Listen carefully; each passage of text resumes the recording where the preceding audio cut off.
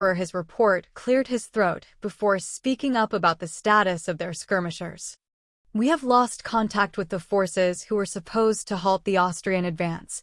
My guess is the Austrians found a way to hunt them down. The last message we received from any of our units in the field is a bit cryptic." The emperor frowned as he heard this. In fact, he was quite afraid to ask, but he knew it was his duty to do so. As such, Balsamo masked his internal trepidation with a facade of confidence as he asked the general for his report. What were the contents of the message? The general once more did not hesitate to present the evidence. As such, he looked at the message written down with what appeared to be the blood of the man who had written it before speaking up. There are only 2 words. Austrian ghosts. Balsamo was a deeply religious and superstitious man. As such, his prior confident facade came crumbling down as soon as he heard the phrase. The emperor immediately stood up from his seat with an expression filled with dread before breaking out into a mad outburst. "What sorcery is this? Berenger can control the souls of the damned. Is that what my soldiers mean to tell me? How can we defeat such evil?" While the emperor was having a mental breakdown, the general cleared his throat and tried to present a reasonable alternative to his liege. As such, he responded with a firm resolve. "I don't believe the soldiers meant literal ghosts. I think what the report means is that Austria has hidden units that move in the shadows and swiftly attack our forces while remaining unseen. These alleged ghosts are a serious threat and need to be treated as such." Upon hearing a reasonable explanation, the emperor collapsed in his seat as he sighed heavily in relief. It took him a moment or 2 to calm his nerves. After all, the manner that the Austrians had managed to advance through his territory was already borderlining the supernatural. The emperor spent the next 2 moments reflecting on his options. The more he thought about it, the more he realized the possibility of victory in this war was practically non-existent. His navy was utterly decimated and lied at the bottom of the Mediterranean. His trade fleet was being pillaged by a combination of Berenger's privateers and foreign pirates with impunity, and as such, the economy had suffered severely. Without a proper navy, his trade would come grinding to a halt soon enough. As for the Swiss front, it was a lost cause. Half of the nation had already fallen after the defeat at Zurich. The Swiss leaders were now convening to negotiate their surrender to Adelbrand and his army of 25,000 Austrians. Balsamo swore that if he were capable, he would march his armies into the Swiss Confederation and remind them who they were subject to. However, he could not do this. He had suffered serious losses against Berenger's army, and the Austrians had cut off any route into the Swiss Confederation. While all of this was happening, Berenger's main force was plowing straight through Lombardy and would soon enough be at his gates. Though the emperor's forces had captured some weapons from Berenger's army, it would be years before they could adequately reverse engineer such advanced weaponry. Without a doubt, the war would be over long before then. Thus, the Holy Roman Emperor was left with 2 options: surrender and expect leniency, or fight in a last stand against the Austrian army. The emperor was too proud to bow his head to some lowly baron who proclaimed himself king. No, there was only one way for this conflict to end. He would rather die than admit defeat to an upstart like Berenger. Emperor Balsamo Corsini quickly rose from his seat and dusted off his attire before reclaiming his determination. After doing so, he boldly declared to his general his final plan for turning this war around. "General, gather every man and child that can bear arms within our remaining territory. Equip them with whatever weapons you can find and bring them to Florence. If Berenger wants to defeat me, he will have to take the city from an army of over 100,000 men." The general sighed when he heard this. Bringing such a large army to Florence would deplete their food reserves. Even if the Royal Austrian Army were to be defeated at Florence, the capital would starve by the time winter arrived. The war was already lost, and yet the emperor was too proud to admit defeat. Nevertheless, the general had his orders and nodded his head before responding in the affirmative. "I will do what you ask, But Your Majesty, as your general, I feel I must advise you against such a drastic measure. Regardless of whether we win or lose this battle, this war as a whole will be the end of the Holy Roman Empire. Even if we manage to repel the Austrians, our armies will be devastated, and our economy will be in ruin.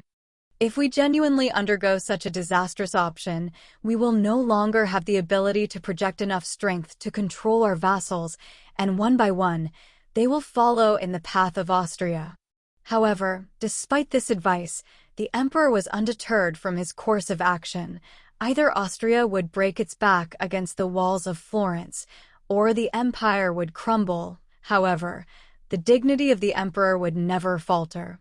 As such, Balsamo Corsini glared at his general before responding. Your opinion is noted, but you will do what I ask, or I will find a general who will. After hearing that the emperor was set on this suicidal path, the general sighed heavily before nodding his head. The future was bleak for the empire, but he supposed all good things must come to an end. After all, the vassals that made up the Holy Roman Empire were largely autonomous to begin with. With this in mind, the general steeled his resolve before responding to the emperor's demands. Very well, you shall have your army, but when the empire begins to fall apart, let it be known that I advised against this course of action. The emperor said nothing and allowed the general to depart in silence. Instead, he sat down upon his throne once more and took a large swig from his chalice filled with wine. The man continued to drink until the contents within the glass were entirely within the confines of his stomach. The emperor had faith that Berengar would not so quickly seize the capital of the empire with such a large force of defenders. Even if most of them were nothing more than peasant levies, bodies were bodies, and Berengar's power could be overwhelmed eventually. As such, while Berengar rapidly began to advance upon the city of Parma, the empire had started withdrawing all of its forces within the field and the garrisons which guarded the northern towns to Florence. As for southern Italy, they too were tasked with bringing forth troops to defend Florence from the Austrian invasion. The Battle of Florence would become the determining battle in this war for Austrian independence. Whether or not the empire would crumble in defeat was mere speculation at this point. After all, the union of the various imperial states was still beneficial to most of its members. One thing was sure, though, this battle would have long-reaching effects on the power structure of the European continent. Chapter 329-328 Developing the needle rifle. Ludwig stood on the range contained within the weapons testing facility that lies outside the boundaries of Kufstein City. In his hand was a prototype that he had been working on for some time now. Due to the advancements in chemical technology, such as mercury fulminate and the creation of percussion caps, Ludwig had finally been able to complete his design. The working title for this weapon was the Schmidt Needle Rifle. The reason for this name was the fact that this single-shot, bolt-action rifle used a long needle to penetrate through the end of a paper cartridge, where it would strike the percussion cap embedded within and thus ignite the powder, propelling the bullet downrange. The rifle was equipped with a 33.66-inch barrel that utilized the same polygonal rifling that the 1419 Jaeger rifles were equipped with. It also used the .451 lead alloy projectile. Unlike the hexagonal bullets issued to the Jaeger rifles, this needle rifle utilized a cylindrical projectile of a more traditional design. The sights on this gun were a ladder-style iron sight that graduated from 100 to 1,600 yards, though truthfully, that maximum range was being optimistic. Unlike needle rifle designs from Berengar's previous life, this rifle was manufactured with durability and reliability in mind, and as such, it utilized a reinforced locking system and a more robust needle that was easily replaceable from the rear of the action in the event that it became damaged. Overall, its appearance resembled the Mauser Model 1871 from Berengar's previous life. Ludwig had designed a new blade-style bayonet that was similar to the 1871-84 pattern bayonet from Berengar's past life. The most significant difference between the Mauser 1871 and the Schmidt needle rifle was that this was not a centerfire weapon, but a needle gun. Ludwig loaded the hand-rolled paper cartridge into the chamber before shutting the bolt. After he did so, he aimed down the sights at 100 yards before pulling the trigger. The needle on the bolt pierced through the rear of the paper cartridge and struck the percussion cap, igniting the powder and sending the .451 lead alloy projectile downrange and into the target. As for the rest of the paper cartridge, it was blown out the bore of the rifle. The moment Ludwig fired the cartridge, he cycled the action to the rear, where he placed another cartridge in the chamber before firing at the target once more. It was another solid hit. After doing so, he continued this for a total of 12 rounds in a single minute. The garrison who were watching him test out this new rifle were amazed by its fire rate. However, they were uncertain of its effective range, and due to Ludwig being a poor shot, he had not hit all of his targets. With this in mind, a man walked over to Ludwig. He was not wearing the standard army uniform. Instead, he was dressed in the Feldgrau uniform used by the Jaeger Corps. This man was using crutches as he approached Ludwig. Evidently, this young soldier was wounded in battle and sent home to recover. He just so happened to be hanging out with one of his friends from the garrison when Ludwig showed up to test fire his new weapon. The Jaeger was blown away by the rate of fire of the weapon. However, he was not impressed with the accuracy. Being the expert marksman that he was, he deduced it was most likely due to a lack of proper training from the man who wielded it, and as such, he decided to volunteer for the position to test the gun after seeing it was safe to operate. "My lord, Corporal Lockwickton at your service. It would be my honor to test this rifle for you to see how effective its range is. That is, if you do not mind an old Jaeger like myself doing so." Ludwig looked over at the man and noticed he was dressed in a military uniform unlike one he had ever seen before. It was sleek and lacking the noticeable embellishment that most of Berenger's troops used. Despite Ludwig's lack of formality with the uniform, the old man recognized the silver oak-leaf pin on the man's field cap, which designated him as a member of the Royal Austrian Jaeger Corps. It was a crime to reproduce the pin and use it without authorization. As such, the man before him was either a member of Berenger's elite forces or a fraud risking a criminal sentence. Ludwig was betting on the former of those two possibilities and nodded his head with a stoic expression. "Not at all. Show me what you Jaegers are capable of." The soldier smiled and sat down at the bench rest before grabbing a hold of the needle rifle and placing a paper cartridge in its chamber just as Ludwig had done prior. He then adjusted its iron sights from 100 yards to 1,000 yards, a shot he was usually capable of pulling off with his Jaeger rifle under ideal conditions.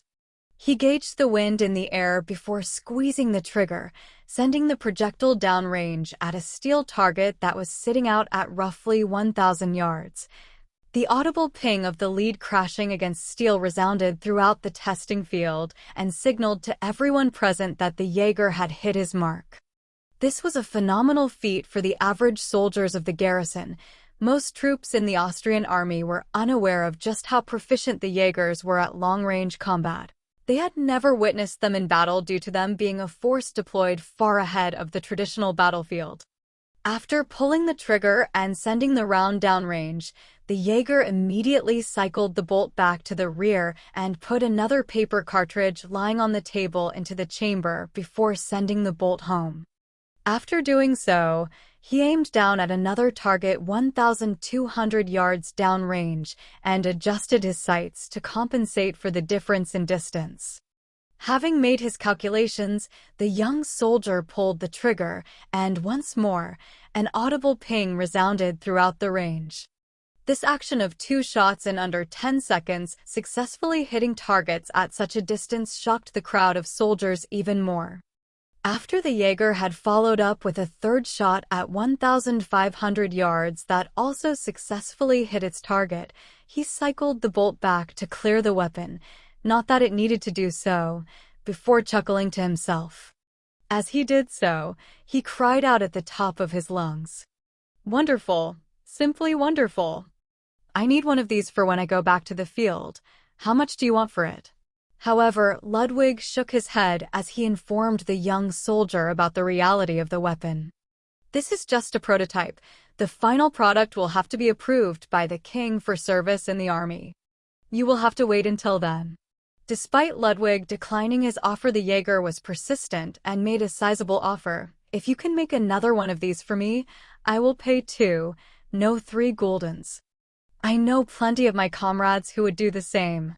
Ludwig was tempted to take the soldier up on his offer, but the weapon still hadn't been thoroughly tested yet, and he didn't want the man to lose his life due to a malfunction. As such, he declined once more. Once I figure out the kinks in the rifle and improve it, I will be happy to sell you one if you really can't wait until they become standard issue. The soldier frowned in response to this, but he understood that Ludwig had good intentions. As such, he agreed to the man's terms. All right, don't keep me waiting too long. In a few weeks, I will be back in the field, and I would feel a hell of a lot safer with this rifle as my primary weapon than the current issue Jaeger rifle. Ludwig scratched the back of his head as he responded to the soldier's eagerness to purchase his rifle. I will see what I can do. Hopefully, I can have a functional variant made for you to use in the field by then. After saying this, the Jaeger thanked Ludwig before picking up his crutches and heading off from the testing facility. He had a broad smile spread across his face like a kid on Christmas. Such an excellent weapon solved his biggest complaints about the currently issued muzzle-loading rifles. As for Ludwig, he sighed in relief after the overly excited soldier was gone before picking up his prototype rifle and bringing it back to the shop. So far, everything seemed like it functioned properly. But he was going to need to stress test the weapon over the coming days to make sure there were no serious issues with it. However, for the prototype, the weapon was beyond functional, and that made him happy. He could not wait until King Varangur could finally witness the rifle that the old man had designed entirely by himself. He could already anticipate the commendation he would get for creating such a revolutionary type of weapon. With that said, Ludwig returned to the state-run armory that he managed, where he began to manufacture more paper cartridges to test the rifle in the upcoming days. By the time Varangur marched on Florence, there would be thousands of these Schmidt needle rifles in the hands of Varangur's most elite forces. Chapter 330, 329. The Swiss Confederation surrenders in the city of Geneva on the other side of the Swiss Confederation from where the Royal Austrian Army currently occupied. Various high-ranking noblemen were gathered to discuss the reality of the war they were facing. These men in their entirety spoke the German language and were considerably closer to the Austrians ethnically than they were to their Italian masters. As vassals of the Holy Roman Empire, they held a high degree of autonomy. With this in mind, they decided to exercise their right to negotiate their surrender to the Kingdom of Austria. Adelbrand von Salzburg, general of the Austrian army, tasked with invading the Swiss Confederation, had sent his demands to the remaining leaders of the Swiss Confederation. The terms that Adelbrand had made were simple. The Austrian army would only yield their conquest if the Swiss Confederation in its entirety agreed to annexation by the Austrian crown, where it would be reformed as the Grand Duchy of Switzerland. The Grand Duchy of Switzerland would effectively become a vassal state of the Kingdom of Austria and would be subject to all laws as established in the Austrian constitution. To the lords of the Swiss Confederation, this was not an appealing prospect. They would be giving up the degree of autonomy they had maintained under the Holy Roman Emperor in favor of a strong centralized government under the authority of a single monarch. Not only that, but they would be forced to usher in the military, political, economic, agricultural, and industrial reforms that Varangur had established in Austria. Thus, these men would be losing a significant degree of political and military power. This thought specifically caused one of the more prominent noblemen.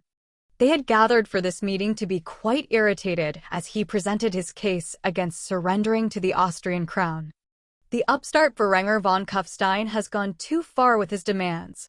He expects us to kneel before him and beg him for mercy. Never. We should fight until our last breaths against this annexation. It is a humiliation to the Swiss people. This count was not the only one who felt this way, as several members of the nobility immediately expressed support for this viewpoint. Hear, hear.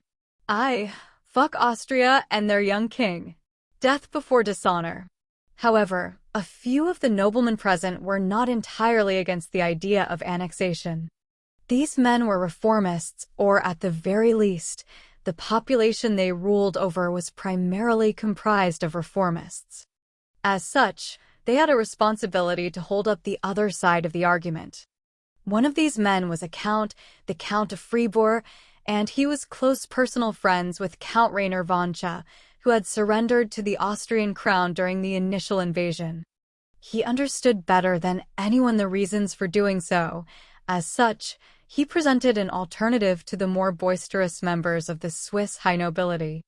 It is in my opinion that these demands are not unreasonable. While Austria will hold more control over our lands than the Empire, it has become increasingly apparent that we are witnessing the rise of a new power with the Kingdom of Austria, one that might unify the German world into a single cohesive empire.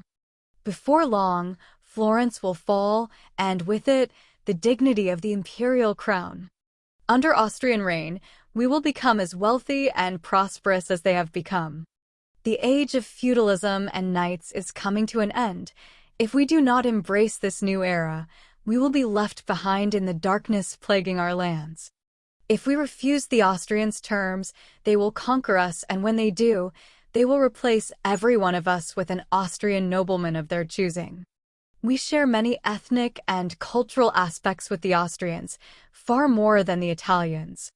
It is in the best interest of the Swiss people and its nobility to kneel before the Austrian crown. When the men gathered heard this, they fell silent. What the Count said made sense.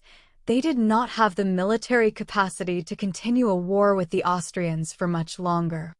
If they chose to do so, they would only invoke the ire of the Austrian crown, which would surely result in them losing all of their power and authority over their lands, if not their lives altogether.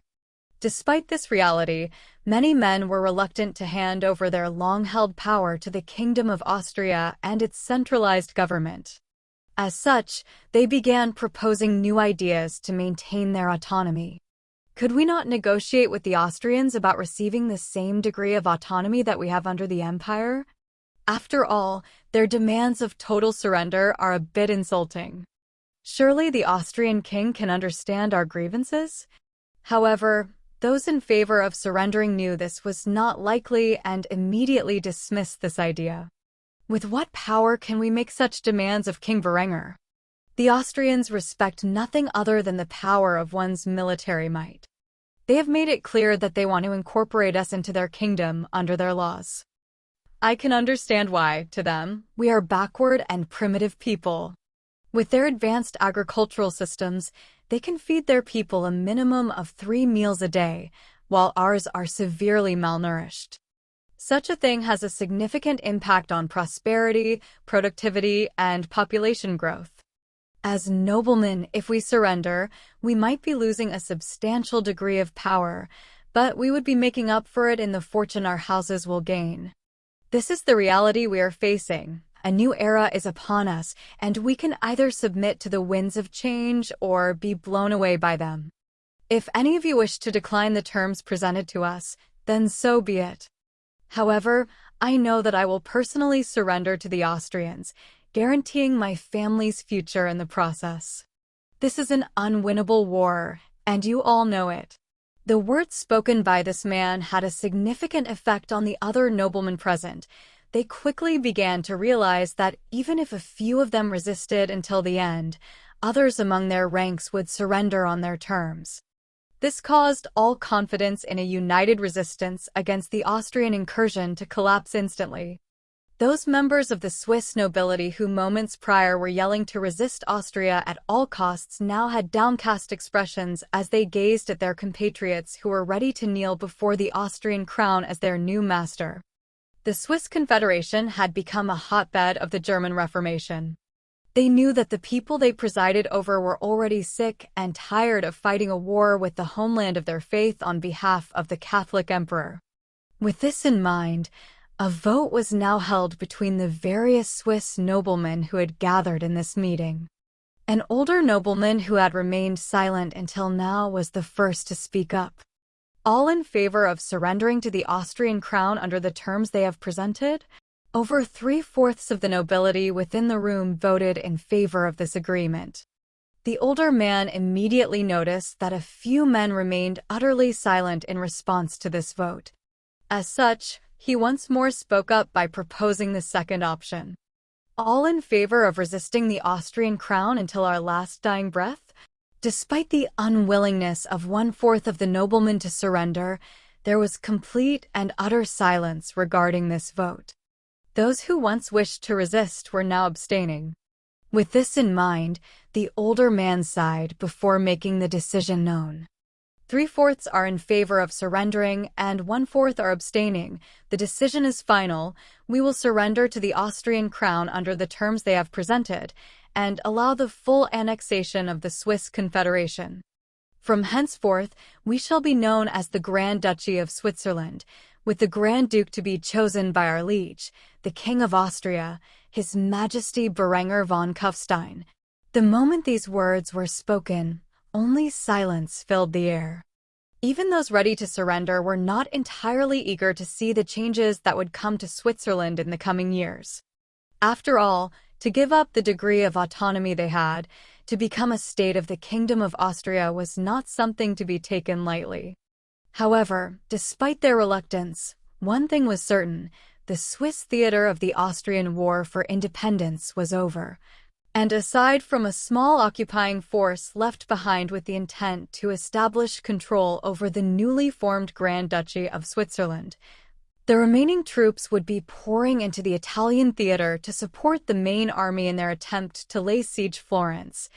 With the Emperor's last stand on the horizon, Berenger would need every soldier he could muster in his attempt to siege a city filled with belligerents. It was bound to be a brutal and bloody conflict, and the 20,000 soldiers who would be arriving from the land formerly known as the Swiss Confederation was sure to aid in Austria's chances of victory. Chapter 331, 330. Returning to service, Corporal Lock Wichten sat in the back of a supply wagon that was headed to the front lines. The new and improved Schmidt needle rifle was in his hands that Ludwig had improved after thorough and rigorous stress testing. The young man cleaned the rifle with great care while dressed in his camouflage smock and field cap, with his helmet lying beside him.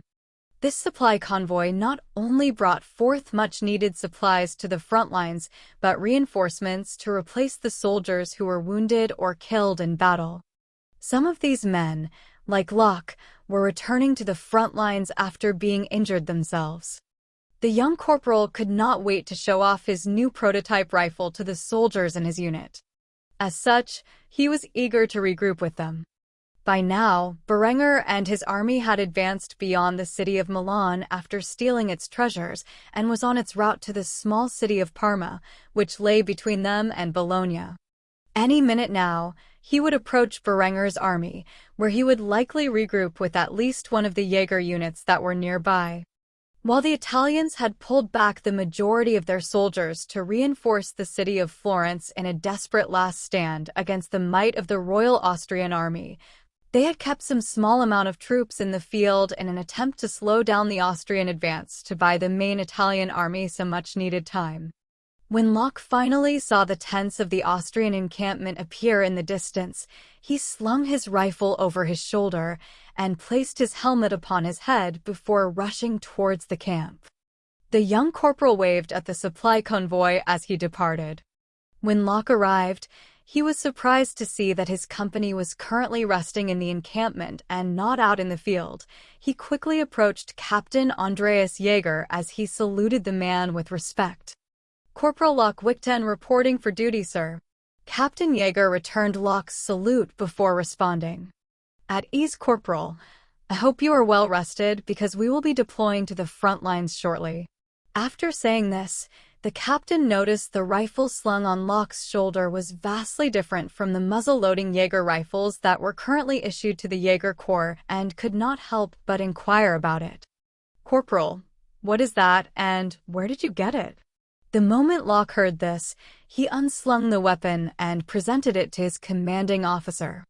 "This is called a needle rifle. While I was away, Ludwig invented it. This particular rifle is a second prototype, but Ludwig has assured me it is free from any potentially harmful malfunctions. It has the same degree of accuracy as our currently issued rifles, but is capable of firing 12 rounds a minute."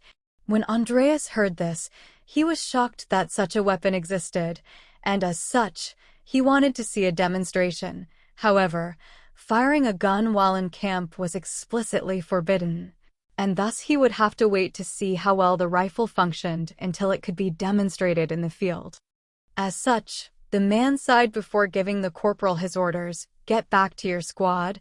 I am sure they will be happy to see you have made a full recovery." Locke saluted Captain Andreas once more before replying in the affirmative, "Yes, sir." After Andreas saluted the young man back, Locke returned to his tent, where he met with his fellow soldiers. As for Andreas, he immediately began to search for his commanding officer to inform him of this new weapon. Eventually, he found Colonel Dietrich von Lienz in a meeting with King Berenger von Kufstein within the command tent. Knowing his place, the man patiently waited by the tent side until his superior officer departed. However, when Dietrich finally exited the tent, he was alongside Berenger, who looked at the young captain with confusion. Seeing the king in front of him, Captain Andreas immediately saluted to him. "Your Majesty, Captain Andreas Jaeger, reporting to his superior officer about some information received from a soldier returning to service after medical leave." Berenger was curious as to what valuable intel a returning soldier could have and, as such, spoke up before Colonel Dietrich could respond. "Speak. If this is something so valuable that you would await by the tent side for your CO, then you are free to discuss it with me." Captain Andreas looked over to his commanding officer to see if he had permission. Meanwhile, the aging colonel gazed at Andreas as if he were an idiot and silently nodded his head. As such, Captain Andreas no longer hesitated to speak his mind. "One of my soldiers, Corporal Locke Wickden, has returned with a prototype weapon he has purchased from Baronet Ludwig. He calls it a needle rifle and says it is capable of firing a projectile out to a similar distance that our Jaeger rifles are capable of with more than twice the rate of fire." When Berenger heard this, he was shocked.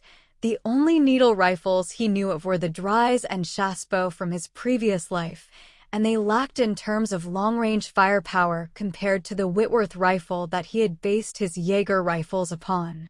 Not only that, but as far as he was aware, they did not yet have mercury fulminate to manufacture percussion caps.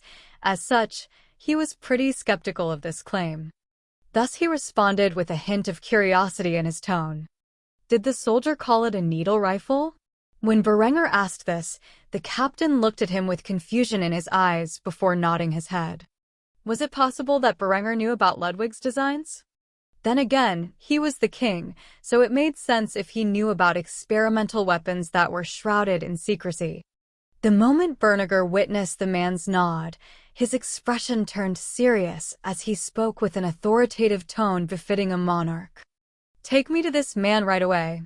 Andreas led both Berenger and Colonel Dietrich to the tent where Locke and his squad were resting. The moment Captain Andreas arrived, the men jumped to attention, saluting their commanding officer. However, they were shocked to see the colonel of the Jaeger Corps and the monarch himself standing behind their captain. Before any of the soldiers could get a word out, Berenger immediately said his decree. "Which one of you is Corporal Locke Wickden?" Locke was astonished to find that the King of Austria himself had come searching for him. As such, he proudly presented himself to Berenger with his chest puffed out. "Corporal Locke Wickden at your service, Your Majesty." After hearing this, Berenger inspected the man closely. Noticing that there was nothing out of the ordinary, he quickly cut to the chase. Show me the rifle you have brought with you. Locke did not hesitate to do so as he retrieved the needle rifle and checked to see if it was clear before handing it over to Berenger with the bolt open. The Royal Austrian Army had always stressed firearm safety as a priority in the training of the recruits. As such, a soldier would be punished severely if they did not first check to see if a weapon was clear before handing it over to someone else. Berenger closely inspected the rifle and noticed that it greatly resembled a Mauser Model 1871 from his past life, except instead of a single-shot centerfire rifle, it was a needle-fired rifle. The gun's needle was easily replaceable if it was damaged, much like on the final design of the Dreyse rifle that was added to the weapon variant in 1874. Berenger gazed down the bore and inspected it to see whether it had traditional or polygonal rifling. To his surprise, Ludwig had gone the extra mile with these rifles and improved the rifling just like how the current issued Jaeger rifles utilized. After closely observing the rifle, Berenger placed one of his hands out and ordered the soldier, "Give me one of the cartridges." When the man heard this, he rushed over to his cot, where he retrieved a paper cartridge from his webgear which contained the cylindrical .451 Whitworth-style projectile. When Berenger saw this, a wry smile appeared on his face as he expressed his thoughts aloud. "Ludwig, you are a genius." Without any guidance, Ludwig had done the unthinkable. He had manufactured a needle rifle from scratch, centuries ahead of its natural time. Having never shot a needle rifle before, Berenger was eager to test out the weapon, and as such, he swiftly walked out of the tent, where the others nearby pursued him. After leaving the confines of the camp, Berenger gave a command to his soldiers. "Set up a target 1,000 yards out. I want to test this rifle." The soldiers received their orders and placed a wooden bucket out at 1,000 yards before returning to Berenger's side. Berenger immediately dialed in the sights so that they were at the appropriate distance, where he proceeded to shoulder the rifle in his left arm and gaze with his one good eye down the iron sights. After acquiring his target, he inhaled deeply while holding his breath before squeezing the trigger. The moment he did so, the needle impacted the percussion cap and ignited the powder contained within, sending the projectile downrange at over 1,300 feet per second where it struck its target, knocking the bucket into the air. The moment he did so, Berenger exhaled deeply and cocked the action back before handing the rifle back to Corporal Locke with a broad smile on his face. He was pleased with the performance of the rifle and could not contain his joy. As such, he grabbed a hold of Colonel Dietrich before giving him an order. "Send word to Ludwig. I want him to produce as many as these rifles as he is able. Before we march on Florence, I want your entire Jaeger Corps outfitted with these weapons."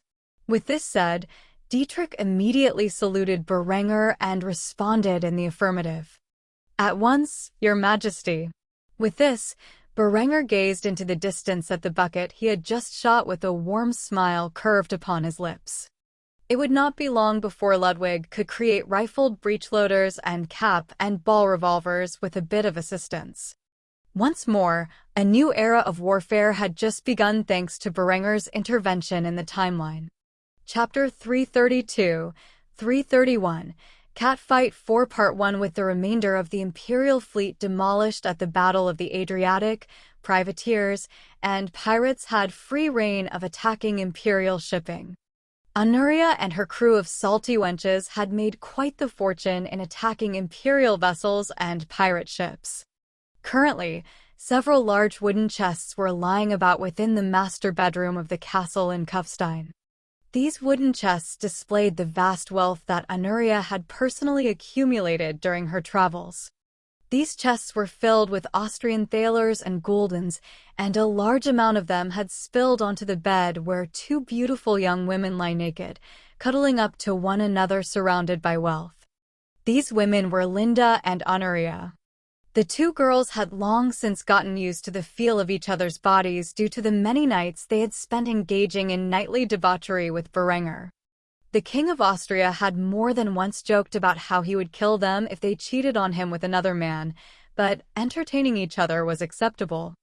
After months without the touch of their man, the two had finally given into their base instincts and entertained the idea that had been embedded in their brains by Berenger's sick sense of humor. The two women had just finished their fun and were now relaxing on the bed together. Eventually, Honoria got up and began to dress. She could not stay in Kufstein forever.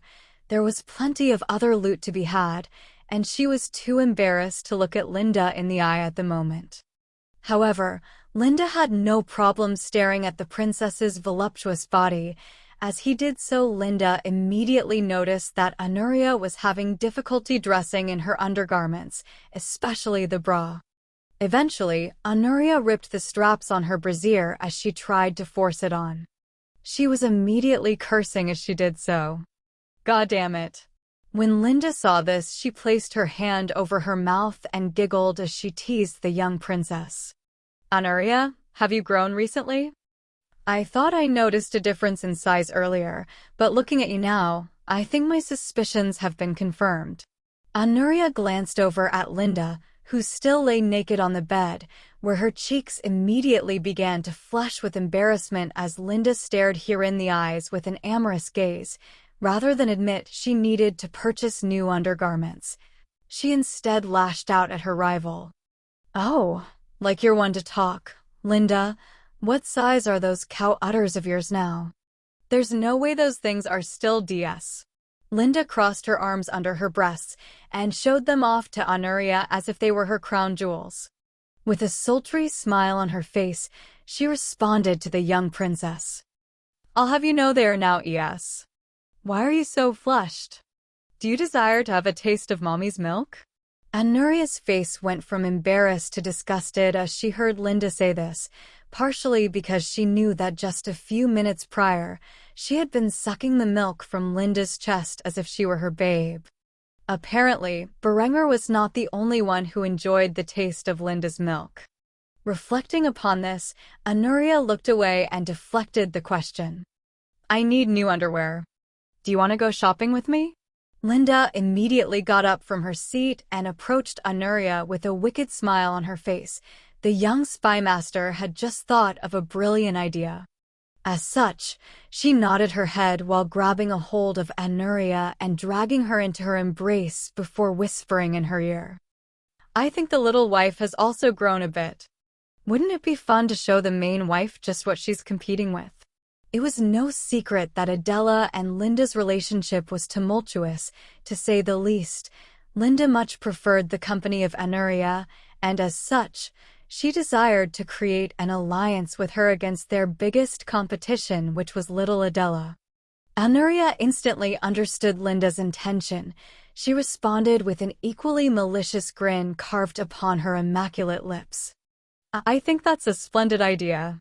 As such, the two women began to kiss like Berenger had encouraged them to do many times while he shared his bed with the two girls.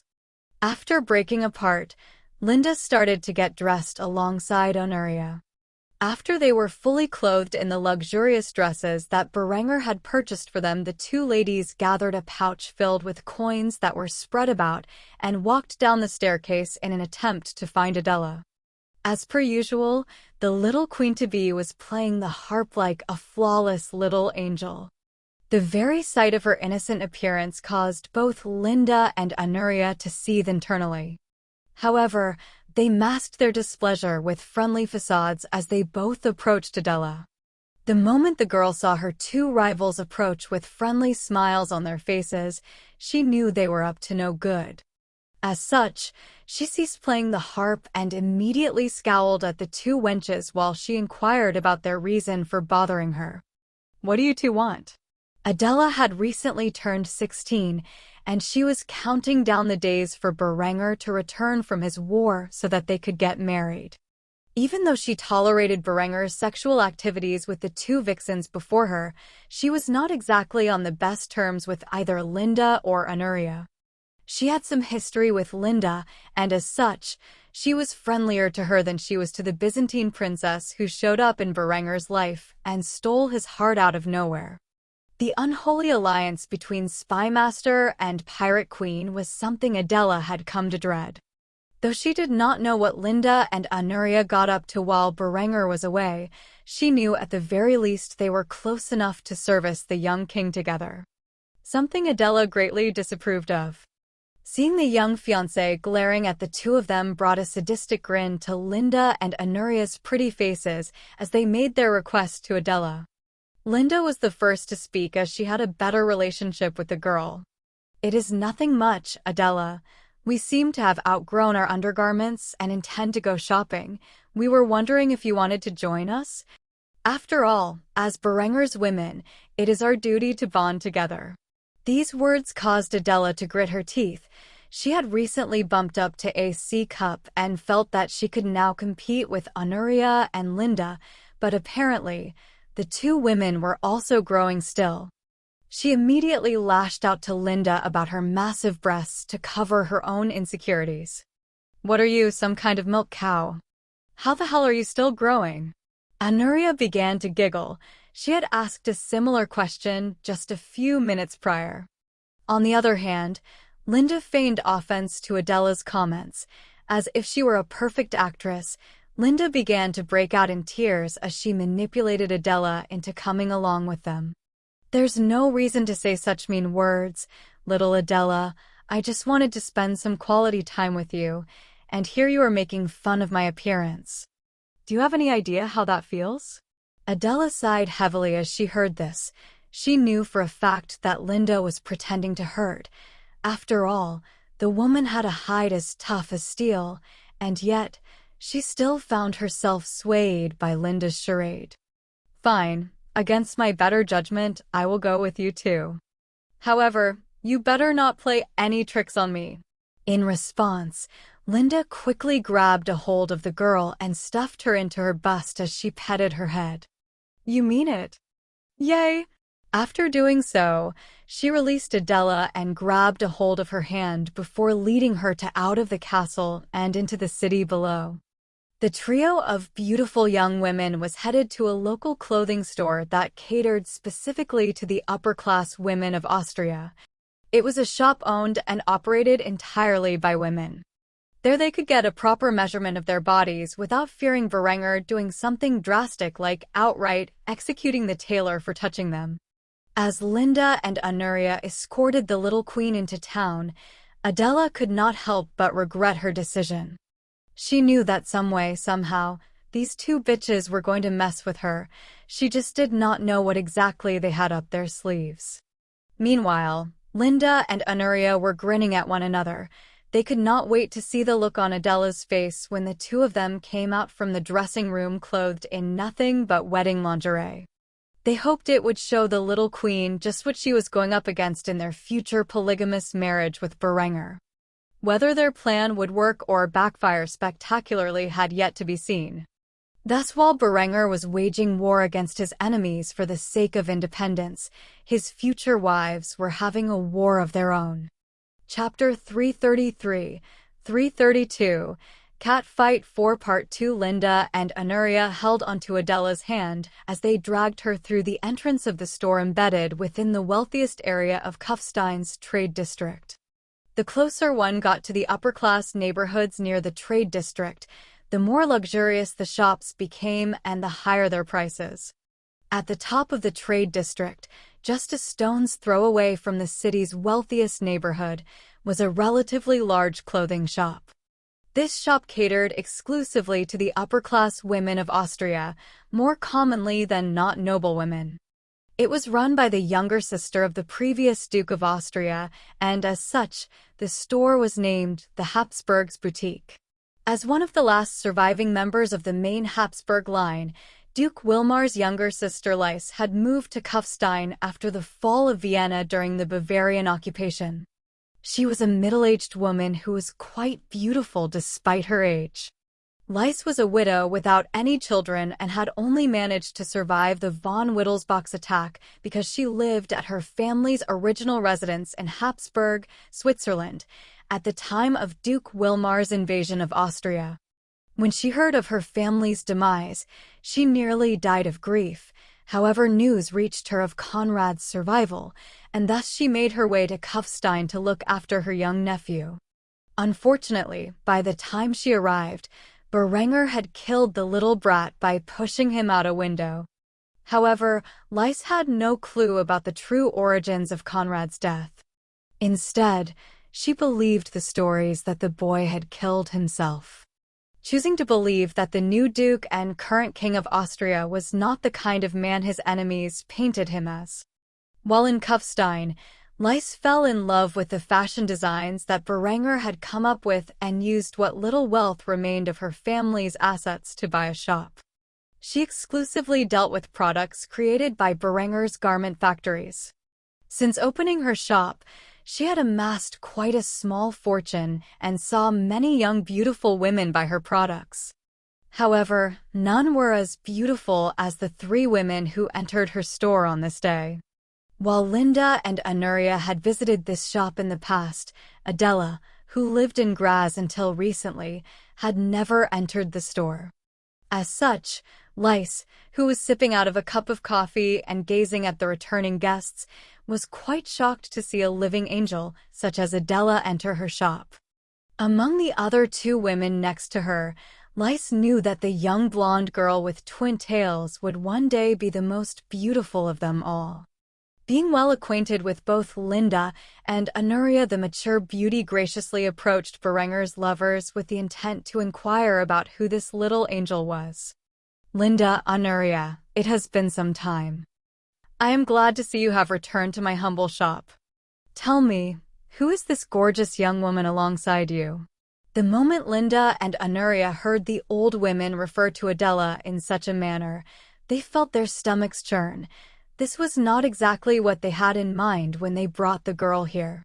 Nevertheless, Linda put on a friendly facade as she introduced Adela to the shopkeeper.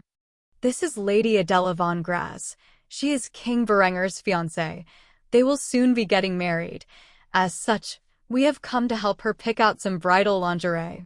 The moment Linda said this, Adela gazed at her with a shocked expression. She was not informed of such a thing. She thought they were simply there to buy regular underwear. As such, her ivory cheeks began to flush red with embarrassment. Lys was a wise, cunning old fox, and she could immediately tell that Adela was surrounded by 2 wolves who wanted to eat her up. Linda and Anuria may think they were good actors, but compared to Lys, who had grown up in the Habsburg royal court, they were simply greenhorns when it came to such affairs. Seeing that the future queen of her country was in a rivalry with 2 formidable beauties, Lys decided to give the little angel a helping hand. As such, she grabbed a hold of Adela and dragged her away from the other 2 girls while putting on a comforting smile. Come, child, let us find something that will bring out your inner beauty. By the time I am done with you, your husband will be happy to call you his bride. Adela could not resist and was instantly whisked away to a changing booth. The moment she and Lys were gone from sight, Linda scowled, and Anuria bit her lip. The Byzantine princess was the first to protest the result of the plan. I didn't think the old hag would screw us over like this. Linda, on the other hand, simply snorted in response. It doesn't matter how much help she gets from Lys. That little girl still can't compete with us in terms of physique. While Linda and Anuria were waiting their turn, Adela was stripped naked and covered up in embarrassment. As for Lys, she closely observed the girl's flawless skin and perky pink nipples. Though she was perfectly straight, even she felt the desire to gobble the young bride up. However, she was a professional, so she quickly pulled out a measuring tape before getting down Adela's details. 32C-21-32, you, my dear, are an absolute angel. Your fiancé is one lucky man. You're perfect in every way. Adela immediately began to pout in response to the results. She was the smallest member of her family and the smallest among Berenger's wives. She did not care what the older woman had to say. Nothing could make her feel worse about her physique. The mature beauty noticed Adela's crumbling self-image and immediately decided to repair it.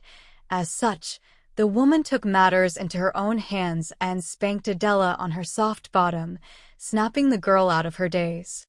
Adela gazed at Lys's eyes with fury embedded in her own. However, what the woman said next shook her to her core. You think just because those bitches out there are bigger than you, that you are somehow lesser than them? Trust me, sweetheart, bigger is not always better. When your man sees you on his wedding night, I promise you the only thing he will be thinking about is you. Those two whores are his mistresses, and nothing more. You are the queen, and you need to show them their place. Adela was shocked to hear the woman speak to her in such a way, so much so that she gritted her teeth before expressing her thoughts. They're not just his mistresses. Berenger is going to enact polygamy. He will take them as his second and third wives. Lys was quite shocked to hear this. However, she knew that Berenger was not an ordinary man, and as such, she chuckled lightly before responding to Adela's concerns. Has he told you that you will be his first wife? His queen? Adela gazed up at the woman and nodded her head slowly. In response to this, Lys grabbed onto her shoulder and gave her a thumbs up. That's good. It means you're his number one, and those bitches know it. That's why they dragged you here, to make you feel bad about yourself. How about we show them who's really in charge?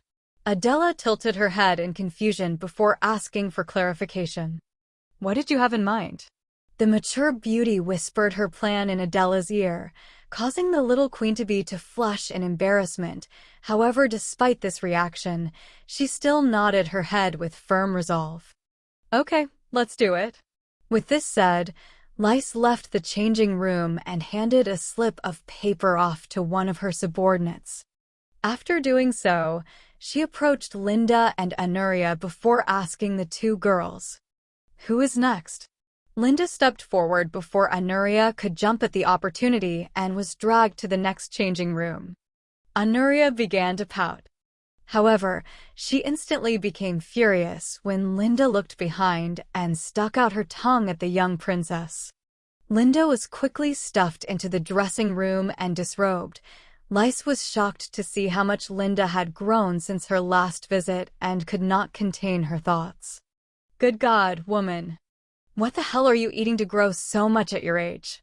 Linda had a smug expression on her face as she asked the mature shopkeeper the thought on her mind. What are my measurements? Though Linda had guessed that she probably had cup-sized breasts by now, she wanted to know precisely how splendid her figure was. Lys did not hold back the information and quickly replied to Linda's requests. Even if she lied to the young vixen, it was only a matter of time before she found out. The director of Austrian intelligence's web of information was no joke.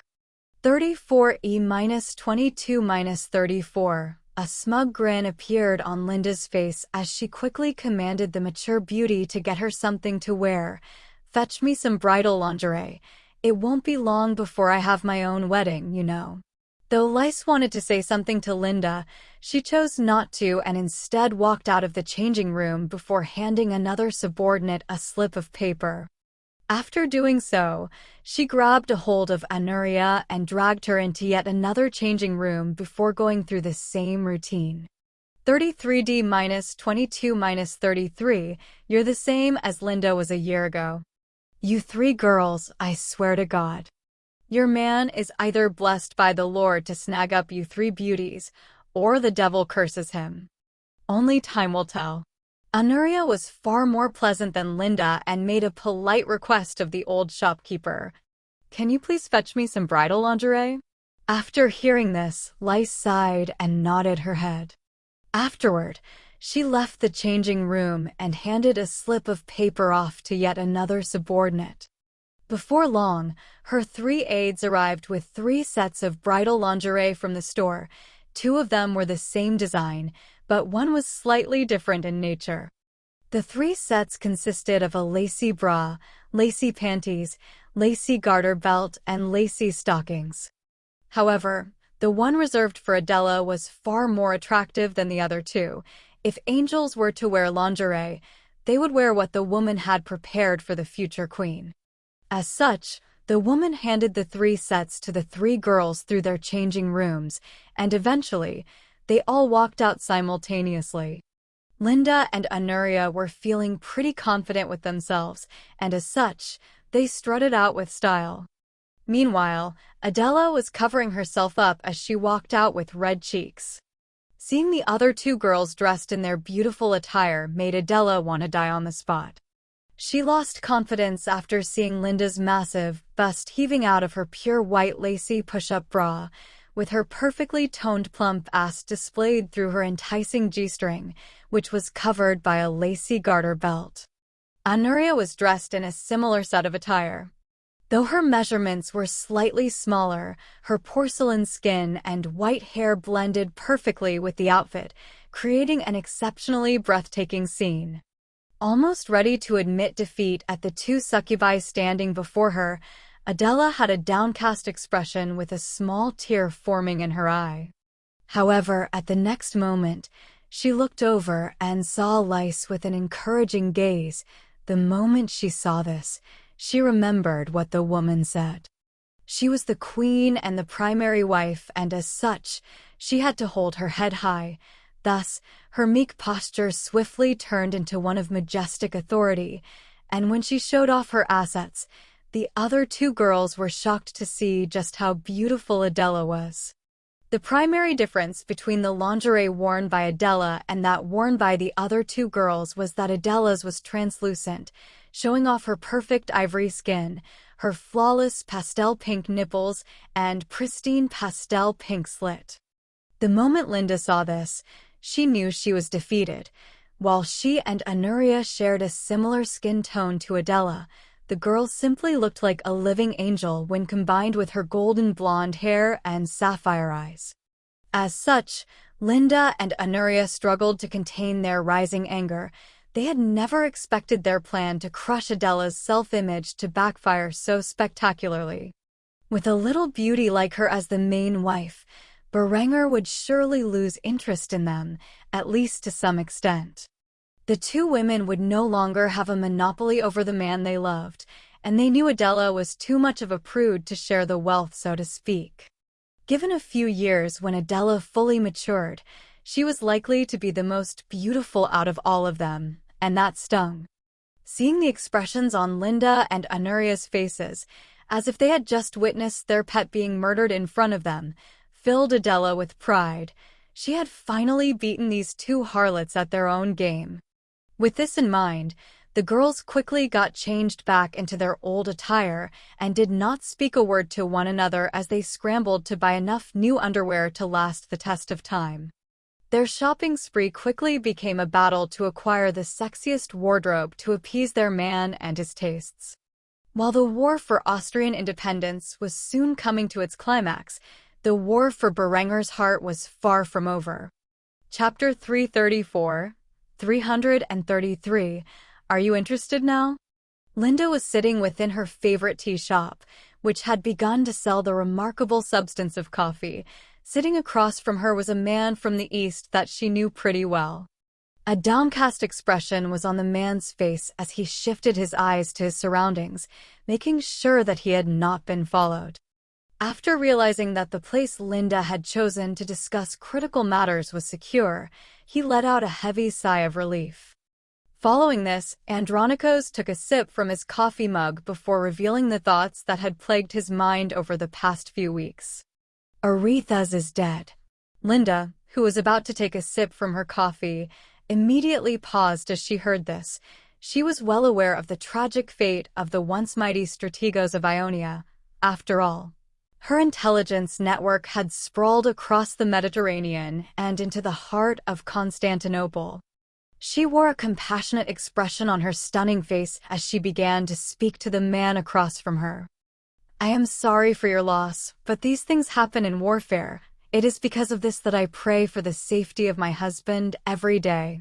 Andronikos was aware that Linda and Berenger were not married, and as such, he rolled his eyes at Linda's words before leaning in close and explaining his suspicions. He didn't die on the battlefield like your agents have reported. He was murdered in cold blood by his troops. Linda had already taken a sip of her drink when Andronikos said this. The moment she heard such a shocking revelation, she began to choke on the creamy brown liquid. It took a few moments for the stunning beauty to recover her composure. As she did so, she whispered to the man across from her in a hushed tone. "Do you have proof of this?" Andronicos sighed and shook his head before revealing his cards. "No, only the word from a loyal soldier who claims to have witnessed the event. However, before I could get my hands on him and find out the truth of the matter, he disappeared. Whoever killed Arethusa is someone with great power in the Empire and does not want the truth of his death to be revealed." Linda sighed heavily as she heard this. If what Andronicos said was true, there would be some difficulties with their relations to the East in the upcoming future as such. She took a bite out of the pfeffernuss cookie that was sitting on her napkin before washing it down with coffee. After doing so, she began to inquire about Andronicos' reason for visiting. "Let me guess, you want my agents to investigate the death of Arethusa?" Andronicos nodded his head in silence. As usual, this beautiful young woman was 2 steps ahead of him. When Linda saw his response, she put on a stoic expression as she began to negotiate with the man.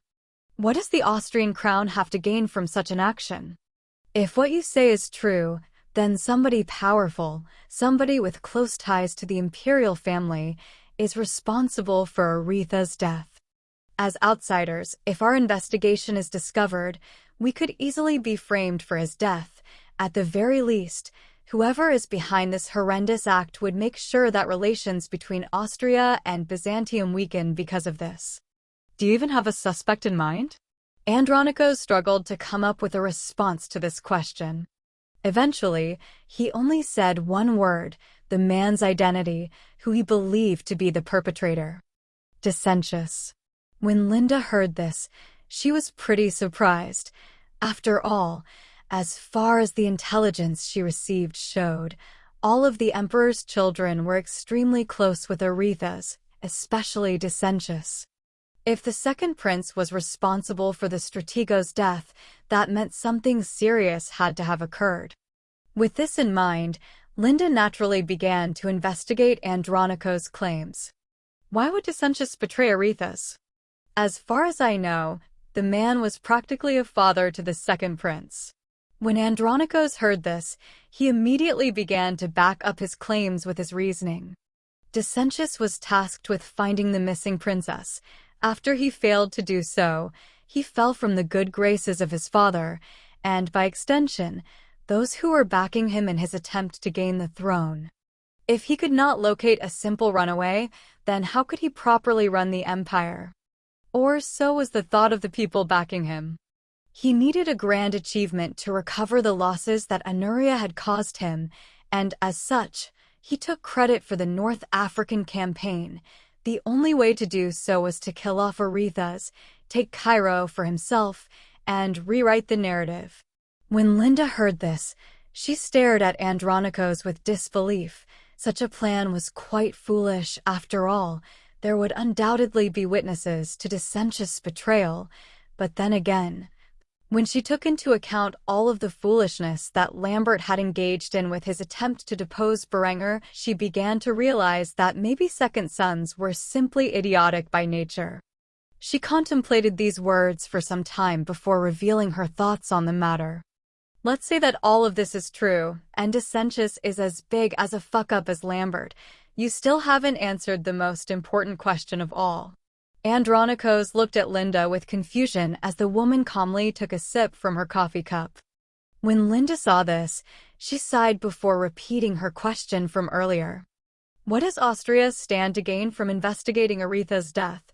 When Andronicos heard this question repeated, he felt quite wounded. He had always thought of Linda and Berenger as friends of Arethusa's and his household. He never expected the woman before him to act so coldly in response to the news he had brought her. As such, he sighed heavily before once more checking his surroundings to see if anyone was listening in on them. After confirming that nobody could hear them, he leaned over and whispered in Linda's ear. I know you are harboring the princess. I also know that Berenger has taken quite a liking to her. Tell me, is she pregnant yet? When Linda heard this, she was shocked to the core. After all, She and her intelligence agency had gone through great lengths to cover up any information regarding Honoria's identity.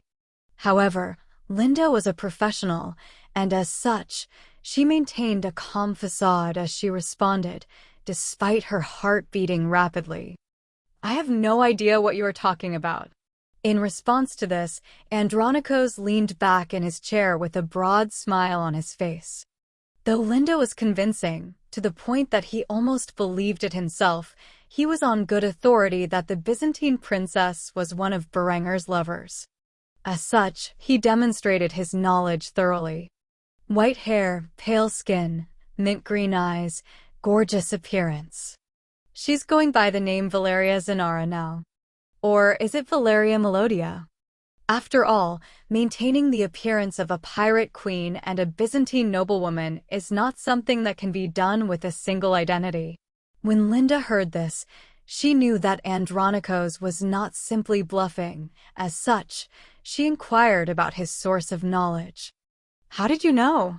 Andronikos chuckled as he heard this before responding to Linda's question. "You are not the only one with an extensive spy network, sweetheart. I'll admit you covered your tracks well. I almost didn't believe it at first, if it weren't for the fact that Arethusa had written me a letter about his regrets regarding the princess, informing me of the conversation he had with her the last time he saw her. Then I would have never suspected you and Berenger to be involved." When Linda heard this, she sighed heavily before admitting defeat. As such, she inquired about Andronikos' intentions. "So you intend to blackmail us into supporting your cause?" When Andronikos heard this, he was genuinely offended. As such, he put down his coffee and sat up straight as he revealed his offer to Linda. "The thought honestly never crossed my mind. I am not your enemy, Linda. You should know that by now. What I offer you is something mutually beneficial to our two realms. There are men in the Empire, powerful men, who are not fond of either Decentius or his older brother Alexius. Don't even get me started on the youngest of the Emperor's sons. In the simplest terms, he is a lustful drunk who is more interested in hedonism than ruling the Empire. He would turn the palace into his personal brothel and bring an era of decline upon Byzantium. With this in mind, my supporters seek an alternative option for the succession crisis we currently face." When Linda heard this, she scoffed at Andronikos' statement. "So what? They want to put Honoria on the throne." In response to this, Andronikos shook his head and revealed his true intentions. "Not even close, but the son of the King of Austria and the only Byzantine princess? That is an appealing concept to my new master. You may not realize it, but your so-called husband has caught the attention of the entire world. Annexing the Swiss Confederation? Allying with Granada? Creating a bunch of proxy wars so that the church has its hands full? Those are some bold moves. We have been watching the West's wars for some time now. The dominance Austria displays under Berenger's rule is unreal. If left unchecked, I would not be surprised if a new empire forms in the West, rivaling that of Rome. What your husband does in Europe is of no concern to our empire, and my backers want to make a lasting alliance with your man. After all, we are sure that our two realms are better off as partners than as enemies. Of course, the faction backing the other two candidates views Austria as a threat, especially now that it has a powerful navy. They will stop at nothing to prevent your rapid growth. With the help of the men behind me, we can convince the Emperor to make Honoria one of Berenger's wives. After all, his intentions of legalizing polygamy have become quite apparent. When she gives birth to a son, he will rule the East one day, while Berenger's heir will rule the West. By helping us investigate Arethusa's death, you also help your husband create a powerful ally. As for what you personally gain from this, isn't it obvious? You gain the upper hand in the war for your husband's affection. What do you say? Are you interested now?" Linda thought about it for several moments in silence as she gracefully sipped down the rest of her coffee. After careful consideration, she made a decision, as such a pretty smile formed on her have as she declared her intentions. "All right, I'll play along. Chapter 335, 334. Papal woes. Deep within the halls of the Vatican, Pope Julius was sitting upon his papal throne. As he did so, he held his head within his hands. The man was so thoroughly enraged that he felt like he was about to suffer an aneurysm. The war between the Holy Roman Empire and the newfound Kingdom of Austria had turned into an enormous disaster. To calm his nerves, Julius breathed in and exhaled a few times.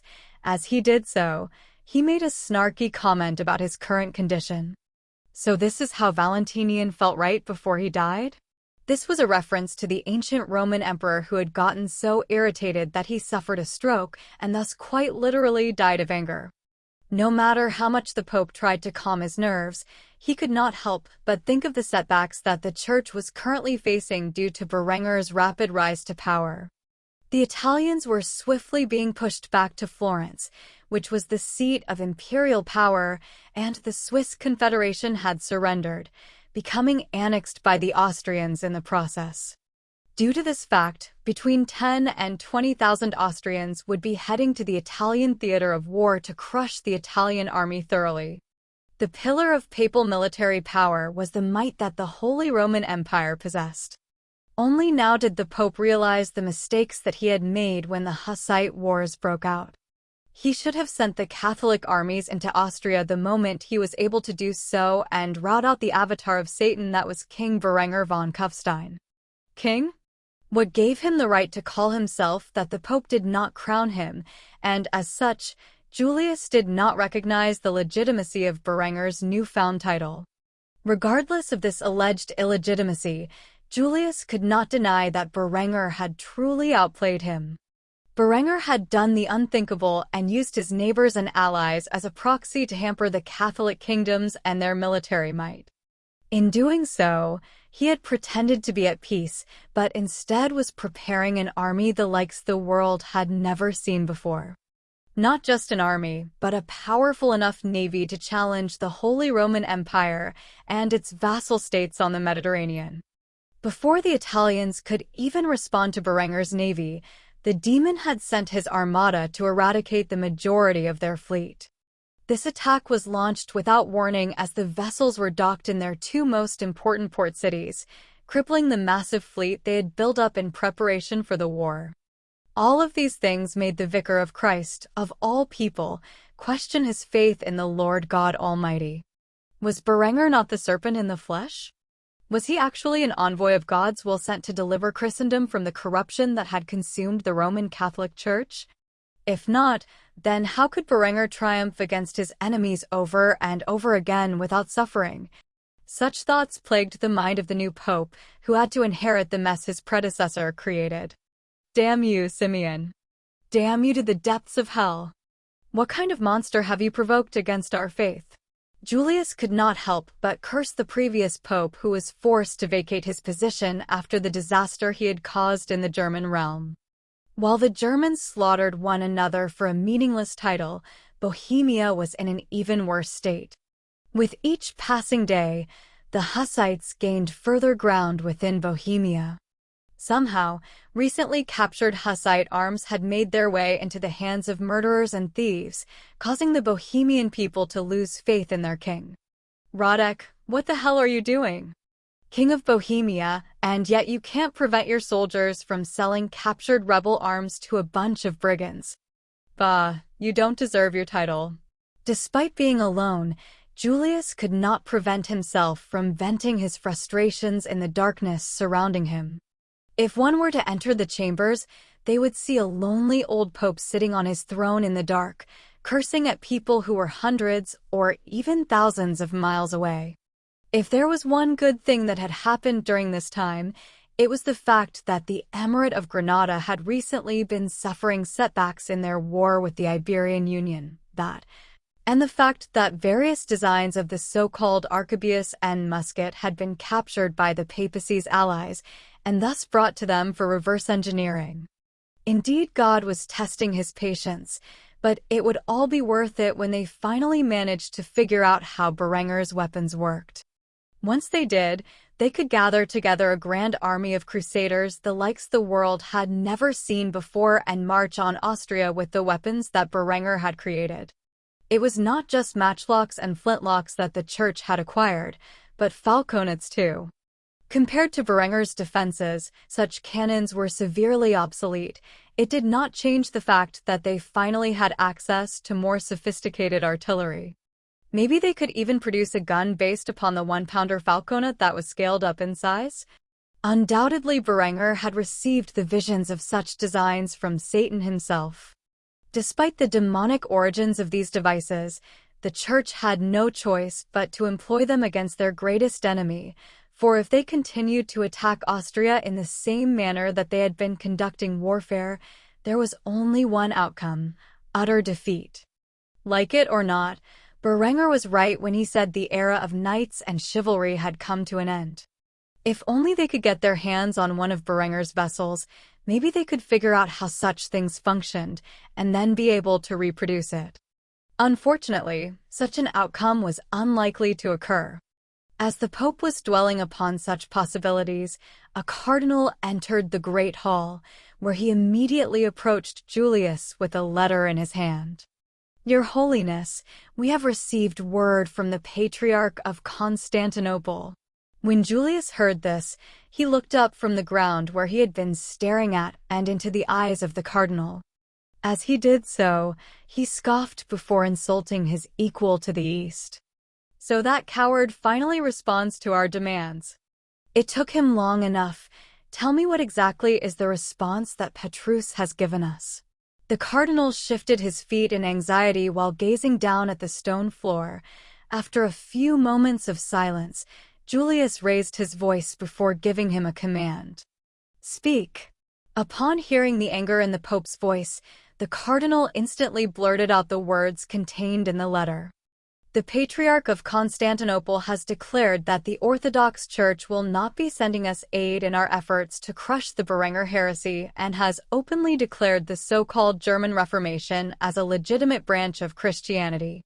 By decree of Emperor Tyranny, the Byzantine Empire expresses support for the Kingdom of Austria and recognizes its legitimacy." The moment the Holy Father heard this, he felt as if his brain were about to explode. He stood there in silence for a few moments as his face twitched with wrath. Never in a million years did he think that his allies in the East would stab him in the back like this. After well over a minute had passed, the Pope broke out into a fit of rage as he cursed the Patriarch of Constantinople. "Excommunicated.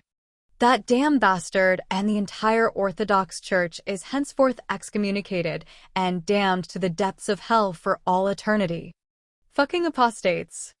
If you side with heretics, then you shall be treated as such." The cardinal was surprised by this response, and he quite honestly felt it was unjustifiable. However, he held his tongue. Knowing the stress that the Pope had been going through with the difficulties the Church was facing at the moment was enough to convince the cardinal from invoking the Holy Father's ire any further. As such, he bowed his head and responded obediently to the Vicar of Christ, "I will prepare a public announcement. If you are going through with this, then a schism between our two churches is unavoidable. I hope you have thought this through." With this said, the cardinal swiftly left the room fearing retaliation for his words, leaving the Pope alone in the dark, who once more sat upon his throne. After the cardinal had left and silence prevailed within the great hall of the Vatican, the Pope began to grind his teeth before cursing once more. "Berenger von Kufstein, if you had known your place and submitted to the Church, you may have been spared.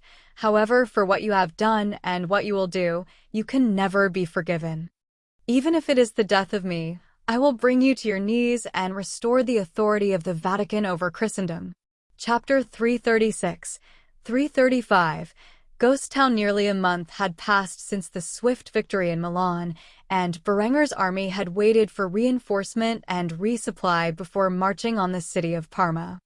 At the moment, the Jaeger Corps had a few hundred men issued with the new Schmidt needle rifle, though the ratio of men armed with the needle rifle and the traditional muzzle-loading Jaeger rifle was roughly 1 to 3 as for the rest of Berenger's army. They were still outfitted with the 14, 17, 18 rifled muskets.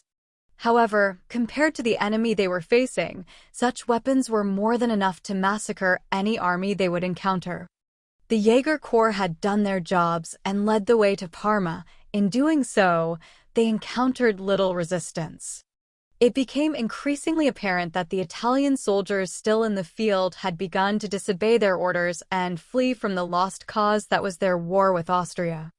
At the moment, the city of Parma could be seen in the distance. However, something was noticeably lacking in Berenger's mind as he gazed through his binoculars into the distance.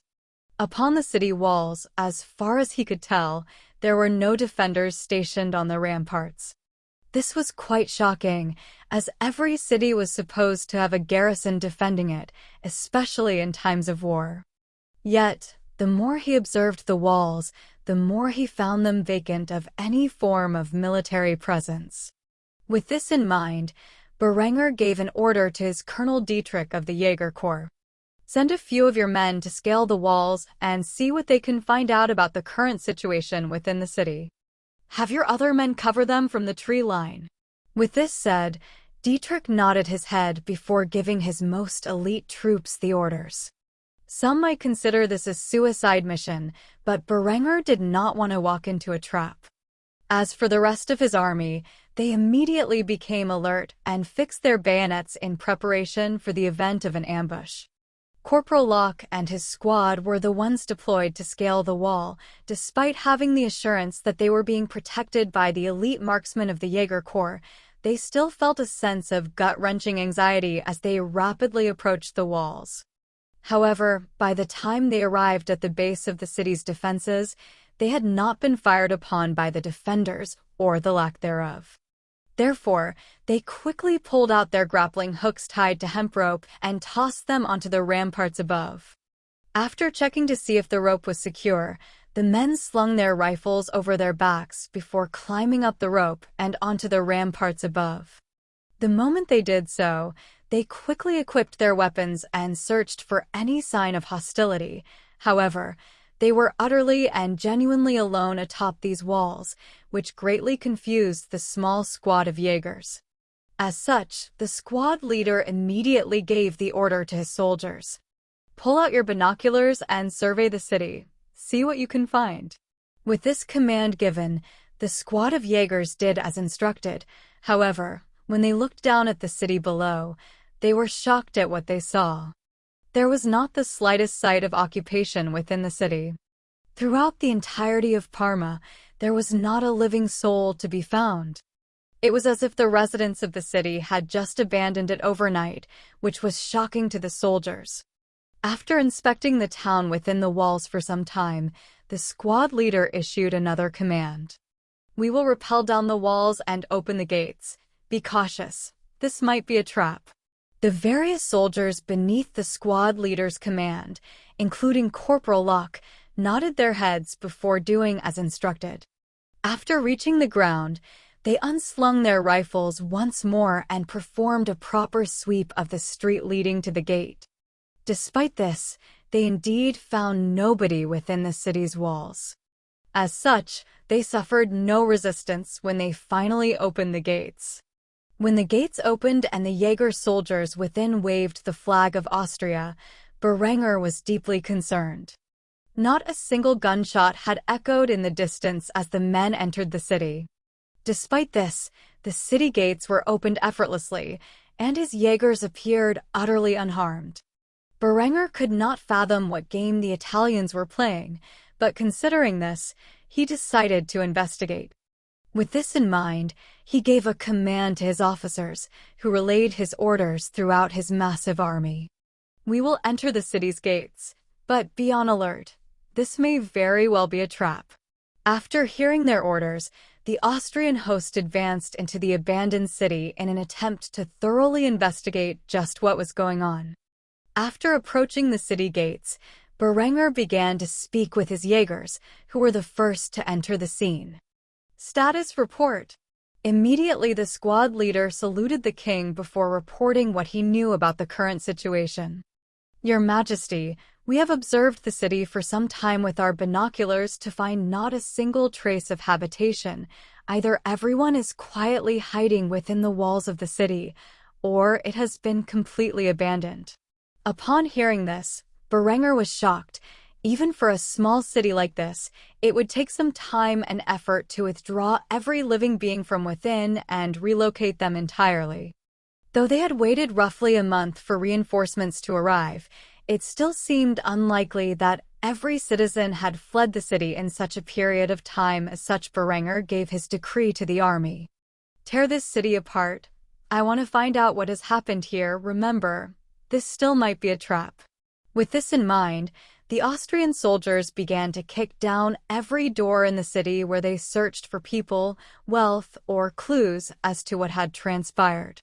Because the city had been rapidly evacuated, many things of value were left behind, and as such, Berenger and his army could acquire some degree of wealth to bring back to Austria. However, the most crucial form of intelligence came from a letter left within a house. Berenger's spies occupied this small structure. In doing so, they were forced to vacate the city with the rest of the civilians. Before they did so, they left a letter to inform the Royal Austrian Army when they arrived as to what had transpired within the city and others like it across northern Italy. The emperor had made a decree that all cities and villages on the path to Florence must be evacuated, where its people would seek refuge within the capital's mighty walls. The reality behind this decree was that Emperor Balsamo Corsini intended to arm every citizen capable of bearing arms to fight against the Austrian invaders. A wicked smile curved itself upon Berenger's lips as he read the contents of the letter. He could not help but voice his thoughts aloud in a voice so low that only he could hear it. "So, you seek to follow the fate of Carthage? Do you desire for me to exhaust my army as I spend months or years at a time trying to force my way through every corner of your capital in an attempt to rout you out and secure victory? Sadly, you have made a grave error. No, my dear Emperor. I have much grander plans in mind for the city of Florence. If God truly exists, then I do not doubt that he will judge me severely for what I am about to do. Unfortunately, you have left me no choice. I will not send my army into a meaningless death. However, I assure you, your city will be the grave of every soul contained within. You have brought this upon yourself." With that said, Berenger pulled out his lighter and lit the letter aflame. After doing so, he waited for his army to gather the wealth left within the city of Parma's walls. Once they were finished, he sent a small convoy to deliver the goods to Austria's treasury. As for the rest of his army, Berenger had chosen a course of action and decided to march directly onto Florence. The war was coming to an end, and Berenger chose to waste no further time sacking the cities within his path.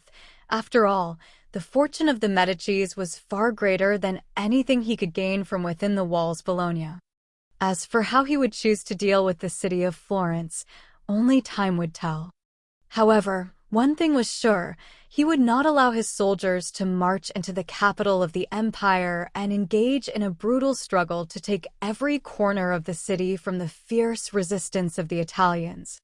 Chapter 337, 336, Siege of Florence Part 1. Since Berenger and his army had departed from Parma, over a month had passed. Various siege camps were set up encircling the city of Florence where the emperor and the Medicis resided. The Austrians' encampment greatly resembled an elaborate trench line straight out of the pictures from the Great War during Berenger's previous life. During this time, nobody was allowed to enter the city. However, Berenger had successfully exfiltrated his agents trapped in the town. It took some effort, but they were retrieved from their position without incident before the Austrian bombardment had begun. After retrieving his agents, the Royal Austrian Army's cannons fired off shells at an arc, landing over the city walls and into the city, bombarding the inhabitants within. With the hundreds of thousands of people who had evacuated to the town of Florence, Berenger knew it was a matter of months before their food supply dwindled and the people began to starve. While the siege of Florence continued, back in Kufstein, The war industry had spent day and night producing as many needle rifles and their paper cartridges as possible to supply the Austrian war effort. As such, thousands of these rifles were now in the hands of the frontline soldiers who rested in the mud as their extravagant blackened steel armor was coated with the substance, covering their armor and attire in an earthly brown. For the past 3 days, it had been raining nonstop. For the rear echelon soldiers who were still issued the flintlock rifles, they could only keep their weapons dry under the thatched coverings of the vast trench line. As for the men with needle rifles, they stayed in the front lines, ready to fire on any potential targets that might sally forth and attack their ranks.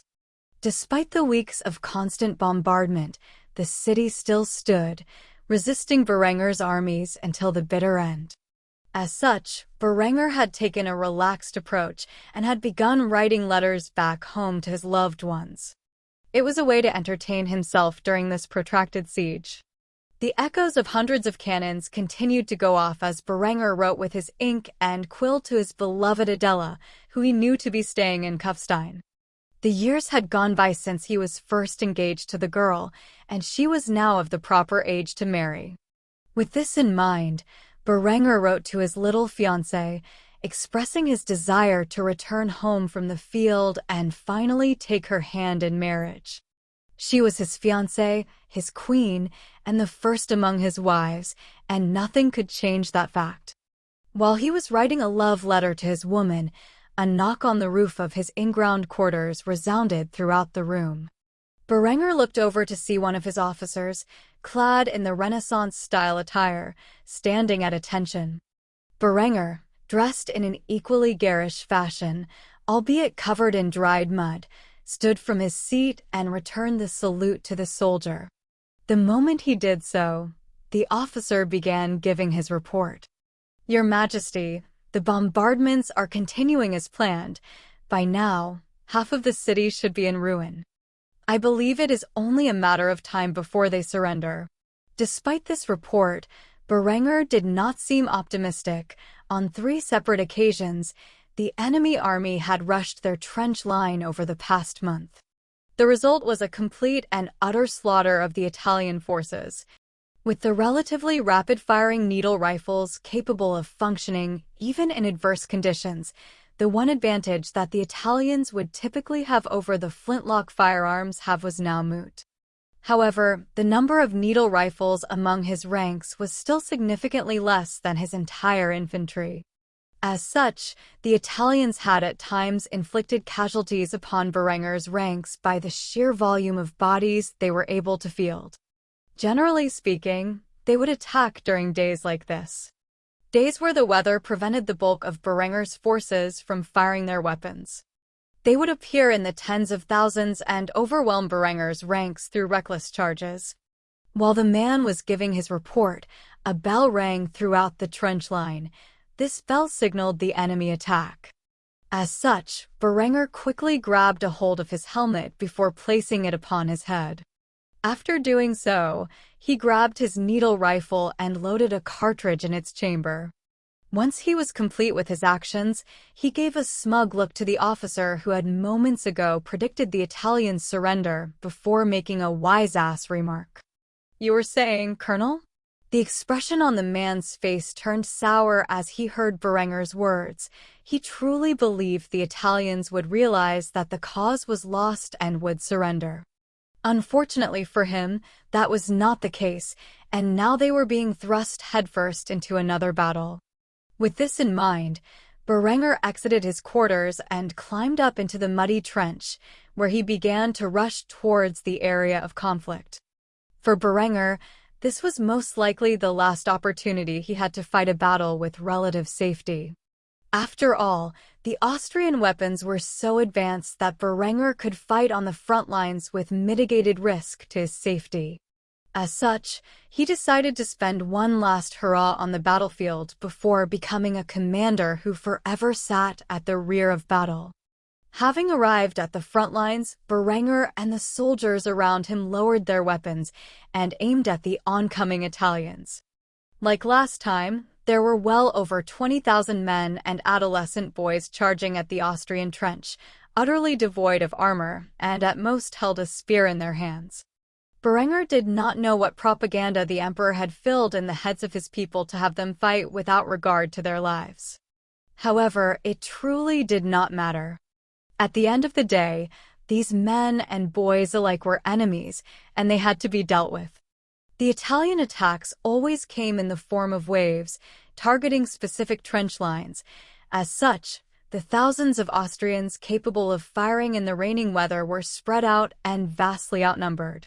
The moment Berenger spotted an Italian man at a distance of roughly 1,000 yards, he squeezed the trigger on his needle rifle, sending a projectile downrange and into his bare chest, blasting it apart. The men gazed in horror as he was shot at such a distance before falling to the ground lifeless. Before the body had even hit the ground, Berenger reloaded his needle rifle by pulling the bolt up and back, where he instantly placed a paper cartridge within the chamber before slamming the bolt home. While he was doing this, several other of his soldiers fired their weapons into the ranks of the oncoming enemy.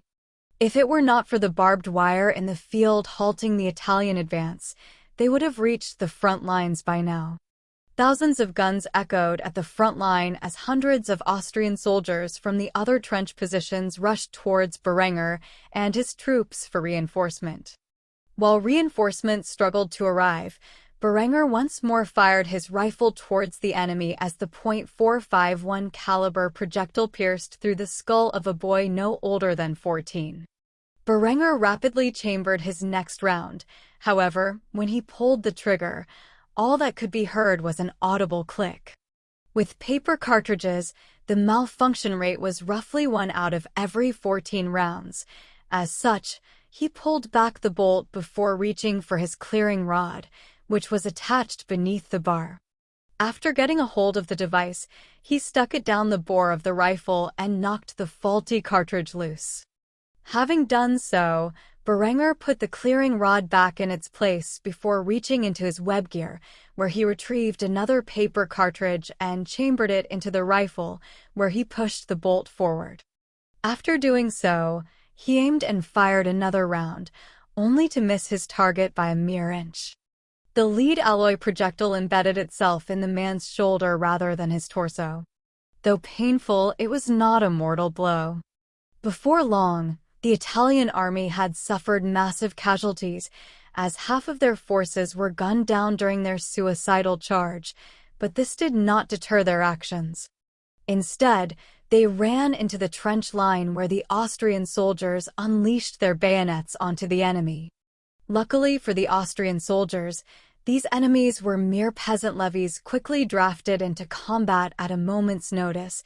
They had no armor, and thus the Austrian blade-style bayonets easily pierced through their torsos, sending them to the afterlife.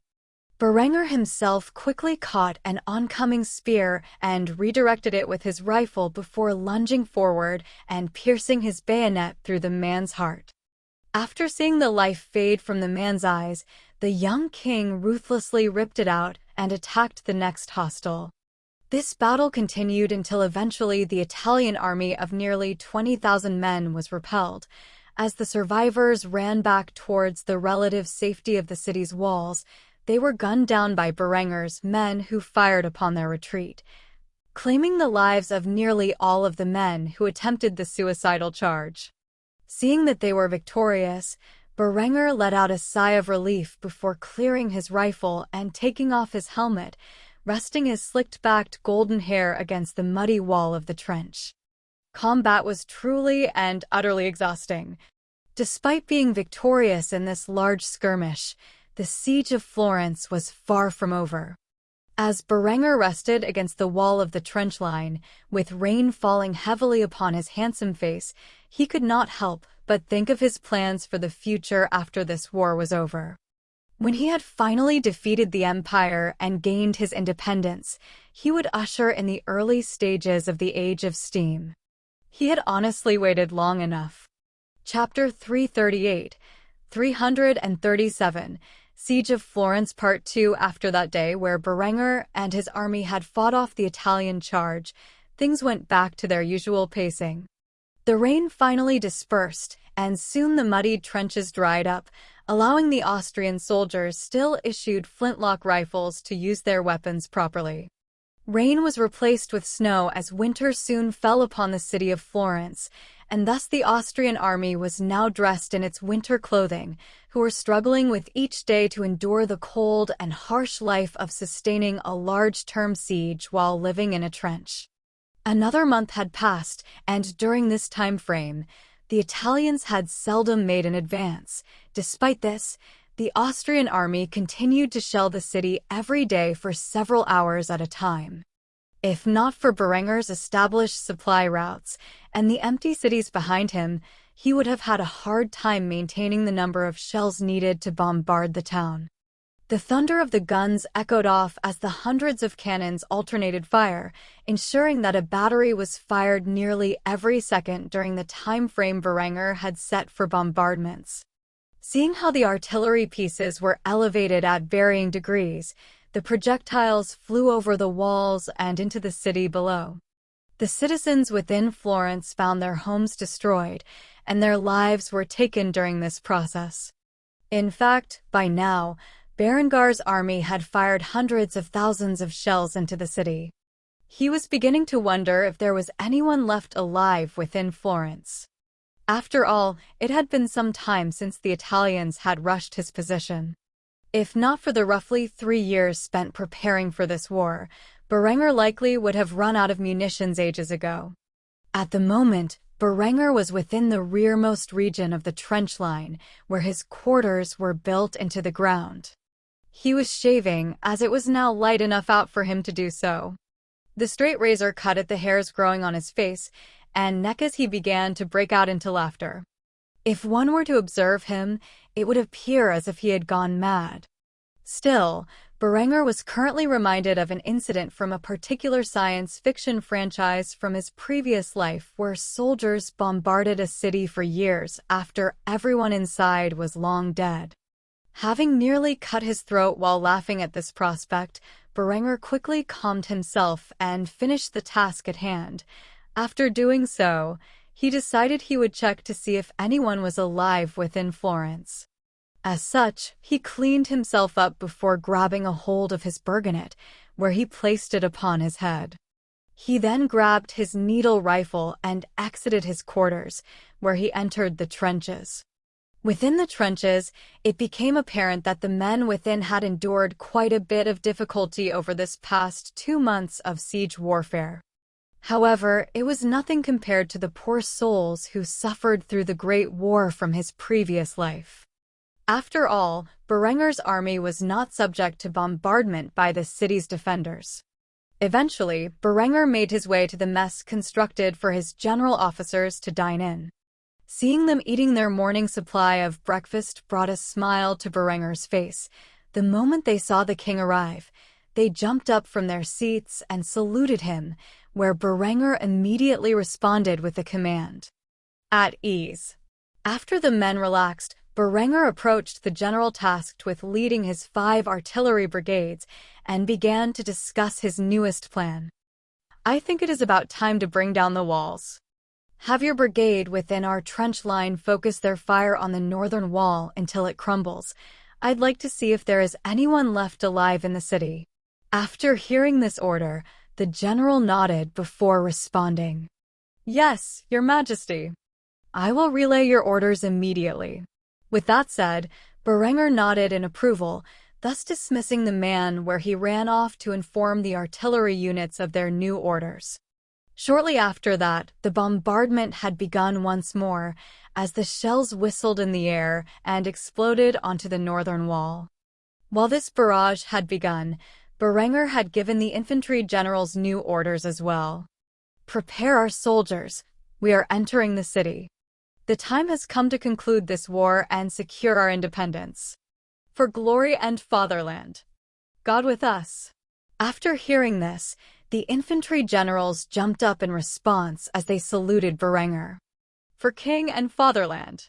Afterward, Berenger dismissed them, where they began to muster the army that had spent the last 2 months living in the trenches, waiting for this very moment.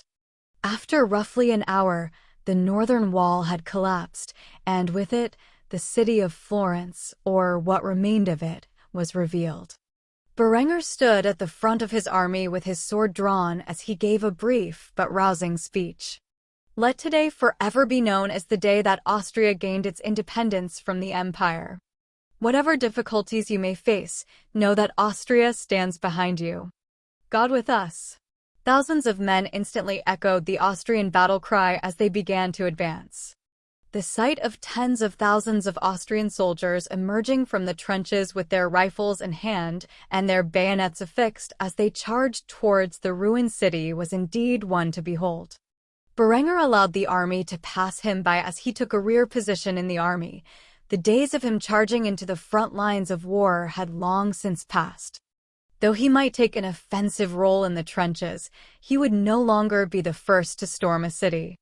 Thus he followed the army from the rear as they breached through the gap between the northern walls, only to see a scale of death and destruction he had never witnessed before.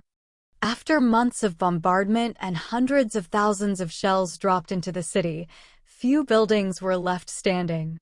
Most of Florence had been crumbled into debris, and the people within the city walls were either torn apart by the explosive shells or crushed to death by the collapsed buildings. Month-old corpses littered the streets as they festered and rotted. Berenger now understood why the Italians had not sent a force to attack his line in weeks. The reason was simple: there was no one left to send. Despite the utter destruction brought upon the city of Florence, Berenger's army was as always professional. As such, they cautiously cleared the streets while marching upon the imperial palace and, more importantly, the Medici Bank. Every so often, the soldiers of the Royal Austrian Army would clear through debris and find a few citizens hiding within their cellars, assuming their house had one. Many of them had long since died of starvation. Others had managed to survive, potentially through drastic measures. However, these shell-shocked survivors offered no resistance to the army that had brought death upon their lands. Berenger personally led his troops into the now ravaged Medici Bank. Not a single soul was left alive within the structure, though it had been hit by shells and collapsed in some areas. By the grace of God, it had mostly survived the massive bombardment that Berenger had unleashed upon the city. Berenger slowly walked through the halls of the bank with a calm and collected expression on his face. He was flanked by his grenadiers, who guarded him cautiously. Eventually, he reached the vault where the Medici fortune was contained, where his soldiers used TNT to breach the entrance. After entering the vault, Berenger gazed upon the massive hoard of gold and silver coins stacked as high as the ceiling. Berenger never imagined the Medici wealth to be so grand. Gazing upon such a vast stockpile of gold and silver flipped a switch in Berenger's brain. Gold was a substance like no other. Compared to the material strengths of steel, it was a far less practical metal. However, the effect it had on a man's mind was like no other. Seeing such a massive pile of gold coins gathered in one place that was potentially greater than his fortune made Berenger break out in mad laughter.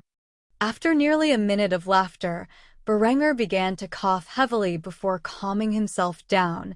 After doing so, he uttered a few words. To think that the Medici wealth was so much more than I was led to believe.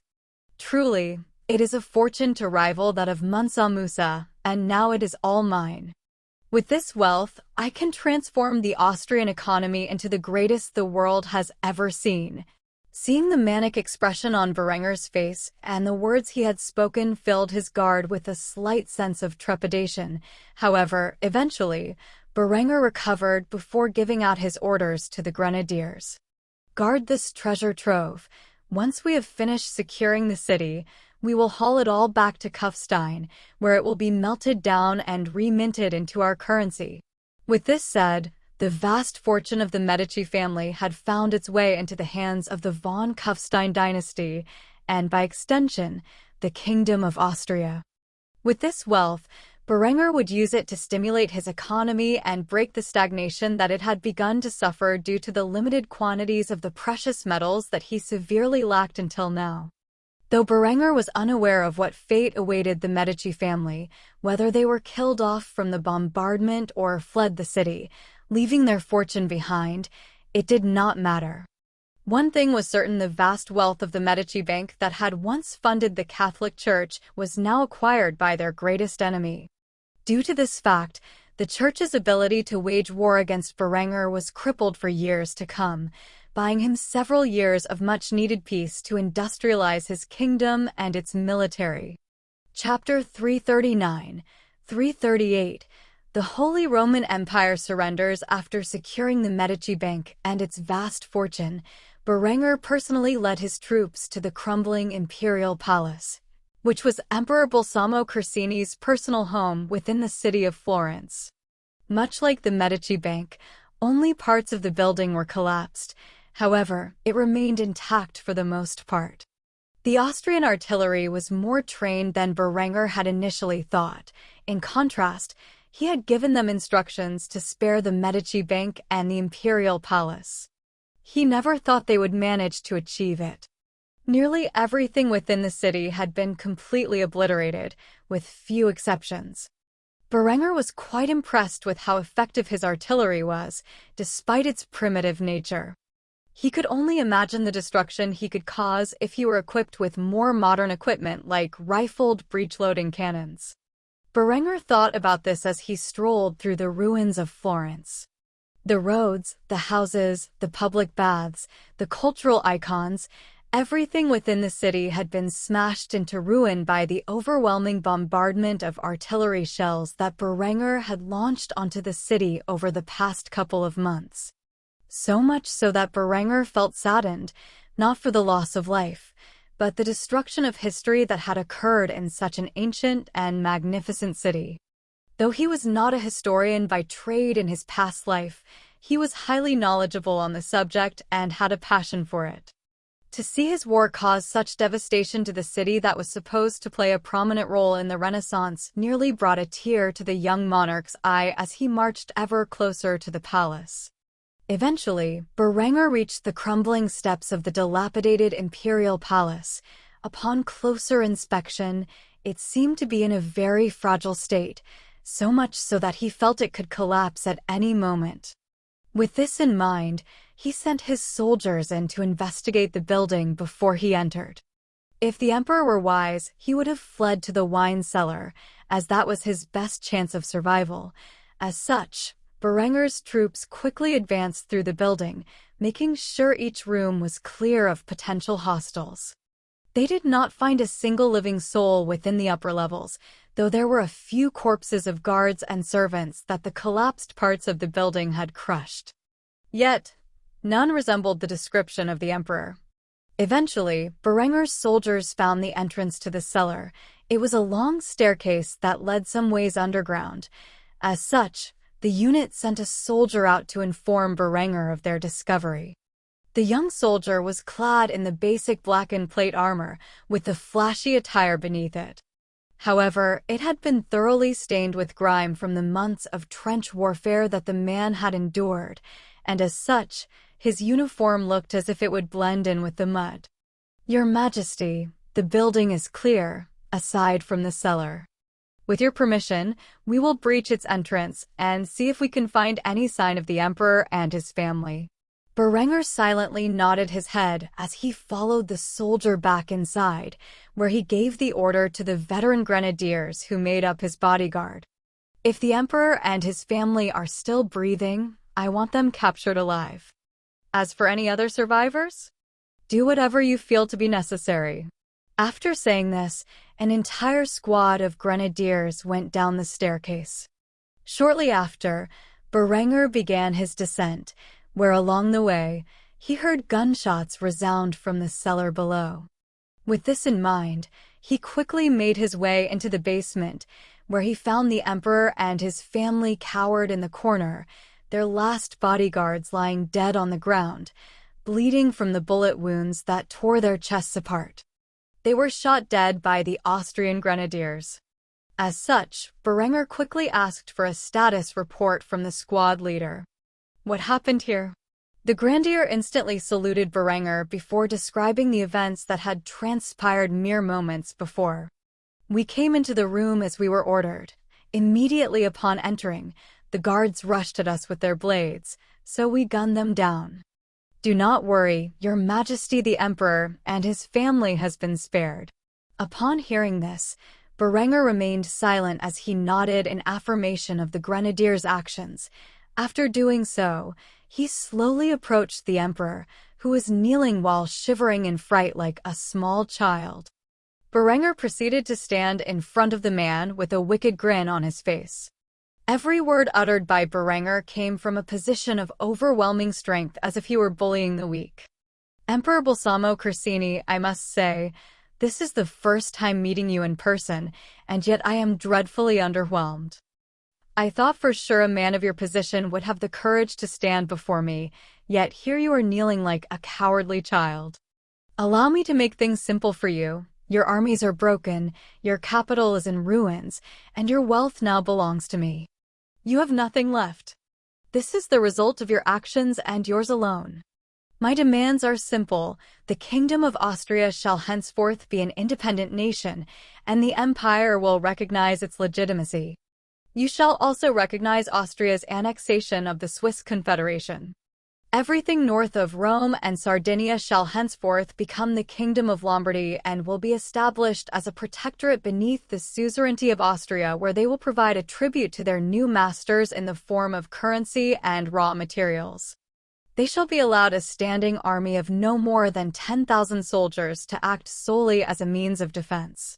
Malta will be ceded to Austria, where all current residents will be evacuated from the island and returned to the Italian mainland.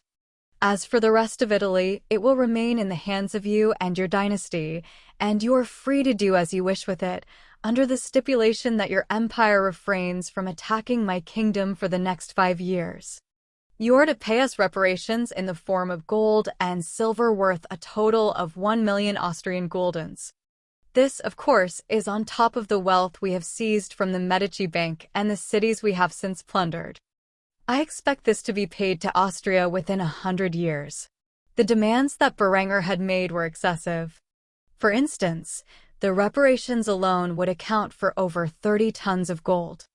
In Berenger's past life, that would be worth over $1 billion, with a limited amount of gold in Europe in 1421. The sheer volume of payments Berenger was asking from the Holy Roman Empire was enough to ensure that the empire was in debt to Austria for 100 years or more. However, despite the insane demands that Berenger had forced upon him, the emperor was in no position to reject them. His army was utterly annihilated, and his capital was in ruins.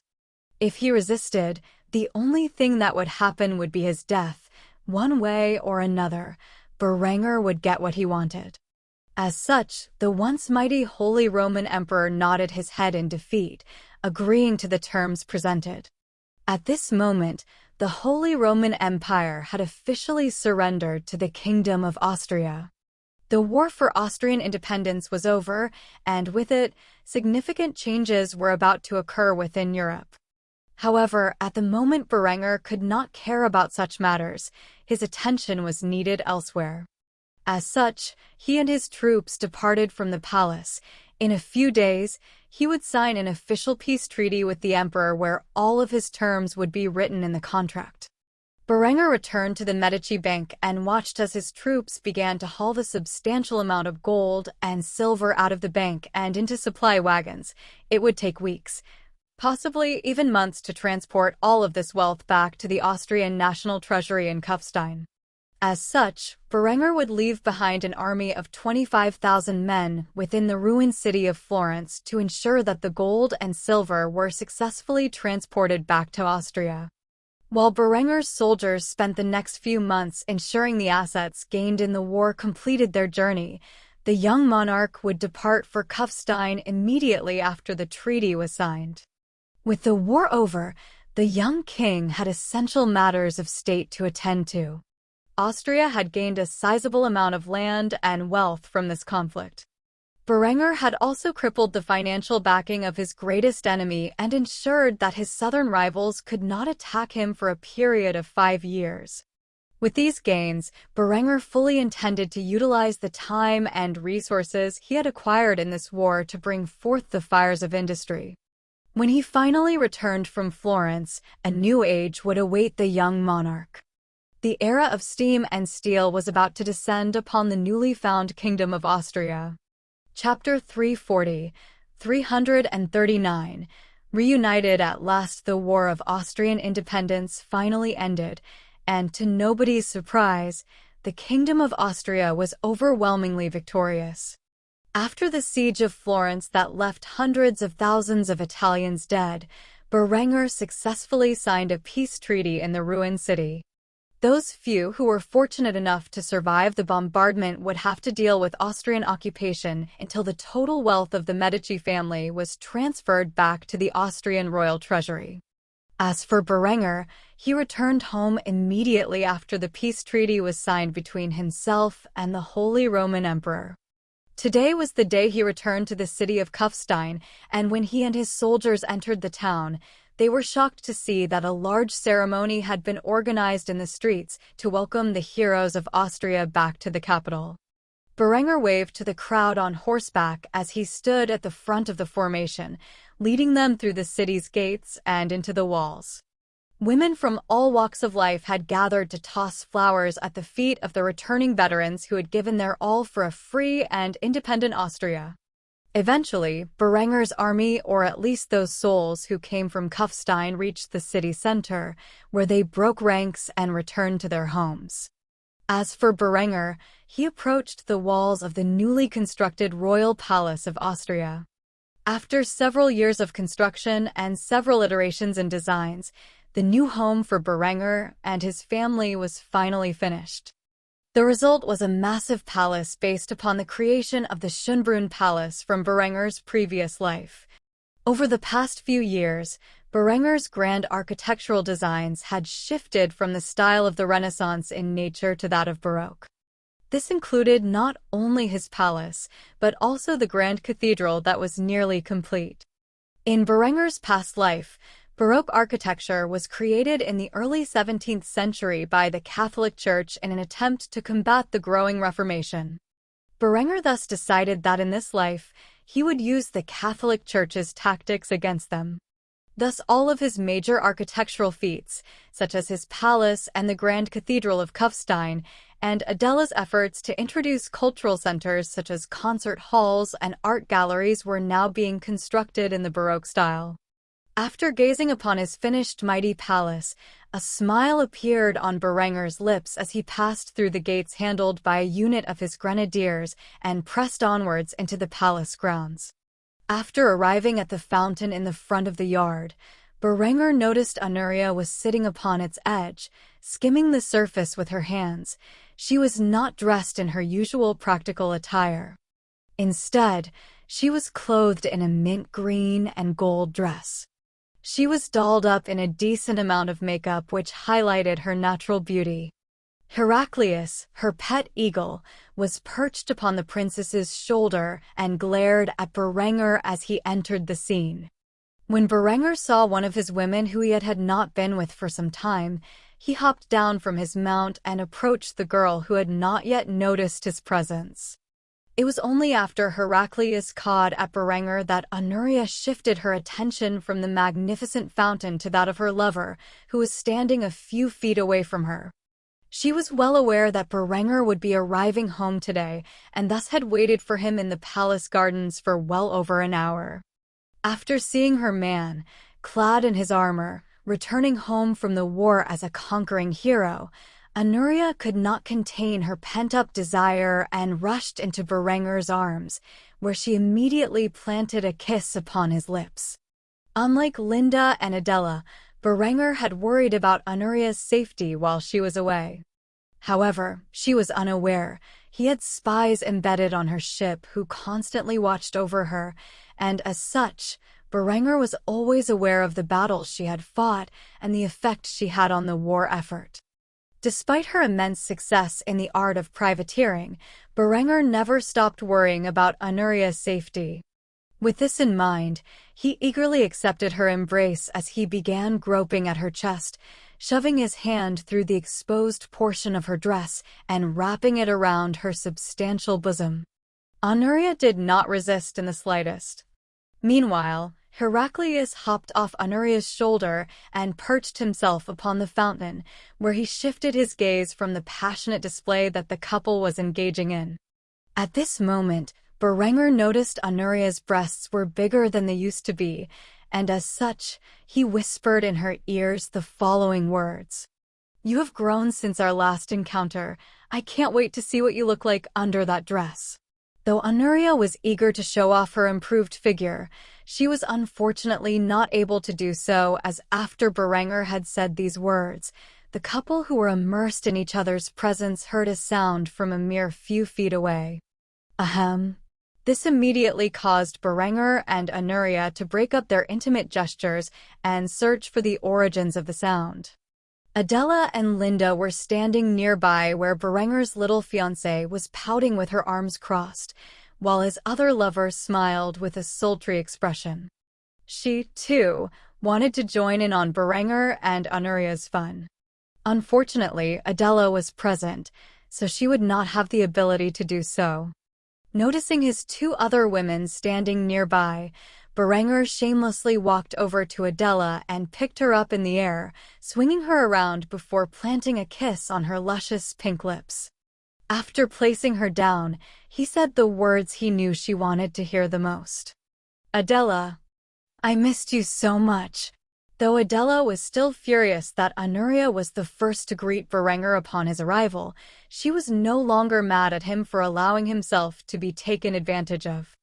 After seeing the cute expression on Adela's face, he patted her head before walking over to Linda, who was biting her lip in jealousy. He immediately grabbed a hold of her and tucked her into his embrace. However, it was far from comfortable due to the massive amount of steel that covered his upper body.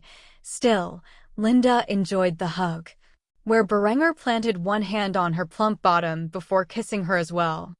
It was only after this that Berenger noticed Henrietta was standing nearby. She was dressed in a pastel pink dress with gold accents and was staring at Berenger with a sheepish expression. Despite being nearly 14 at the moment, the girl was still shy, even around her brother. As such, Berenger let go of Linda and patted Henrietta's head before hugging her. As he did so, Henrietta flushed with embarrassment before whispering in a voice so low Berenger almost didn't hear it. "Welcome home, big brother." After releasing Henrietta, a broad smile spread upon Berenger's lips as he gazed off into the distance at the massive palace that had been constructed for himself and his family. As such, he made a suggestion to the four young women around him. "Shall we head inside? I very much wish to get out of this clunky attire and witness my new home for myself." The four girls all nodded their heads silently before they followed Berenger into the house. Heraclius stayed out in the garden as he watched the small party depart for the building. He shook his head as he did so before taking off in flight. Where he would go and what he would do while his master socialized with her lover and rivals would remain unknown. When Berenger and the girls finally entered the palace, they reacted with different expressions. However, the girls had been living in the exquisite palace for a few weeks now. It was Berenger's first time witnessing such a grand display of luxury in person. He had seen pictures on the internet of various European palaces in his past life, but never had he stepped foot inside one of the magnificent abodes himself. Now he had one of his own, and it was indeed everything he expected it to be. The level of detail that went into its construction did not go unnoticed. As such, he spent some time searching every corner of the megastructure before finally making his way to his room, where he stripped out of his armor and put on some more comfortable attire. After months of brutal warfare, he was finally reunited with his loved ones, and he fully intended to enjoy the moment. After dressing in some comfortable clothing, he spent the rest of the day with his lovers and his sister. As for what occurred in the night, that was left between Anuria, Linda, and Berenger. Despite being of age, Adela chose to wait for her wedding night until she gave her chastity to the man she loved. To a religious girl like her, some things were sacred. Chapter 341, 340, Coronation of a King Part 1. Nearly a fortnight had passed since Berenger had returned home from the war for Austrian independence. After securing a complete and total victory over the Empire, Berenger and his armies had completely shocked the European world with their brutal efficiency during the conflict. Not only did Berenger secure a flawless victory on land, but he even managed to annihilate the massive armada that belonged to the Kingdom of Italy and its vassal states on the sea. However, Berenger did not care about the reputation of cruelty he had gained after his immense success during the war. Instead, he spent the last few weeks preparing for a significant occasion, one that would mark the beginning of a new age in Austria and its vassal state. The coronation ceremony of King Berenger von Kufstein was finally at hand, and Berenger had invited every prominent nobleman in the Kingdom of Austria and his allies from the east and west. As the weeks passed, his visitors had arrived in the hundreds, and now the day for his ceremony had come. At the moment, Berenger was entertaining his guests in the great hall of his new royal palace. The degree of luxury within Berenger's new abode put every other monarch's home in the Western world to shame. Berenger drank from a chalice filled with fortified wine to entertain his friend and ally Sultan Hassan al-Fadl. They had traveled from Granada to attend the coronation ceremony of his partner to the east. At the two monarch sides were a string of beautiful young women. Berenger was flanked by his lovers and younger sister. On Hassan's peripheral were his two wives and his older sister Yasmin. They were all dressed in the formal attire of their countries and quite luxurious clothing at that. Hassan was the first to speak as he introduced his gorgeous older sister to Berenger. "My friend, it is good to see that you are finally a monarch in your own right. You are truly deserving of such a position. Allow me to introduce my beautiful older sister, Princess Yasmin al-Fadl. I believe I have mentioned her to you in the past, yes?" Berenger was stunned when he saw the woman standing before him. She was dressed in a Tyrian purple kaftan embellished with gold embroidery. She also wore a matching face veil that was translucent, as such Berenger could roughly see the outlines of the woman's pretty face. While enamored with the foreign beauty, Berenger did not notice Adela and Linda glaring at him with murderous intent. As such, he grabbed a hold of the woman's hand and kissed it before speaking to the woman. "Princess, it is an honor to make your acquaintance." The foreign beauty smiled beneath her veil before Berenger released his grip over her hand. She, too, was quite attracted to the Austrian king. She had heard much from Hassan about his ally to the east, and until now, she had hardly believed her brother's words. While Adela and Linda were glaring daggers at Berenger from behind, Anuria observed the color of the woman's dress. The young princess from Byzantium was quite enamored with the Tyrian purple kaftan. After all, she had acquired and sold an ample supply of the expensive dye for a small fortune. For some time, she had some difficulties with the hair powder treatment that she had been using to disguise her appearance. To put it simply, it was not the most resilient form of masking when it came to water. However, seeing the beautiful color in front of her, Anuria suddenly got a brilliant idea about dyeing her hair with such a luxurious substance. After all, she was in actuality royalty and had garnered the nickname of Pirate Queen by the enemies of Austria during her tenure as a privateer. Would it not make sense for her to dye her naturally chocolate hair to a deep Tyrian purple? Unlike the other girls, she honestly did not care that Berenger's eye had been gazing upon the massive bosom of the foreign beauty who was in their presence.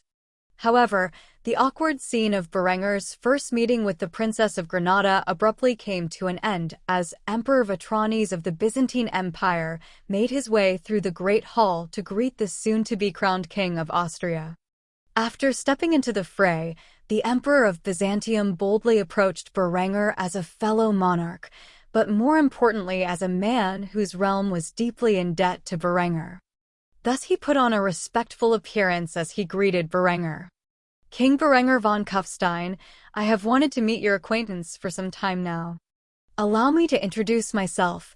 I am Emperor Vatranis Paleologos of the Byzantine Dash." However, the man's words were instantly cut short as he gazed upon the white-haired beauty standing next to Berenger. Though the young woman's hair color was different, and she was more physically mature, there was no mistaking it. This woman was his long-lost daughter, who had until now been believed to be dead. As such, the proud Emperor of the East began to break out into tears as his voice cracked. "Anuria, is that you?" This sudden revelation shocked the court as they gazed over at the white-haired beauty from Byzantium, who they all knew by the moniker of Valeria Zanara, the pirate queen of Austria. Anuria's angelic face seemed shocked as she saw her father standing before her. The man did not appear to be vengeful in the slightest as he gazed upon his runaway daughter. Instead, he seemed to be filled with disbelief. As such, she struggled to find the words, fearful that her father would drag her back to Constantinople. Berenger, of course, feigned ignorance to this fact. It was best not to reveal that he knew of Anuria's identity this entire time. As such, he stood by silently with a shocked expression, despite being the architect behind this father-daughter reunion. Berenger had specifically invited the Byzantine emperor for two reasons. One was that the appearance of the Eastern emperor at Berenger's coronation spoke volumes about the legitimacy of his title. Secondly, it was now time to advance his plans with the Byzantine Empire as a long-term ally. After all, Berenger had become aware of Linda's agreement with Andronikos and his mysterious backers. Thus he was not afraid of making his play. After several moments of silence, Anuria rushed over to her father and gave him a big hug. "Father, I did not expect to see you here." The entire great hall was silent as they heard this news. Straight from the pirate queen's mouth, she had admitted to the fact that she was the runaway Byzantine princess. Vatranis struggled to cope with this news as he grasped a hold of his errant daughter. It took him a few moments to come to his senses before he asked the flurry of questions on his mind. "Are you all right? Why are you here in Kufstein? Did anything happen to you?" After hearing this, Anuria broke away from her father's grasp, where she put on a friendly smile before assuring him that she was okay. "I'm all right, father. Without King Berenger's kindness, I would be dead, or worse by now." Hearing this news snapped Vatranis back to reality, and he instantly made his way over to the Austrian king with a look of fury on his face. "You bastard! You kept my daughter here this entire time, and you did not once notify me that she was alive. Just what are you planning?" However, before Vatranis could take a swing at Berenger, his arm was dragged away by a pleading Anuria. She could instantly tell by the shocked facade that Berenger and the others were putting on that they planned to deny knowing her true identity. As such, she quickly played the part. "You're wrong, father. King Berenger was ignorant of my true identity. I told him I was a noblewoman from Antioch. All he has done is show me kindness." While Anuria played the part well, only one man in the crowd was unconvinced of her charade, and that was a particularly powerful nobleman from the Byzantine Empire. Though Berenger had no way of knowing it, this man was one of the backers of Andronikos. He had journeyed with the emperor to Kufstein to assure that the scheme to place Berenger and Anuria's son on the Byzantine throne went smoothly. As such, he quickly came to Anuria's defense as he approached the enraged emperor. "Your Majesty, I know you are currently conflicted, but think about this rationally. I mean, just look at King Berenger. He seems just as baffled as you are about this whole situation. I suggest we discuss these matters in private after the coronation has ended. After all, you are making a scene." After hearing the advice from his council, Vatranis looked around. where he saw that the entire attention of the Great Hall had been shifted to him and his outburst. As such, the emperor coughed before speaking to Honoria in a more friendly tone. I expect a proper response from you about what has happened since you foolishly decided to run away, and what exactly the nature of the relationship is between you and this man. With that said, the emperor withdrew from Berenger's presence and left the Great Hall.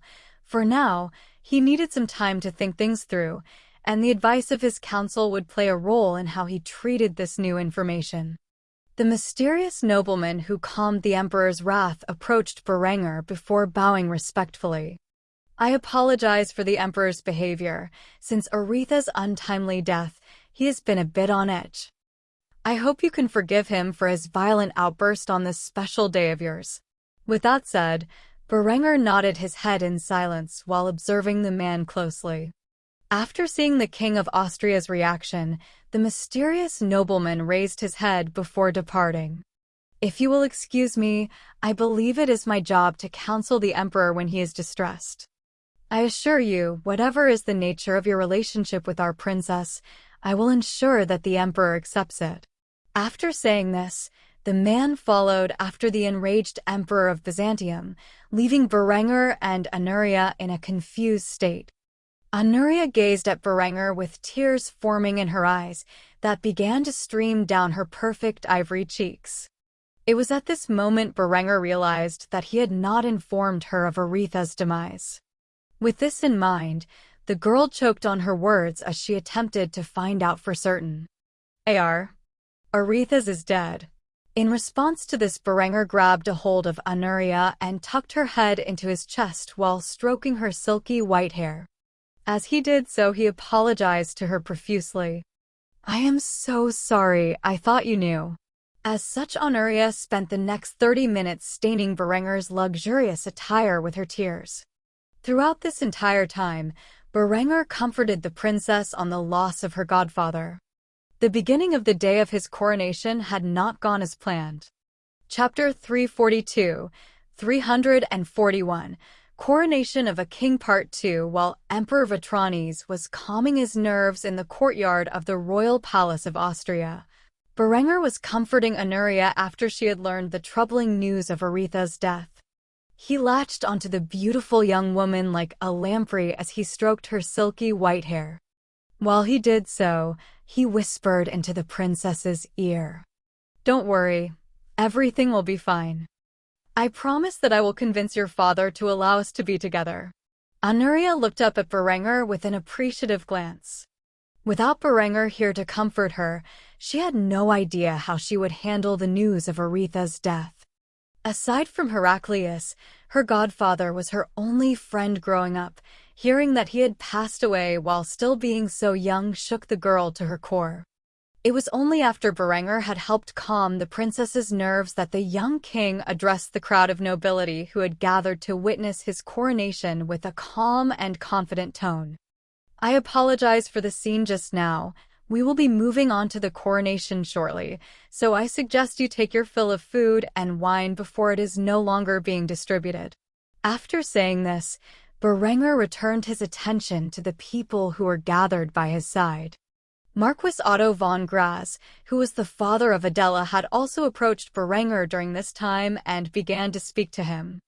Your Majesty, I have to ask, will everything be all right between you and our allies to the east? It appears that Princess Honoria's presence has now become known to everyone present.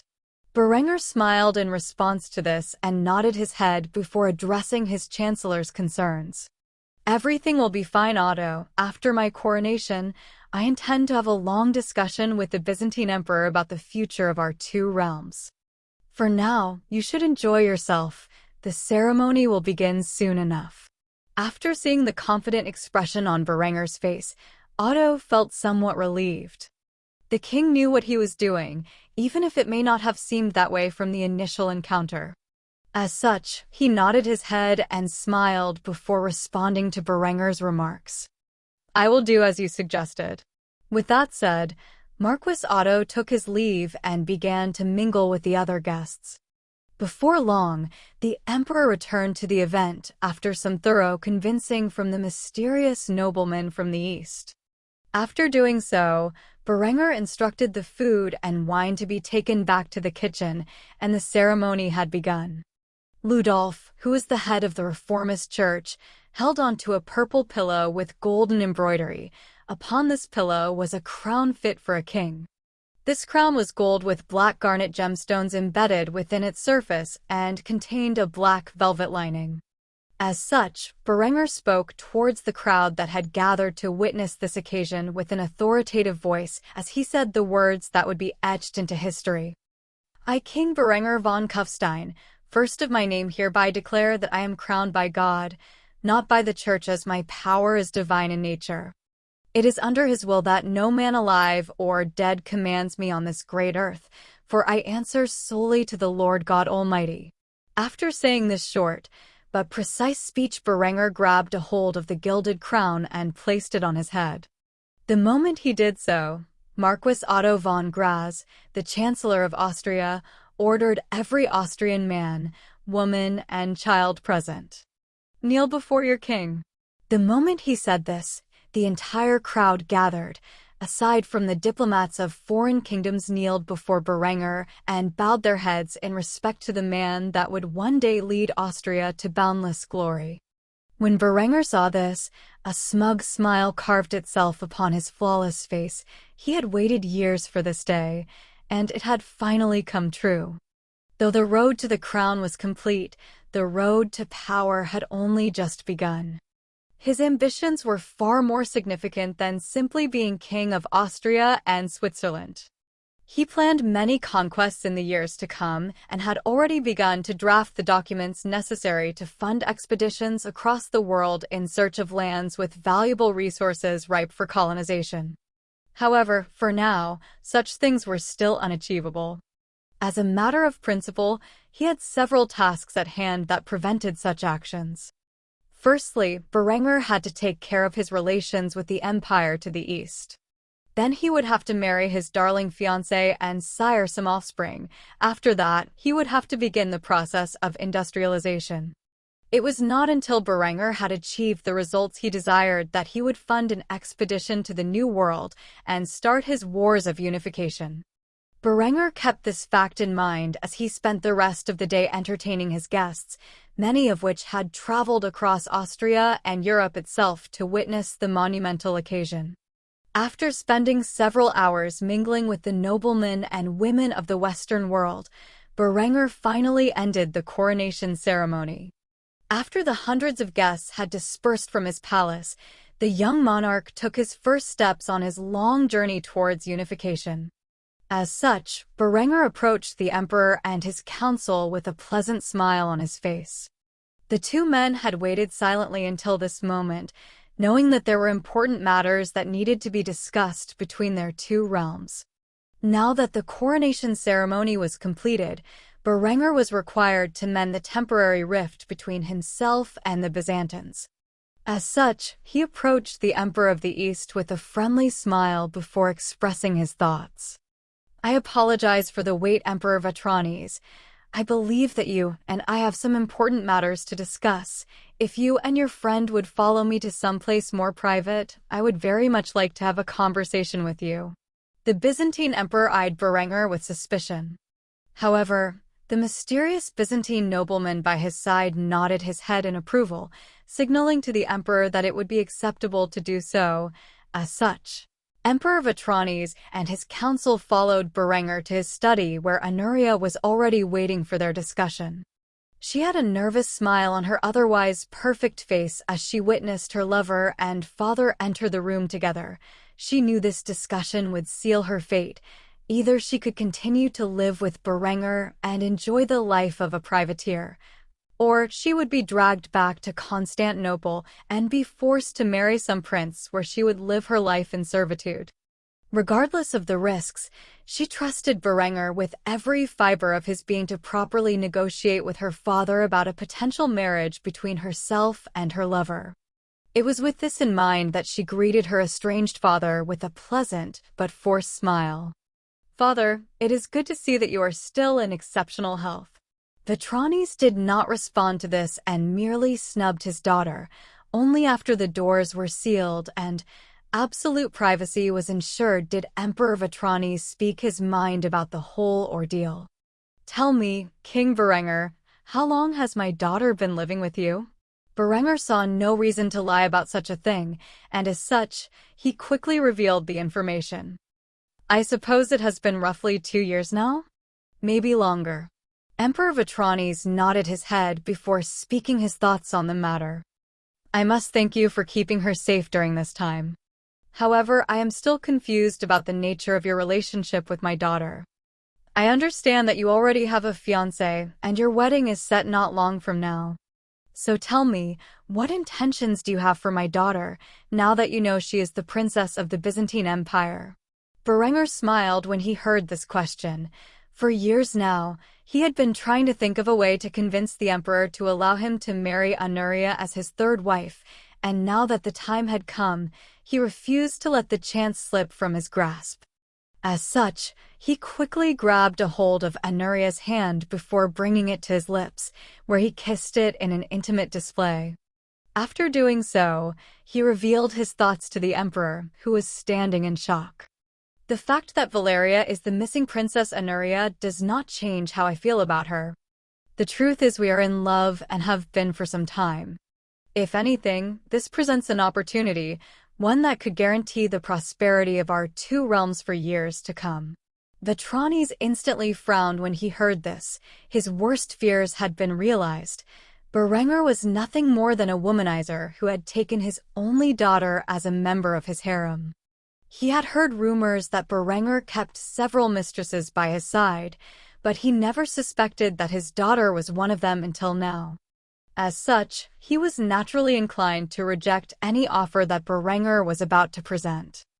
However, before he could refuse to listen to such absurdity, the mysterious nobleman accompanying the Byzantine emperor immediately spoke out with a friendly tone.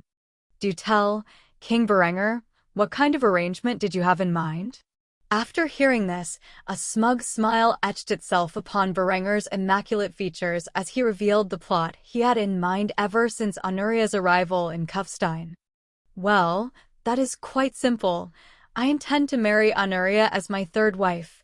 In doing so, I will absolve your empire of all debts that you currently hold to the Austrian crown and establish an alliance between our two realms for the foreseeable future. So tell me, Emperor Vitranes, are you willing to marry your daughter to a German king?" The room was utterly silent as the young monarch spoke these words to the emperor from the east. Berenger's offer was simply outrageous. As such, it took some time for the man to calm his nerves. What came next would be an intense negotiation that would alter the course of the world's history for the foreseeable future. Chapter 343, 342. Aggressive negotiations with the Byzantine Emperor. Berenger stared down Vitranes with a gaze of utter confidence. The Byzantine Emperor was visibly shaking from the rage building up within himself. This minor nobleman from the West who had risen to the status of a king had won his only daughter's heart and most likely taken her virtue with it. This was a massive blow to the prestige of the Byzantine imperial family. After all, Berenger may be the most powerful man in Europe at the moment, but he was still of a lesser pedigree. As such, those who had come from dynasties that had ruled over kingdoms and empires for centuries still tended to look down upon him as nothing more than an upstart. Vitranes was one of these men. Austria may be exceptionally wealthy and hold supreme martial power compared to its neighbors, but it was a rising star. Meanwhile, Constantinople had been the gem of the East since the days of Rome. Such past glories blinded Vitranes with hubris when dealing with this upstart king of the West. Especially when considering this young monarch had just blatantly stated he wanted to take Anuria as his third wife. Vitranes gazed at his errant daughter's flushed appearance as the girl heard Berenger's words, and noticed that Anuria was utterly entranced with the Austrian king. To think that his daughter would fall head over heels for a filthy German was an insult to the emperor's allegedly pure Roman heritage. The German states had come a long way in terms of advancement and civilization since the days of their barbarian ancestors. Despite this, the stigma surrounding the Germans as savage and brutal people never entirely faded from the perspective of the Byzantines. After all, the Greco-Roman population of the Eastern Empire still claimed a lineage to the ancient Romans, or at the very least, the nobility did so.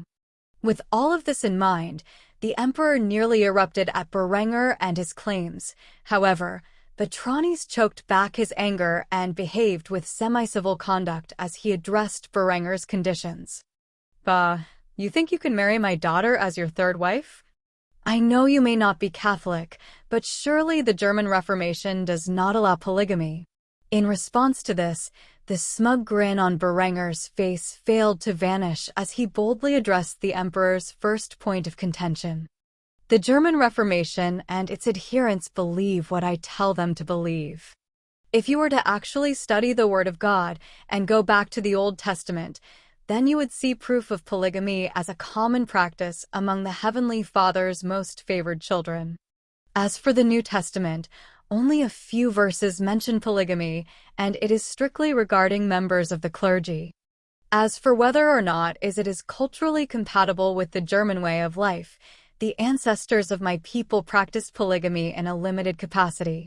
Usually, it was only men of great status who took multiple wives, but we live in different times, and I see no reason a common man cannot take up more than one bride if he can provide for them and his children with them. Vetranes did not know how to refute Berenger's claims when it came to his arguments.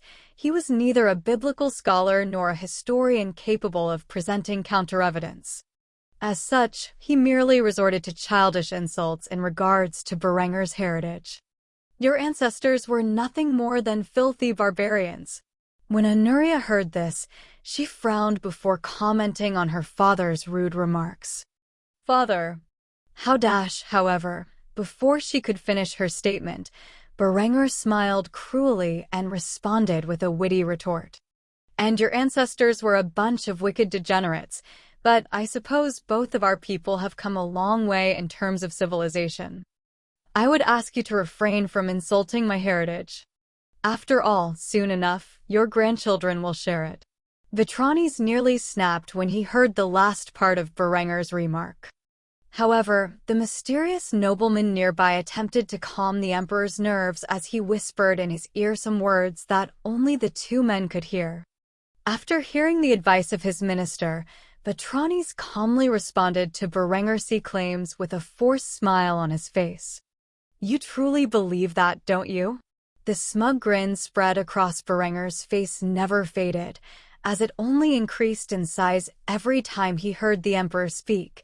This did not go unnoticed by his guests, and it only acted as a means to stoke the fire in Vetranes' heart. Berenger did not respond to this question, at least not verbally. He merely nodded his head in silence, knowing that such an action would further provoke the emperor. His assumptions proved correct as Vetranes practically had steam coming out of his ears as he continued to press Berenger on his claims. Tell me, King Berenger, why are you so positive that I will agree to allow you to marry my daughter? In response to this, Berenger raised 4 of his fingers before calmly responding to the emperor's question. There are 4 reasons why I know for a fact that you will wed your daughter to me. Firstly, now that your alliance with France has faltered due to Honoria's disappearance, you need a powerful ally to the west. I can provide a far more stable alliance than my pathetic neighbor to the west. Secondly, I have already taken your daughter's chastity, which means finding an alternative option for her to marry will be nigh impossible, especially when your other options hear that it is the mighty King Berenger who has taken the girl's first time. Thirdly, you do not have the power to compel me to give her up, and I am more than willing to wage war for her hand in marriage, but of course, that would be my last option, and I would greatly prefer a peacefully alternative. After saying this, silence prevailed in the room. The only sound that could be heard was the grinding of the emperor's teeth as he struggled to come to terms with Berenger's words. It was only after a few moments where the minister who had accompanied Vetranes spoke up on the matter. You mentioned 4 reasons for why the emperor will give in to your demands. What is the final one? In response to this, Berenger's smile finally disappeared as a grave expression appeared across his pristine face. As he did so, an oppressive aura filled the room as Berenger spoke with the authority of a tyrant. Lastly, you owe me a substantial debt, one that would be difficult to pay even with your newly acquired territory. I would be more than happy to forgive a sizable portion of that account in return for the princess's hand in marriage. You can consider it the bride price. When the minister heard this last remark, he knew that Berenger had negotiated his terms masterfully. The young monarch had started with 3 solid, albeit harsh justifications for why he would get his way, only to end with an option that greatly favored the other party. As such, the mysterious minister began to whisper his counsel into the emperor's ear. A marriage with Honoria greatly favored the minister's faction and was one of their most important goals. He could consider it the fortune of heaven for himself being picked to accompany the emperor on this journey to Kufstein. As such, he did everything he could to convince the emperor to accept Berenger's terms, especially since Berenger was using debt-trap diplomacy to seal the deal. The emperor and his minister conversed in hushed tones for several minutes until they finally returned to the negotiating table, where Berenger and Honoria sat in silence. The emperor made one final demand before ending the negotiations. It would appear that you have made a convincing argument. My minister seems to support your decision. However, I have a single point of contention that I think needs to be addressed. My daughter is an imperial princess, while your other brides-to-be are far lower ranked in the noble hierarchy. Make my daughter your first wife and the lawful queen of Austria, and I will accept your demands. The emperor saw this as a reasonable request and did not expect Berenger to refuse. However, as Berenger had stated, he held all the cards in this negotiation, and he would not relent on the issue. I refuse. Honoria will be my 3rd wife, and that is final. Vetranis nearly jumped out of his seat as he heard such a brash remark. However, he looked over at his minister's gaze before gritting his teeth and asking politely why Berenger would refuse such a demand. Why? It is a perfectly reasonable request. Berenger merely chuckled as he allowed Honoria to speak for the first time in the negotiation. Ask your daughter how she feels about ruling as the primary queen of Austria. When Vetranis looked over at Honoria, he was surprised to see she was completely unfazed by Berenger's remarks. As such, Honoria expressed her desires to her father openly and clearly. I have no intention to rule as the High Queen beside Berenger. It is a task I am not suited to. Adela is a far better candidate for such a position. Berenger has given me the freedom to live my life as I see fit, and the affairs of the court are dreadful, to say the least. Before Vetranis could respond, Berenger opted to inform Vetranis of the format he had decided to make for his polygamous structure. Your daughter will have the official title of queen, which means she is a secondary wife. There will only be one High Queen of Austria who rules by my side, and that is my fiancée Adela von Graz. In exchange for this, I offer a matrilineal marriage so that Honoria's children are members of your dynasty. An alliance will be established between our 2 realms, one that I am sure will last the test of time, and I am willing to absolve you and your empire of 75% of its debt. As for the payment of the remainder 25%, it can be negotiated at a later date. Web audio channel announcement. Thank you for listening. If you want to listen to the full series and hundreds of audiobooks similar to this, please join our Discord or join our Patreon on patreon.com/webaudio. The link will be in the description and also pinned in the comment section. Thank you. So what do you say? Do you agree to my terms? Vetranis asked Honoria one last question to his only daughter before coming to a decision. Is this really what you want, Honoria?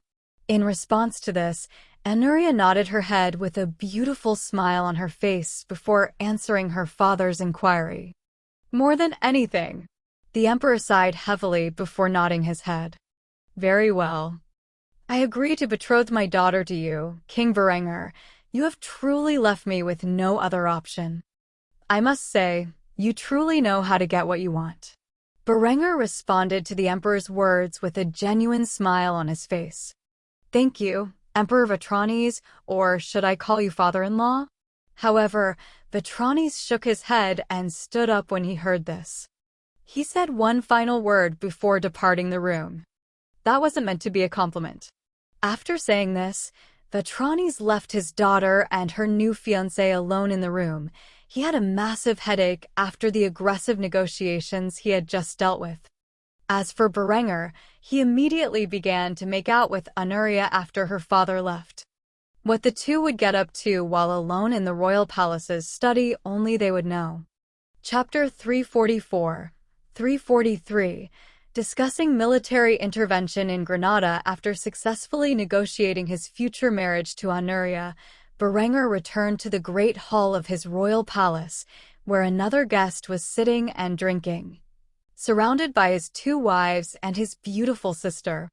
This guest was none other than Sultan Hassan al-Fadl.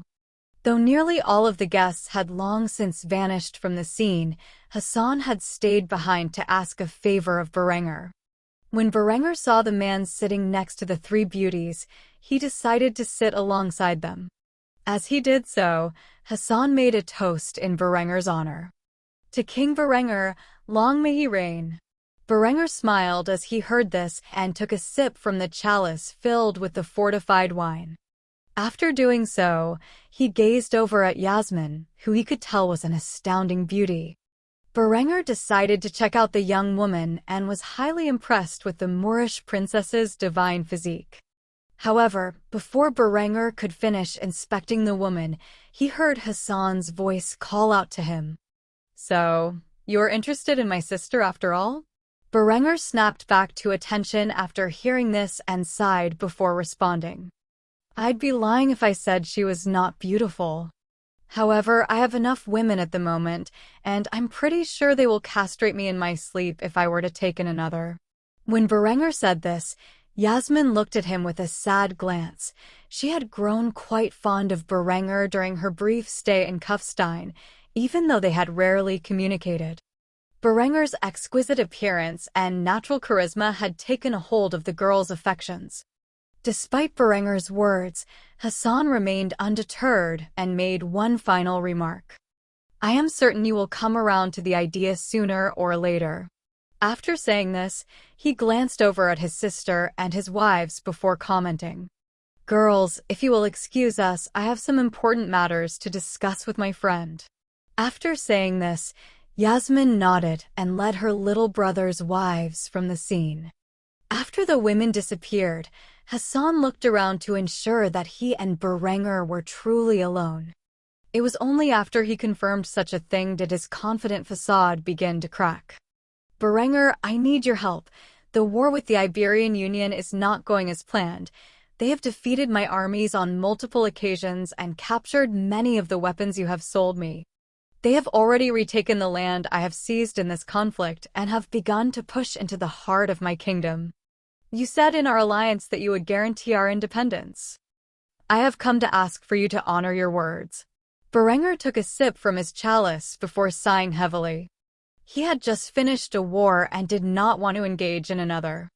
Though he did not desire to go to war so quickly after returning home, certain events were unavoidable. Thus Berenger began to hatch a plan, one where he could utilize General Arnulf to oversee the war effort in his stead. If things still did not turn out well, only then would he take up the mantle. With this in mind, Berenger tapped the armrest on the sofa thrice before responding to Hassan's remarks. How the hell did you manage to fuck up this badly? I gave you arms, training, and advisors, and you still could not lead your men to victory. Hassan had a downcast expression as he stared at the ground, too afraid to look Berenger in the eye. Noticing his ally's behavior, Berenger sighed once more before speaking up on the matter. I suppose I should not be too hard on you. As soon as Berenger said this, Hassan looked up at him with surprise on his face. However, Berenger ignored this and continued his train of thought. Truthfully, even with the advantages I have given you, I did not believe you would win this conflict by yourself. There are too many factors working against you. You are vastly outnumbered by your enemies and surrounded by the south. You lack the means to produce the arms and munitions that your army is equipped with and thus rely heavily on imports to sustain your military. You also lack the means to conscript a large number of forces without it adversely affecting your economy. I knew this day would come. I just did not expect it to be so soon. All right, I will send 10,000 men from my army to intervene on your behalf. However, I will need a few months to field them. We have just gotten out of our war for independence, and my army needs time to lick their wounds. I assume you can hold out for half a year. After all, it takes the Iberians a couple of months to successfully siege a single castle, let alone a city. If you can last 6 months, I promise you my armies will ensure your victory in this conflict. Who knows, we might even see a restoration of Al-Andalus. Hassan knew it would take some time for Berenger to deploy his forces, but he did not expect half a year. Nevertheless, the young sultan knew there was no chance of convincing Berenger to send his troops early. After all, the reputation of the Austrian king was one of overwhelming dominance. With this in mind, he sighed once more before responding to Berenger's remarks. Very well, I will hold the line until your forces can appear. I hope your army does not arrive too late. When Berenger heard this remark, he smiled and grasped a hold of Hassan's shoulder before comforting the man. Do not worry, my friend. By the time my forces arrive in Granada, not even an army of 100,000 men will be able to defeat our alliance. Hassan had little faith in Berenger's bold claims, but he knew that Berenger's army tended to annihilate any hostile force they came across. As such, he was not entirely without hope. Little did he know of Berenger's newest weapons, nor the weapons he planned to build during the allotted time frame. The age of industry would soon be upon Austria, and Berenger planned to upgrade his artillery within the next few months. The needle rifle itself was a massive advantage over his enemies, but Berenger needed rifled breechloaders. As such, Berenger planned to use the next 6 months to industrialize as much of his kingdom as he could while mass equipping his army with the new weapons and tactics needed to annihilate his enemies.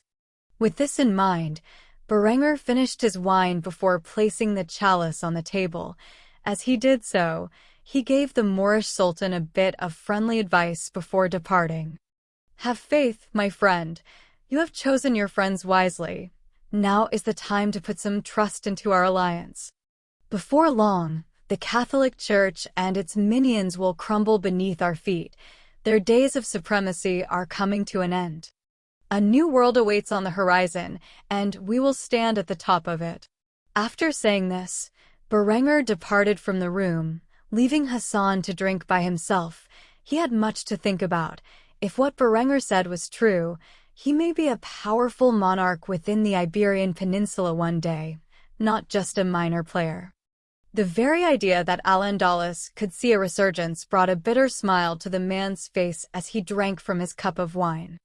After a while, his sister returned, where she began to inquire about the contents of his meeting with the King of Austria. She noticed the complicated expression on her brother's face and dragged his head into her mighty bust, where she proceeded to stroke Hassan's chocolate hair while comforting him. That bad, huh? Hassan continued to drink from his chalice before responding to his older sister. He wants us to hold on for 6 more months. After that, he will send an army to intervene on our behalf. I don't know if he wants us to be desperate and sink more money into his weapons trade, thus increasing our debt to him, or if he genuinely needs the 6 months to prepare his forces. Yasmin thought about the complexity of the topic for several moments before responding to her little brother. He just got out of a war for independence. His troops are likely weary of battle and need time to rest. He also needs to manufacture new munitions for his army. I heard about what he did to Florence. They say he bombarded the city for 2 months, launching hundreds of thousands of shells onto the town, leaving it entirely in ruin. I don't know about you, but that requires a lot of firepower. His artillery is probably drained of resources and needs to recover. He is only asking for 6 months to prepare for intervention into our conflict, which means he must be confident in his manufacturing capabilities. Have faith, brother. We will win this war. After hearing his sister's words of wisdom, Hassan thanked her before departing. He and his family were provided rooms within the royal palace during their stay in Kufstein. As such, he dusted himself off and returned to his room, where he began to sleep. Chapter 345, 344, Industry and Conspiracy days passed, and with it, all of Berenger's guests returned to their homes.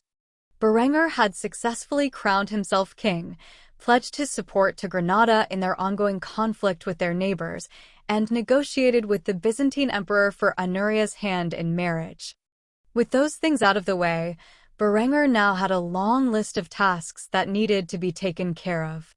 First and foremost, Berenger was required to prepare for his wedding with Adela. Now that he was home from war and she was of age, it was time for such a merry occasion. However, not much preparation was needed on Berenger's part, as he had already planned the wedding years in advance. As such, he left the remaining plans to Adela and her underlings.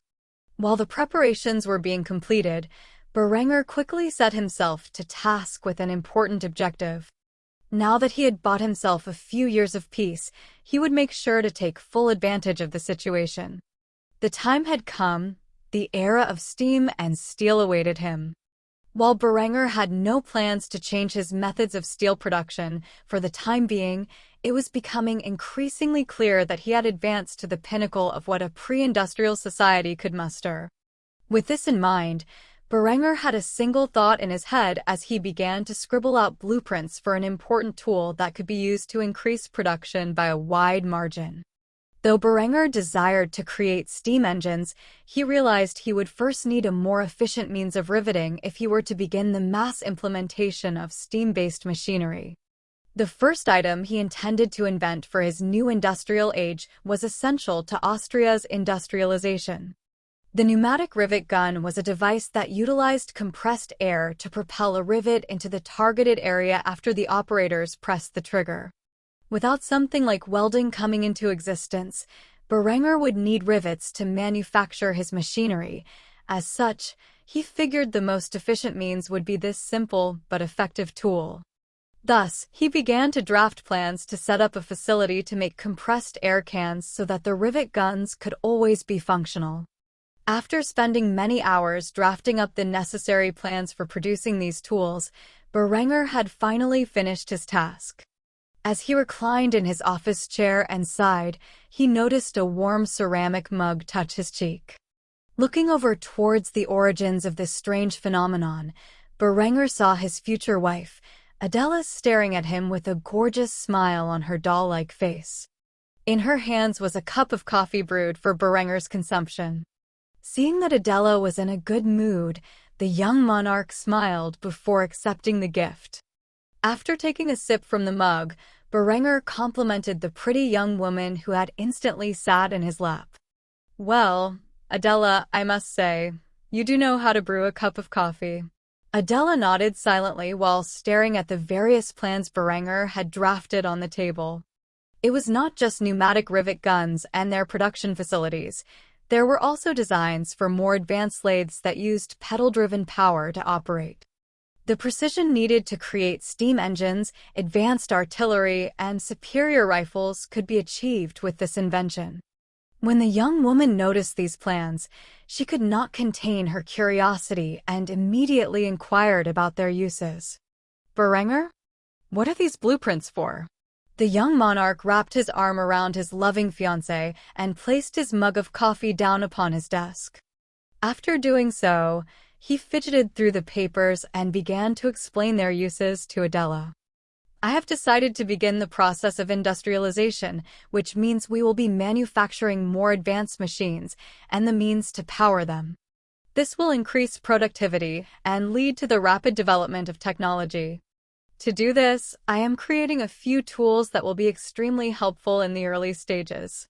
Though Adela did not have the faintest idea of how these tools functioned, the summary Berenger had given her was enough for her to understand their intended purpose.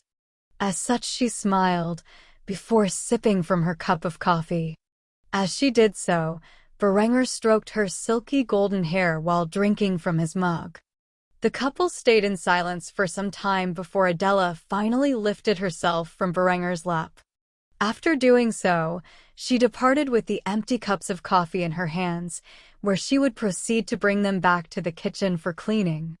As for Berenger, he decided that he had done enough work for the day and followed Adela out of his study with his plans in hand. After reaching a certain point in his palace, he noticed one of his servants and handed the man the papers with strict instructions. Bring these to Ludwig in the industrial district. He will know what to do with them. If he has any questions, he can visit the palace personally. After saying this, the servant bowed respectfully before disappearing from Berenger's sight. With the servant gone, Berenger entered the dining room, where he began to drink beer. As he sat in silence for some time, Linda approached him with a dossier in her hands. The information contained inside of it was classified intelligence that her field agents within France had received. After tossing the folder to Berenger, she sat down next to him with a sultry smile on her face. As she did so, she leaned towards Berenger and whispered in his ear. There's some important information about the Crown Prince of France in there. You might want to take a look. After saying that, Linda ordered a glass of wine for herself, where she began to drink while Berenger researched the document. His spies had retrieved some valuable intel. The illicit relationship between Prince Aubrey of France and his various lovers was contained within the dossier. When Berenger saw this, he immediately halted his attempt to drink his beer and placed it down on the counter. After doing so, he looked over at Linda, who was still smiling at him before asking the question on his mind. Is this confirmed? Linda did not respond vocally. Instead, she silently nodded her head. As she did so, Berenger flipped through the pages once more before a smile spread across his face. As he did so, a curious thought crossed his mind. So the Joan of Arc of this world is nothing more than a slutty twink, and the French prince at that? So much for a feminist icon. After thinking this, Berenger began to contemplate the best way to use this information. After all, a united France that lay upon his eventual western border was not something Berenger desired. As such, he instantly began to scheme a way to balkanize the region into smaller, weaker, independent duchies and kingdoms. When Linda saw the devious smile on her lover's lips, she immediately questioned him about his intentions. So tell me, what's the plan? You seem to have thought of something. When Berenger heard this, he handed the dossier back to Linda. As he did so, he took a sip from his beer. Only after he finished did he begin to speak about the conspiracy he had started to hatch within his mind. I think it is about time we get involved in France's little war. I want our agents to contact the French and English crowns, supply both sides with firearms and the munitions necessary to use them. As for the Duke of Burgundy, supply his uprising as well. With this, I will ensure that their war wages on for decades to come. In the end, there will no longer be a unified France sitting on my future borders.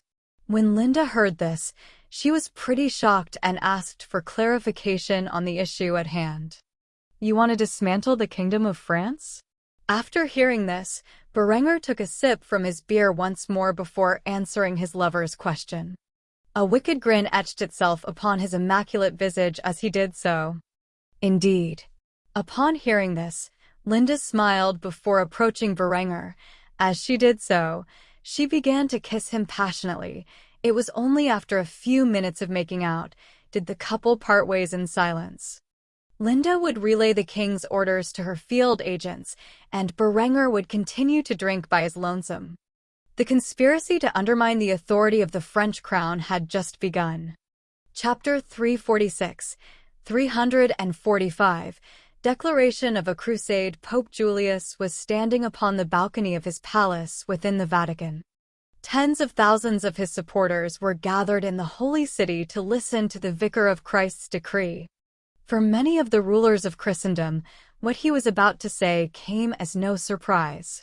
Yet to the common people, his words were shocking, to say the least. The Holy Father gazed at the massive crowd gathered before him as he uttered the words from his mouth. The speech he gave would not be expected of God's representative on earth. Instead, his tone was filled with vitriol and hatred. Berenger the Accursed. I am confident this is a name that every one of you gathered here today is familiar with. If I am the Vicar of Christ, then this man, the self-proclaimed King of Austria, is the avatar of Satan. Through vile sorcery, he has conjured technology that has been destructive not only to the warriors of Christ, but the citizens of Christendom. I am sure you are all familiar with the fate of Florence, for Berenger and his army of apostates have thoroughly destroyed the city. In the process, they mercilessly slaughtered everyone gathered within it by conjuring the fires of hell upon the faithful. This was no simple act of war, but a criminal act against all of God's children on this earth. Thus, in response to this crime against humanity, I hereby declare a crusade against the Kingdom of Austria and the Berenger heresy as a whole. I call upon every faithful Christian to take arms against this demonic scion and his heretical followers. For so long as Berenger the Accursed is allowed to remain in a position of power, the souls of every Christian are at the risk of damnation. God wills it. The moment the Pope said these words, the crowd of tens of thousands of Catholics began to chant the final words in unison. God wills it. God wills it. God wills it. The sight of which brought a wicked grin to Pope Julius' aging face. After witnessing the mob gathered before him, he knew that he would have an army capable of invading Austria within a few years.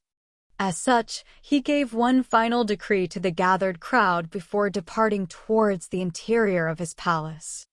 Go now and make your preparations. It will be some time before the armies of Christ are capable of waging war against the hellspawn that is the army of Austria, but make no mistake, we will muster the entire might of the Christian world against our foes. Having said this, Julius returned to the interior of his palace, where he was immediately confronted by a variety of cardinals who had watched his speech from inside. Among them was a man known for being against Julius' predecessor's harsh actions against Berenger. Your Holiness, declaring a crusade against King Berenger is unwise. You know as well as I that the Austrian army has seized the assets of the Medici Bank, and in doing so, left us destitute. We don't have the funds to build an army capable of such a thing. In response to this, Pope Julius spat on the ground before lecturing the cardinal for his remarks. King Berenger, is it? Funny, I don't remember placing a crown on the man's head. If I were you, I would be cautious about the words I choose, for legitimizing the avatar of Satan is in itself an act of heresy. When the cardinal heard this, his mouth dropped agape before questioning the Pope's sanity. You don't honestly believe the words from your speech, do you? Berenger can't possibly be the incarnation of Satan. I will admit he is a powerful adversary of the Church, but to think that he is some hellspawn is truly insanity.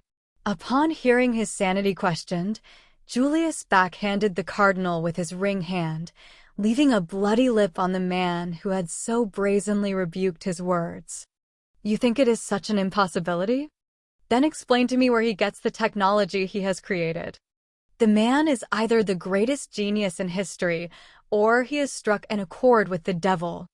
There is no other conceivable explanation. He is a lowly baron's son, and yet he has advanced Austria in agriculture, industry, weaponry, maritime technology, and every other metric I can think of beyond the scopes of what we know to be reality. The cardinal wiped his bloody lip and hung his head in silence. He had no retort to the Pope's words. Certainly, there was something strange about the man known as Berenger the Accursed. Despite his humble origins, he had single-handedly led Austria to be the most advanced kingdom on the planet. Berenger also seemed to be profoundly knowledgeable about scripture despite having no background with the clergy. He was so educated on the Word of God that it was enough to translate the entire Bible into German and distribute it across his realm. This had proven to be a great point of contention for the Catholic Church, as many of their traditions and teachings had no biblical basis. Ultimately, the cardinal switched the topic. It was clear that Julius was enraged by the outcome of the Austrian War of Independence. As such, the cardinal attempted to inquire about how the Pope intended to fund the crusade. "Your Holiness, with all due respect, you have called this crusade too early. We have lost our most essential financial supporters. Without the backing of the Medici Bank, it will take years to gather the funds to create an army capable of storming Austria. How do you even plan to do this?" Julius gazed at the cardinal with contempt. In his eyes, this man was not suited towards matters of the state. As such, the Pope outlined his plan perfectly so that even a simpleton could understand his reasoning. There are two reasons for calling this crusade, years in advance of the actual invasion. First and most importantly, it gives us a reason to sell indulgences to the people en masse.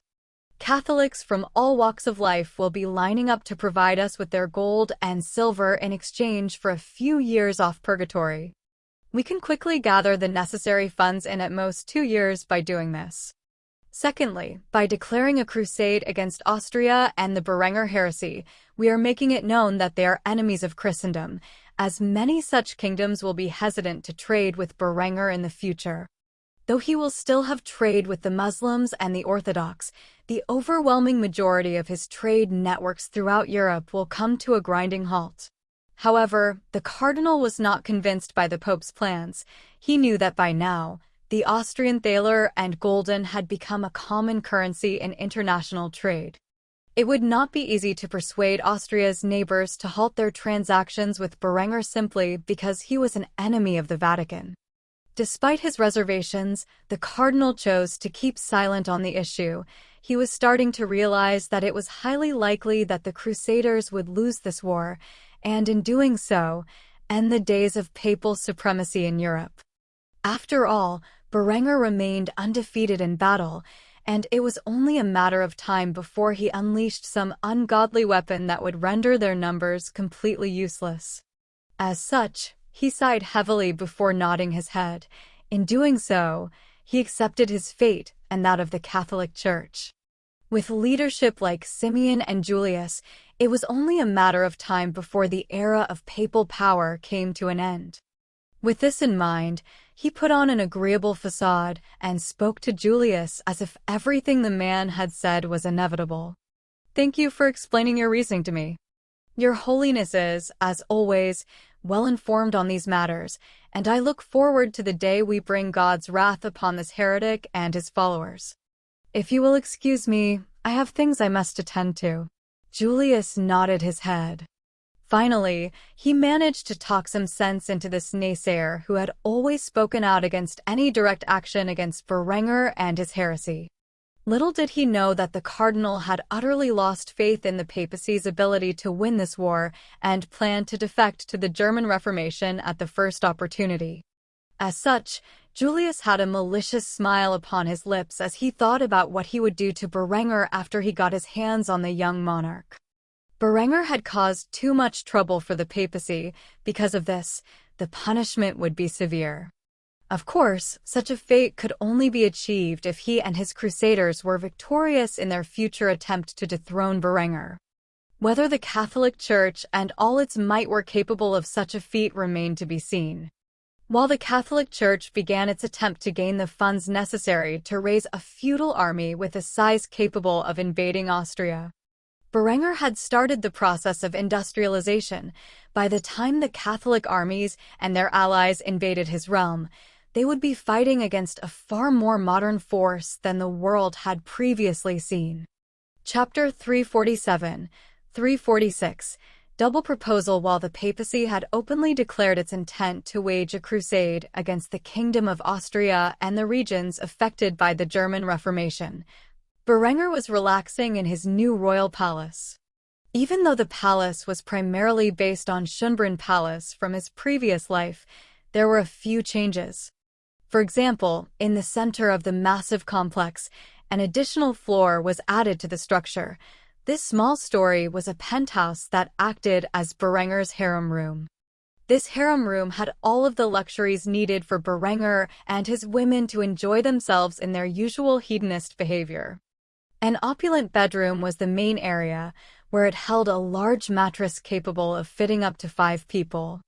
This mattress had a silk canopy to hide its inhabitants' amorous activities from the outside world.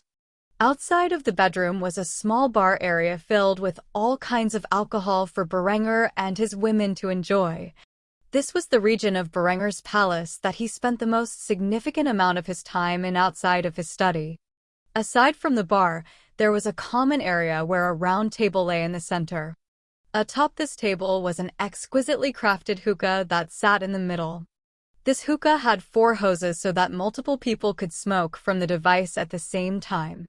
Berenger usually smoked a mix of herbal shisha and locally cultivated hash from the device after a long day's work to help him relax.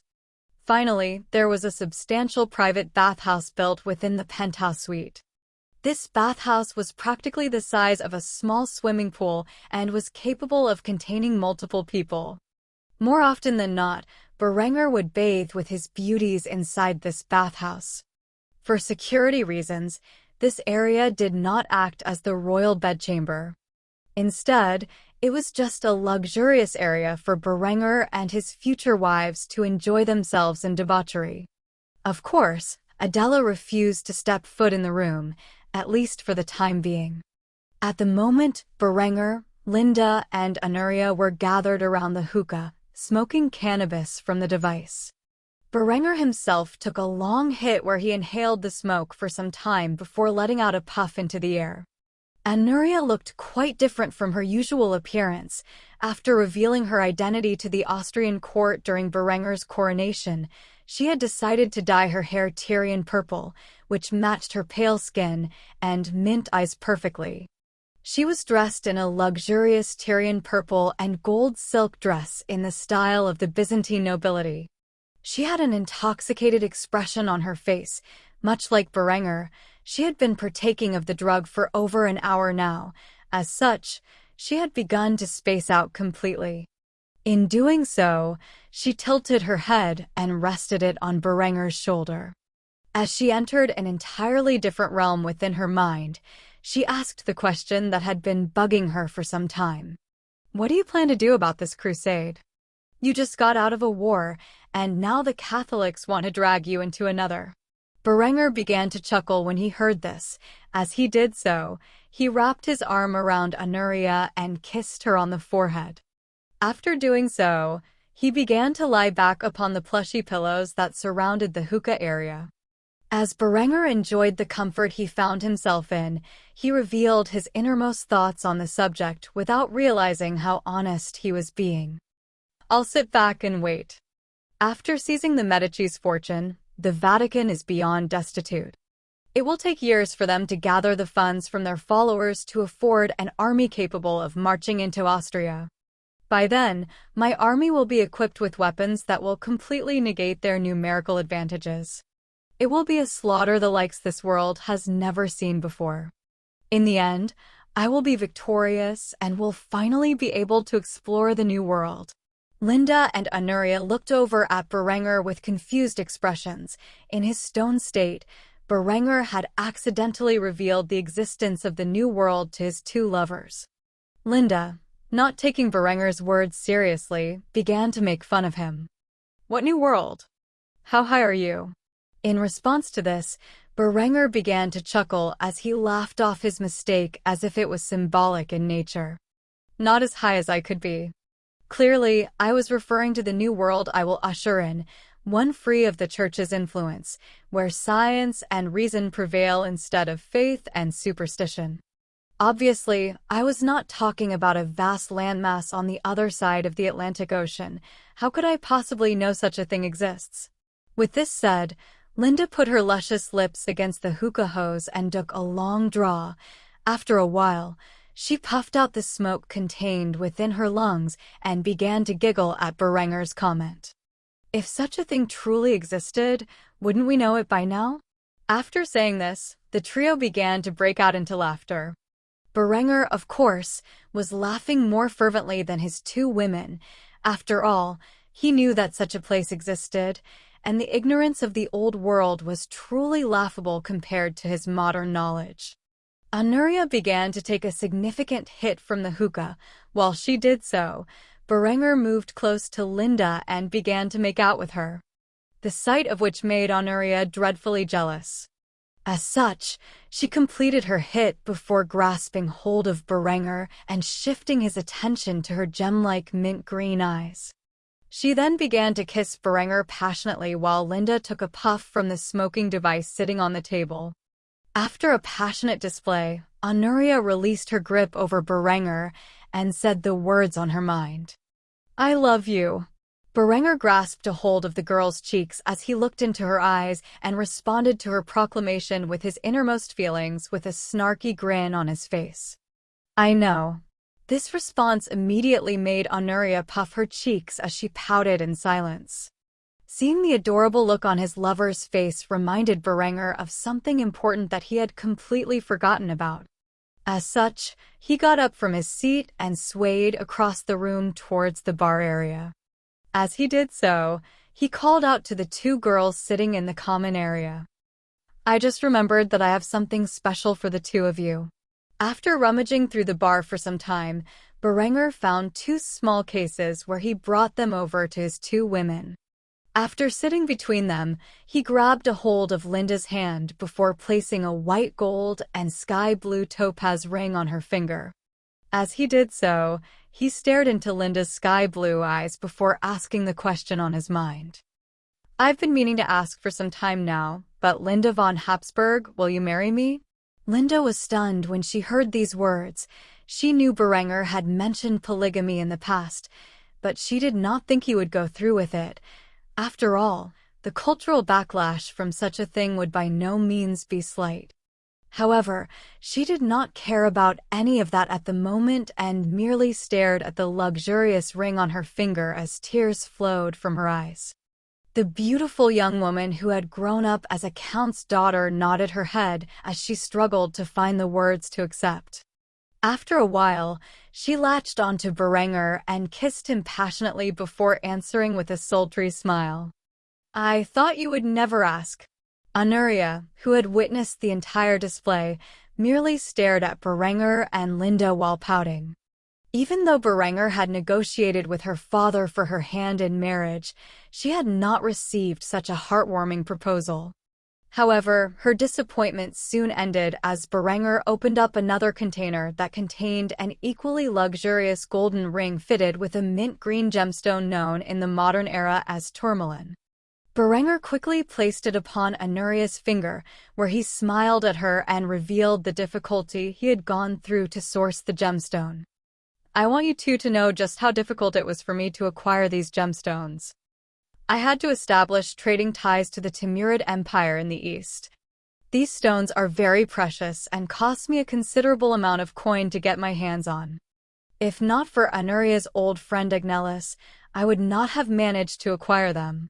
Having heard the lengths Berenger went to acquire the stones for their engagement rings, the two girls nearly broke out into tears as they grasped a hold of Berenger and began taking turns kissing him. After a while, Berenger and the girls began to strip off their clothes where they proceeded to enter the large canopy bed that existed within the penthouse. It did not take long for the trio to begin their amorous activities. They would spend the next 2 hours enjoying the warmth of each other's bodies. Berenger had successfully managed to propose to 2 women shortly before his marriage to Adela took place. While his enemies were beginning the many preparations necessary to invade Austria, Berenger was enjoying the moment of peace to the best of his abilities. Chapter 348, 347.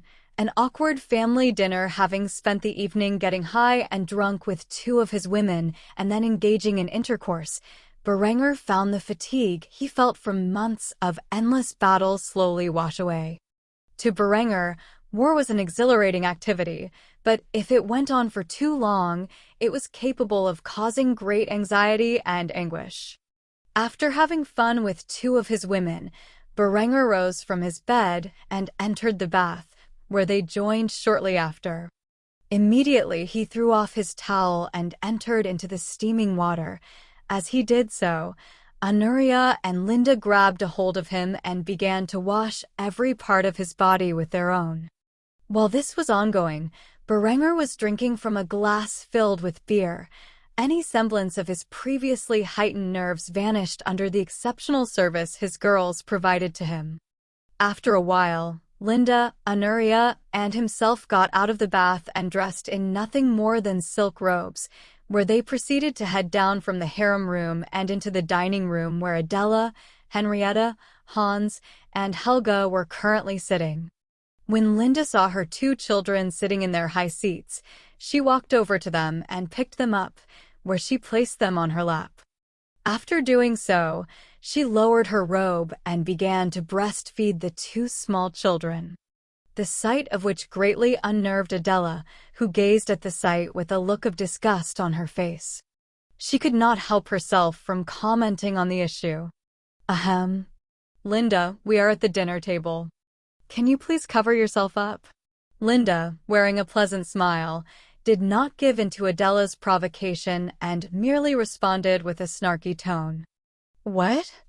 Can't I feed my babies? What would you suggest they eat? Berenger, who was sitting in between the two women, and their argument refused to comment on the situation at hand. Though Hans was already 3 years old, he was still breastfeeding, which Berenger thought to be unusual, but not entirely uncommon from his modern sensibilities. However, sooner or later, he would need to talk with Linda about weaning the kid and introducing cow milk into his diet. However, at the moment, he simply did not want to get involved in this conversation and, as such, began to shift his attention to his son, who was growing more by the day. After finishing his session with Linda, Hans was placed back into his seat by Berenger, where he began to dine on schnitzel and käsespätzle. As the boy happily dined on his meal, Berenger began to speak with his son. After all, it had been some time since he had a conversation with the little tyke. So, Hans, I understand you have already begun your elementary education, and at such a young age too. Truly, one day you will be an inspiration for the Austrian people. Are there any questions you might have that I might be able to help with? Upon hearing this, Hans looked up from his plate and at the multiple women surrounding Berenger before asking the question bothering him for some time now. Tell me the truth, father, am I a bastard? When Berenger heard this, he dropped his fork onto his plate, sending a clanging sound resounding throughout the dining hall. Everyone present at the table looked at Hans with shocked expressions. Being the birth mother of Hans, Linda had her maternal instincts kick into overdrive and was the first to inquire about the origin of Hans' question. Hans, where did you hear such a thing? The boy refused to look his mother in the eye as he admitted to how he had heard the term. I read about it in one of the books in a library. If a child is born to parents that are not married, then he is a bastard and is not able to inherit his father's position. Does that mean that despite being the firstborn, I won't be able to follow in father's footsteps? Linda looked at Hans with a gaze of overwhelming compassion. She felt terrible for Hans having such questions on his mind at his young age. After feeling bad for her son, she threw Adela a wicked glance while thinking to herself, if it weren't for this woman, my son would not have to think so lowly of himself. Berenger, on the other hand, drank from his skull chalice filled with beer before answering the question to the best of his ability. Due to his son's hyperintelligence, he was able to converse more generally with the child. However, he still left out specific information to avoid creating an awkward scene. Well, you see, my son, technically, you are a bastard as your mother, and I are not yet married. However, the book you are reading is old and outdated. The laws of succession are no longer as such. I have made it so the most competent of my children can take my position after my death. One day soon, I will marry your mother, and you will be a legitimate member of my dynasty. When that happens, you will be eligible to succeed in my throne if you meet the criteria as an efficient leader. Of course, if you desire such a thing, then you must work hard because I will have many children, and only the fittest to rule shall become king. When Hans heard this answer, he was further confused. He inquired further about the issue at hand with an innocent expression on his face. I thought you were going to marry Miss Adela? How are you also going to marry Mommy? Berenger could feel the leering gazes of all three of his women set upon him as he struggled to come up with an answer to satisfy them all. As for Henrietta, she was silently eating her meal, trying to avoid getting involved in her brother's affairs. In her eyes, he had made his bed and now had to lie in it. Adela was not precisely in the best of moods. She was entirely aware of the degree of hedonism that Berenger was engaging in with his two lovers upstairs for the past few hours. Though she disapproved of excessive drinking, drug use, and group sex, she also knew that Berenger had just come home from the horrors of war and needed a way to relax. Of course, the real issue bothering her was that Anuria and Linda were now wearing their engagement rings, a tradition that Berenger had started with herself. She felt it was wildly inappropriate for Berenger to propose to the two women before she was married. Thus Adela was staring at Berenger with a gaze filled with fury. However, she had forced herself to remain calm and wait for Berenger's explanation for such things. Now that her fiancé's son, who she also thought of as her own, broached such a question, she was more than curious to find out about the answer. Berenger, of course, shrugged off the vicious gazes he was getting from his girls and began to explain the complexity of his relationship with them to his young son. You see, Hans, in the days of our ancestors, it was not uncommon for men of great wealth and power to have multiple wives. Though with the introduction of Catholicism, we accepted many foreign practices. One of these changes was the law that men could only have one wife. It is my intention as King of Austria to bring back the ways of our forefathers. So you can think of Adela and Anuria as your other mommies. The expressions on the girls' faces differed. For Linda and Anuria, they were happy with the result, and as such, they gazed lovingly at Berenger. However, Adela reacted far more poorly. She was greatly displeased that Berenger had neglected to mention her position as the first wife. She was also upset that her children would have to compete with Hans to succeed their father in the future. As such, she glared intensely at Berenger with the fury of a woman scorned. While this silent battle between Berenger's harem was ongoing, Hans thought about his father's answer for a few moments before he blurted out the first thought that came to his mind. Does that mean I get to have milk from my other mommies too? When Adela heard this, she felt as if she had been struck by lightning and quickly flushed in embarrassment, looking away from Hans' innocently excited expression. Berenger, on the other hand, nearly choked on his food as he struggled to maintain his composure. Linda broke out in laughter. She had never even thought of the idea that her son would be as big as a playboy as his father until now.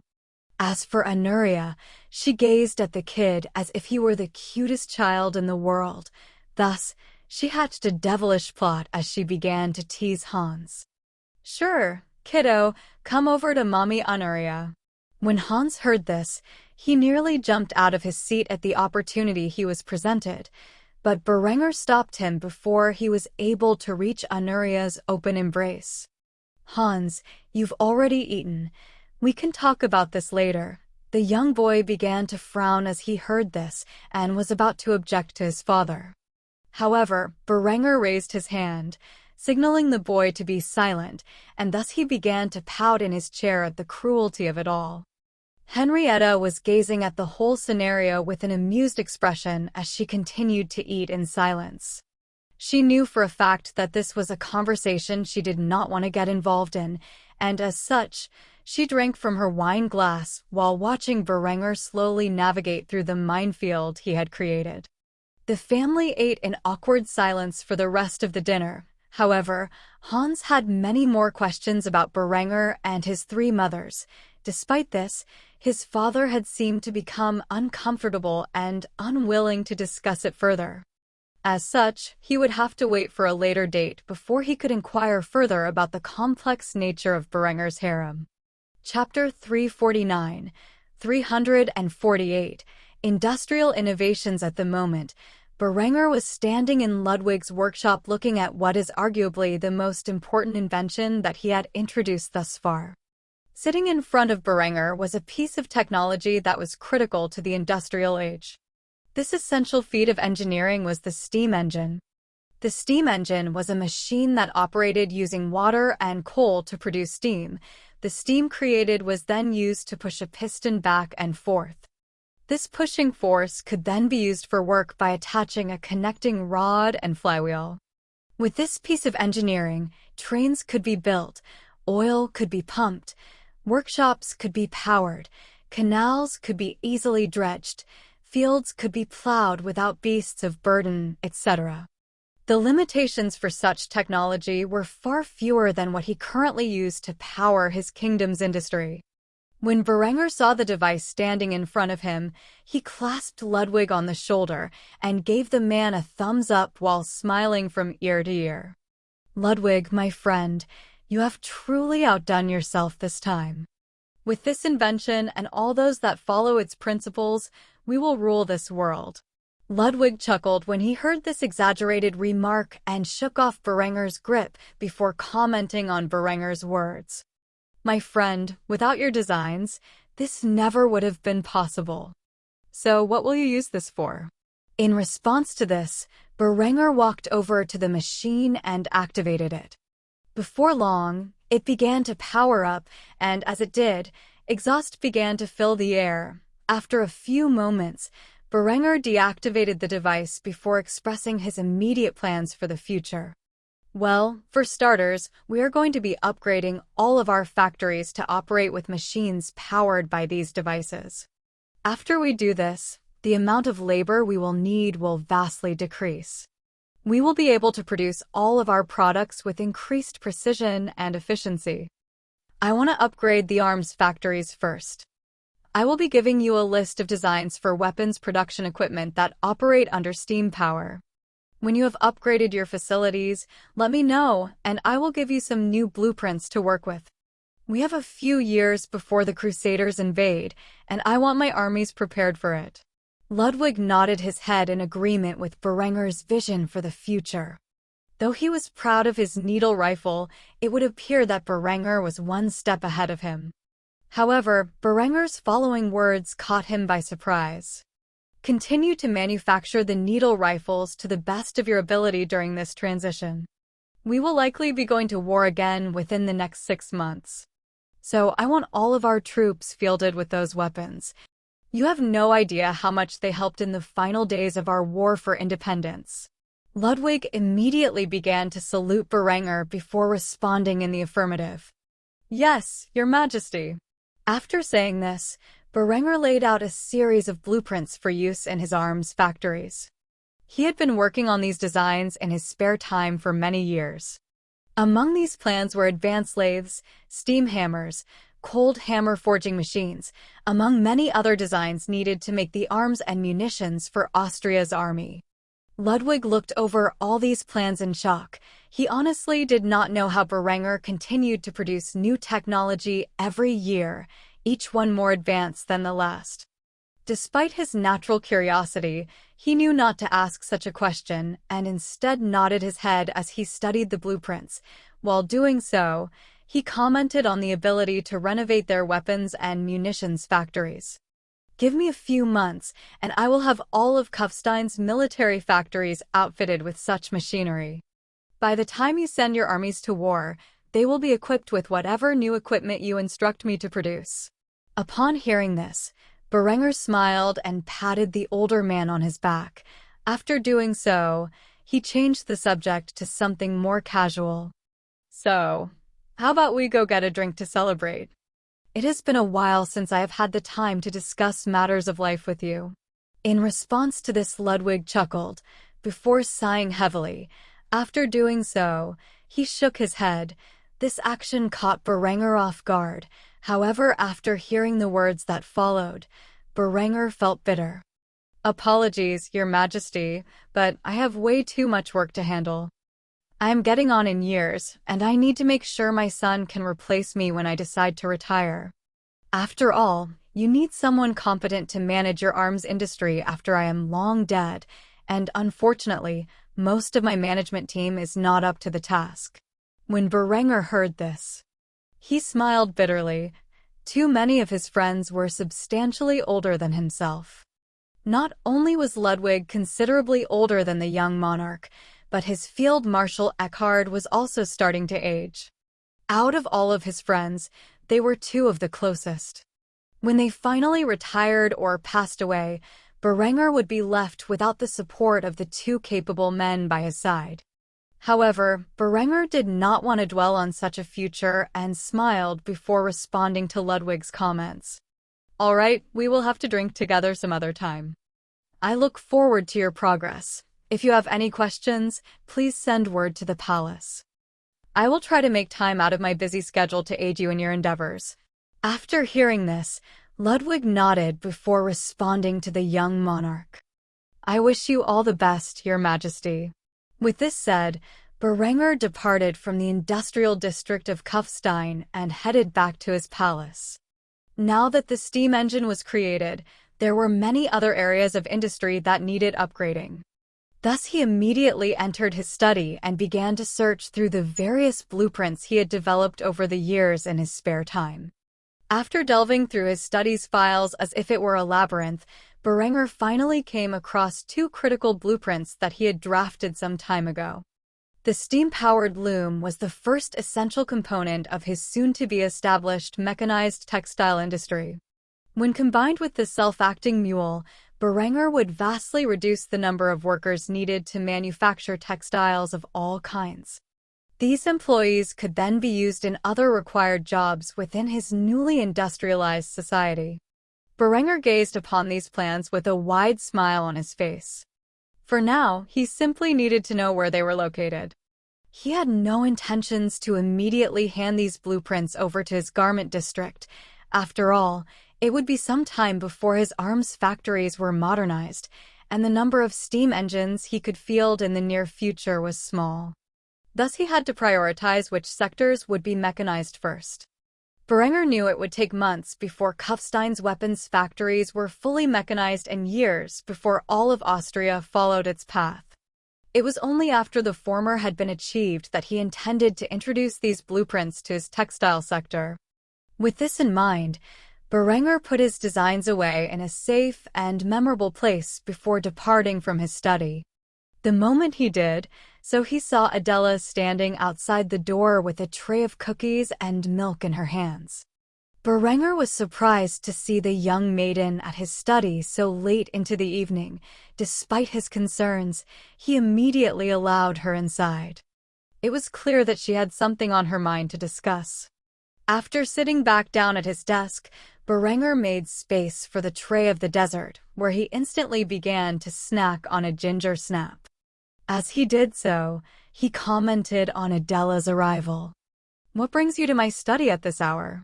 Adela sat down next to Berenger and stared him in the eyes before uttering the words, "We need to talk." Berenger swallowed the bit of cookie he had bitten into and drained it down with a gulp of milk before asking the question on his mind. "What about?" As Adela heard this, she instantly became fidgety as she played with her fingers.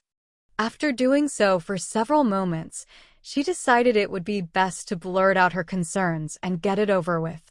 "Did you buy engagement rings for Linda and Honoria?" When Berenger heard this, he instantly became aware of what Adela was afraid of, and as such, grasped a hold of her dainty hands and looked into her deep sapphire eyes before nodding his head silently. After a few moments of silence, he began to explain his reasoning. "The truth is, during the night of my coronation, I negotiated my marriage to Honoria with her father. Seeing that she and I are now officially engaged, I thought it was inappropriate for her to walk around without a symbol of our union." Adela bit her lip ever so slightly as she heard this before nodding her head. She understood the reasons for doing so, though she wasn't happy about it. In her mind, the Byzantine emperor discovering Anuria's presence forced Berenger to negotiate for their engagement. However, she still had her doubts about the situation at hand, and as such, asked the second thought she had on her mind. "What about Linda? You gave her one too." In response to this, Berenger scratched the back of his neck and told Adela the truth of the matter behind his decision to do so. "Since I had decided that I was going to give Anuria a ring, I knew that I added to give Linda one as well. After all, she is my second wife and the mother of my children. It would break her heart if I only got Anuria an engagement ring." After saying this, Berenger grabbed a hold of Adela and shoved her into his embrace. While doing so, he stroked her golden hair gently before reassuring her of the position she held in his heart. "You don't need to worry so much, my little Adela. You will always be my main wife. In a matter of days, we will be married, and you will be the High Queen of Austria, and when we do, I promise to spend our entire wedding night with you alone. By the time I marry Linda and Anuria as my second and third wives, we will already be man and wife for several months." After hearing this, Adela began to smile. She liked the idea of lording this fact over her rivals' heads for a few months. As such, she wrapped her arms around Berenger's neck and began to kiss him passionately. It was only after several moments did Adela break apart from Berenger's loving embrace, where she spoke in a playful tone. "Okay. Since you said it, I am going to hold you to your words." Berenger smiled in response to his fiancée's determination before responding in an equally spirited tone. "I wouldn't have it any other way." After saying that, Adela picked up the tray she had arrived with and left Berenger by his lonesome. Though she wanted to spend the night with him, she had made a promise to herself that she would only do so after they had gotten married. Besides, she had gotten the reassurance that she had needed. Though Berenger had no way of knowing it, his words on this night would inspire Adela to take a more assertive approach to his other wives. As Berenger had said, Adela would be his primary wife, and she decided it was about time to act like it. Chapter 350, 349, Redesigning the Fashion of Austria. Berenger sat at his desk within his study. At the moment, he was drawing designs for a new era of fashion for his people. With his nation advancing into the industrial age, Berenger wanted an appropriate sense of style for not only his civilians and the nobility, but his military as well. The puffy and superfluous attire of the Renaissance, while aesthetically pleasing, was not nearly as functional as the designs he was hard at work at creating. Most importantly, he wanted a more modern attire for his upcoming wedding to his loving bride-to-be. With this in mind, Berenger chose the late Victorian and the Edwardian eras of fashion as a basis for his new clothing style. Thus, he was bringing a type of clothing and culture to Germany that was centuries more advanced than it currently had. Suits, ties, dress shirts, and shoes would become the norm within his society for men. At the same time, the women would wear far more modern dresses than what was currently available. As for the nobility, they would wear a clothing style similar to that of the European nobility from the 1870s to 1918. For the military uniforms, he had decided to base them off the uniforms used by the Prussians in the Franco-Prussian War of his previous life, with a few minor adjustments.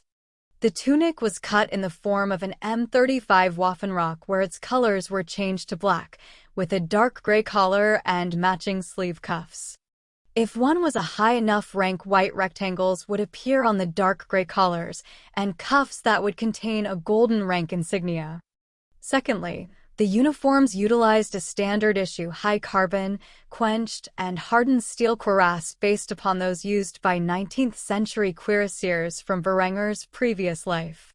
These cuirasses were also painted black with a superior lacquer. The only soldiers not issued these cuirasses were the ones in artillery or support roles. Seeing as how Berenger's new artillery he planned to create and implement once his industry had reached the capability had such an exceptional range that his enemies could never harm them, it was a waste of resources to equip them with such unnecessary protective gear. Thirdly, the Pickelhaube-style helmets that his soldiers would be wearing were made of high carbon-quenched and hardened steel, painted black, and had brass accents. On the front of the helmet beneath the brass spike was a brass, double-headed eagle. The material it was made of ensured superior protection of his soldiers' heads against the style of weapons they would be going up against. As for the Navy, they would be issued uniforms based upon those used by the Imperial German Navy in the years leading up to the Great War. The primary difference was that they would follow the same color scheme as the Royal Austrian Army. Now that he had established new military uniforms, Berenger began to create a series of medals and orders of merit for the men who served in his military to earn through exemplary means of service to the state, particularly in the field of combat. The first medal on his list would be the Iron Cross, a medal from his previous life, the German equivalent of the U.S. Medal of Honor. Berenger planned to establish several grades: the Second Class, the First Class, the Knight's Cross, the Grand Cross, and the Star of the Grand Cross.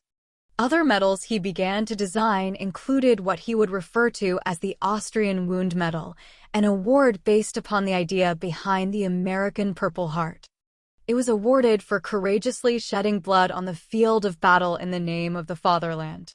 In other words, any member of the Austrian armed forces who were wounded or killed in combat would receive this medal. This medal was in the form of a golden medallion with Berenger's personage imprinted upon the center of it. The ribbon itself was rectangular and black, with multiple gold stripes that had white edges. He also intended to design two other awards that were similar in purpose, but awarded differently based upon whether one was a commissioned officer or an NCO/enlisted soldier. This would be the Austrian Military Merit Cross and the Austrian Military Merit Order. These awards would be awarded to soldiers who proved their bravery and merit in the field of battle. The Military Merit Cross was based upon the Prussian Military Merit Cross from Berenger's previous life. It was the highest award of bravery for non-commissioned officers and enlisted soldiers. It was also known as the Golden Military Merit Cross to distinguish it from the Military Honor Medal, which was an inferior medal awarded for bravery and valor. The order was based upon the Pour-Loup Mérite, more commonly known as the Blue Max, from Berenger's past life. In essence, it was the highest military honor awarded to commissioned officers within the Austrian Royal Military. As for the physical award, there were some differences from the Blue Max. For example, the ribbon was black with gold stripes. Instead of black with silver stripes at the top of the medal was a golden oak leaf with cross swords. Below that was the Maltese cross, which was white instead of blue, and it lacked the golden engraving of the words Pour-Loup Mérite upon it. In between the golden edges of the white Maltese cross were a series of golden double-headed eagles, rather than the single-headed ones on the Blue Max from his past life. Berenger also intended to establish a new chivalric order for his kingdom, based upon one that the Habsburgs had created in his previous life. This chivalric order would become known as the Order of St. George and would be awarded to outstanding soldiers who have proven their loyalty and valor on the field of battle. Other military honors were established based upon various achievements in battle or support roles. However, Berenger's criteria for being awarded these medals and orders were relatively strict compared to many of the awards from his previous life. It was considered a great honor to be awarded a medal rather than something given out for a particular chore fulfilled in the barracks, and only those who truly earned them would receive such a thing. After spending nearly half a day designing various clothing, uniforms, and accessories, Berenger dispatched the plans to his garment district and his armory to begin production as soon as possible. Before his wedding, Berenger wanted these clothing designs made for him and his bride.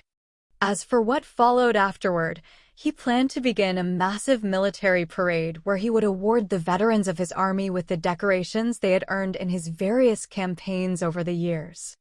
After completing this task, Berenger returned to his palace, where Linda immediately greeted him. Berenger walked over to his lover and hugged her, and she immediately began to kiss him passionately. After several moments, Berenger released himself from her grip, where he started to ask the question on his mind. "Where are the kids?" Linda had a sly smile on her face as she revealed what she had done. "I sent them to bed early." Berenger was astonished by this and immediately followed up with an interrogation. "Why? Did the boy do something?"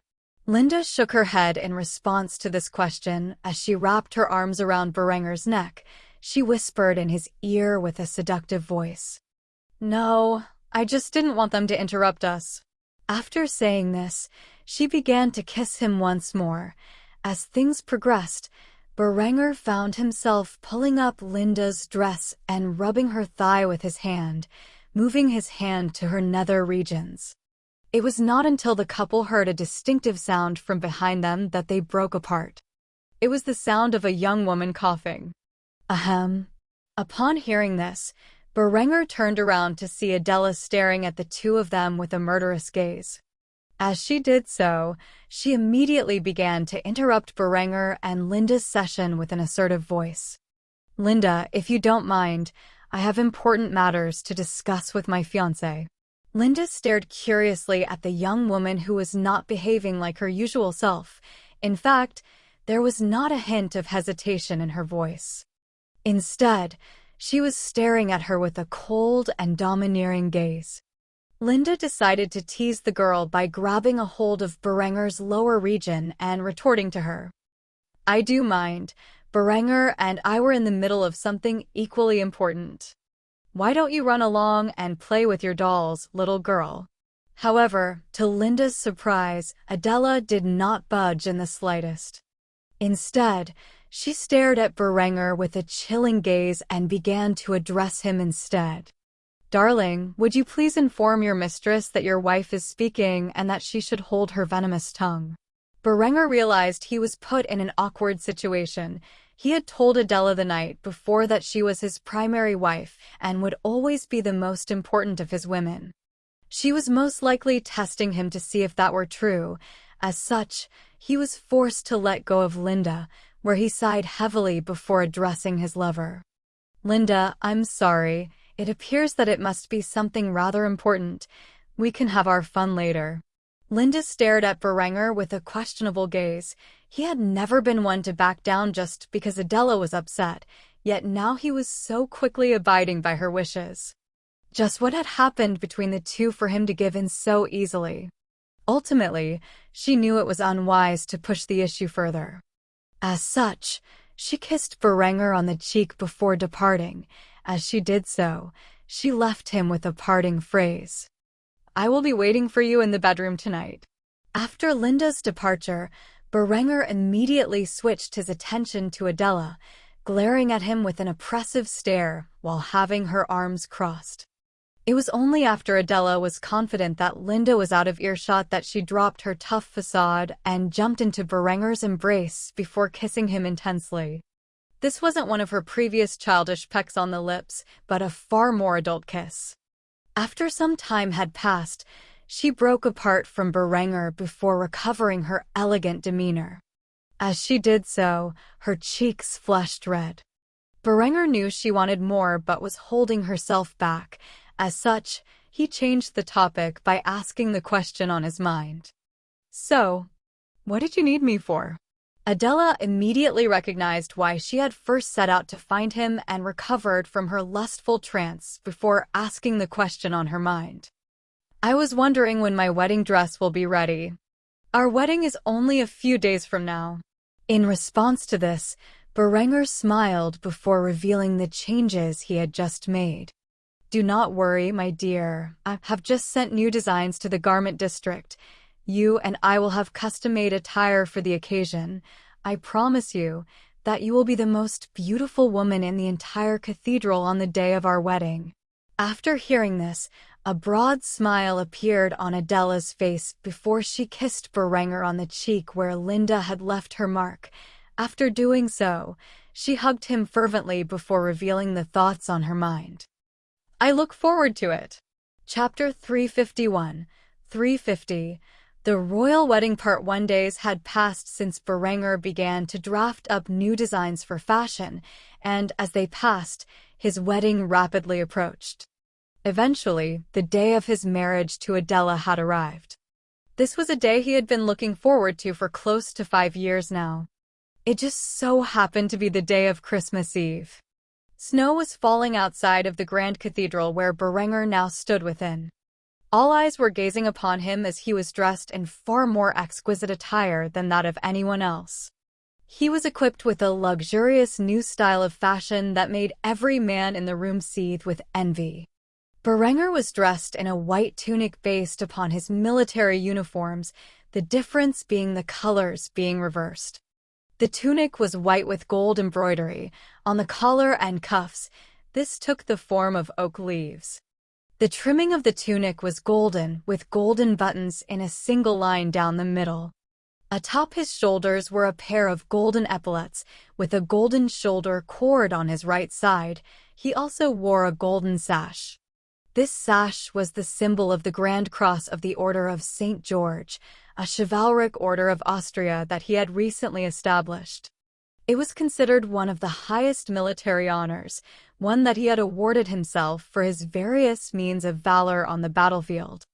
The sash had a medal tied to the end in the form of a white Maltese cross with golden edges. In the center of this cross was a black circle. In this circle was a golden symbol of St. George slaying the dragon from horseback.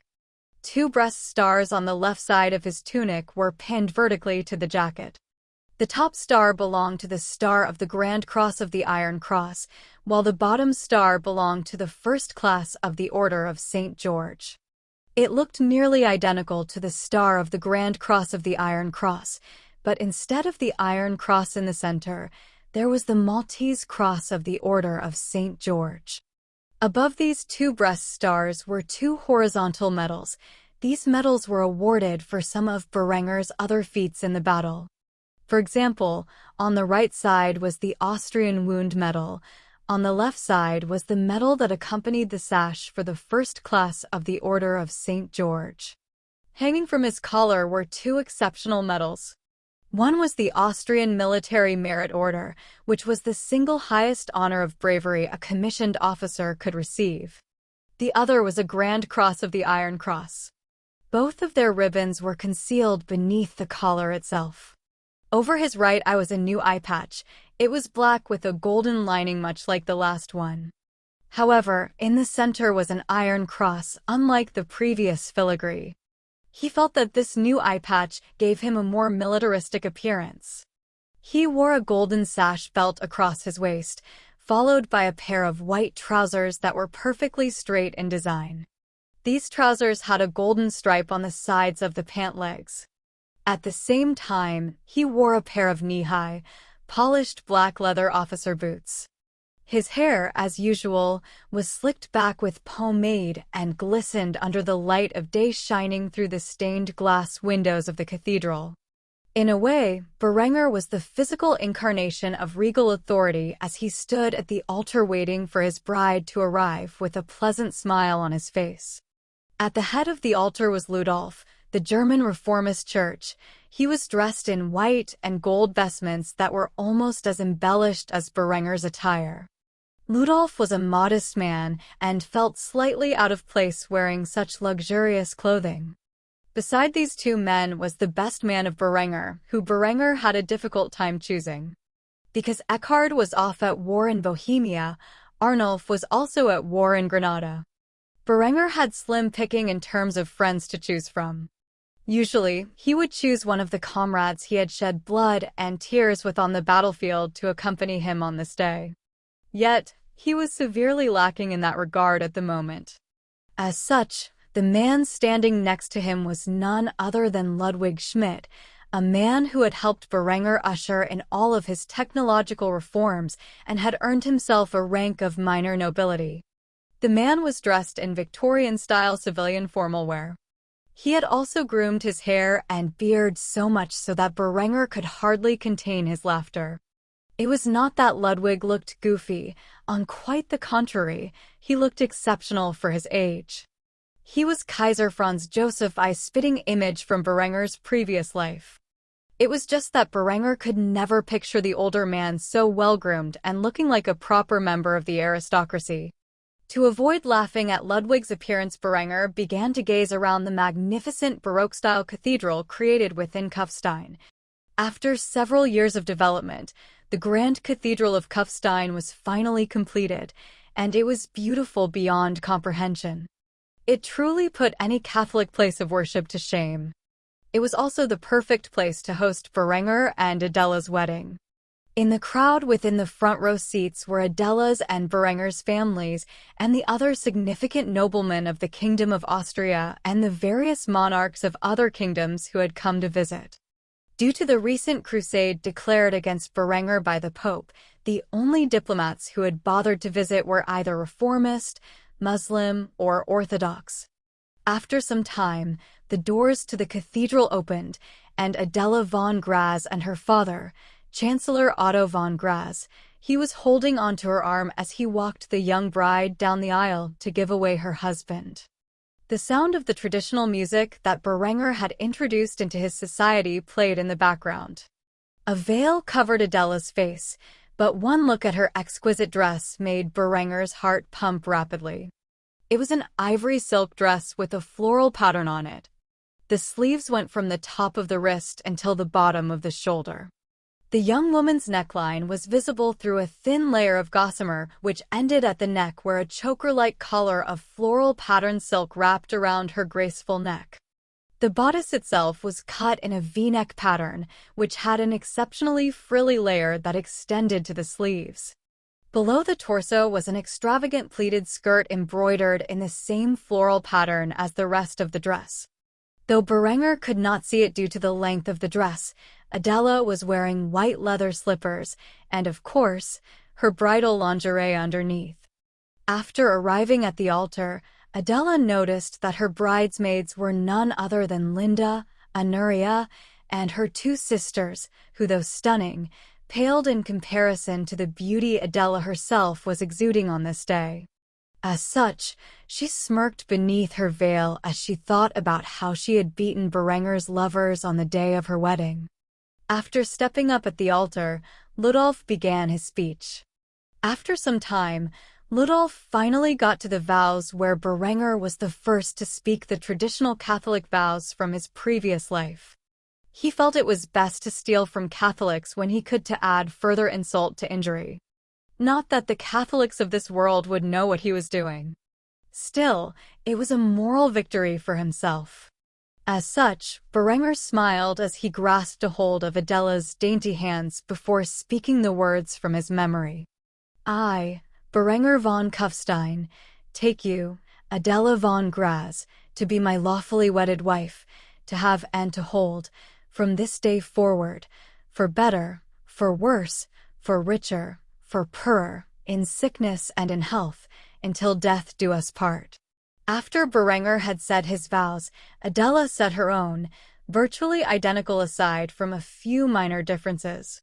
I, Adela von Graz, take you, Berenger von Kufstein, to be my lawfully wedded husband, to have and to hold, from this day forward, for better, for worse, for richer, for poorer, in sickness and in health, until death do us part. Having said this, Ludolf looked at Berenger with a smile on his face before saying the words that would seal Berenger and Adela in marriage for life. You may now kiss the bride. With this said, Berenger lifted Adela's veil and grabbed a hold of her before kissing her passionately.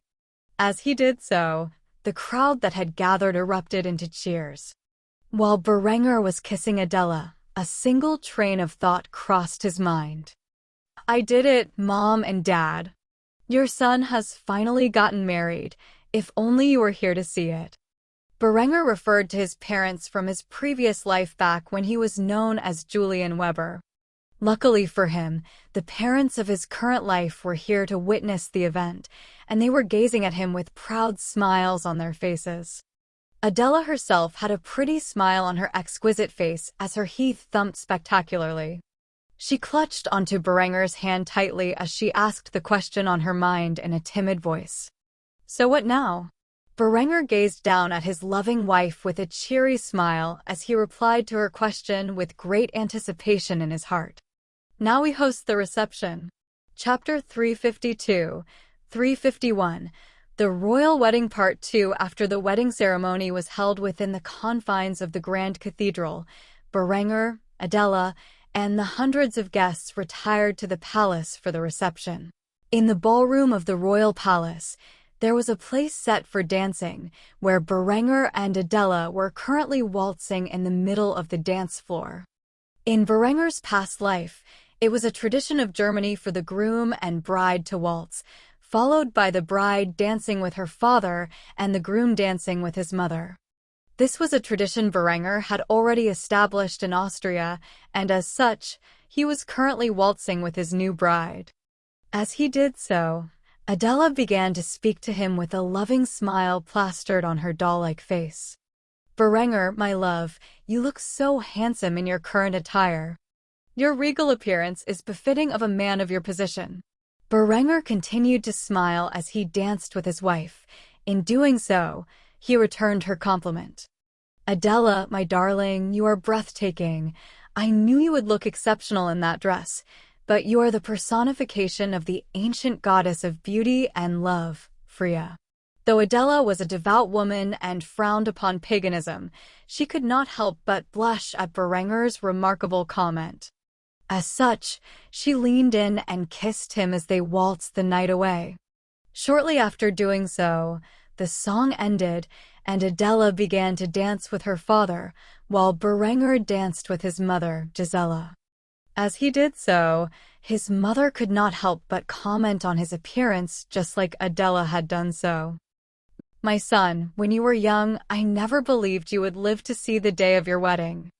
I must admit I am quite proud as your mother to say that you have grown to be an exceptionally handsome young man. If only your brother were here to see this." When Gisela said this, Berenger began to frown and look away from her sight.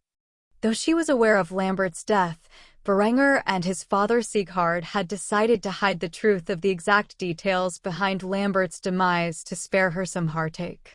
As such, Berenger had never revealed the truth behind his injury that served as a permanent reminder of his brother's betrayal. With this in mind, he began to switch the subject to something more lighthearted. "Mother, I thank you for all the support you have given me throughout these years. I know I haven't been the best son, but I assure you that I have done everything for the sake of our family and the Austrian people. If there is anything you need from me, feel free to let me know, and if it is within my power, I shall grant it to you."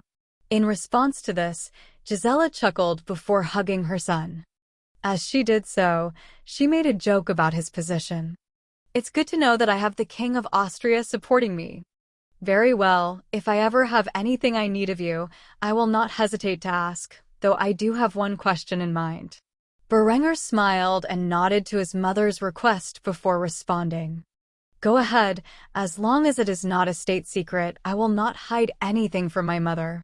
Seeing how the king had given her the permission she needed, Gisela began to ask the question that weighed heavy on her heart ever since she first arrived at the new royal palace.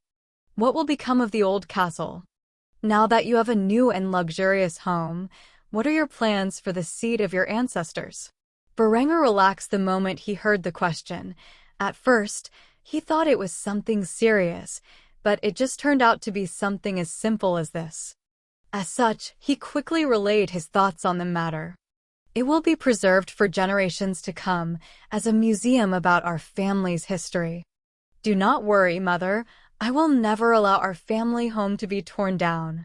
Upon hearing this, Gisela let out a sigh of relief. Knowing her son's rather industrious and pragmatic nature, she was afraid that he would have the castle removed in favor of some new project. It was good to know that Berenger still valued his roots, despite climbing far above the position of his ancestors. Shortly after this conversation, the dance concluded and Berenger reunited with Adela as they approached the dining table. As he did so, his father came to him before clasping his shoulder. The man did not age as severely as the last time Berenger had seen him. In fact, he seemed to be in exceptional health. He had even seemed to put on a few pounds of muscle. Sieghard had a proud smile on his face as he congratulated his son on the monumental occasion. "My son, to believe that you would live long enough to marry, it is truly the happiest day of my life. On top of that, you are now a king respected by your people and feared by your enemies.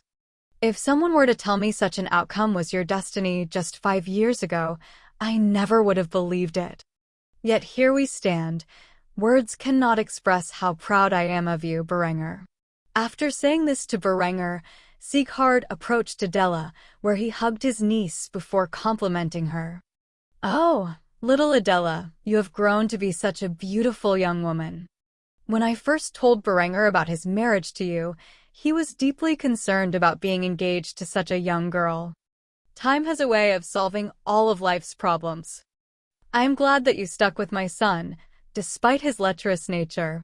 Adela put on a graceful smile as she curtsied before her uncle and father-in-law before expressing her thanks for his compliments. "Thank you, uncle.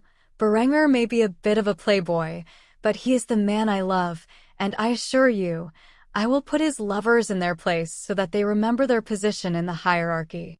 When Sieghard heard this, he began to chuckle as he gazed at his son and his lovely bride. As he did so, he expressed his approval. "You two are a great couple. All right, I will allow you to be. It is time to eat after all." As Sieghard had said, it was a time for celebration, and as such, a massive amount of food had been prepared. Growing up in a German family, Berenger had seen and learned how to make many dishes from the fatherland. He had also witnessed his cousin's weddings and was aware of what was traditionally served at a German wedding. With this in mind, Berenger had a variety of dishes served in the feast to the hundreds of people who had gathered in his dining hall to celebrate his marriage to Adela. The first course was a traditional German soup known as Hochzeitssuppe. It comprised beef shank, carrots, cauliflower, asparagus, spätzle noodles, and egg dumplings. Alongside the soup, a noodle dish known as Hochzeitsnudeln was served as part of the first course. This dish was of Prussian origin and had meatballs, capers, and cream sauce over whole egg-flavored noodles. The second course of the meal was Tafelspitz, which was tender beef boiled in vegetable sud. Berenger had it served with Kässpätzle and Leberknödel as side dishes. These two dishes were the German equivalent of mac and cheese and beef liver dumplings. All of these dishes were served with a combination of coffee and wine. As such, the festivities were quite exceptional. Berenger and Adela sat at the head of the table. This was natural as Berenger was the king of Austria, and now Adela was the queen. As such, they entertained their guests as they drank their wine and dined on the delicious food that had been prepared. Sitting on Adela's side were her parents and siblings, and by Berenger's side were his own family. Further down the table were Berenger's lovers and his children, as well as the foreign dignitaries and high-ranking Austrian noblemen, such as the Grand Duke of Switzerland, a position afforded to the previous Count of Cha, the man known as Rainer von Cha, who had previously sided with Berenger upon his army's invasion of the Swiss Confederation. Linda and Honoria were quite perturbed that they were forced to sit so far away from Berenger. Despite this, they behaved themselves as they did not want to invoke their lover's ire. As such, the meal at the reception continued relatively peacefully as the people present enjoyed the exceptional Austrian cuisine that Berenger had introduced to his realm from the memories of his previous life. For Berenger, the wedding reception was progressing smoothly. The guests all seemed to be enjoying themselves, and Adela seemed perfectly happy with the result. In his mind, it was indeed the perfect wedding. The meal had just begun, and with it, Berenger would be forced to entertain hundreds of his guests. Chapter 353, 352. The Royal Wedding Part 3. At the head of the dinner table, Berenger sat alongside Adela, a position that had until relatively recently been reserved for Linda. However, now that Berenger was married, it was appropriate for his wife to sit next to him and not his lover. Berenger and Adela were the primary attraction of the hundreds of dinner guests who had gathered to celebrate their marriage. Among his guests were his two most powerful allies, Emperor Vatranis Palaiologos of the Byzantine Empire and Sultan Hassan al-Fadl of the Emirate of Granada. These two men had been staying in Kufstein since Berenger's coronation ceremony, which was only a matter of weeks prior. Though Vatranis was unhappy that Berenger had married Adela before his daughter, his rage had settled down after witnessing the beautiful ceremony and dining on the exceptional cuisine. He was beginning to believe that Adela made a perfect queen for Berenger. Maybe it was because the couple was related by blood and shared many physical similarities, such as the golden blonde hair, the sapphire eyes, and the pale skin. Whatever it was, Vatranis greatly approved of Berenger and Adela's marriage. He was also astonished by the stature and luxury of the Grand Cathedral of Kufstein and the Austrian royal palace. With this in mind, the Emperor of the East began to compliment the Austrian king for what he had accomplished in such a short period. King Berenger, I must say that I am thoroughly impressed with the city of Kufstein and all that you have accomplished in under 5 years. I look forward to the future that you create here in Austria. Allow me to congratulate you on your wedding to your stunning young bride. If your children are half as exceptional as you, then I am certain your kingdom will flourish for generation. In response, Berenger lifted his glass chalice, which was filled with wine, and took a sip.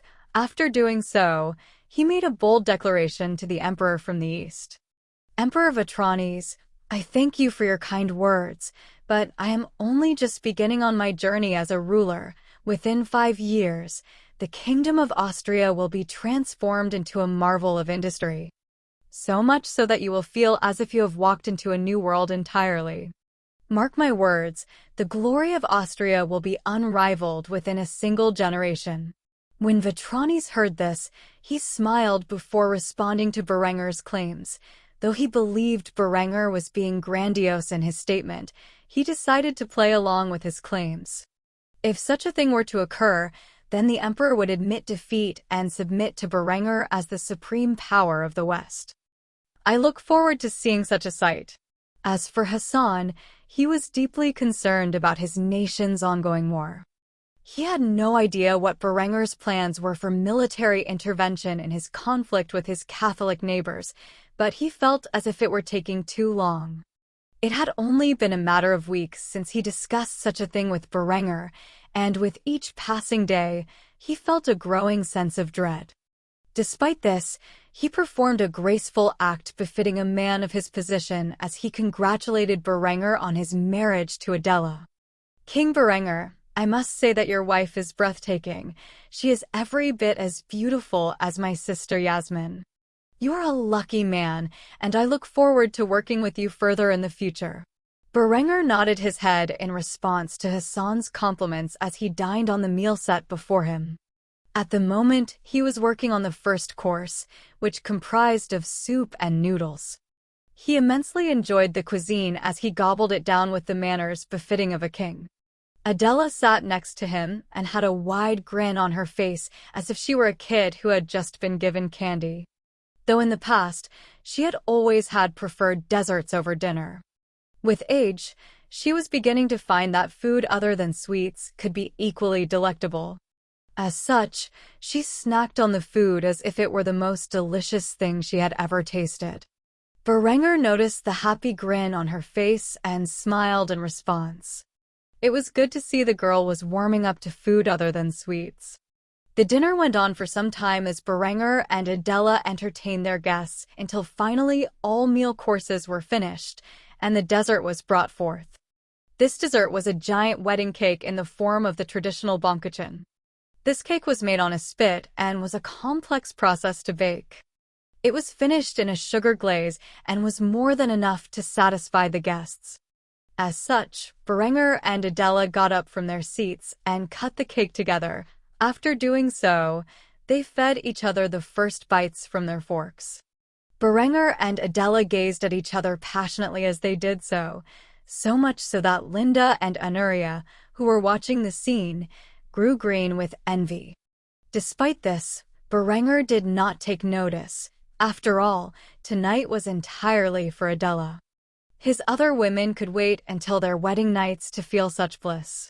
As for Berenger, he sat down in his seat with his slice, alongside his wife, as the rest of the cake was divided up and handed out to the guests.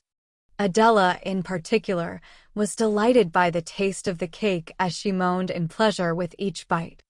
Though she was starting to enjoy food other than sweets, it would appear that her sweet tooth was not disappearing anytime soon.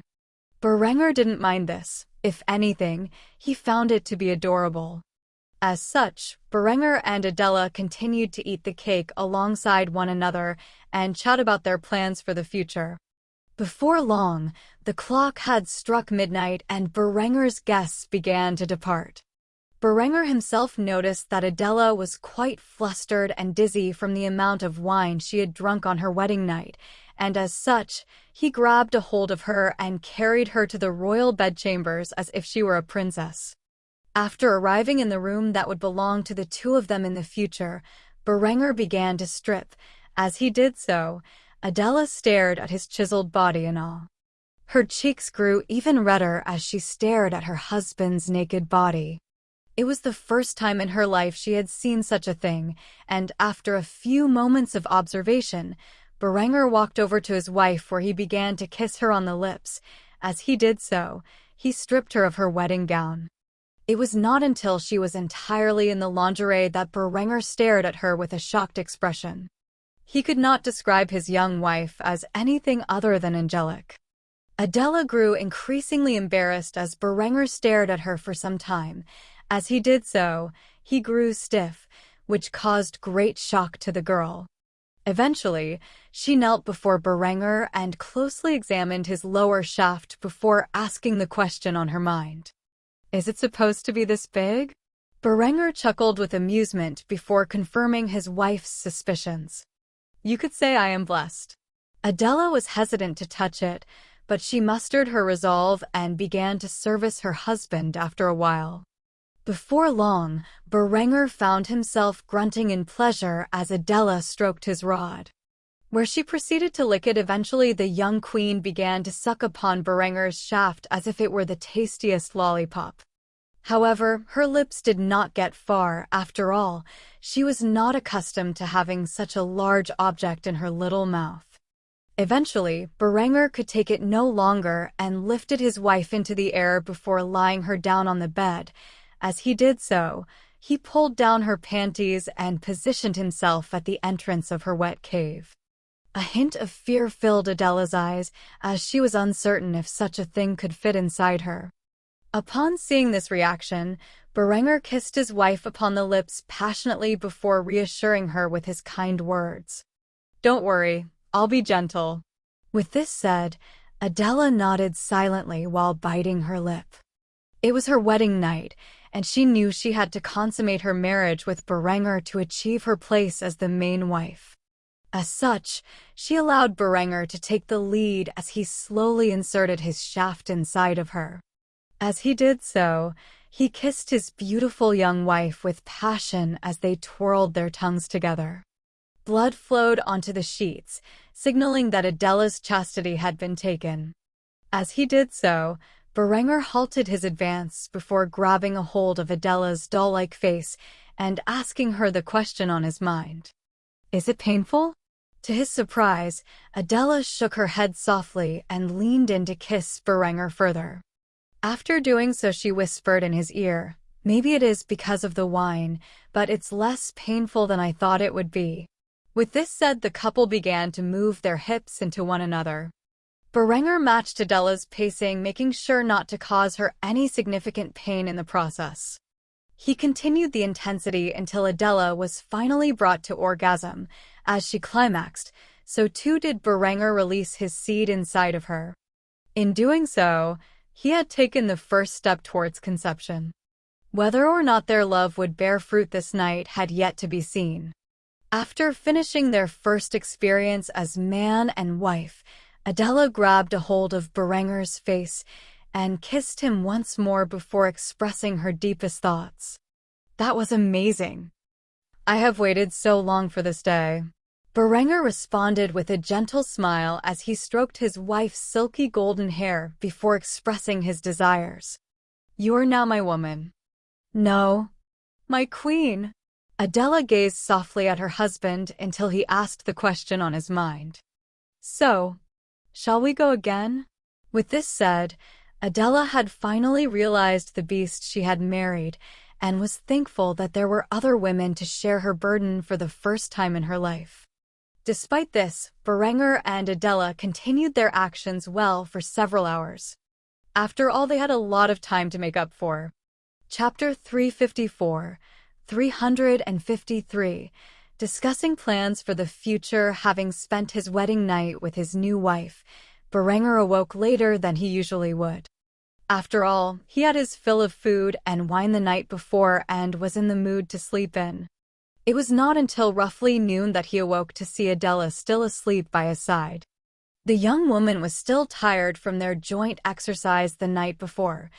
As such, Berenger kissed her on the forehead before rising from his bed and getting dressed. He decided to take the day off from his usual fitness regimen and instead approached the dining hall for his morning coffee and breakfast. As he sat down at the table, he saw Anuria and Linda sitting alongside Henrietta and Berenger's two children. It would appear that they had been waiting some time for his arrival. His two lovers immediately began to inquire about Berenger's night with Adela with wicked grins on their lips. Linda, who was gracefully sipping on a cup of coffee, was the first to speak about this issue. So, how's the little queen doing? I hope you weren't too rough with her. Berenger chuckled as he sat down at the table. Shortly after that, a mug of coffee was brought over, prepared in just the way he liked it. He began to speak about his previous night's conquest with a gaze of pride as he drank from the cup. It could not have gone better. She and I are very compatible. Maybe it is because we're related? Who knows? Anyway, you might have some competition going forward. After all, Adela is now my lawful wife, and though she may be inexperienced, she is a quick learner. An enviable expression formed on Linda's face as she lightly bit down upon her exquisite lips. The truth was that she did not sleep well the night before. It was the first time in a long time that Berenger was home and yet not sleeping by her side. One could say she was dreadfully uncomfortable. At this moment, a brilliant idea appeared in her head, and as such, a mocking smile appeared on Linda's lips as she began to tease her lover. That is fine by me. Anuria and I had a girls' night. It would appear you aren't needed to have a good time. Berenger gazed up from his coffee mug and into the eyes of Linda as he tried to determine whether or not she was telling the truth. Although he had said in the past that if he were gone and Linda ever felt horny, she and Anuria should entertain themselves, he had never actually expected them to do so. It wasn't until he looked at Anuria's confused expression that he knew Linda was bluffing. As such, a wicked smile appeared on his face as he called his lover's bluff.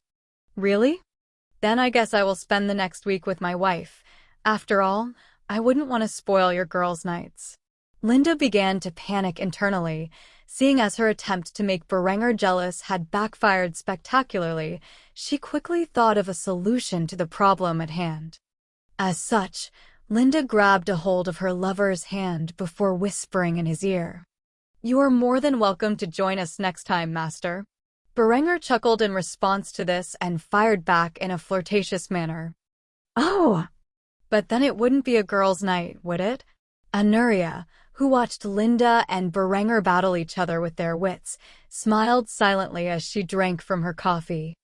After witnessing Linda's tortured expression, Anuria couldn't help but get involved in the affair and quickly began to side with Berenger on the matter.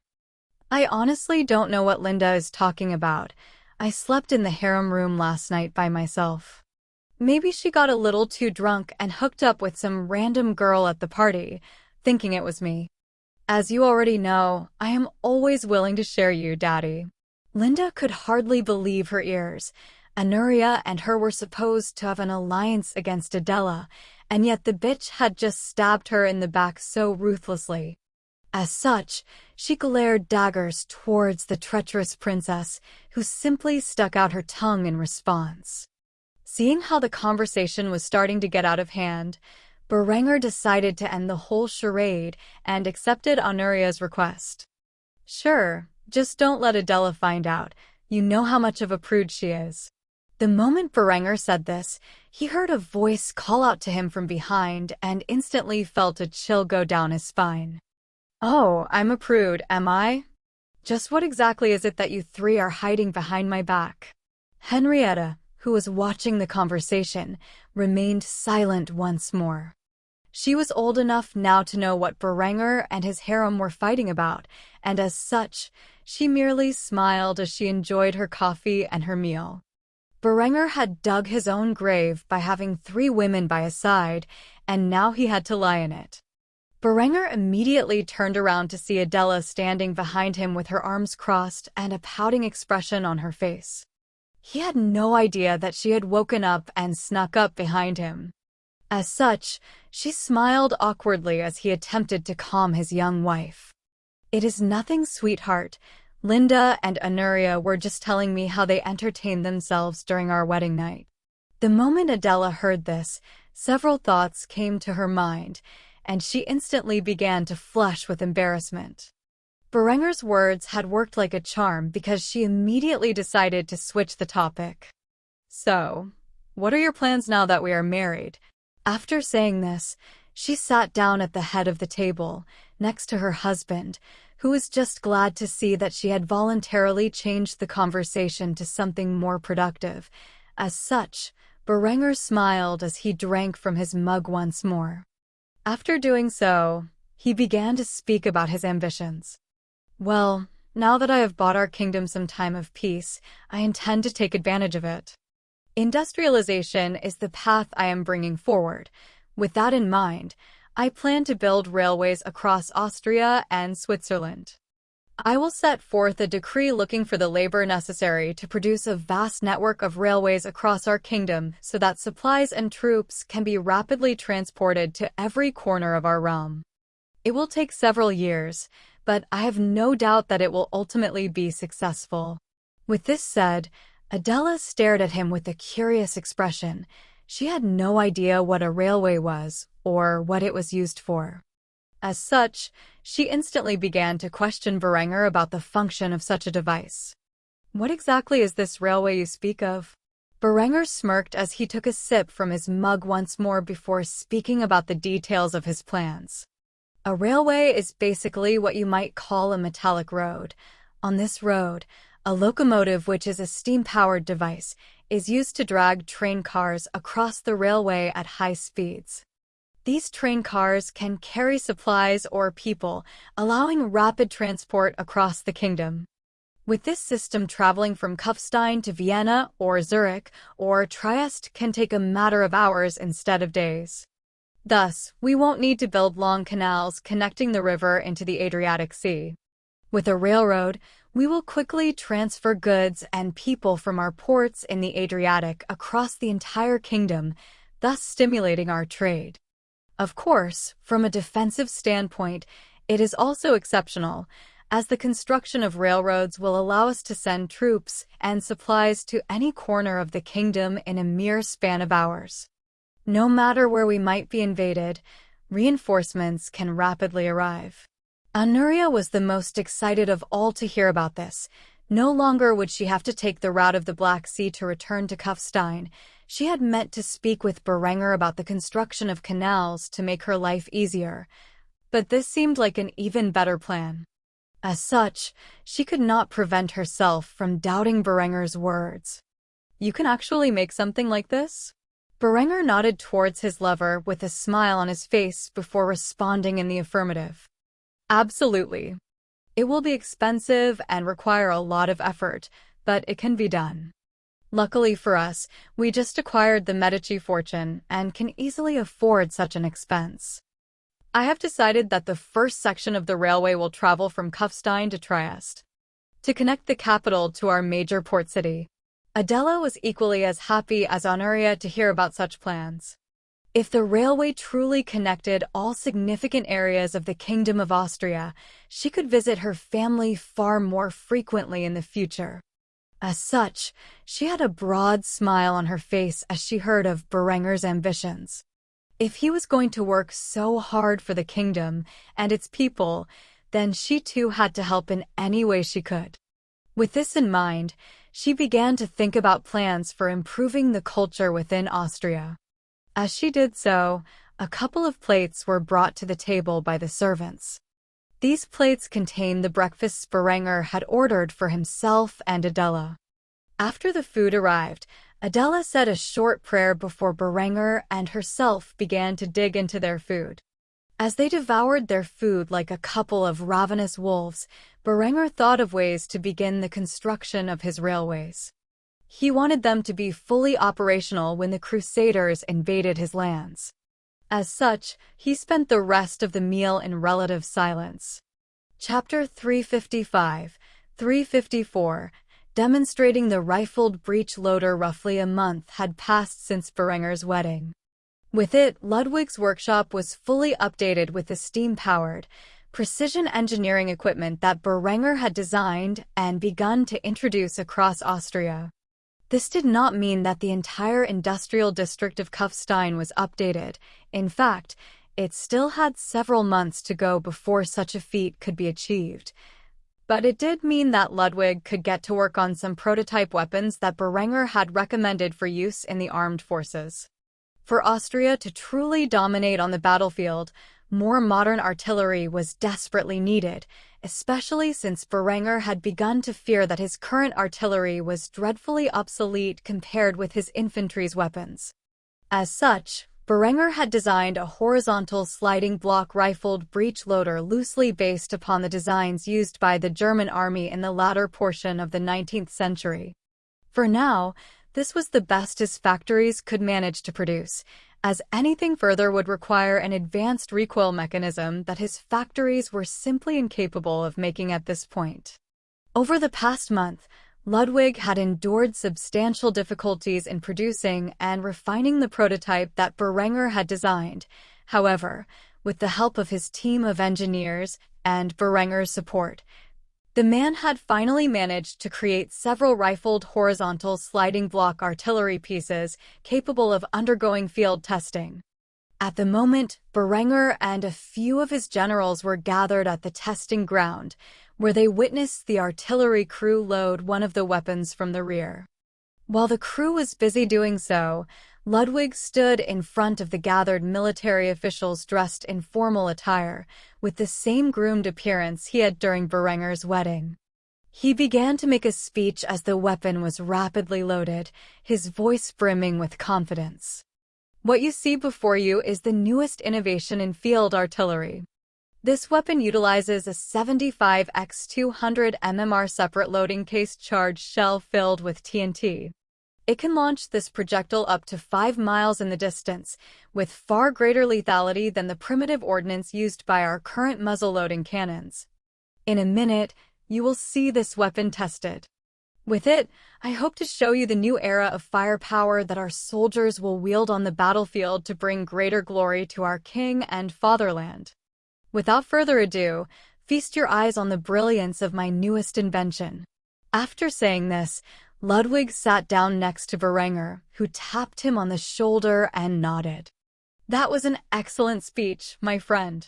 Ludwig smiled as he heard this before shifting his attention ahead to the weapon on display. He had gone through exceptional lengths to ensure these weapons were correctly manufactured. Without the precision instruments that Berenger had introduced, he would never have been able to create such a complex piece of engineering. After a few moments, the artillery team yelled their commands as they pulled the lanyard attached to the operating mechanism. The moment they did so, a roaring thunder filled the air as the projectile was launched into the distance. Approximately 5 miles out, the shell landed and exploded upon roughly 5 straw targets contained within sets of full plate armor. After the shell exploded, not a single salvageable piece of the armor or the dummies themselves remained. Berenger and his advisors gazed through their binoculars and witnessed the sight of the explosion. The moment the shell had impacted the targets, Berenger cried out in joy. Wonderful! However, the show had not finished there. The artillery crew immediately withdrew the spent casing before loading a separate shell. After doing so, they fired the shell, which landed only a few feet away from their last blast. Whatever had remained of the targets was unguiled in a fiery explosion. It did not end there. The artillery team repeated this process 8 more times, for a total of 10 shells fired in 1 minute from a single artillery piece. Such speed, power, and range completely shattered the general's expectations, as this one cannon had proven capable of outperforming an entire battery of their current-issued artillery. Though this was just a simple demonstration, Ludwig hoped to convince the generals of the army to immediately begin extensive field testing of the weapon. As such, he crossed his fingers as Berenger discussed with his generals about the testing and procurement of such weapons. Berenger approached his generals with his arms stretched out in excitement. As he did so, he spoke informally with the men under his command. "What did I tell you? It is an absolute game-changer. With these weapons, we can sell off our old artillery to our allies for a substantial sum, and if they have the nerve to bite the hand that feeds them, we can destroy their artillery with our own before they can even leave a scratch on our army. We have hundreds of the old Model 14, 17, 12-pounders lying around that would fetch a high price from our allies. What do you think? Should we begin rigorous field testing of these new weapons?" The generals could not get over their shock by just how effective a single artillery piece of this new design was. If they successfully replaced all 350 of their current artillery pieces with this new design, no alliance in the world could stop their advance. The very idea of their infantry being equipped entirely with needle rifles and their artillery fitted with the new rifled breechloaders filled the generals with excitement and ambition. With this in mind, not a single general declined the idea of immediately beginning field testing of the weapons. As such, they nodded their heads with eager smiles on their faces before complimenting Berenger and Ludwig for their efforts. "Your Majesty, as always, the weapons you and Lord Ludwig come up with are exceptional. I think I speak for everyone here when I say that we are excited to begin field testing of these magnificent weapons immediately." Berenger clasped his hands together with a broad smile on his face when he heard this and expressed his agreement. "Wonderful. Very well. I will allow the Department of Defense to begin the process of testing the weapons. If they prove suitable to field conditions, we will then place an order to begin replacing our obsolete muzzleloaders. Gentlemen, it is the dawn of a new era, and we are leading it." After saying this, Berenger turned his attention to Ludwig, where he approached his old friend with a smile on his face. "Come, Ludwig, let us go for a drink. I feel like celebrating the occasion and discussing some of my ideas with you." Ludwig did not deny the king's request, and as such, he followed him into the city of Kufstein, where the two men entered a local pub. The new fashion designs that Berenger had begun to implement hadn't entirely overtaken Kufstein yet.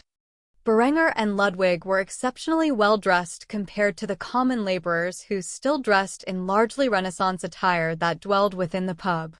Berenger was currently clad in his full military dress uniform, similar to his wedding attire, but in black, with a dark gray collar and sleeve cuffs that were filled with golden embroidery. Every other medal and order he had on his wedding uniform was the same on his military uniform. As such, he stuck out like a sore thumb when he entered the tavern. Despite this, not a single person in the room looked at him with a sign of greed or envy. When the king entered the pub, more than half of the men jumped up and saluted him. Many of these men had either served in the military or were currently serving in the military, and as such, were well accustomed to doing such a thing whenever they were in the king's presence. Berenger motioned for the men to be at ease before he sat down at the bar, where he ordered 2 fingers of whiskey for both himself and Ludwig, as well as a liter of beer to chase it down with. After doing so, he immediately began to discuss some of the arms developments he wanted to introduce in the upcoming years with Ludwig. So Ludwig, what do you think about metallic cartridges? The moment Ludwig heard Berenger say this, he was pretty shocked. As such, he lowered his voice before answering the king's question with one of his own. How did you know I have been working on metallic cartridges? Berenger merely chuckled as he heard this and downed the whole 2 fingers of whiskey in a single go. After doing so, he took a sip of his beer before speaking his thoughts. You came up with the needle rifle on your own.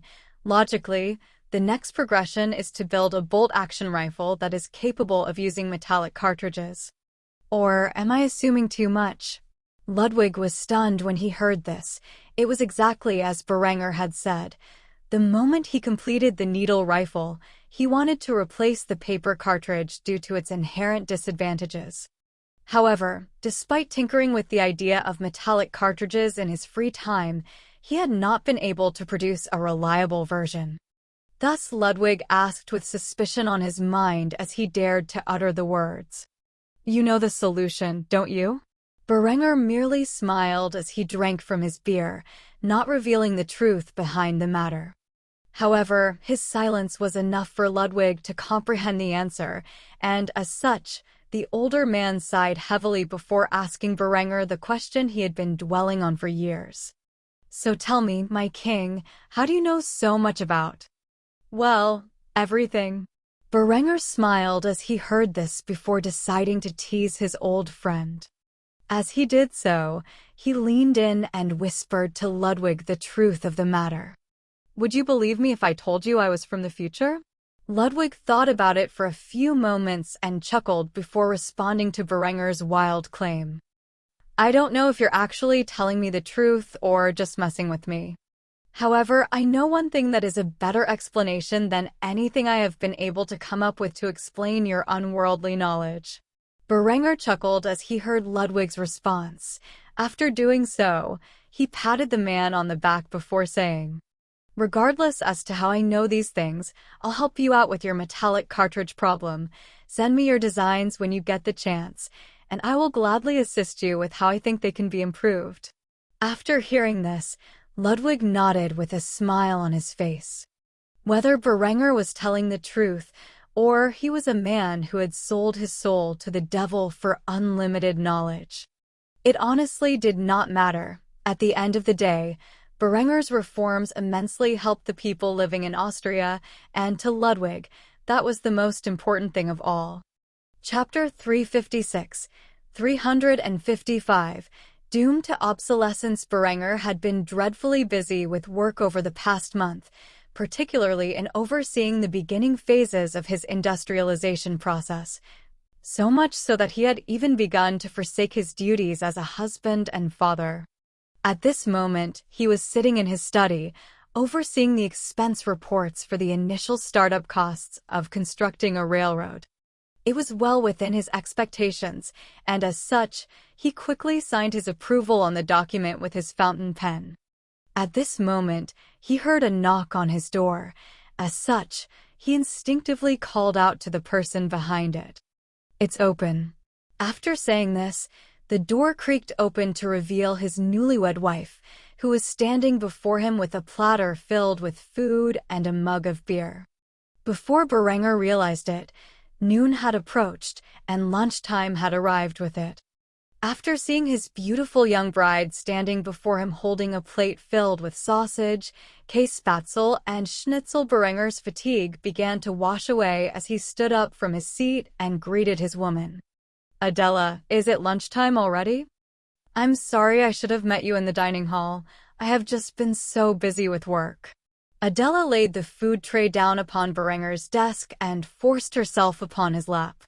As she did so, she placed a finger on Berenger's lips, silencing him from speaking. She looked into his deep sapphire eyes that she herself had in common before telling the thoughts on her mind. I understand you have been busy managing the realm. There is no need to apologize. Without you, I fear to think what Austria would have become. At the very least, allow me to assist you in any way I can. After all, your work is necessary, but skipping meals is bad for your health. Berenger smiled as Adela lifted the liter mug of beer and brought it to his lips, in doing so forcing him to drink from the hearty lager contained within. After he did so, he began to continue his work while Adela continued to feed him from the plate of food. He was careful not to damage the documents with the fine Austrian cuisine residue.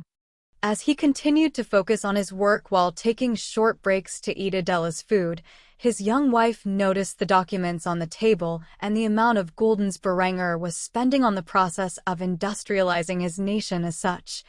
Her mouth gaped in shock before asking the question on her mind. Can we afford such expenditures? Berenger chuckled before assuring the young woman that they could indeed afford the expense. Not to worry, my love. With the assets we have seized from Italy during our war for independence, and the income we receive from all of our businesses, the Austrian crown can easily afford the expenditure. Besides, this is an investment into the future of our realm. These railways will provide significant economic and tactical advantages over our rivals. Adela relaxed when she heard Berenger's assurance, and after doing so, fed him a spoon filled with the delicious cheesy dish known as Käsespätzle. After doing so, she helped her husband wash it down with a sip of beer. After finishing approving the distribution of funds to the construction of the railroad, Berenger began to take a look at the metallic cartridge design that Ludwig had struggled to create. The base material for the cartridge was copper, and the older man had attempted to embed a percussion cap in the rear. Berenger instantly saw the faults with such a design and quickly began to draw the necessary modifications to make a proper metallic cartridge for use in firearms. Though Berenger could introduce smokeless powder, it would take some time to begin producing such a thing, and he currently had a massive stockpile of black powder built up. With this in mind, Berenger began to redesign the cartridge around a reliable and proven black powder cartridge from his previous life. He began to draft the dimensions based upon the .45-70 government used by the American Armed Forces in the latter half of the 19th century. The bullet itself was a solid piece of lead, and its diameter was .458 in or 11.6 millimeters. The cartridge itself was made of brass, which was more reliable than the copper cartridge that Ludwig had designed. The casing's neck was .480 in or 12.2 millimeters in diameter, with a base diameter of 5.05 inches or 12.8 millimeters. The rim at the bottom of the cartridge was .608 in or 15.4 millimeters in diameter. As for the thickness of the edge, it was 0.70 in or 1.8 millimeters. As for the length of the casing, it was 2.105 in or 53.5 millimeters.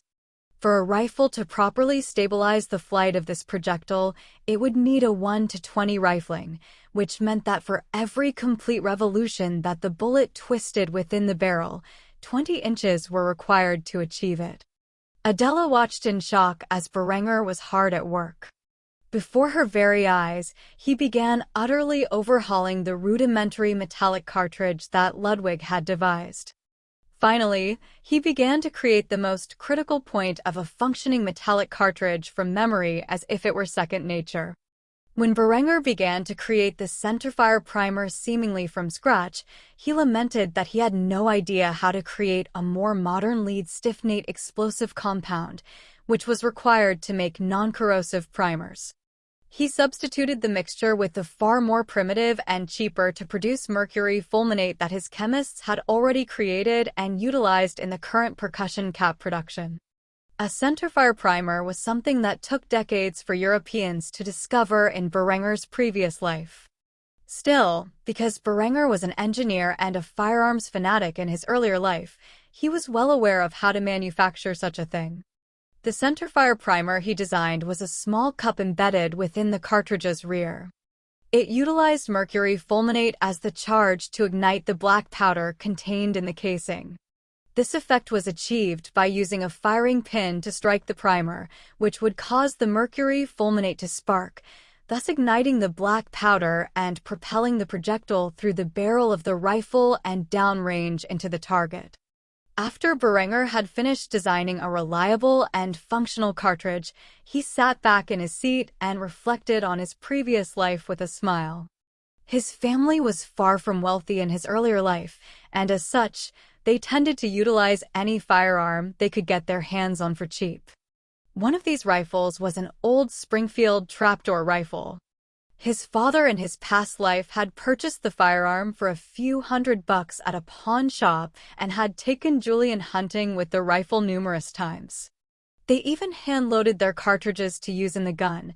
As such, Berenger was familiar with all the details needed to make the cartridge reliable and functional. Adela immediately inquired about the designs she had seen Berenger design out of thin air, based solely on a plan given to him. She had no idea how Berenger had taken a rudimentary concept and improved it effortlessly as if such a thing was natural. "Berenger, what is this I am looking at right now?" Berenger looked over at Adela with an awkward smile.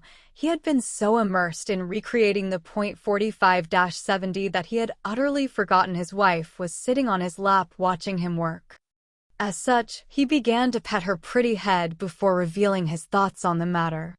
"This is the invention that will allow our kingdom to reign supreme over our rivals for centuries. Now all I need to do is design a rifle capable of utilizing it. Of course, I will do such a thing at a later date. It is a pity." Adela instantly looked up at Berenger with confusion as she heard the last part of Berenger's explanation. "What is?" A smug smile appeared on Berenger's face as he began to explain his thought process. "Ludwig did an exceptional job creating the needle rifle, and I fear it will only see two conflicts before it is ultimately replaced by a superior design of my own making. It is such a waste." In response to this, Adela giggled innocently. She found it cute how Berenger thought so seriously upon such a meaningless topic and began to console her man over his regrets.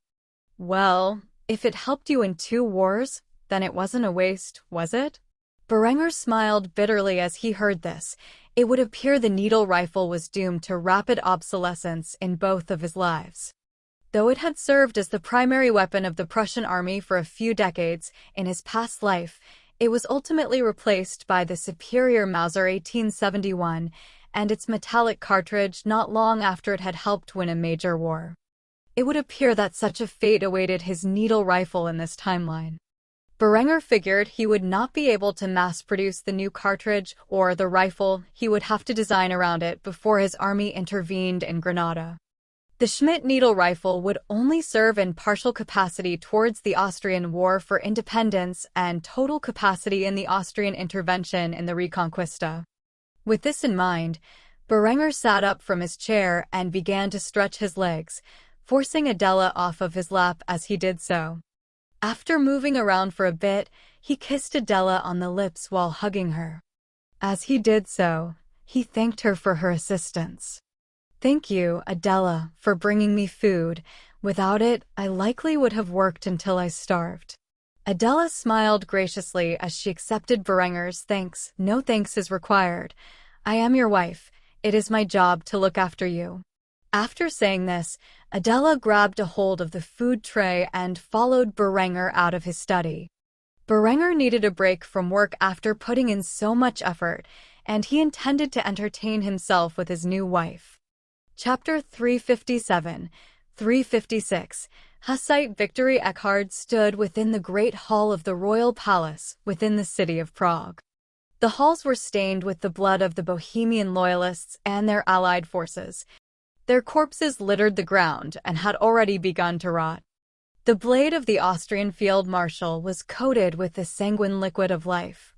Though he had not personally slain King Radek of Bohemia, Eckhard had done his fair share of bloodshed in the battle that led to such a result. Standing atop the Bohemian king's lifeless body was none other than Alexej Kasper, a man revered by the radical Hussite sects as a war saint of their faith. With Berenger's assistance, the Kasperians and the other Hussite armies had waged a long and bloody war against the Bohemian crown and their Catholic allies. However, it was not until Austrian agents posing as servants of the Bohemian crown distributed weapons to criminals and brigands that the common people began to take arms against their masters. With the support of the common people, the Hussite forces steamrolled over the Catholic armies and brought their vengeance upon the Church for their crimes against Jan Hus and his followers. For the first time in centuries, the Catholic Church had lost a crusade. Alexej stared at the blood-stained golden crown lying upon the fractured skull of the once mighty Bohemian king for several seconds, debating what to do with it. Though the radical Hussites revered him, the moderate factions of his faith viewed him as a fanatic and a war criminal. Not to mention the many Catholics who lived within Bohemia that had not supported him and his cause. Even a significant minority of ethnic Germans followed the teachings of Berenger and his German Reformation. One thing was sure: the Kingdom of Bohemia was far from united. If he were to place this crown upon his head, it would only invite greater chaos. Yet without a strong leader, Bohemia would become nothing more than a puppet state of their powerful neighbor to the southwest. Austria was a behemoth that could swallow Bohemia whole. By a single decree, the royal army of Austria could march onto Bohemia and wipe away years of blood, sweat, and tears that the Bohemian people had shed for a proper reformist state. As such, the man was at a crossroads. Should he allow someone else, someone more unifying, to become king of Bohemia, or should he claim the position for himself and negotiate the terms of repayment of their debt to Austria from a place of authority? In doing so, creating long-term social strife. Before he could make a decision, a few heavily armored men entered the scene. They were flying the banners of a Hussite nobleman by the name of Waldemar Zuckel. Among the moderate Hussites, he was the most renowned. Upon seeing Alexej standing above the bloodied corpse of the Bohemian king, eyeing his crown with avarice, Waldemar refused to stand by and began to approach the radical Hussites while flanked by his soldiers. As he did so, he rested his hand upon the hilt of his blade, eyeing the radicals with suspicion. "Alexej, you did not think that I would allow you to place that crown upon your head, thus naming yourself King of Bohemia, did you? You have butchered thousands of Bohemian citizens in the name of your fanaticism, and thus you must answer for your crimes." As Waldemar said this, Alexej's followers unsheathed their blades in a show of force. As they did so, they stared down the moderate nobleman with fierce expressions. Just like how the moderates would never allow a radical to sit upon the throne, so too would they never permit a moderate to rule as king. As for Eckhard, he and his Austrian troops were caught in the middle of these two armed groups. Thus, the aging field marshal immediately attempted to appease both sides and come to a compromise before they began killing each other over minor differences of opinion. "Gentlemen, stow your blades. We have won the war, and that is all that matters for now. As for who becomes king, it can be decided upon at a later date by all factions involved in this great victory that we have achieved together." Alexej and Waldemar gazed at each other with murderous intent. Even after Eckhard's plea of reason, they still felt the urge to cut each other's throats on the spot. In Alexej's eyes, the moderates had done too little for the cause, allowing him and his forces to suffer as the vanguard in the war against the Catholics.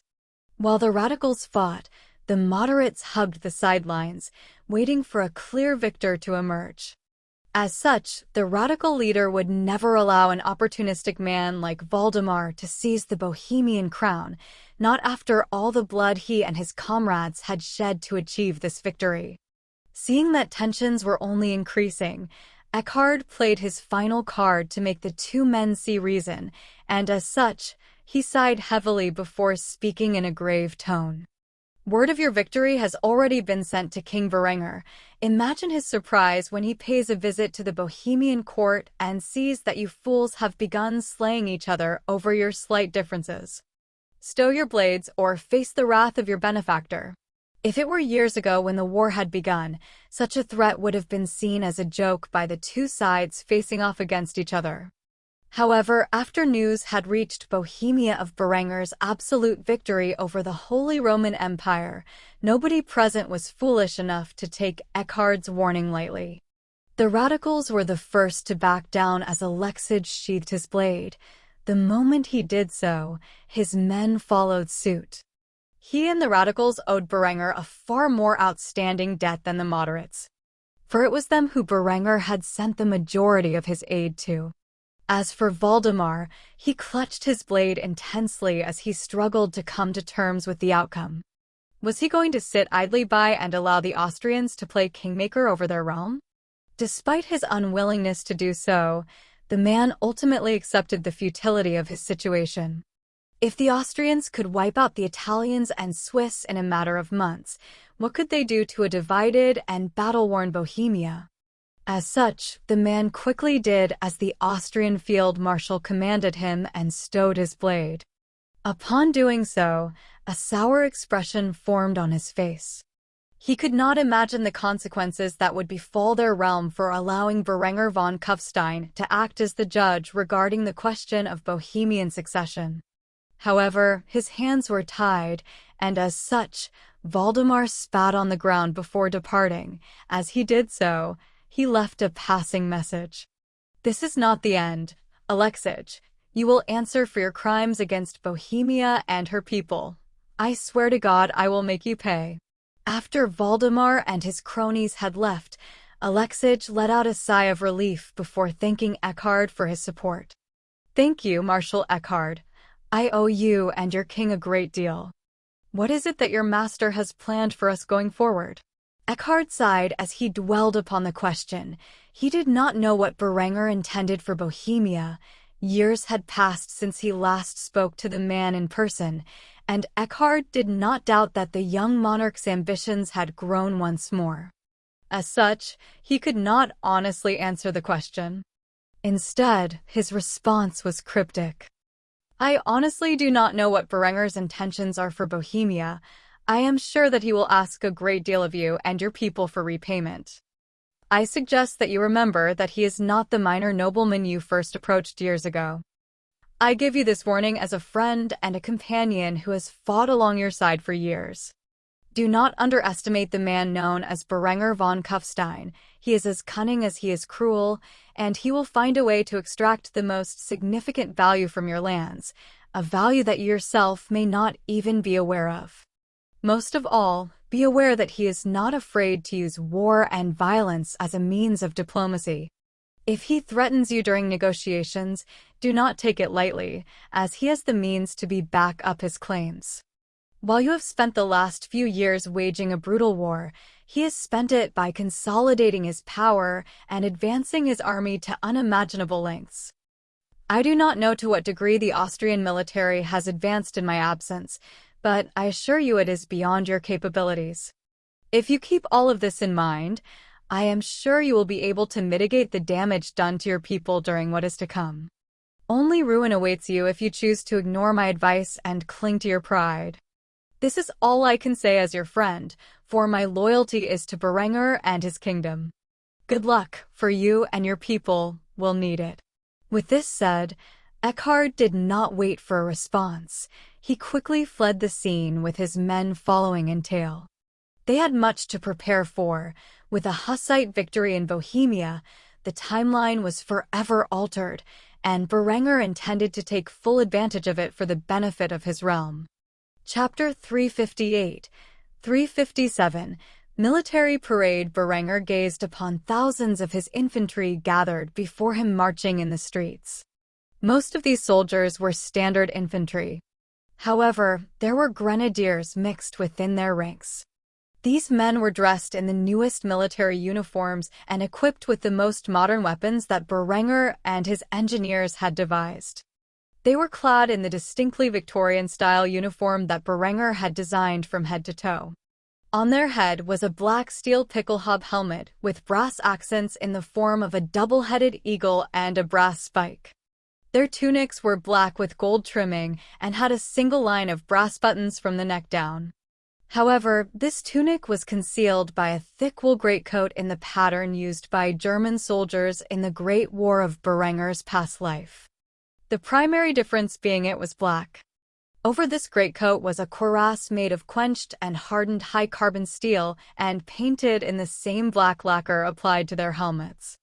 Atop this cuirass was the standard-issue black leather webbing that contained the paper cartridges utilized in the infantry's needle rifles, as well as a few other forms of essential equipment such as their bayonet sheaths and their field spades.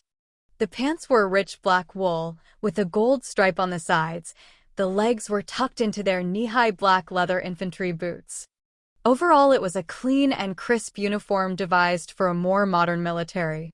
Since Berenger had begun the process of industrialization, he had introduced new attire for his kingdom, both in the military and civilian sectors.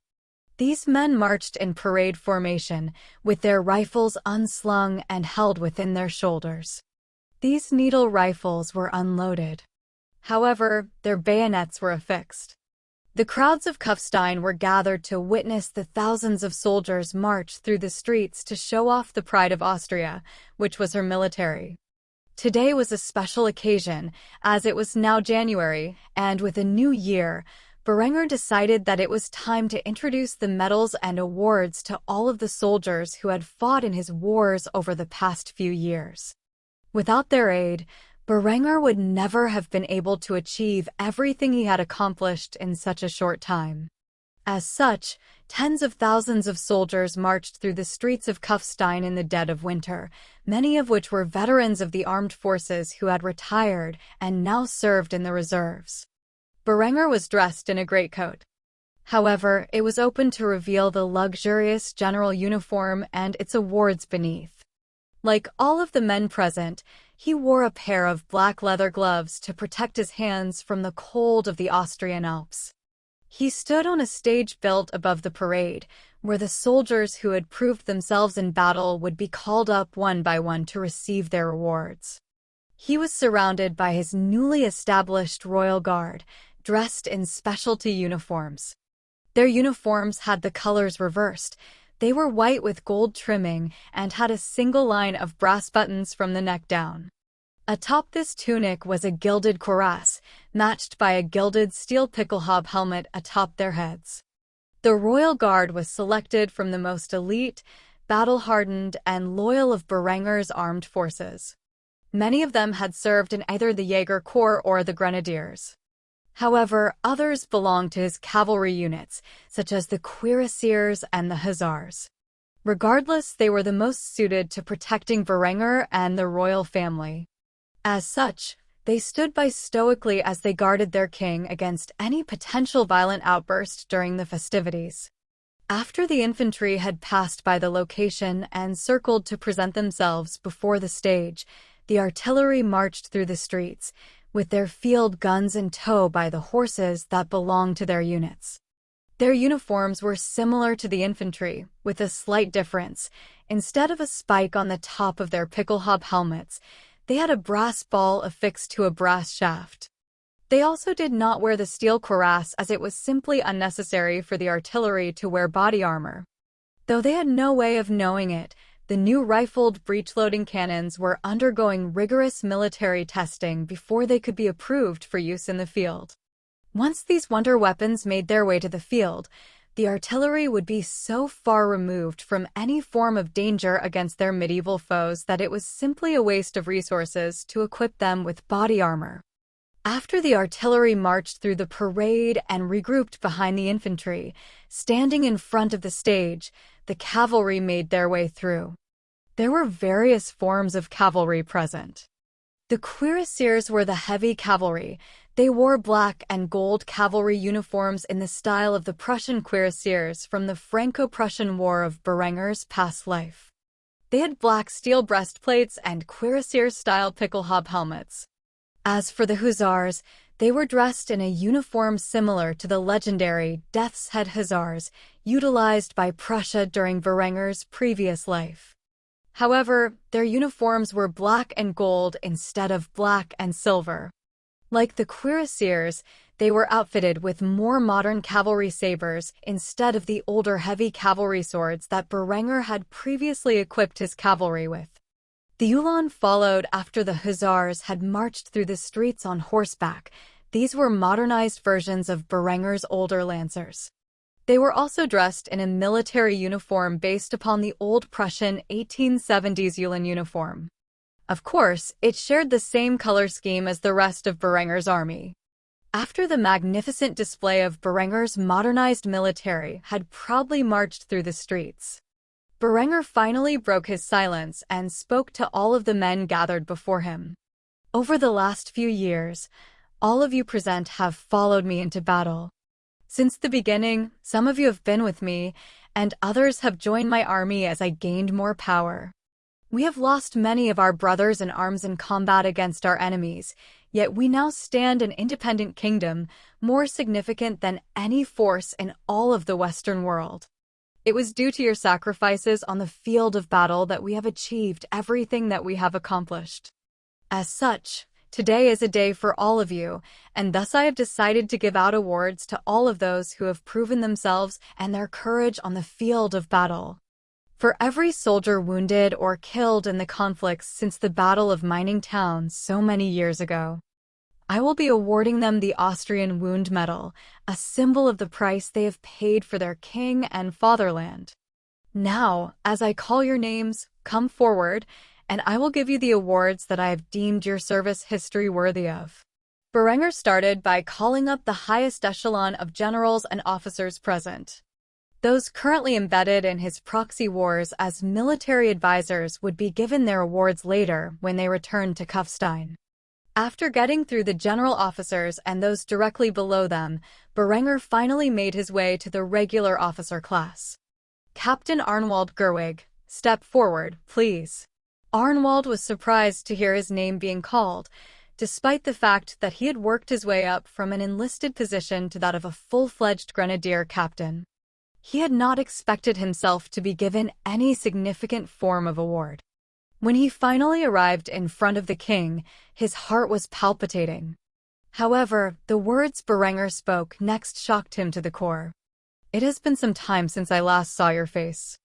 I was beside myself when I heard your friend Bardo had passed away.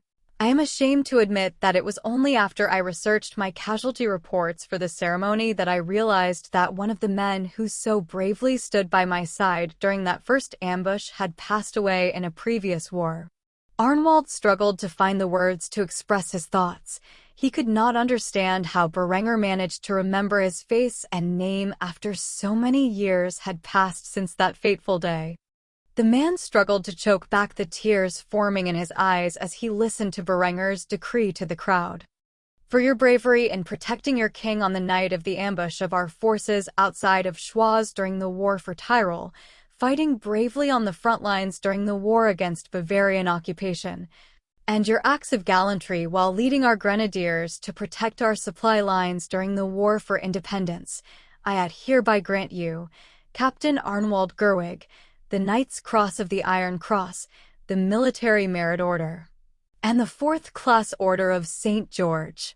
After saying this, Varenger opened a small container containing the 2 fabled medals.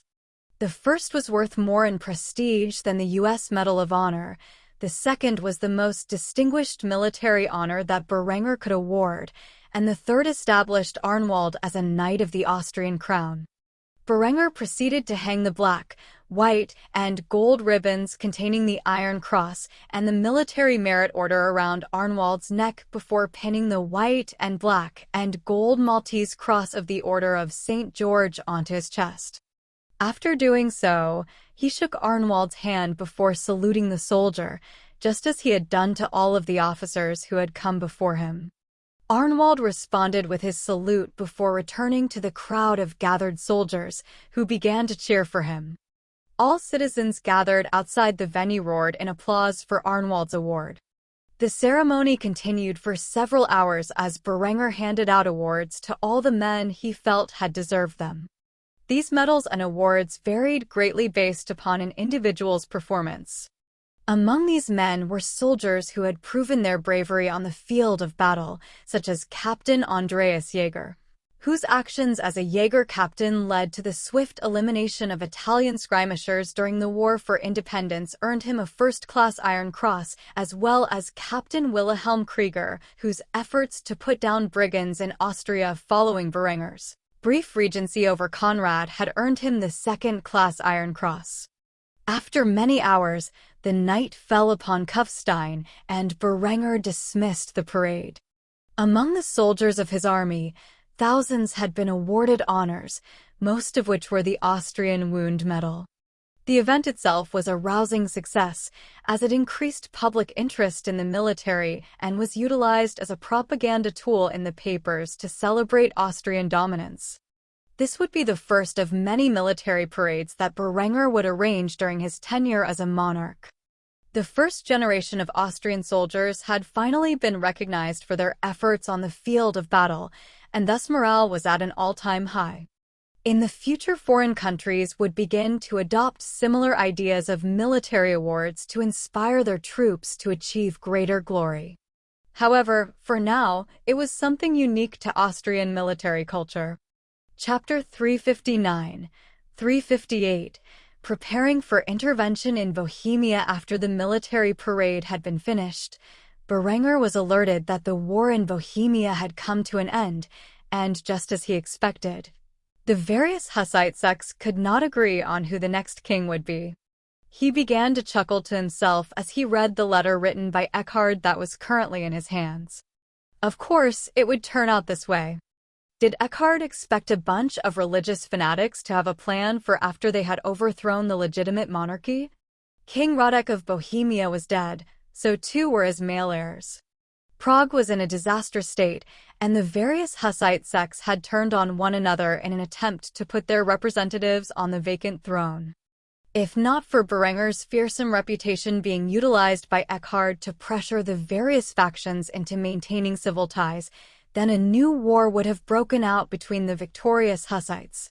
After spending years backing the various Hussite sects in their war to overthrow the Catholic monarchy, now was the time to lay claim to the Bohemian crown. Eckhard had openly invited him into Bohemia, and as such, Berenger would show up with an army at his back. With the Austrian royal army behind him, the various factions vying for the Bohemian crown would have to take him seriously. As such, Berenger got up from his seat within his study and ventured to the headquarters of the Austrian Royal Army located within the city of Kufstein. After entering the building, the various soldiers who worked as administrative personnel saluted their king as he made his way to the general's chambers. After entering the room, Berenger saw multiple of his generals gathered. They were discussing the trials of the new field cannons. However, when they saw the king enter the room, they immediately halted their discussion and saluted him in the more modern fashion he had recently implemented among his ranks. After doing so, Berenger returned their gesture before answering the questions he knew they had on their minds. The war for Bohemia is over. The Hussites are victorious. After saying this, the generals began to break out into cheers. However, shortly thereafter, Berenger raised his hand, signaling them to be silent. After doing so, he spoke up once more about the current situation. The various Hussite sects are ready to turn on themselves in an attempt to put a member of their faction on the throne. The situation is volatile, and I fear it is necessary to intervene before the Kingdom of Bohemia descends into further chaos. I want 10,000 men gathered and ready to deploy to Bohemia within 72 hours. I will personally lead them. After all, it has been some time since I have last seen my good friend Eckhard. The generals immediately began to nod their heads as they received their order. Not a single man among their ranks was willing to anger the king. As such, they quickly began to relay the orders to muster a small division of soldiers capable of stabilizing the situation within the neighboring kingdom. Berenger knew the likelihood of violence occurring after the Austrian royal army arrived in Bohemia was slim. This was merely a show of force. Thus he returned to the palace where he began to prepare for his journey. As Berenger was getting his supplies in order within the royal bedchambers, Anuria snuck up behind him and pounced on him, pinning him to the bed in the process.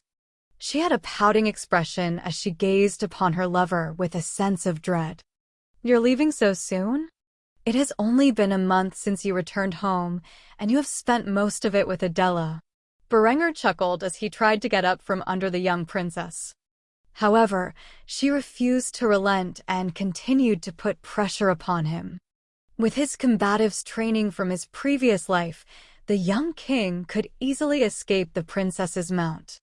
Still, he decided to endure the gesture and instead grabbed Anuria and brought her mouth into his own, where he began to kiss her passionately.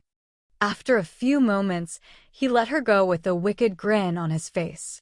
He began to tease the young woman as he removed himself from under her grasp. "Does that make you feel better?" However, Anuria did not relent.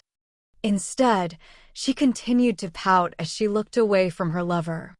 Berenger had not spent nearly enough time with the girl since his marriage to Adela, and she was starting to feel left out.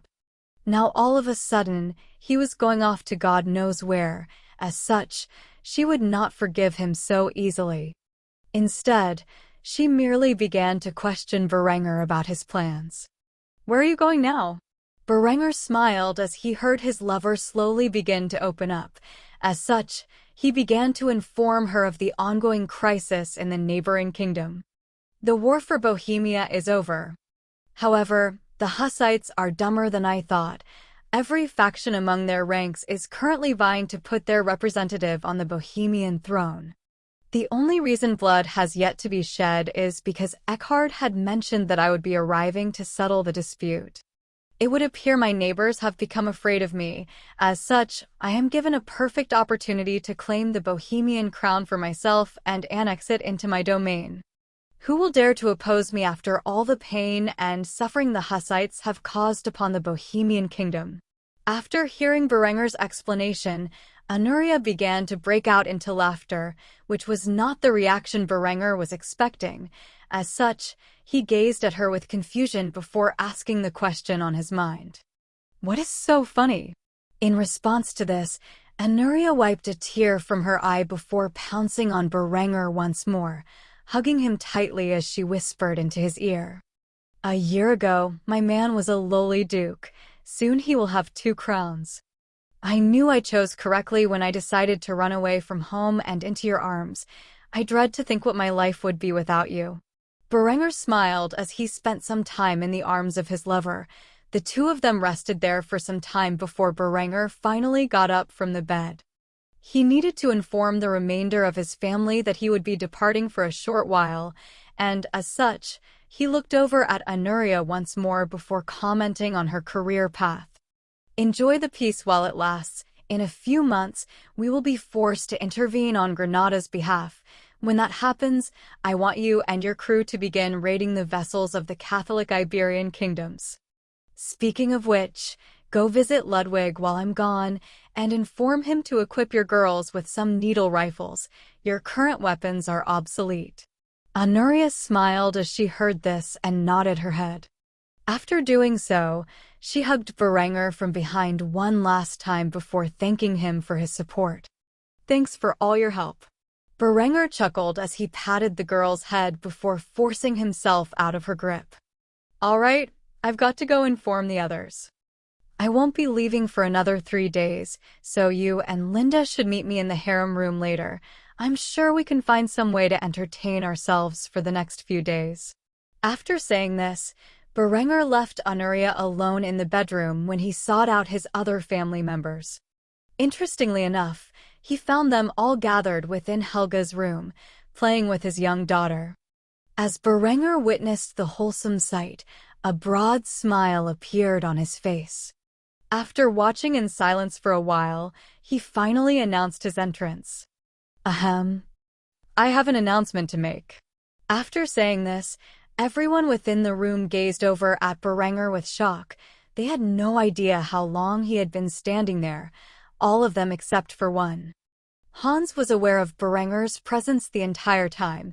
He chose not to say anything as he continued to read from a book about Alexander the Great. After Berenger had gotten their attention, he announced his plans for the upcoming days. In 3 days, I will be embarking for Bohemia. The situation there is at a critical point. If I play my cards right, I can gain control over the region and all the wealth within it. I won't be gone for long. I just wanted to warn you. Adela immediately rose from her seat and approached Berenger with a worried expression. As for Linda, as the director of Austrian Royal Intelligence, she had become aware of this matter at roughly the same time as Berenger. As such, she already expected this result. Thus she stood back with her son and daughter as Berenger consoled Adela. Berenger held his young wife within his embrace as he stroked her silky hair. She was not in the greatest mood after figuring out her husband was leaving so soon after their wedding. As such, she asked the first question on her mind while giving Berenger a stern gaze. "When will you be back?" In response to this, Berenger decided to be honest. "It will likely be a fortnight, a month at most. I have to stabilize the situation and bring it under my control. As soon as I am able, I promise I will return to your arms." After saying this, Berenger began to kiss Adela. Only after several moments had passed that he released himself from her grip. After doing so, he approached Linda and whispered something in her ear that caused her to blush. Though Adela noticed this, she decided not to inquire about it. Berenger was likely going to find himself in danger again, and she had been monopolizing his time since their marriage. As such, she decided to let Berenger have some fun with his other future wives.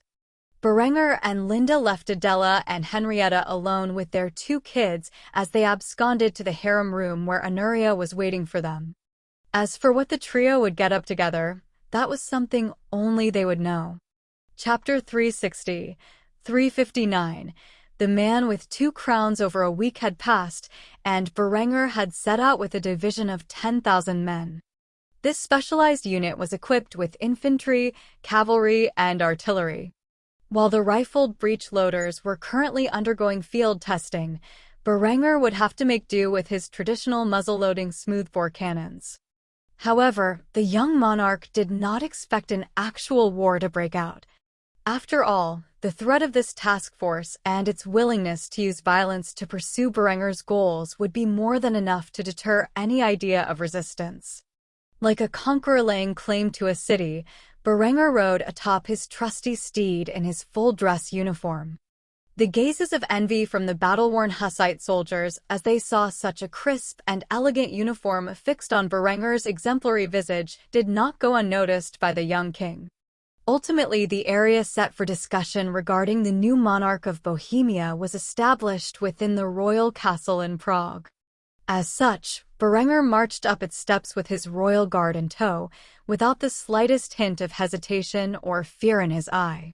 Instead, an oppressive aura exuded from his figure, filling anyone who witnessed it with dread and trepidation.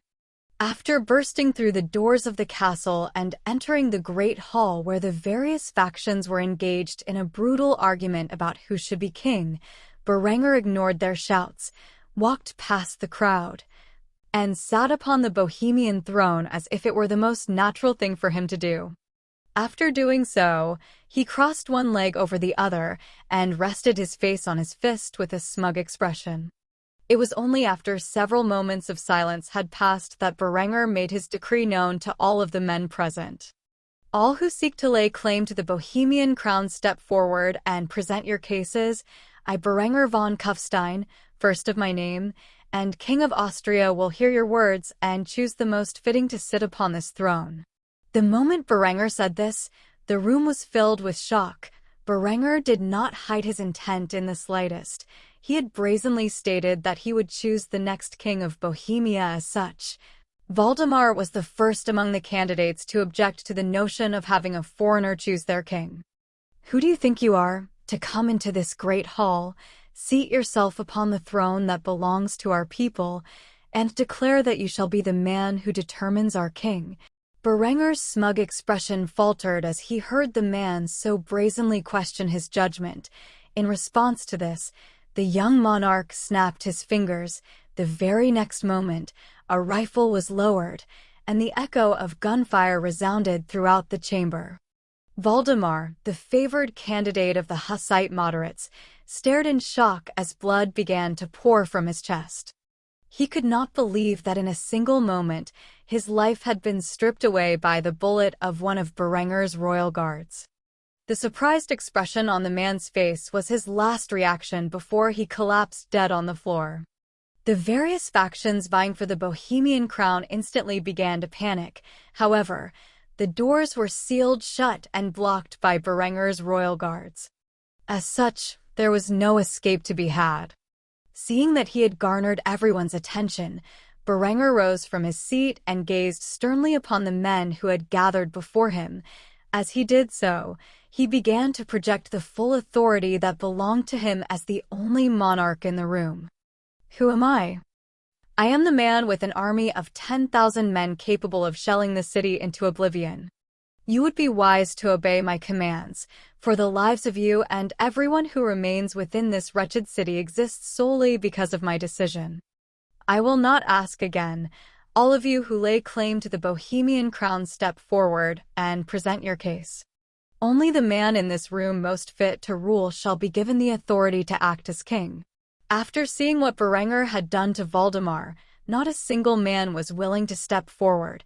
After all, it was becoming increasingly clear to the men who wanted to rule what Berenger's plan was.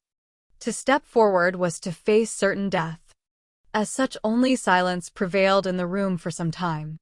Eventually, Berenger broke the silence by spitting upon the ground before him in disgust.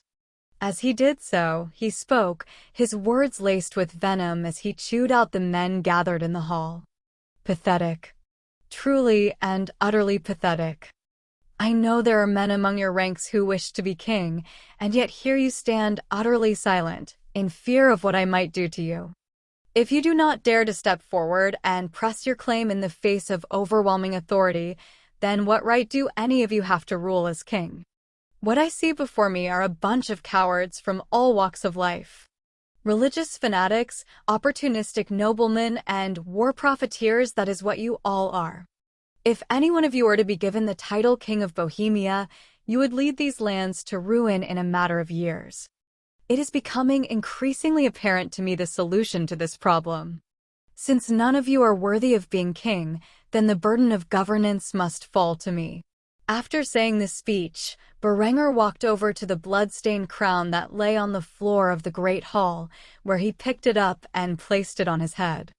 After doing so, he sat down once more upon the throne and gave his command to the various men who had sacrificed everything in their brutal war, only to have the prize stolen before their very eyes.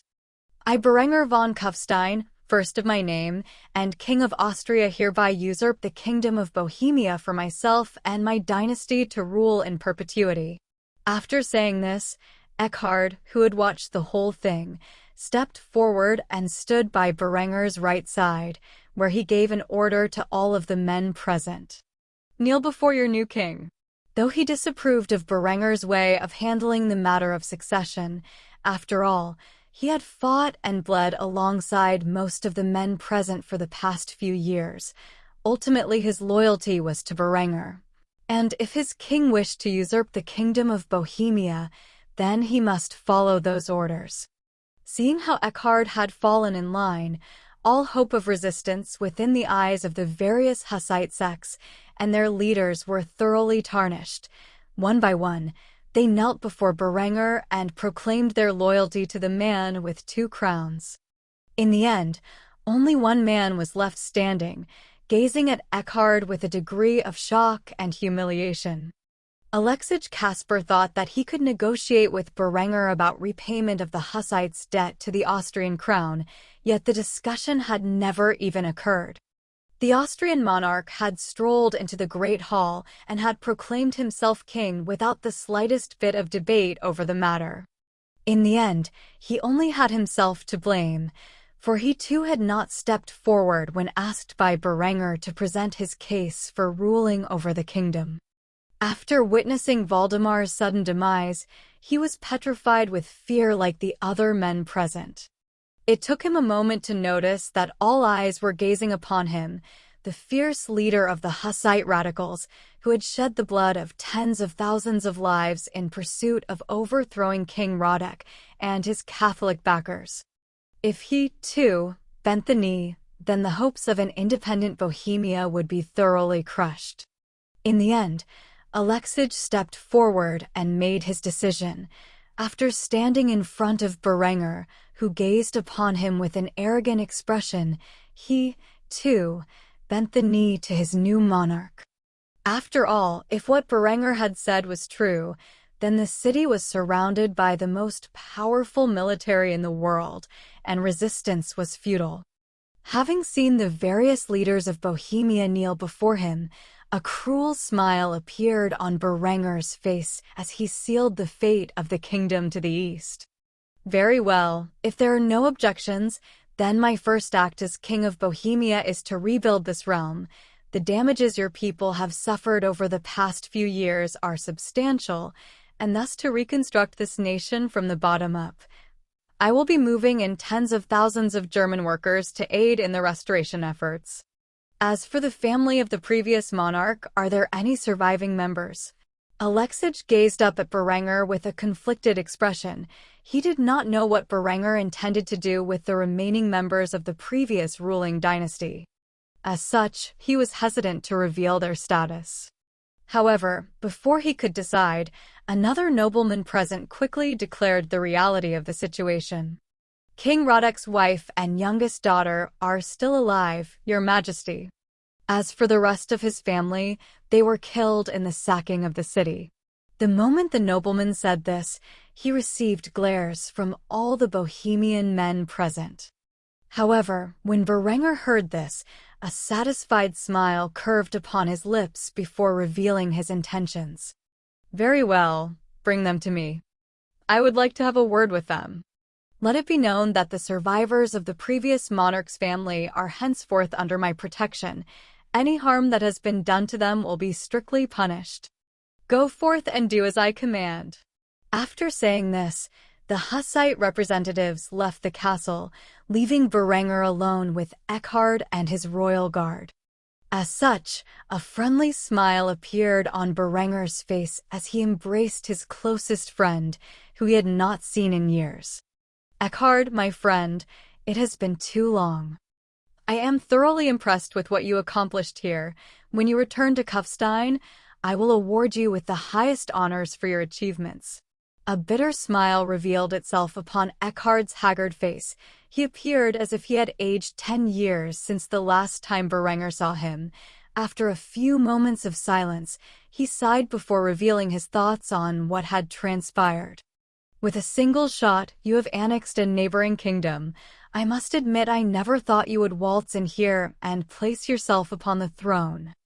I honestly believed you would establish one of those men as King of Bohemia to act as a puppet. Berenger chuckled before revealing his thoughts on the matter. None of those men were fit to rule. I had initially planned to do as you believed, yet they all stood there petrified in fear, not willing to take the final step necessary to claim the throne. Such weakness cannot be present in a ruler, even if he is nothing more than a puppet. Come, let us celebrate this great victory.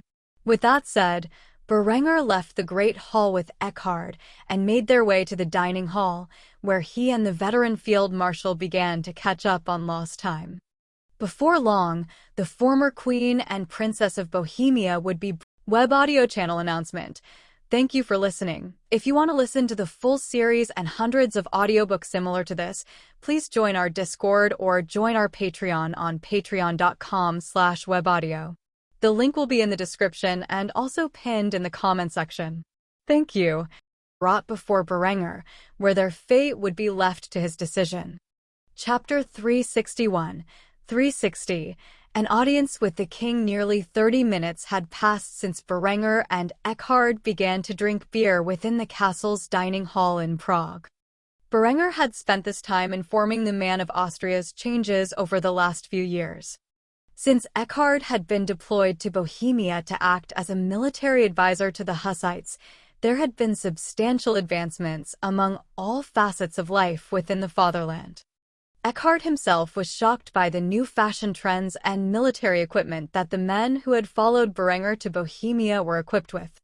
It had only been roughly 5 years since he had first met Berenger, and yet during that time frame, the young man had risen from the position of a lowly baron's son to the king of Austria and Bohemia.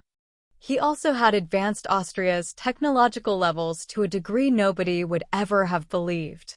The fatherland was at the pinnacle of a pre-industrial society and just beginning to advance into the age of industry. Ultimately, Eckhard sighed heavily before revealing his biggest regret of staying in Bohemia all this time. "It is a damn shame that I missed your wedding. It is a sight I have always wanted to see." Berenger chuckled when he heard this and patted the grizzled veteran on the back before revealing his plans for the future. "Don't be so down. You will still be able to witness at least 2 more royal weddings." Eckhard was confused when he heard these words. As such, he began to ask for clarification on the issue. "What do you mean? Is Adela not in good health? Do you plan to divorce her? You're going to need to explain this to me." Seeing how flustered Eckhard had become only further encouraged Berenger to laugh at his state. After a few moments of fun, Berenger fully revealed what he intended to do in terms of marriage. "Nothing of the sort, my dear friend. I intend to legalize polygamy. A man can have up to 5 wives in the Kingdom of Austria. That will be the law of the land shortly." Eckhard was shocked when he heard this. He had no idea that Berenger had strayed so far from the path of traditionalism and instead asked the first question on his mind. "Are you serious? You're willing to enact polygamy so that you can marry that mistress of yours and legitimize your bastard?" Berenger chuckled in response to this. He took a sip of his beer before answering Eckhard's question. "Not just that, I also have an engagement to the princess of the Byzantine Empire.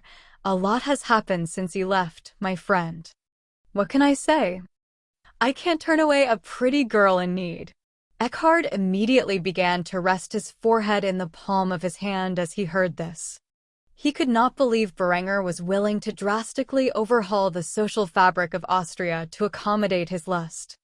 Before he could vocalize his disagreement with Berenger's decision, their chat was interrupted by the sight of a stunning and mature beauty who was in her 40s. This woman was the former queen of Bohemia. She had a petite and slim figure with a relatively small bust. Despite that fact, her proportions were perfect, and she appeared to have aged like fine wine. She did not look a day over 30.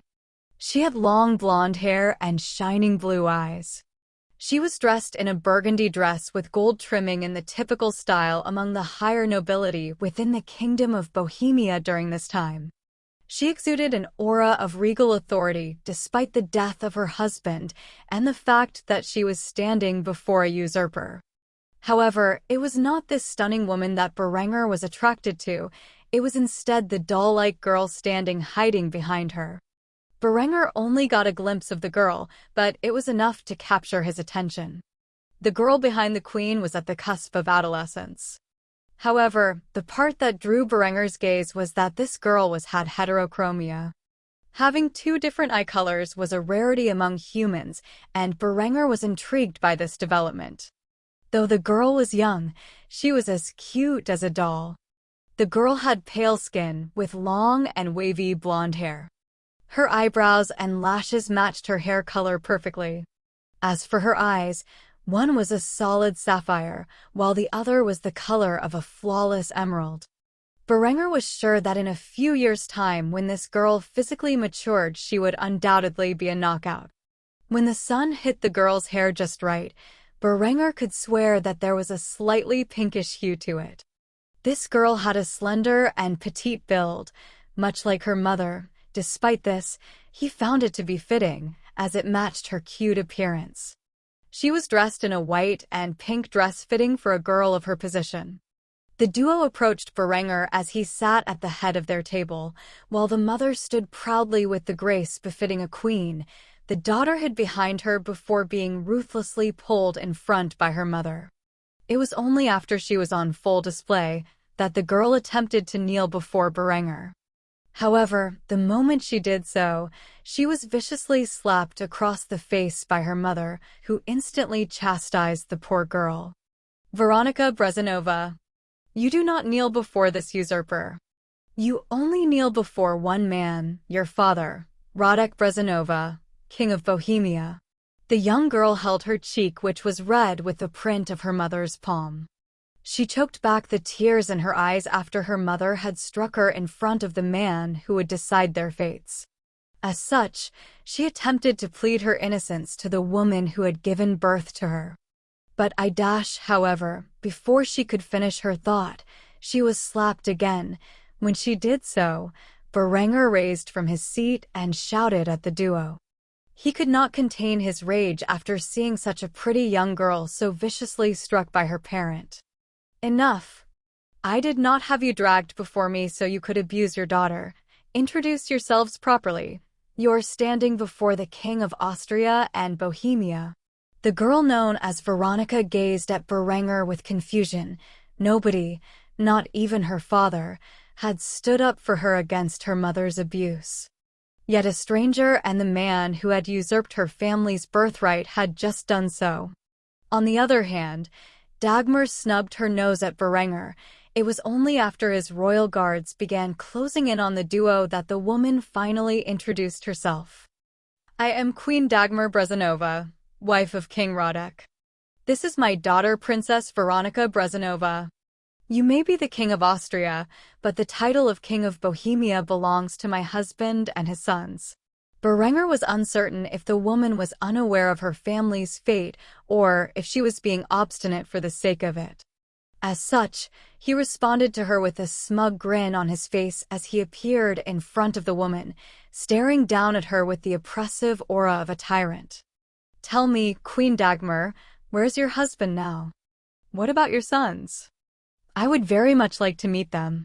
Dagmar knew the truth about the fate of her husband and children. The fact that she and her freak of a daughter were the sole survivors of the Bohemian royal family was something that she dreaded to the core of her being.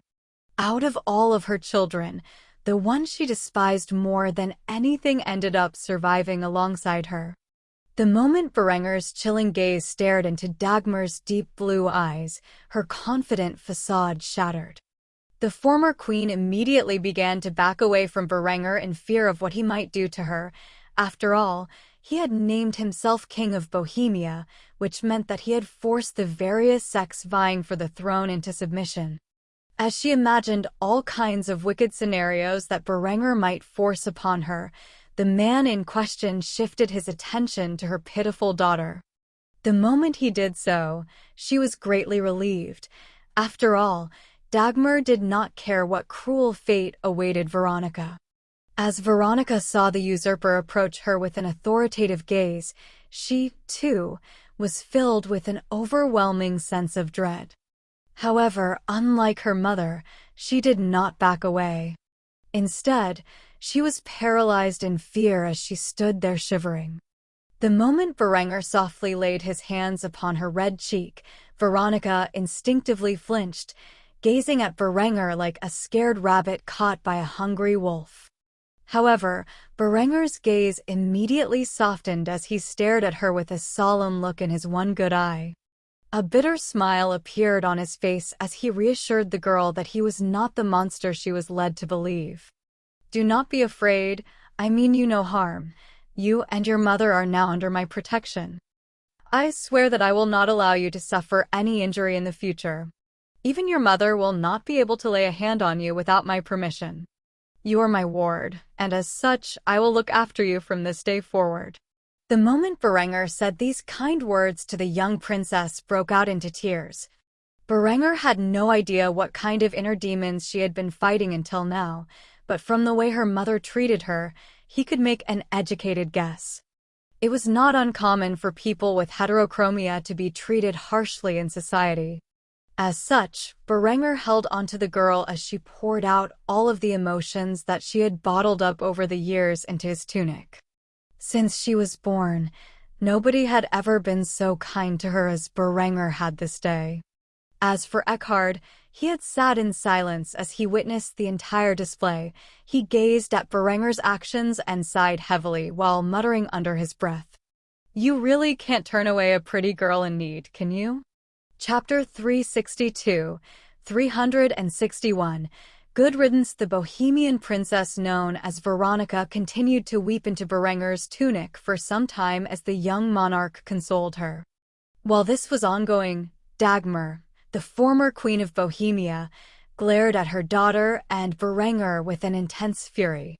What Berenger had just proclaimed greatly diminished her perceived rights as the mother of Veronica and, more importantly, as Queen of Bohemia.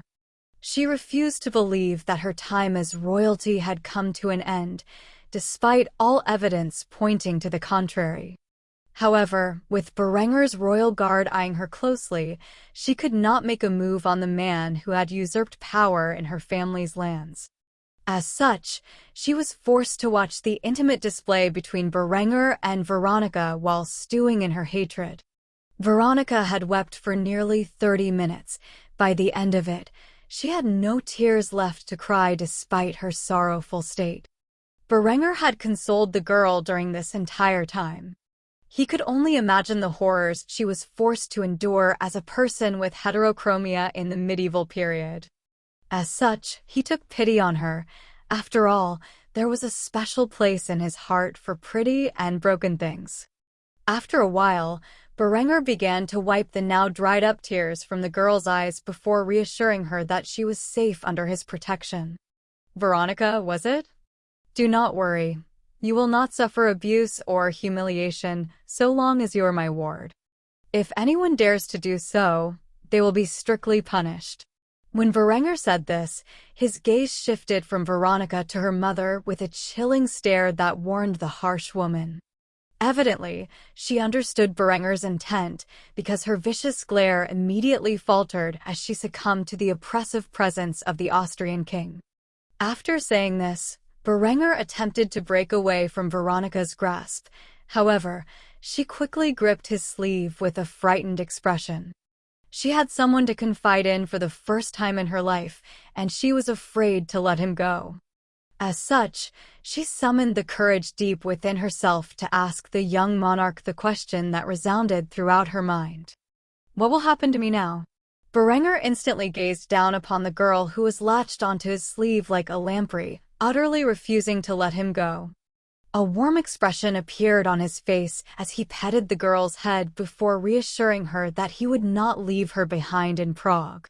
"You are now my ward, which means I will bring you back to Kufstein, where I will look after you until you come of age, after which I will marry you off to a man fitting to be your husband." Veronica grimaced when she heard the last part.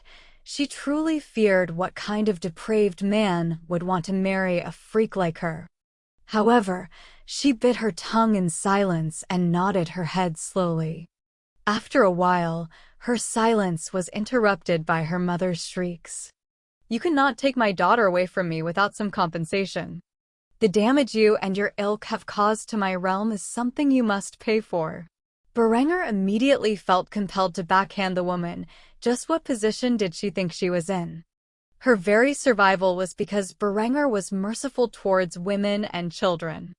He immediately approached the former queen with a grave expression in his eye. Being a tall man himself, he towered over the petite woman, so much so that she was deathly frightened by the sight of the enraged king from the west. Berenger raised his hand in the air, prepared to strike the woman, which caused her to flinch instinctively. After thinking about it for a few seconds, Berenger lowered his hand before shouting at the woman and her arrogance. "Just who do you think you are to make such demands of me? Your husband is dead. Your sons have shared his fate. The army of Bohemia is decimated, and it is solely because of my good graces that you stand here capable of making such outrageous statements. You no longer have any authority here, and it is time you learned your place. In the words of the ancient Romans, vi victus. Veronica gazed at Berenger with shock. Nobody she knew ever had the gall to stand up to her mother before. Not even her father would speak to her in such a bold manner. However, Berenger's following statement startled her even more and immediately caused her to blush. If not for the sake of your precious daughter, who you have so brazenly tormented in front of me, then I would have been far crueler in the way I have handled your insolence. Be grateful that I have stayed my hand. However, dare to provoke my ire further, and I will not be so kind in the future. Veronica hid behind Berenger. Though he was a stranger, he had done the unthinkable and shielded her from her mother's abuse. This fact had made the young girl instinctively trust him. Upon seeing Berenger defend her monstrous daughter so brazenly, Dagmar could no longer contain her fury, and disgust thus she began to lash out at Berenger verbally. You find my freak of a daughter to be precious? What kind of sick pervert are you? It is true what they say. You must be the devil incarnate to find a monster like her to be attractive. The moment the woman said this, Berenger could no longer contain the urge to slap her. As such, he viciously backhanded her across the face, causing her to fall to the ground, in doing so shocking everyone present, especially Veronica. Berenger immediately closed the distance between himself and the former queen before stomping his foot lightly on her head, pressing her skull to the stone floor. As he did so, a vicious expression filled his otherwise handsome face. I believe I said there would be strict punishment for abusing the girl, did I not? To think you would have the gall to insult your daughter in such a relentless manner, even after I had proclaimed she was under my protection. You truly do not value your life, do you, bitch? After several moments, Berenger released his boot from the woman's face. As he did so, he did not gaze upon her even once, for the former queen was unworthy of such a thing. Instead, he gave an order to the young Bohemian princess. Veronica, come, it is about time that we return home. I am certain that you will find Kufstein to your liking. After saying this, Berenger began to depart without looking back upon the queen who had been so thoroughly disgraced in front of everyone present. Veronica gazed once upon her mother with fear of how she might retaliate against her for Berenger's actions. However, under the overwhelming pressure of Berenger's royal guards, she stayed her hand and merely glared at her daughter with a hate-filled gaze. Upon seeing this, Veronica immediately ran after Berenger, seeking the safety that she felt he had provided. She quickly latched onto his sleeve with her pale hand as they walked out towards the courtyard of the castle where his mount lay in wait for him. Eckhard and the royal guard followed Berenger into the courtyard, where the veteran field marshal protested Berenger's hasty retreat. Your Highness, the situation in Bohemia is still volatile. Though the Hussites have begrudgingly accepted your rule, the other Bohemian noblemen may still find fault with your proclamation. Even then, there is no way of knowing when treachery will follow from the men who knelt before you. Returning to Kufstein so early will have disastrous effects. In response to his objection, Berenger turned around and stared at Eckhard with a warm gaze. As he did so, he reached out and grasped the man's shoulder before giving him yet another order. Marshal von Hallstatt, I hereby give you full command of the 10,000 men I have brought with me. You are granted authority to act as you see fit. You have one goal: bring stability to the region. I do not care how you manage to do it, but the lords of Bohemia must submit to my rule within 1 year, or I will bring the full might of the Austrian military down upon them. I have full faith that you will succeed in this endeavor, and when the Bohemian noblemen have surrendered their arms and recognized my sovereignty, you will be allowed to return home. Though Eckhard was weary of battle and wanted to return home to Kufstein, he knew that Berenger would not trust any other man with this vital task. As such, he immediately saluted Berenger and obeyed his commands. Yes, Your Majesty. After saying this, Berenger gazed upon his friend one last time before departing. After seeing the poor state of his armor, Berenger chuckled before saying farewell to his friend. I will make sure to send a new uniform with all of the awards you have earned over the years attached to it after all your current attire is dreadfully outdated. With that said, Berenger mounted his trusty steed, where he immediately grabbed a hold of Veronica and dragged her into his lap. His journey back to Kufstein would be a short one, with the 10,000 men left behind in Bohemia. Only his royal guard would be entrusted to his protection. However, luckily for him, the journey would be uneventful. Veronica gazed upon the home that she had grown up in one last time as Berenger, and his host began to depart from the city of Prague. The only thought on her mind was a single phrase. Good riddance. Chapter 363, 362. An awkward return. Several days had passed since Berenger and his host had begun their journey. Throughout the entire trip from Bohemia to Austria, Veronica had sat in front of Berenger on his horse. She had personally witnessed the vast difference in agricultural technology and military fortifications between her former kingdom and Berenger's. Star forts were constructed on Berenger's borders, allowing for good defense. These forts were staffed by many cannons and small garrisons of a couple of hundred men each. Regular patrols were sent out between the various fortresses to ensure safe borders. Upon entry into Austria, the young princess noticed the vast fields operated by very few men. However, these men utilized advanced horse-powered machines, the likes she had never seen before, to tend to their crops.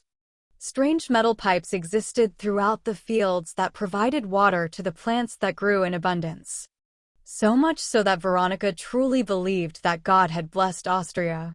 As they passed through towns and cities, the exceptional Baroque architecture that had begun to prop up across all of Austria during Berenger's reign truly astounded the girl. The people were dressed in luxurious clothing, largely still in the previous style Berenger had implemented, where they seemed to be perfectly healthy. Very few, if any, citizens were malnourished, unlike the poor masses toiling the fields in Bohemia. As they continued their journey, Veronica asked more and more about how Austria had managed to develop to such a state, and Berenger was not afraid to exaggerate his tales of how far he had come as a ruler. The more she listened to Berenger's marvelous adventures, the more she came to respect him and feel safe by his side. Finally, after several days of travel, Berenger and his host arrived within Kufstein. Out of all the cities she had seen up until this point, it was by far the most advanced. The smoke of the burgeoning industry filled the air, but not to the point where it would harm one's health. The hemp fields growing outside the city soaked up more than their fair share of carbon in the air. The capital of Austria was the most advanced and prosperous of all the regions of the kingdom, and for the first time in her life, Veronica had seen what an industrialized city could look like. However, most impressive were the significant monuments and constructs in the city forever glorifying Berenger and his achievements. From the personal statue of Berenger overlooking the city to the luxurious Grand Cathedral to the Royal Palace of Austria, feats of supreme art and architecture ruled over the city and its uniquely Austrian landscape. The advanced plumbing systems used in Kufstein that had begun to spread to the rest of the realm meant that there was very little waste or refuse in the street. After all, littering was a misdemeanor, one with harsh penalties. Eventually, Berenger made his way to the royal palace, where his family was ready to meet him. However, when his girls saw the strange foreign beauty in his lap, they immediately began to scowl. Adela was the first among them to directly inquire about the nature of Berenger's relationship with the girl who appeared even younger than she was. "Darling, I don't mean to take away from your triumphant return, but who exactly is that girl sitting in your lap?" Veronica immediately began to hide her face in fear after seeing the less than welcoming expressions on Berenger's women's faces. She did so by retreating into Berenger's chest, which had become her safe place. This only further created a misunderstanding in the minds of Berenger's wife and lovers. Berenger had an awkward smile on his face as he tried to ease the tension that was rapidly increasing among his family's faces. Ultimately, Hans made the situation worse. With an excited expression on his face, he gazed up at the young princess and blurted out his thoughts on the matter. "Did father bring home another mommy?" Veronica instantly looked up at Berenger's awkward expression with a questioning gaze. Just what exactly did this kid mean by another mommy? As for Adela, Linda, and Anuria, they gazed at Hans with frightening expressions, instantly shutting the boy up. Seeing how the situation was only getting worse, Berenger immediately proclaimed his innocence and attempted to control the damage that had already been dealt. "This is Princess Veronica Brezanova from the Kingdom of Bohemia. From this day forward, she is my ward." Upon hearing this, Berenger's trio immediately glared at him, giving him further pressure. However, after seeing the startled expression on the girl's doll-like face, they immediately began to gaze at each other with suspicion. As if they had somehow communicated telepathically, they unanimously came to a decision and sighed before speaking at Berenger in unison. "Fine, but make no mistake, we will be keeping an eye on her." Though Berenger's harem might be cautious about the new arrival of a pretty young girl, at the end of the day, they knew Berenger was not a lilycon, and as such, they came to the conclusion that she could stay. Upon seeing that his girls had calmed down, Berenger got off from his seat. While placing Veronica on the ground, he petted the girl's hair as he introduced her to his family. "Veronica, this lovely little blonde is my wife, Adela. This charming redhead is my spymaster and mother of my 2 children, Linda. As for this purple-haired vixen, she is the princess of the Byzantine Empire and my lover. The girl who is roughly your age, hiding in the back, is my little sister Henrietta. I think you two will get along just fine, and this little rascal who can't seem to keep his mouth shut is my son, Hans." Veronica gazed at Berenger intently for a few moments with a curious expression. After a few moments of silence, she innocently asked the question on her mind. "Your Majesty, are you some kind of playboy?" Berenger chuckled awkwardly as he heard this. He did not expect a girl her age to ask such a question. As such, he had a hard time looking into her eyes as he cautiously dismissed her accusation. "I don't think it is appropriate to discuss such a thing with a girl your age." The moment he said this, Veronica began to pout in silence. As for Berenger's girls, they began to flush with embarrassment and refused to comment on the matter. Noticing the uncomfortable atmosphere, Henrietta approached Veronica and grabbed her hand with a friendly smile. "So you're going to be living with us from now on, huh? Allow me to give you a tour of the palace. I am sure you will love it here." After Henrietta walked off with Veronica and Hans in tow, Berenger was left alone with his 3 women, who were staring at him with vicious gazes while crossing their arms. Berenger knew at this moment that he had fucked up by bringing another chick into the hen house. As such, he immediately began to switch the conversation to something else. "So, how were things while I was gone?"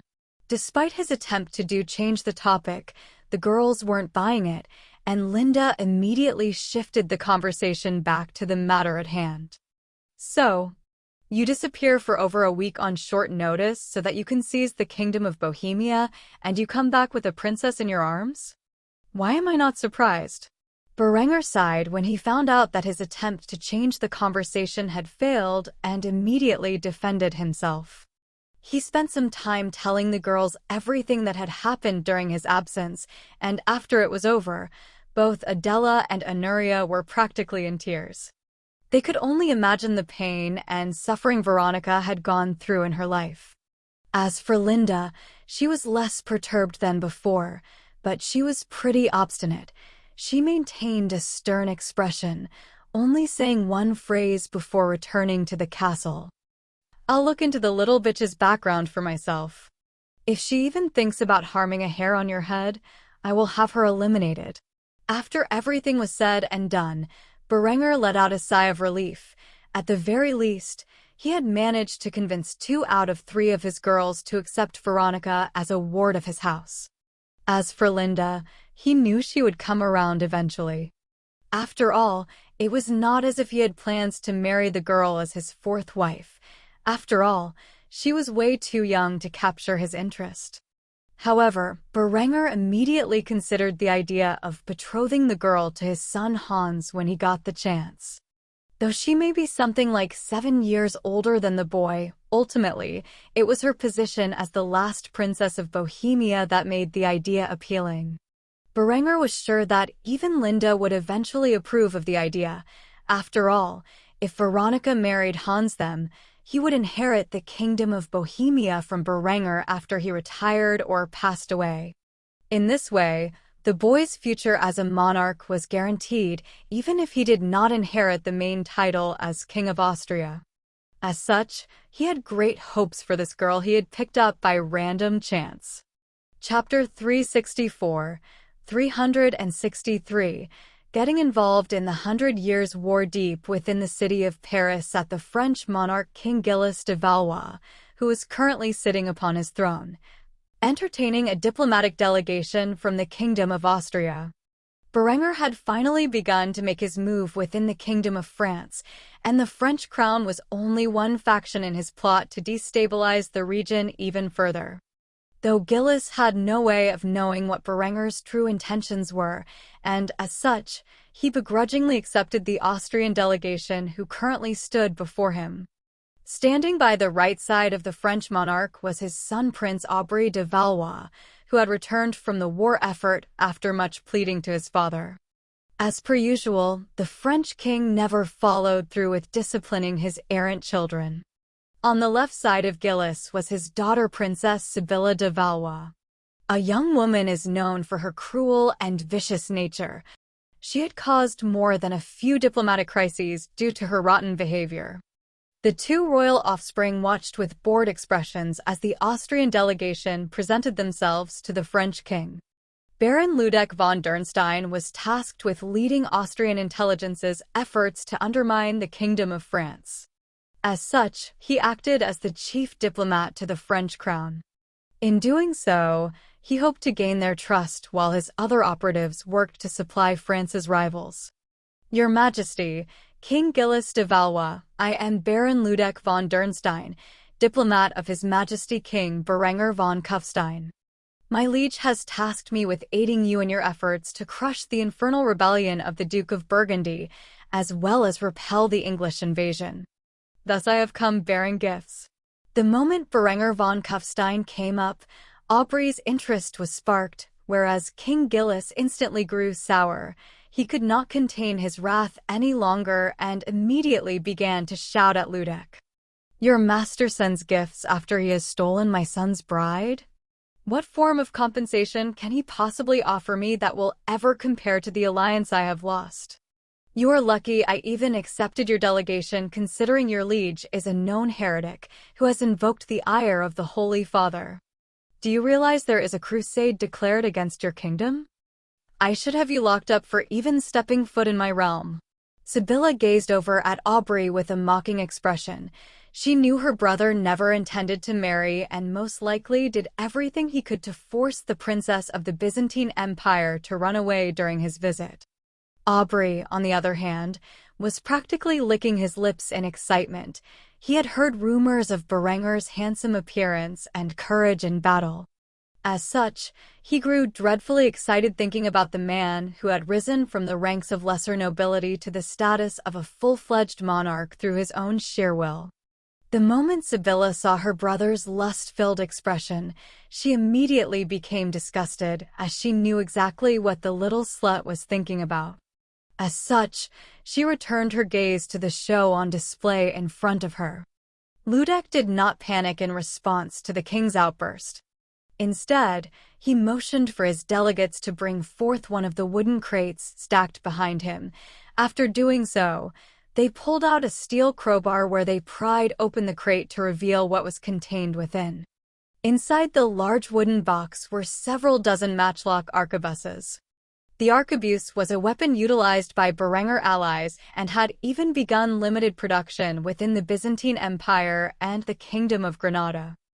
Several hundred examples had even been captured by the Iberian Union, who was close to reverse engineering the final product.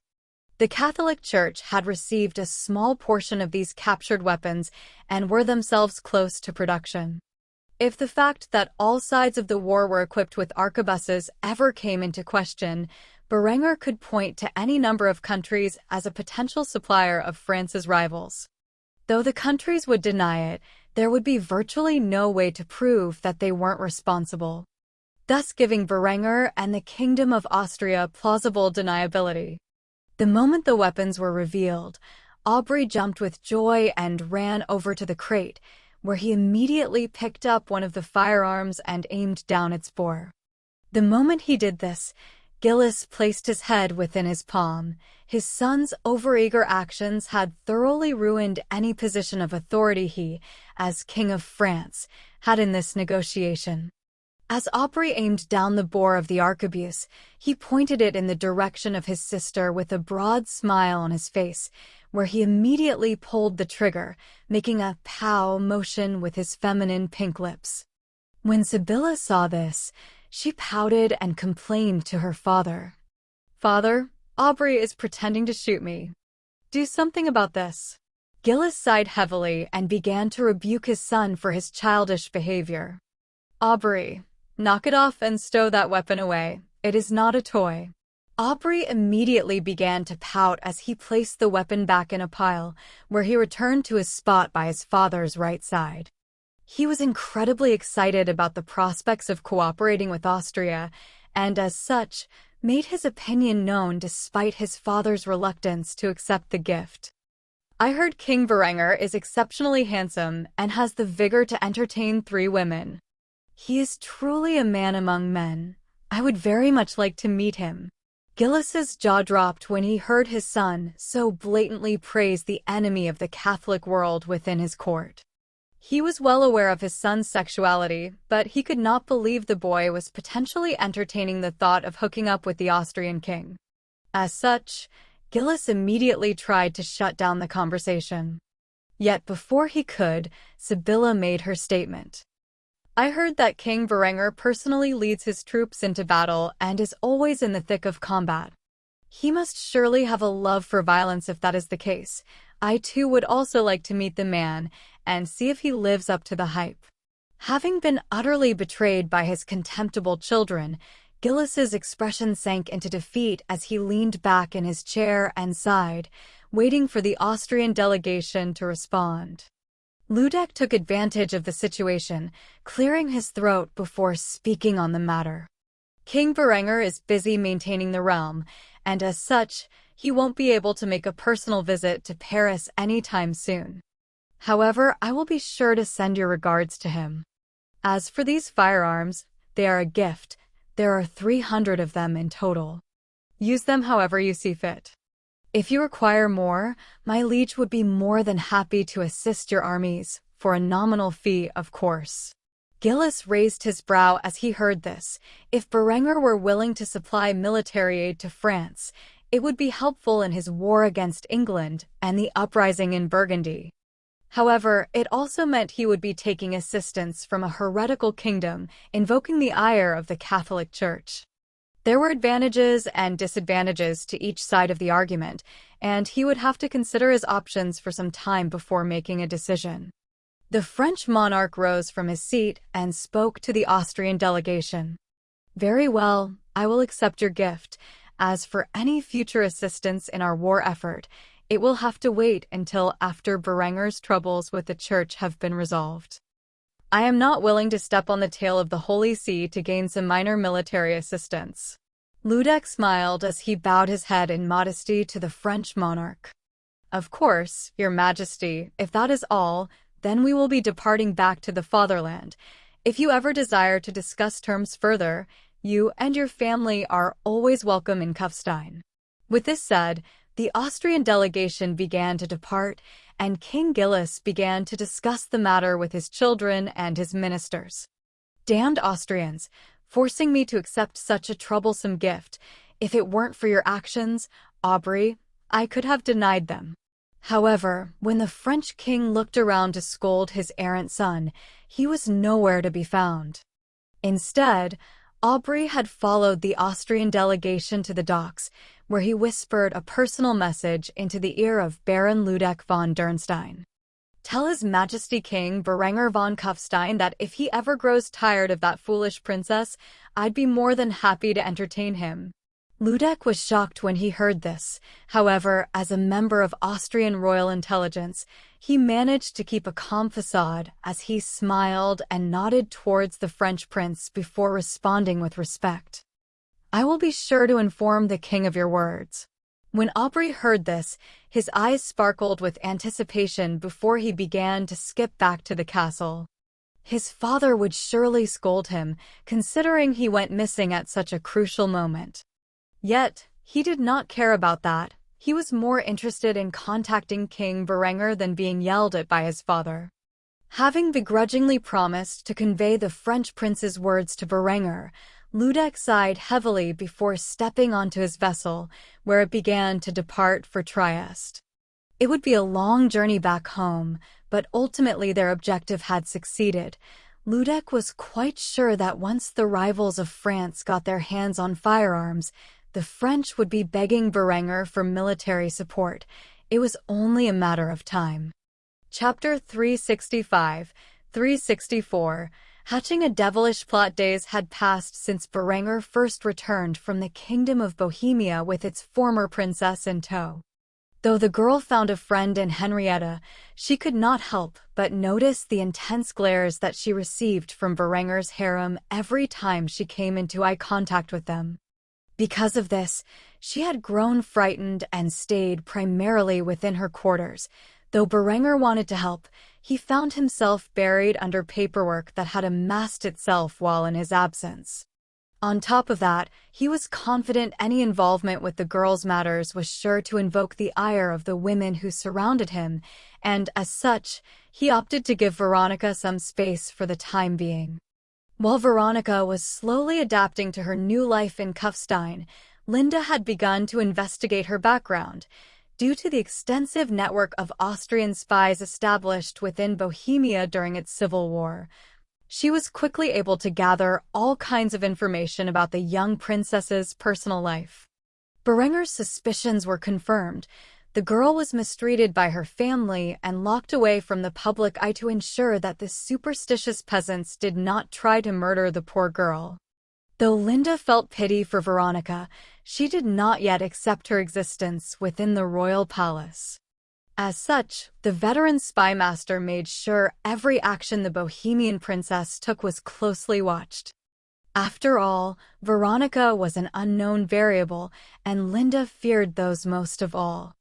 As for Adela, she spent this time supporting her husband in any way she could, primarily by bringing him his meals while he worked day and night to overcome the seemingly insurmountable degree of paperwork that he was forced to contend with. If there was one thing Berenger despised most in this world, it was paperwork. Anuria had opted to laze about within the confines of the royal palace.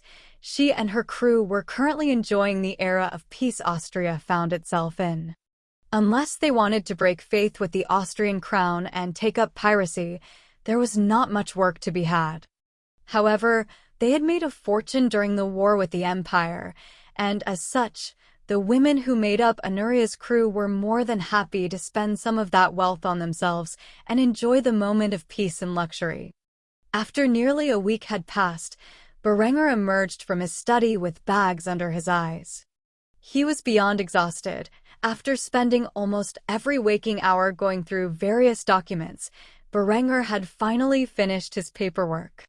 In doing so, he made his way to the bath, where he would wash away the sweat and grime that had accumulated on his body over the past few days.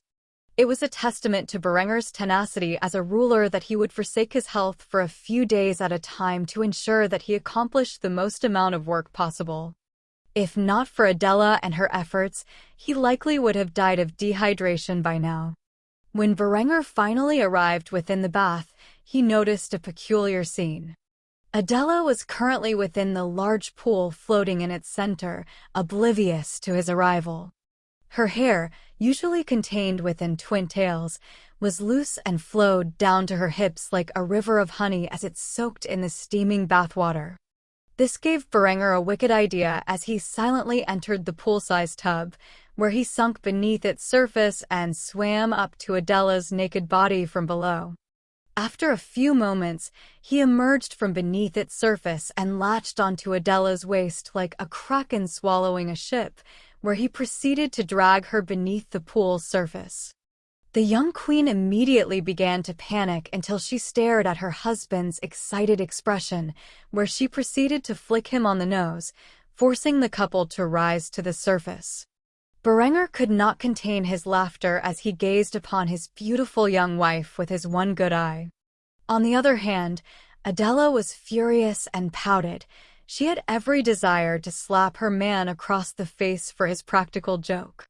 After a while, she sighed and swam over to Berenger, where she pressed her naked chest against his, wrapping her arms around his neck and kissing him passionately. Her anger subsided, and with it, Berenger's exhaustion seemed to vanish. After releasing from each other's embrace, Adela wore a warm smile as she asked her husband the question on her mind. "So, I assume you are done with your work?" In response to this, Berenger yawned before nodding his head. He did not even want to think about paperwork at the moment. The very idea rekindled his physical exhaustion. For the time being, but there is always more paperwork to be had.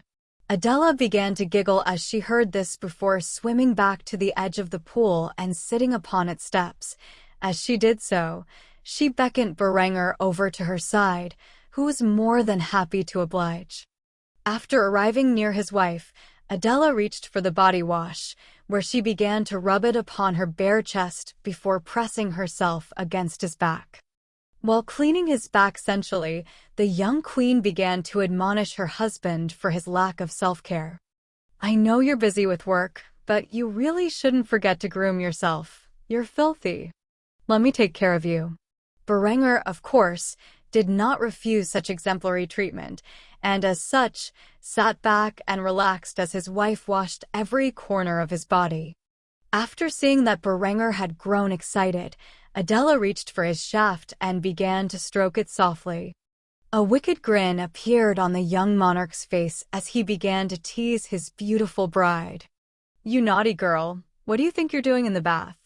In response to this, Adela rolled her eyes before gripping his rod even tighter as she did so. She whispered in his ear from behind.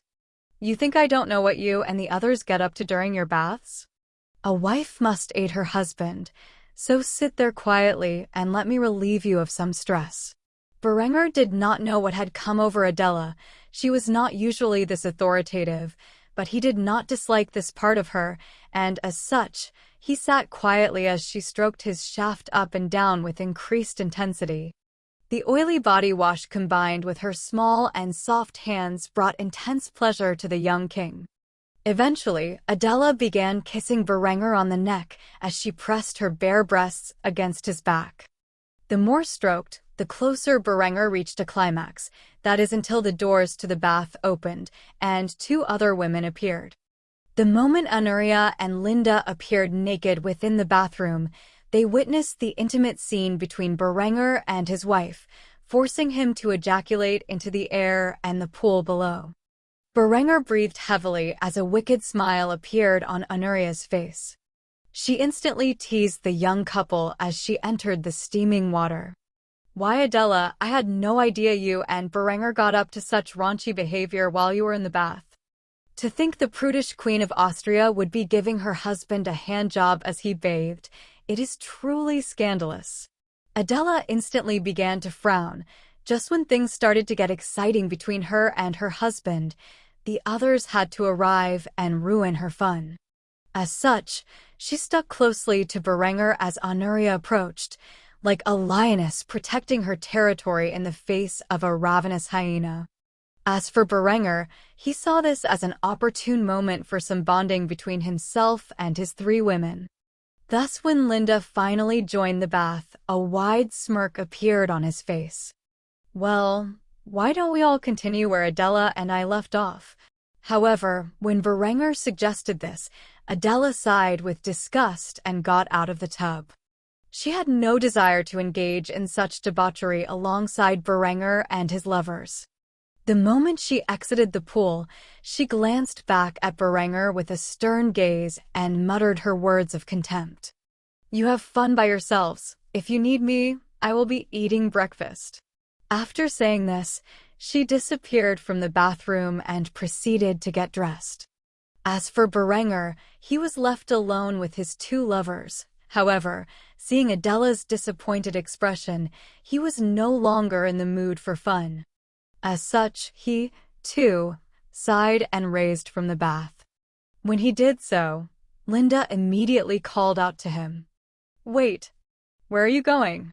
Berenger gazed back upon his lovers, who appeared as if they had lost all hope, and smiled bitterly before expressing the thoughts in his mind. "I'm going to go calm Adela down. It wouldn't be right to enjoy myself while she's in a bitter mood. After all, we were in the middle of something."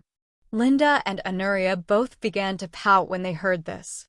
However, it did not change Berenger's mind, and thus he left the bath and followed Adela to the dining hall where he hoped to gain her favor. After both Berenger and Adela were gone, Linda finally spoke, with a bitter tone in her voice as she began to hatch a wicked scheme. "We need to find a way to get that bitch to join us. Otherwise, Berenger will continue to choose her over us." Anuria immediately began to frown upon hearing this and voiced her concerns over the matter. "How? She's a prude, and you know it. There's no way we can convince her to have a foursome." Upon hearing this, a wicked smile formed upon Linda's perfect lips as she remembered an important event of her past. As such, she leaned in close to the Byzantine princess and prefaced her scheme with a single question. "Did I ever tell you how Berenger and I first made love?" Chapter 366, 365, Legalizing Polygamy. Currently, Berenger was within the chambers of the Reichstag, making his case as to why polygamy should be legal. Against the wishes of hundreds of Austrian members of Congress, he championed the cause that he desperately believed in. After weeks of being married to Adela, he felt that an appropriate amount of time had passed for him to push forward with his plan. As such, he began to speak passionately to the members of the Reichstag about his views on the subject. "You ask why I think one man should have many wives? If you think about it, the reason is quite simple: fertility rates. If every German man were to take multiple wives, our nation's birth rates would vastly increase.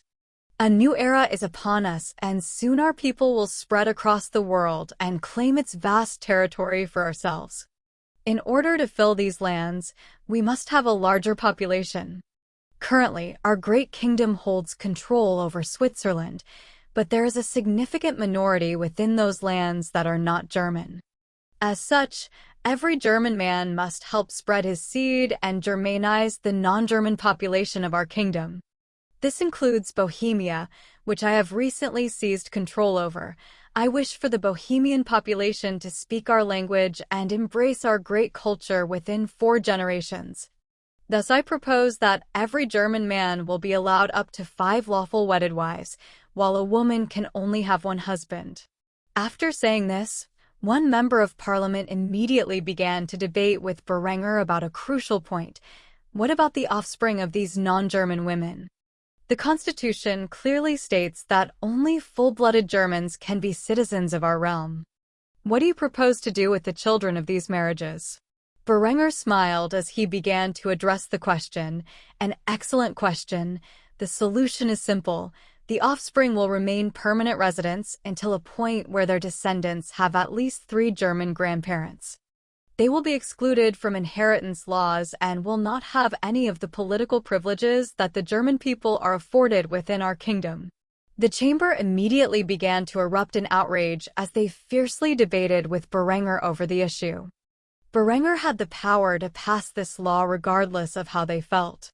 Still, he felt the need to maintain the appearance that the people had some form of representation and thus continued to debate with them about the legalization of polygamy.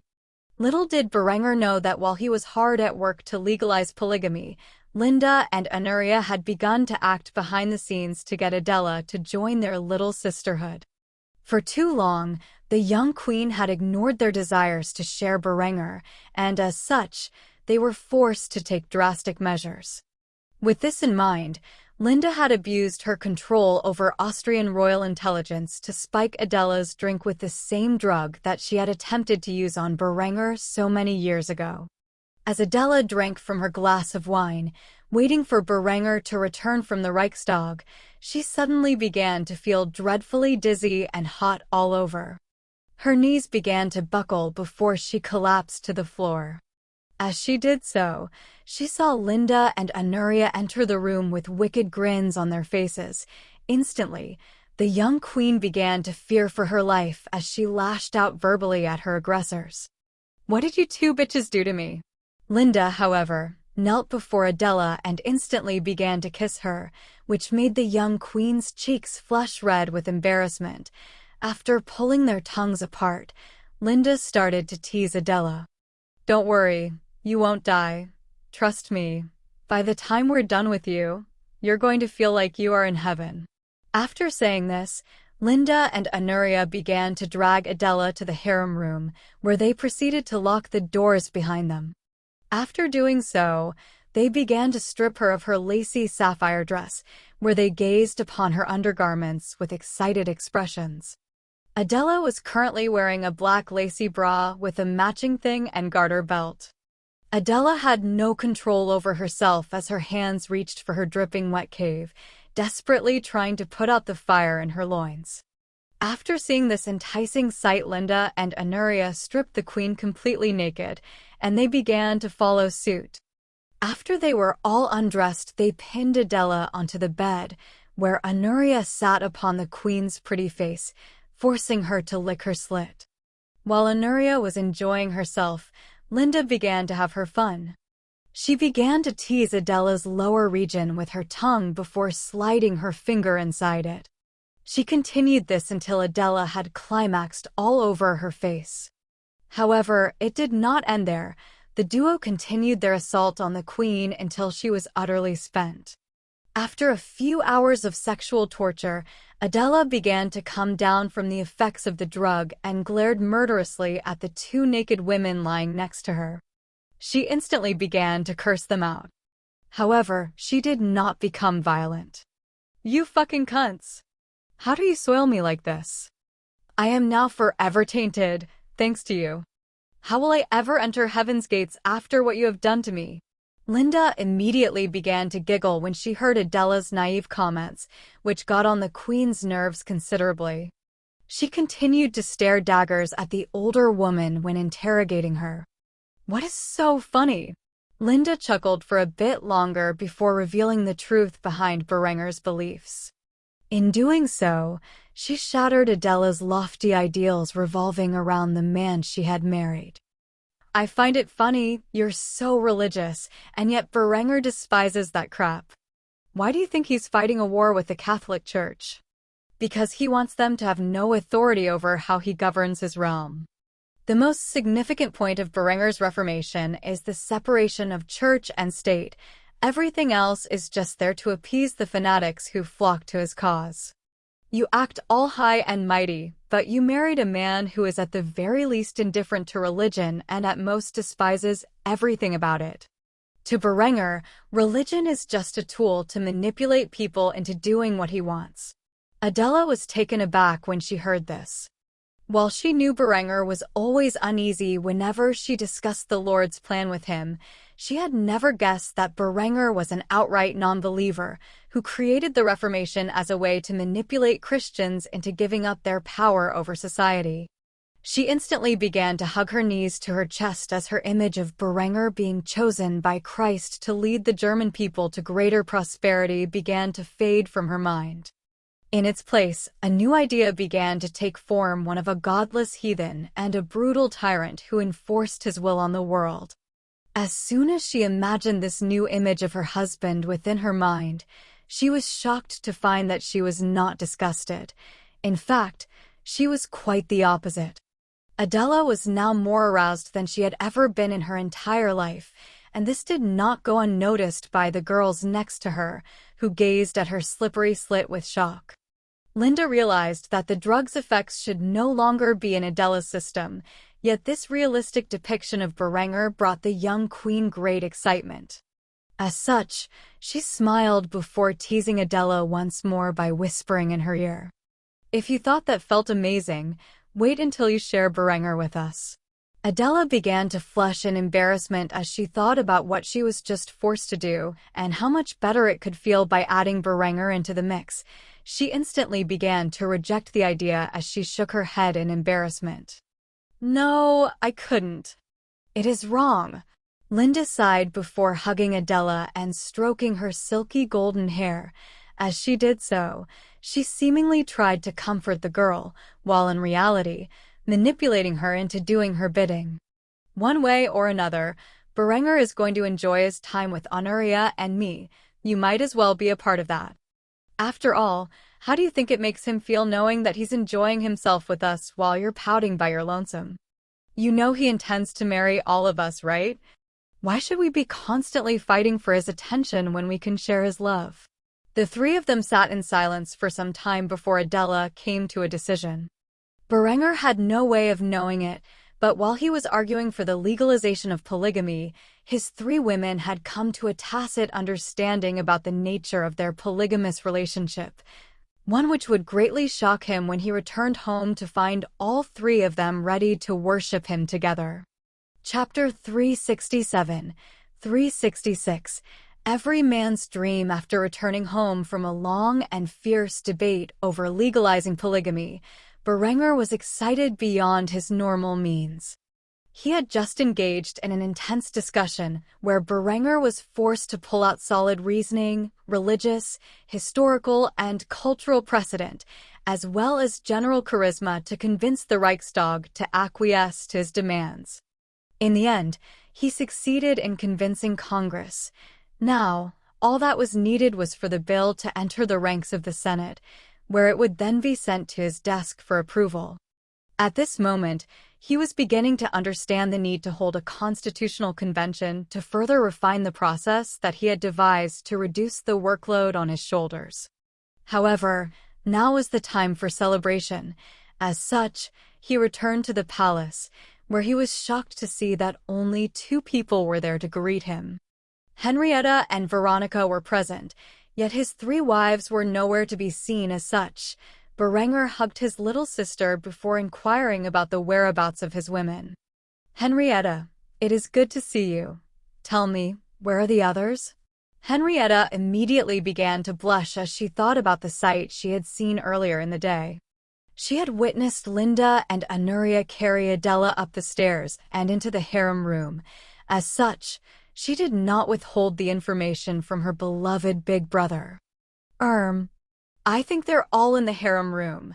Berenger was shocked to hear this, as Adela had never stepped foot in the room where he commonly engaged in amorous adventures with his two lovers. As such, he kissed the girl on the forehead before setting off to the harem room. Upon reaching the doors to his favorite room in the palace, Berenger noticed that the doors were closed but not unlocked. As such, he quietly opened the door and began to investigate. Smoke filled the air, signaling to him that Linda and Honoria had been smoking his hookah without him, yet despite this, he did not see any of the women within the room.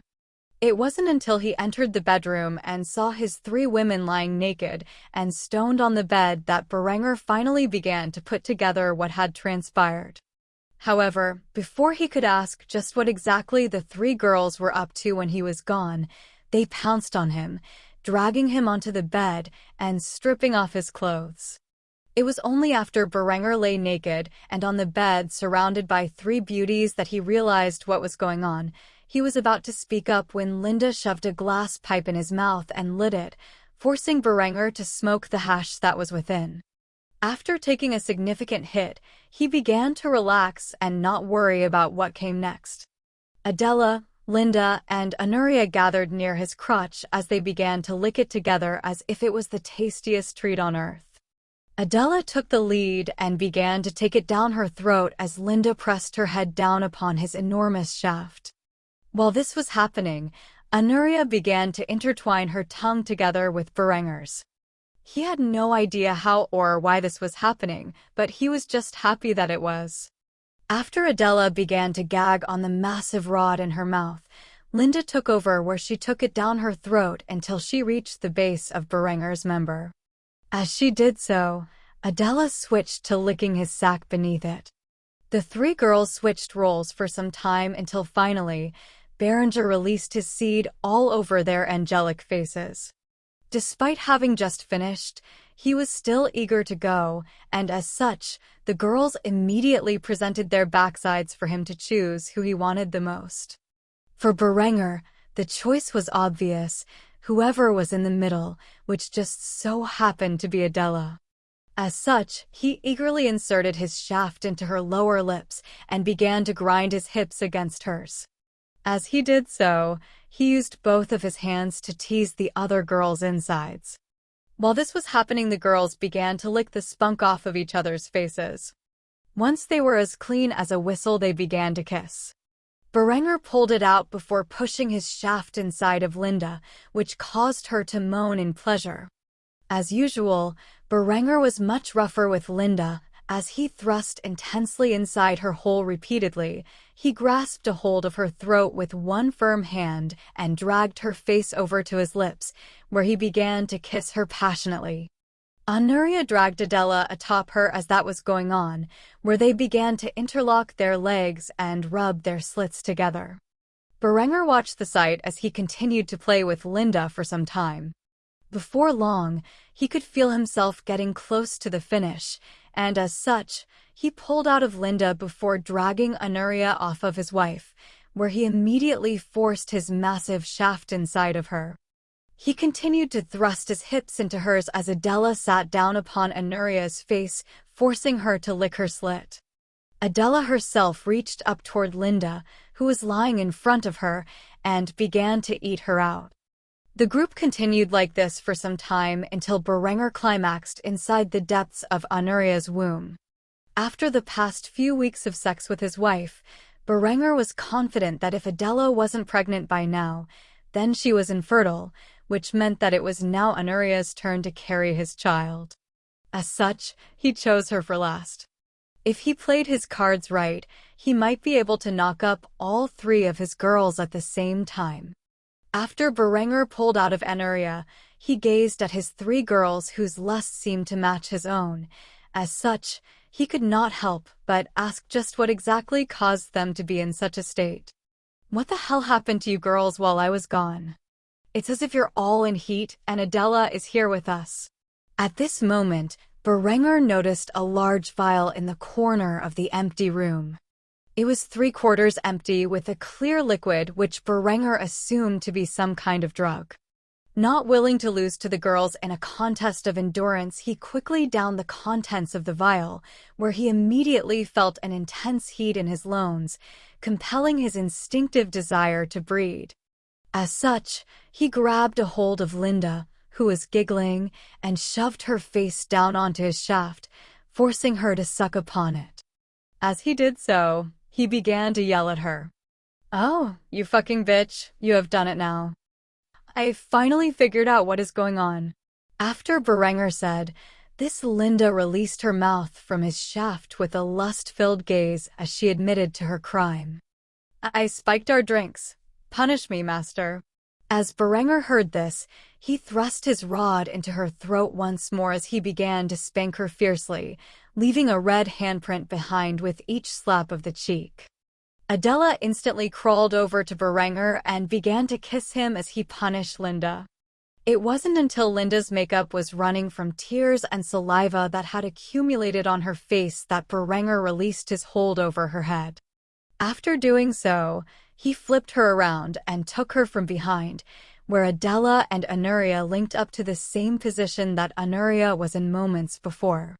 Before long, Berenger was thrusting inside Linda with all the fury his hips could manage.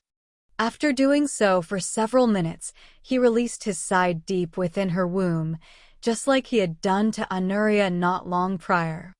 After going through all of this, Berenger was still not finished. As the drug was still in his system, he continued to breed his 3 wives for the rest of the night.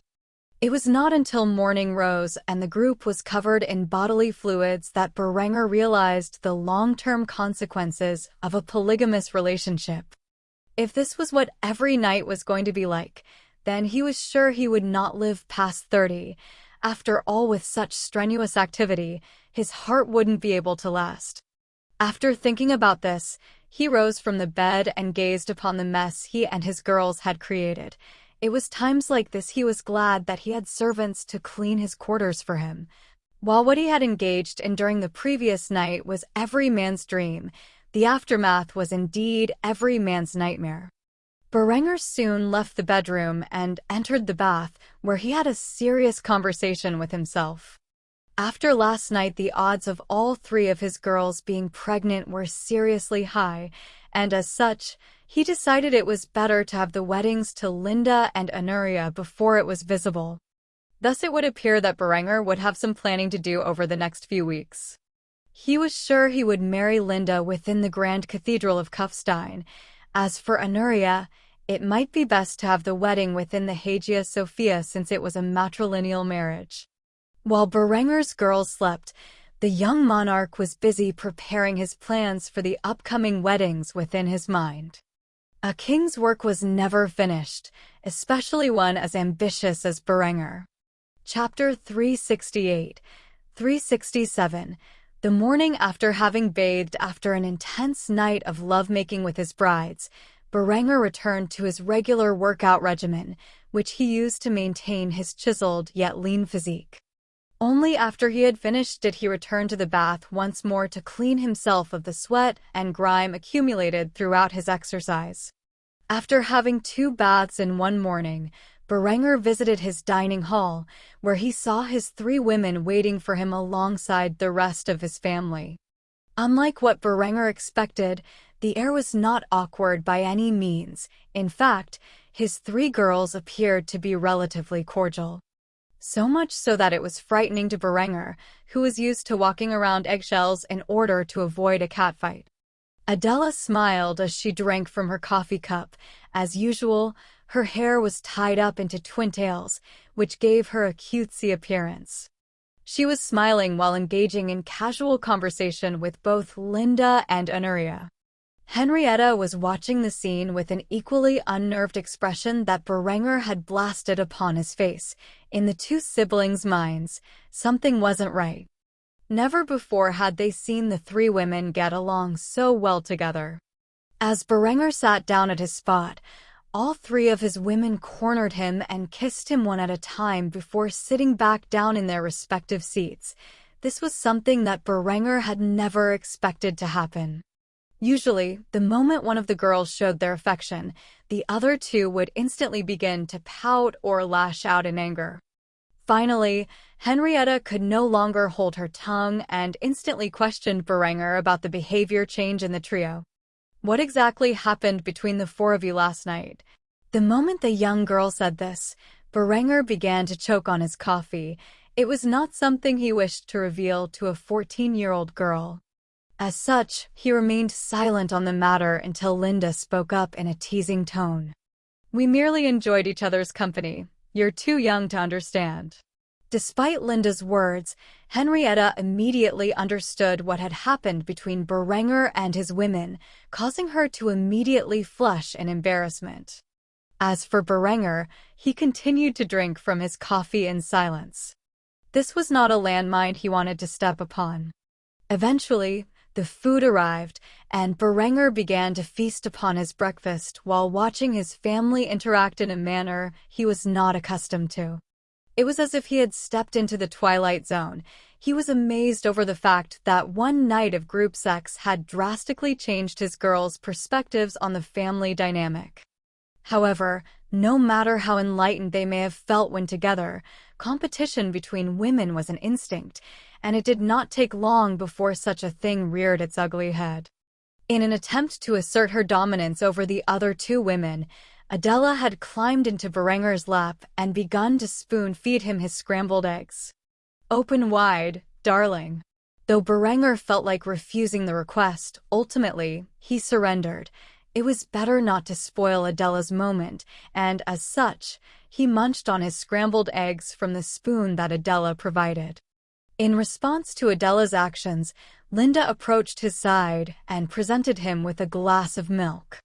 She, too, followed Adela's lead and whispered in his ear something suggestive. "Does Master desire some of Mommy's milk?" Whether or not the milk in the glass was cow milk or Linda's brew, Berenger did not know the answer. However, upon seeing Linda's frightening gaze, he quickly took a sip to wash down the eggs. As such, he began to alternate between the eggs being spoon-fed from Adela and the glass of milk given to him by Linda. As for Anuria, she had a sly idea of her own. The young princess immediately put on a childish facade and made of a request of Berenger. "Daddy, feed me." The moment she said this, the eyes of everyone at the table grew wide. However, her pleading face was too cute for Berenger to pass up. As such, he grabbed a spoonful of her food and stuffed it into her mouth, where the Byzantine princess immediately began to smile in bliss. Though the girls were acting more cordial with one another, their competition was as intense as ever. It had simply simmered down to a point where it had become friendly rather than hostile. Regardless, Berenger was beginning to enjoy the kingly treatment he was receiving from his three beautiful women. Meanwhile, Hans watched Berenger's pleasant experience with a smile on his face. It was good for his father to get such loving attention from his mommies. Unknowingly, this public display of affection began to paint a picture in Hans' mind about how a man's love life should be and would significantly affect his romantic life when he finally came of age. Of course, Berenger had no way of knowing that this very moment would inspire Hans to become an even bigger playboy than he was when the boy reached his adolescent years. After finishing his breakfast, the girls continued to smother Berenger with attention. Eventually, Berenger began to feel suffocated and found a chance to escape, where he fled to his study, sealing the door behind him as he did so.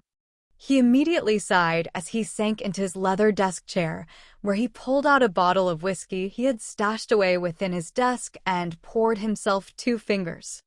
As he drank from the alcoholic substance, he began to mutter under his breath, "These girls are going to be the death of me." After saying this, he pulled out a folder from atop his workstation and dug through its contents. It was a web audio channel announcement. Thank you for listening. If you want to listen to the full series and hundreds of audiobooks similar to this, please join our Discord or join our Patreon on patreon.com/webaudio. The link will be in the description and also pinned in the comment section. Thank you. The status report of the field testing of the new rifled breechloader. A few problems had been raised during their testing, where they were immediately corrected by Ludwig and his crack team of engineers. After fixing these issues, they were sent back to the testing facility, where they continued to go through their trials. So far, nearly 10,000 shells had been fired through the guns under varying conditions, and the report concluded that they were ready for approval. All that was needed was Berenger's signature. As such, he immediately signed the document and sat it atop a pile of folders that a servant would later take to the various departments required to finalize the process. Soon, Berenger would replace his aging, smooth-bore muzzle-loading cannons with rifled breechloaders.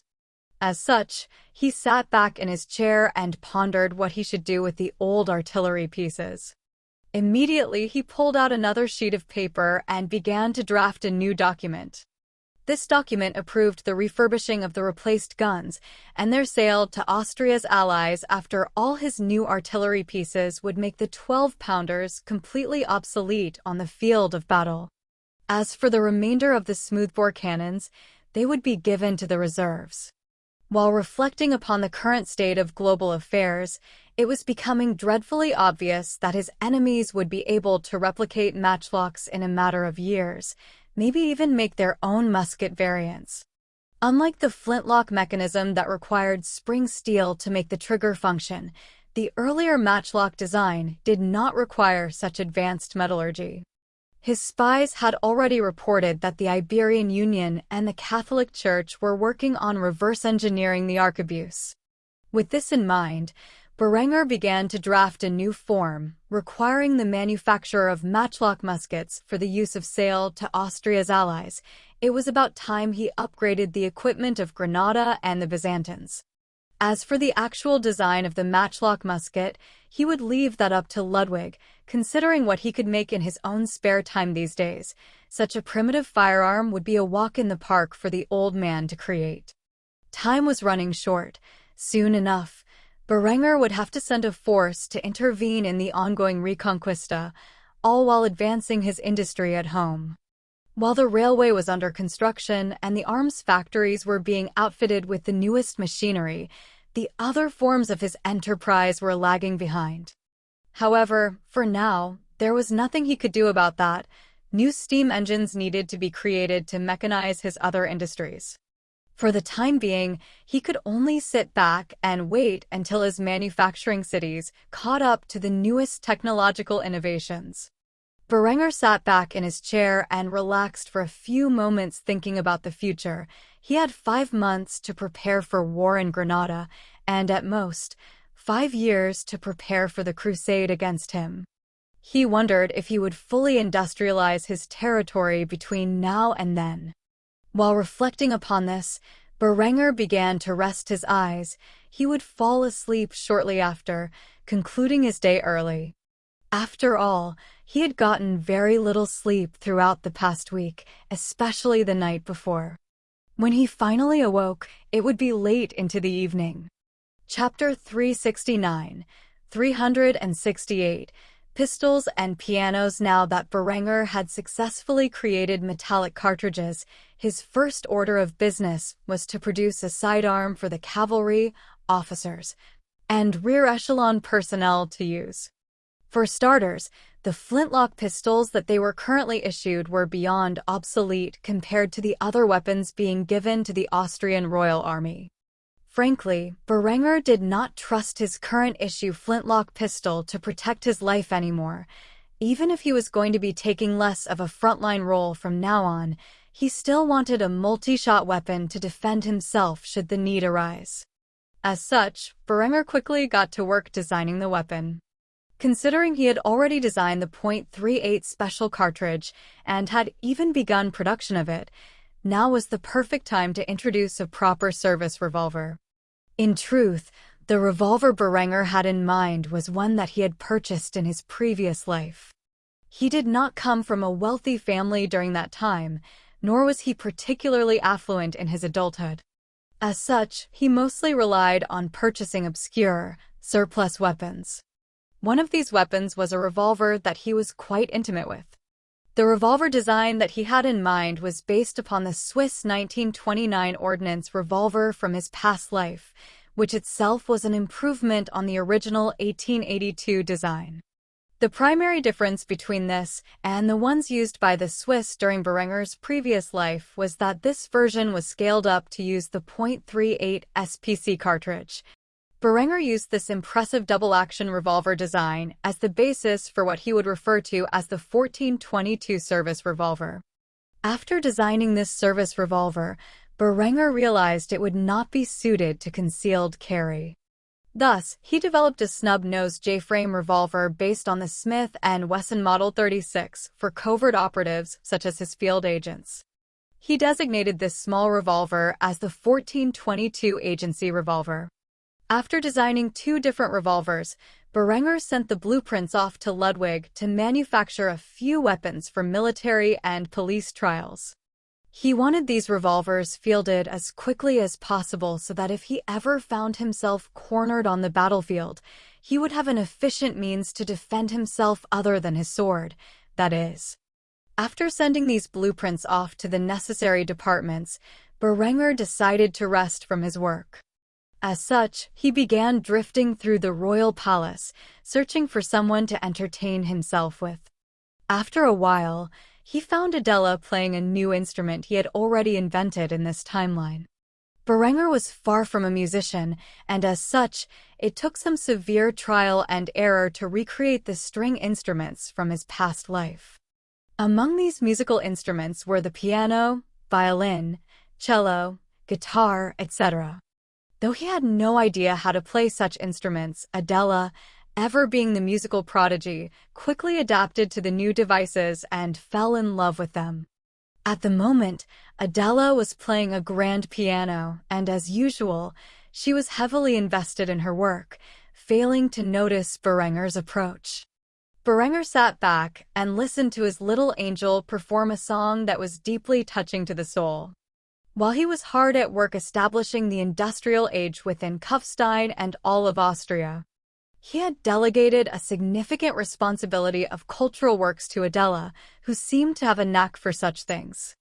He made sure that she never worked too hard and enjoyed her personal hobbies. One of those activities was her work as a musician. Currently, Adela was dressed in a pastel blue dress with white frills around the chest, sleeves, and hem. This dress was modeled after fashion trends common in the Edwardian era of his past life. Berenger listened to the sound in awe. He had always loved the piano but could never afford one himself, and as such, he deeply lamented the fact that he had never learned how to play such a beautiful and elegant instrument. After Adela had finished her song, she heard slight applause, which greatly shocked her.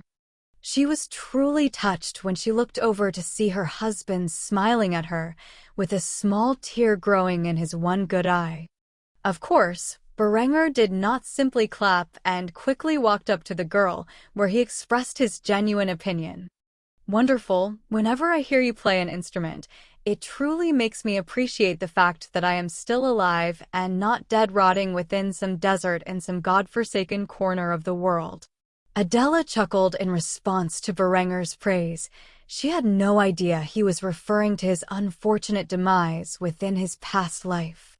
As such, she motioned for Berenger to sit down next to her, where he happily obliged. After doing so, she commented on Berenger's inability to play the instruments he had created.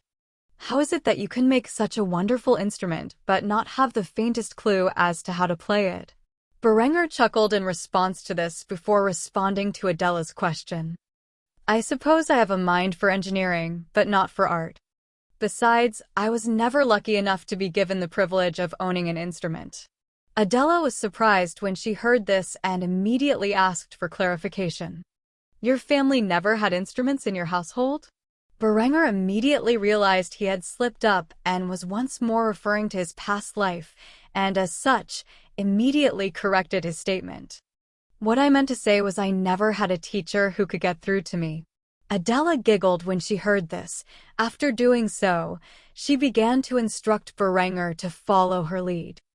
"Hold out your hands like this." As such, she slowly began to introduce Berenger to all of the piano's keys and the positions he needed to place his fingers to play the instrument properly. After several hours of learning, Berenger finally let out a sigh of exhaustion. He had no idea that learning how to play the piano was so tricky. However, Adela had a pretty smile on her face.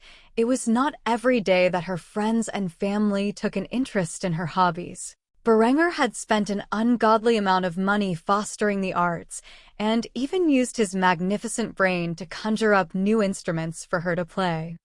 Now he took time out of his busy schedule to sit with her and learn how to play the piano. The very thought made her heart beat rapidly. As such, she latched onto Berenger and rested her head on his shoulder as he continued to push through the lesson. Berenger noticed this, but refused to ruin the moment with some snarky remark, and thus he continued to misplay the piano until his hands grew too tired to continue. After doing so, Adela raised her head from his shoulder and kissed him on the lips, twirling her tongue around his own as she did so. It was not until they were interrupted by Henrietta at the doorway that they stopped their display of affection. Henrietta stared at them with a stoic expression as she announced her presence by knocking on the open door. By now, Walking in on her brother making out with one of his lovers was something she had grown accustomed to. Of course, the moment she knocked and interrupted their little session, Adela grew flushed with embarrassment. Berenger gazed up at Henrietta and asked the question on his mind in the calmest facade he could muster. After all, he was not exactly pleased that he and Adela were interrupted when things were going so smoothly. "Henrietta, my dear sister, what is the matter?" Henrietta immediately pointed at the old grandfather clock in the corner of the room and muttered a single word. Dinner. After doing so, she left Berenger and Adela alone, where they picked themselves up and acted as nothing had happened between the two of them. Berenger quickly presented his hand to Adela with a handsome smile as he asked the question on his mind. "Well, shall we go?" Adela returned his smile with one of her own and a silent nod before grasping a hold of his hand and following his lead to the dining area. By the time they arrived, the others were present and waiting for the head of the household to arrive. They would enjoy a fine meal together as a family during the peaceful days that the Kingdom of Austria was facing. Before long, war would erupt once more, and Berenger intended to enjoy every moment of serenity that he could get his hands on. Chapter 370, 369. Further educational reforms. A few weeks had passed since the day that Berenger had legalized polygamy within the Kingdom of Austria. The legalization of polygamy came as a great shock to the people of Austria, and many traditionalists were entirely against the idea. As such, they had gathered in the streets to make their complaints known to the crown. However, these peaceful protests were quickly snuffed out. While Berenger could have used overwhelming force to crush the voices of dissent, he decided on a more subtle method. He had empowered a counter-movement of young men and women who embraced the lifestyle to kick the old farts out of the streets and shame them for being unpatriotic. The motto used in the propaganda to enforce Berenger's will within the minds of the people was ripped straight from the Bible and had become the chant of the young couples who had embraced this new law. Over time, it became merged with another slogan rising in popularity among polygamists. "The earth belongs to the German people. Be fruitful and multiply." The population growth of Austria since Berenger first seized control of it as a duke had rapidly increased.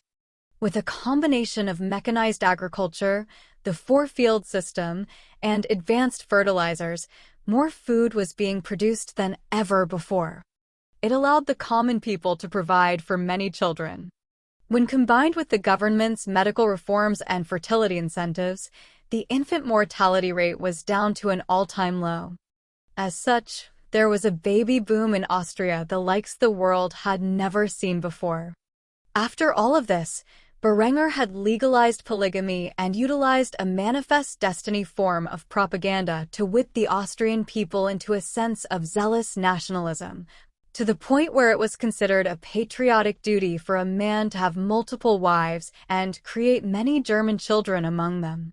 With these reforms, Berenger knew that it was only a matter of time before he ran out of teachers to provide education to this new generation of Austrian children. With this in mind, he began to sign into law significant reforms to the Austrian Department of Education. Berenger had revised his Federal Department of Education to provide a unified curriculum throughout his realm and hire new teachers at an attractive rate. After roughly 3 years of public education in Austria, many common people had become literate and capable of performing the basic arithmetic. Berenger intended to instruct this educated population further to become the teachers of the next generation. Berenger had begun to modify the 3 stages of education for the youth in Austria. Starting in elementary school, children would now learn basic German, math, science, history, and civic responsibility. When they entered middle school, boys and girls would be split into separate courses. Boys would begin physical training and military courses as additional classes loosely based upon the American JROTC program from Berenger's past life. As for girls, they would begin something akin to home economics, where they would learn to become good wives and mothers.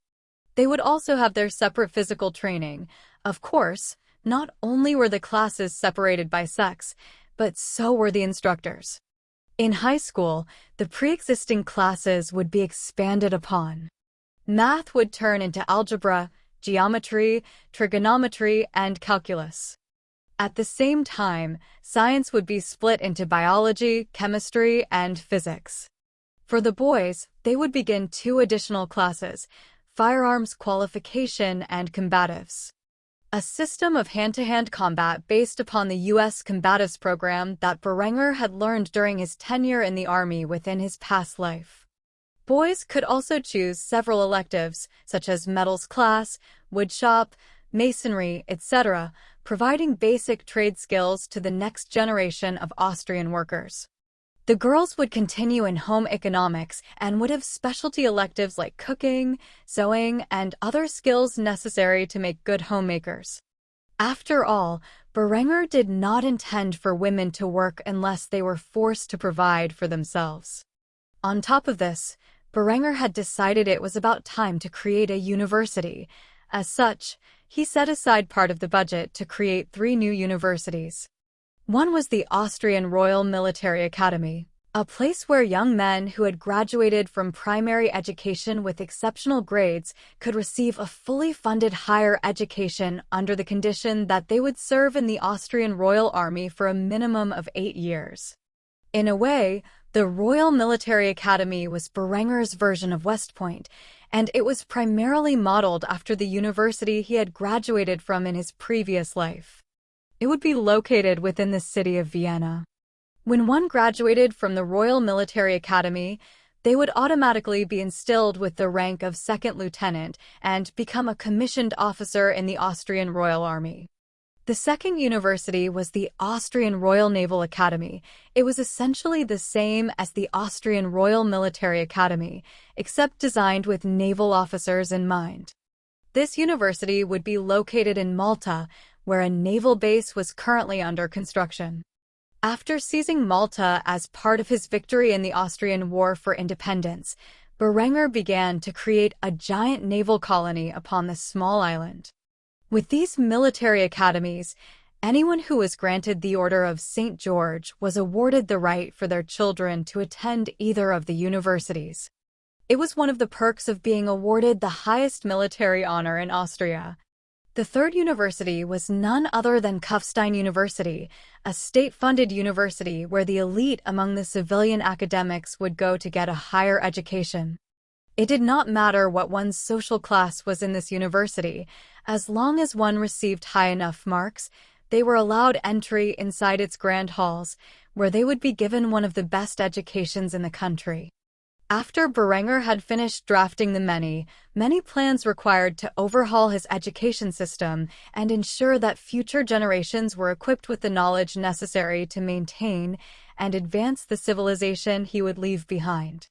He sat back in his chair and sighed.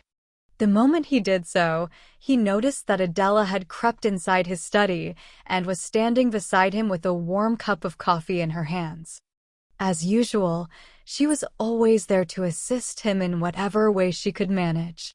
Berenger gratefully accepted the gift and began to sip upon the drink, which provided a much-needed boost to his depleted energy reserves. After he did so, he thanked his young wife from the bottom of his heart. "Thank you, Adela.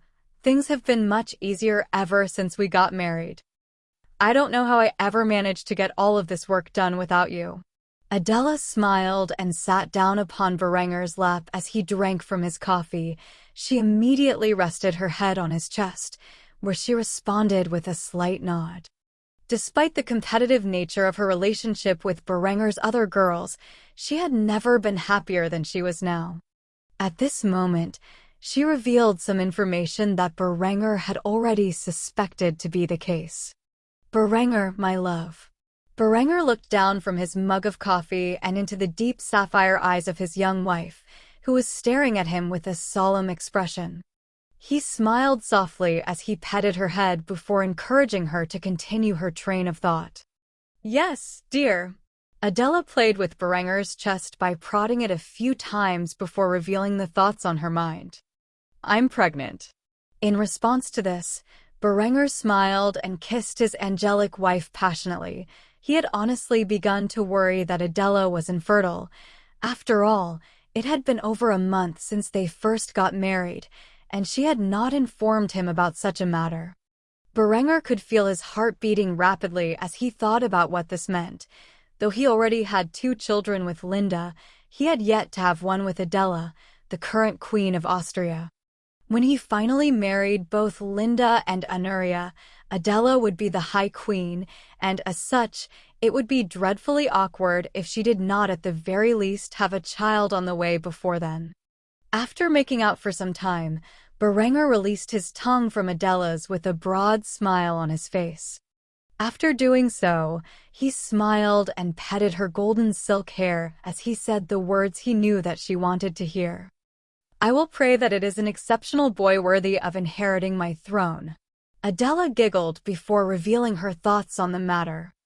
"Funny, I don't believe I have ever seen you pray before." The moment Berenger heard this, he stared at her with a questioning gaze. He knew she was a devout reformist, but there was a deep-seated implication in her tone as she said this. Before he could ask what she meant by her words, she kissed him on the lips one more time before revealing her truest desire. "I swear, before we pass away from this world, I will save your soul, Berenger. If it is the last thing I do, I will make sure that you forever reside in paradise with me." With this said, she got up from Berenger's lap and left the study, leaving Berenger filled with a bunch of questions about how he had managed to slip up around her. She was aware that he was not a true believer. Despite this, she did not seem upset. Instead, she appeared delighted, as if the fact that Berenger was an atheist gave her a goal to look forward to. For the first time in a long time, Berenger dwelled upon the nature of the divine force that had brought him into this world. If God and heaven truly existed, then how did he manage to reincarnate into this world after his previous life's untimely demise? Why would a holy and righteous being like God give a sinful man like himself a second chance at life in a world where his knowledge and expertise could lead him to become a tyrant? Ultimately, Berenger could not reach a conclusion, for what mortal could understand the mind of a divine being? As such, he sighed heavily before a smirk appeared on his lips. As he did so, he muttered something in a voice so low only he could hear it. Good luck with that. Chapter 371, 370, Triple Pregnancy. After completing his educational reforms, Berenger left his study, where he instantly ran into Linda and Honoria, who both were standing outside of his door. It would appear they were having difficulties finding the courage to speak, as the 2 women would not meet his gaze. Curious as to the issue, Berenger decided to lighten the mood by making a joke. "Let me guess, you're both pregnant?" Hearing Berenger so blatantly says what they were struggling to speak about shocked both Linda and Honoria, who rushed up to Berenger and grabbed a hold of him, seeking answers for how he could be aware of such a thing. "How did you know?" Berenger, who was genuinely shocked to see that his jest was accurate, immediately inquired for clarification on the issue. He honestly could not believe that Adela, Linda, and Honoria would find out they were pregnant on the same day. As such, he scoffed at the girls' claims before speaking the thoughts on his mind. "You can't be serious." The 2 young women looked at each other before silently nodding their heads at Berenger. The sparkle in their eyes hinted that they were intensely judging his reaction. Upon seeing that they were serious, Berenger's expression sank. Though he was aware of just how much fun he had been having with his 3 women, he honestly did not expect a scenario where the trio was pregnant at the same time. Judging by his timing, Adela was probably a few weeks further along than the other girls and had either just found out about it or was struggling to broach the subject with him until today. Berenger found it hard to believe that he had been shooting blanks for a few weeks before the first night he spent with all 3 of them. Nevertheless, the reality was that all 3 of his women were currently pregnant, which meant that his life was about to become a lot more interesting. By interesting, he meant miserable. He could only imagine the difficulties he would face by living with 3 pregnant women, all siring his offspring. Though Berenger could feel a headache looming over him, he did not let his grim outlook appear on his face. Instead, he expressed great excitement to the girls who would soon be mothers. As such, he grabbed a hold of both of them and dragged them into his embrace, where he kissed them one at a time with an elated expression on his face. He spoke confidently as he was secretly lamenting the next 9 months of his life. "That's wonderful." Though Anuria bought his facade, Linda was far more shrewd and instantly picked up some of the small cues he left behind when he was acting. As such, she quickly withdrew from his kiss and questioned her lover in a severe tone. "Are you not excited? This will be our 3rd child. For some reason, you seem less sincere than when I informed you I was pregnant with Hans and Helga." It was only now that Anuria began to realize that Berenger had been faking his excitement, and as such, she immediately began to pout. Berenger had been found out, and as such, he carefully navigated around the minefield that was the girl's emotions. "I'm excited. Truly I am. I'm glad we will be able to increase the size of our family. It is just that I am worried, is all." When Berenger said this, Linda and Anuria looked at each other with confusion before asking for clarification on what he had just said. "Worried about what?" When Berenger heard the 2 girls once more speak in unison, his excited facade crumbled, and a dejected expression filled his handsome face. "I'll level with you. Adela has also informed me that she is pregnant, and so I am worried that something might happen to you girls, and I will be left alone in this world looking after our kids by myself." Truthfully, Berenger was confident that nothing bad would happen to his wives or the children they bore. Instead, he was more concerned about the living hell his life was about to become. Regardless, he could not very well admit that, or the girls would slap him. As such, he went with the more safe approach to explain his lack of excitement. Luckily for him, Linda and Anuria had both bought this line and immediately began to hug him. The 2 girls comforted their lover, assuring him that there was nothing to worry about. "Don't worry, nothing bad will happen to the children or us." Linda, who had already been through 2 healthy childbirths, knew that she would be okay. As for the other 2 girls, she secretly prayed for their safety. Though she was not an exceptionally religious woman, she would find herself in prayer in times of doubt or fear, especially for those she cared about. As for Berenger, he placed his faith in himself and his medical reforms, though they were far from the efficiency of the 21st century. The effectiveness of the doctors in his realm increased with each passing day, as men like Ewald continued their research into the field of medicine. By now, minor surgeries were starting to become commonplace and blood types had been thoroughly researched, resulting in blood transfusions. Germ theory itself was largely accepted by Austrian scientists and doctors thanks to the efforts of Berenger's chemistry department. Austrian medicine was already above and beyond anything else that existed in this medieval world. With Berenger's limited understanding of anatomy, biology, and chemistry, which was no more than any other college graduate in the field of engineering would understand, he had significantly increased the knowledge of medical professionals, who themselves further researched into their respective fields with the tools that Berenger had provided them. This pool of educated and zealous professionals allowed Berenger to be confident about preventing any severe complications during the pregnancy of his 3 wives. God? Who was he? Some old man living in the clouds who was given credit for everything, despite doing nothing. It was Berenger and his scientific revolution that was to thank for the low infant mortality rate. Despite these thoughts, Berenger simply accepted the loving embrace of his 2 lovers. He would never allow anything to happen to them. If God existed and decided to steal his brides away from him, then Berenger would find a way to wage war against heaven to reclaim them. Berenger smiled as he thought about the future. Though the next 9 months might be a living hell for him as a man, he would ultimately endure it. It was with this in mind that he grabbed a hold of Linda's and Anuria's hands and led them to the dining room. It was time for dinner, and Berenger intended to eat his fill. Before long, Berenger arrived in the dining hall, where he sat down next to his wife. Anuria was exceptionally clingy and refused to leave his side.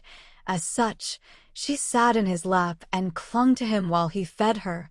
For whatever reason, she enjoyed being spoiled in such a manner.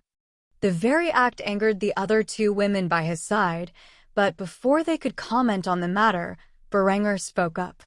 "Well, since all three of you are pregnant, I suppose we should host the weddings as quickly as possible. After all, it is better to not cause controversy over the legitimacy of these children."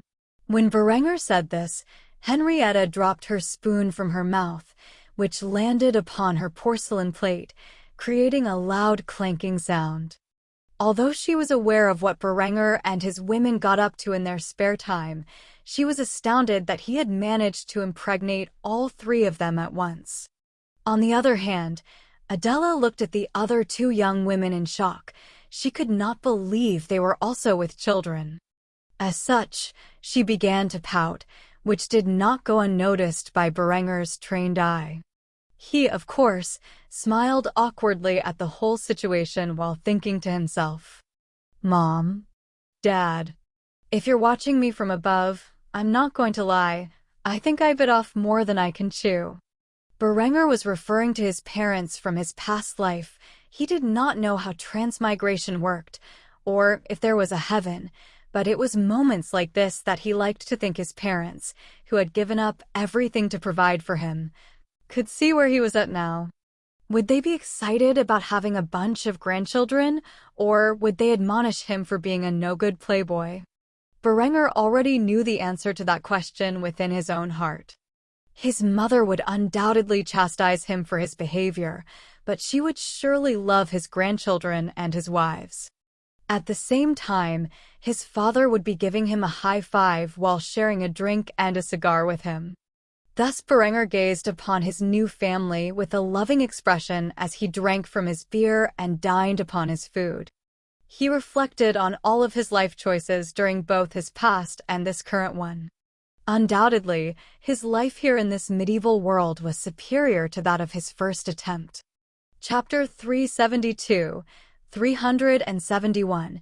Negotiations with the Byzantine Emperor. Weeks passed as Berenger and his newest brides began to plan for their weddings.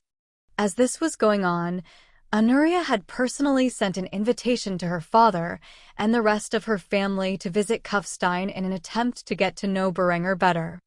There was also another matter that Berenger wanted to discuss with the Byzantine Emperor, one revolving around the debt that he owed Berenger.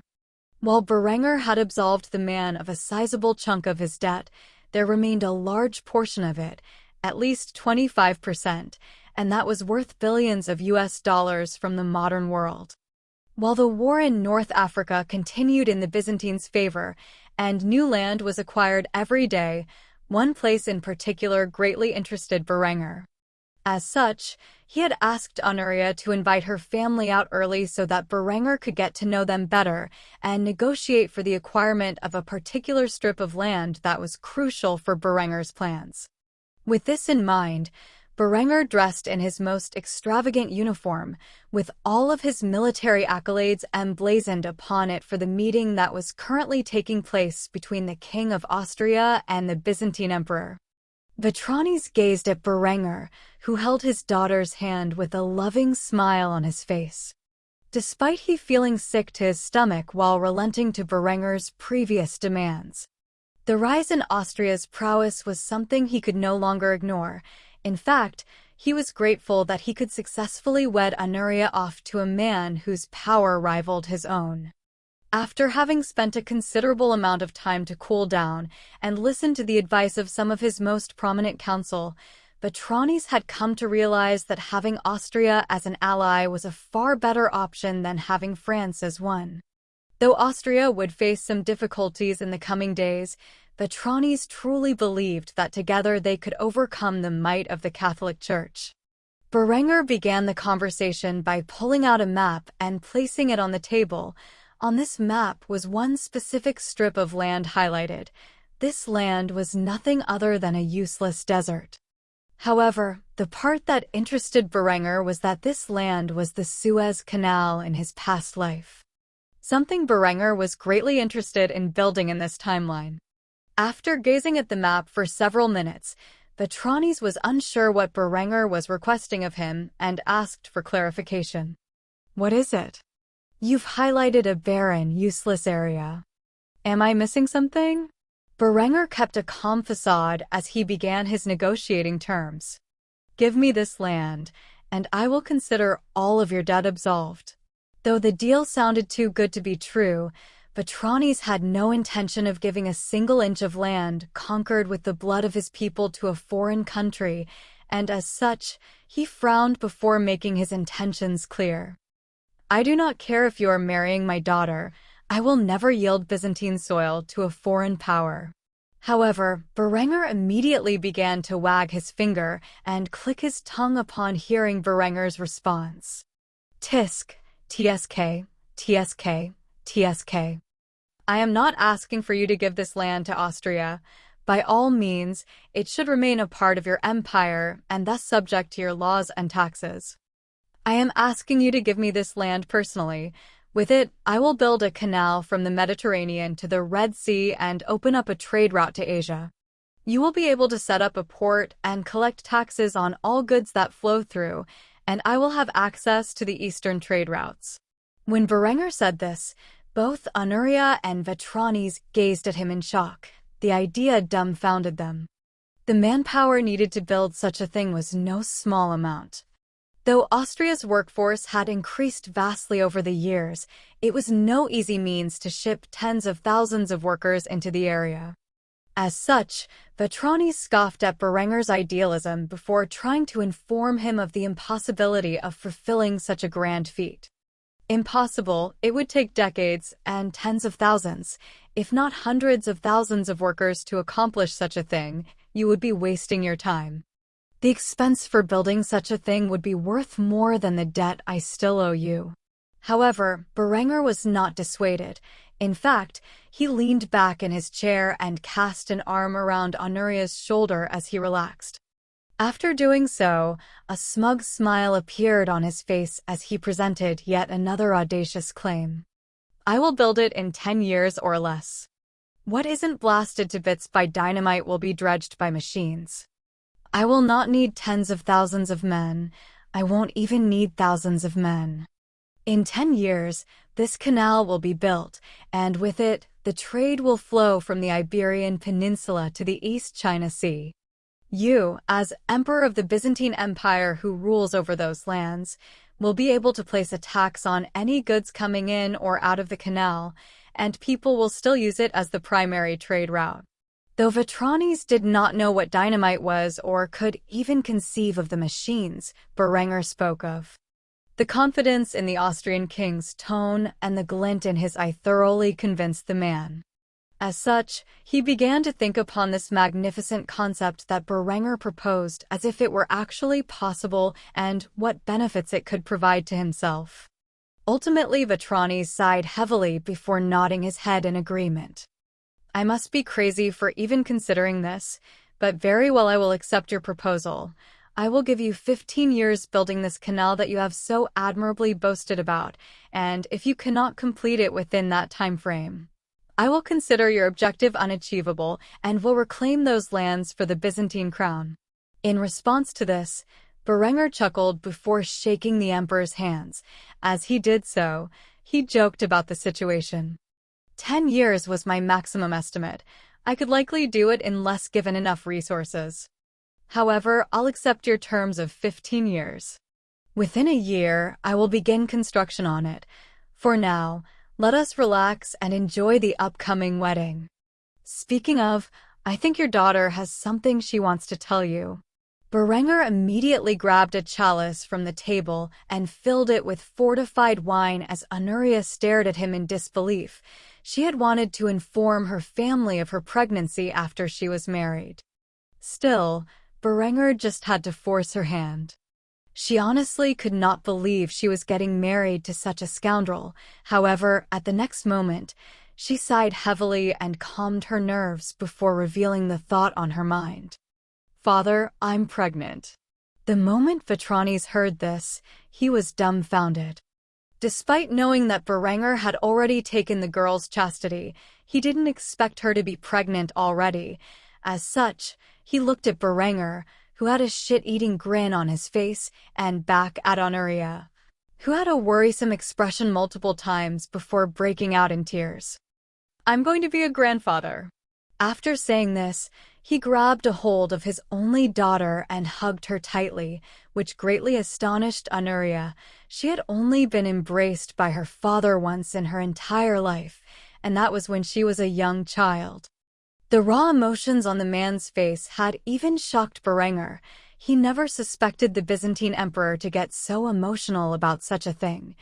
Honoria smiled and nodded her head as she broke away from her father's tight grip, where the man immediately wiped the tears from his eyes and recovered the grace of an emperor as he did so.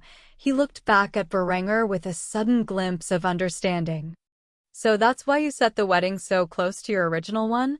Berenger chuckled and nodded as he answered the emperor's question. "Yeah. She's not the only one pregnant. They all are, so I figured, what the hell? I might as well have the weddings before it becomes visible. After all, I wouldn't want people to question the legitimacy of our offspring." Vetranis shook his head and smiled as he complimented Berenger for the first time since they had initially met. "I truly envy your youth." In response to this, Berenger chuckled once more before cracking a snarky remark. "Want to change places?" The moment he said this, the emperor broke out in laughter, and Honoria glared at Berenger with a murderous gaze. As such, Berenger wrapped his arm around her once more and kissed the young princess on the cheek before making a snarky comment. "Come on, babe. Don't stare at me like that. It was a joke." Despite his justification for the inappropriate comment, Honoria continued to pout, and as such, Vetranis sighed heavily before commenting on their relationship. "I can tell that you two have a great relationship. I look forward to what comes of it." In response to this, Berenger raised his chalice in the air with a smirk on his face as a pseudo-toast before taking another sip of the fortified wine contained within. Thus he spent the remainder of the day with Honoria and her father, getting to know the man that would soon be his father-in-law. As for how the rest of Honoria's family interacted with Berenger, that is a tale for another time. Chapter 373, 372, Dinner with the Byzantine Emperor. While the preparations for the upcoming weddings to both Linda and Honoria were being fulfilled, the Byzantine Emperor Vetranis Palaiologos and his family were seated at Berenger's table, enjoying a feast that had been prepared for Austria's guests from the east. An alliance between the Kingdom of Austria and the Byzantine Empire had been negotiated due to the upcoming marriage between Berenger and Honoria. Despite this fact, tonight was the first time that Berenger had entertained his young fiancé's family. Aside from Vetranis himself, he was meeting the members of Honoria's family for the first time. Sitting beside the Byzantine emperor was his wife, Empress Olympia Palaiologos, who was exceptionally beautiful in her own right.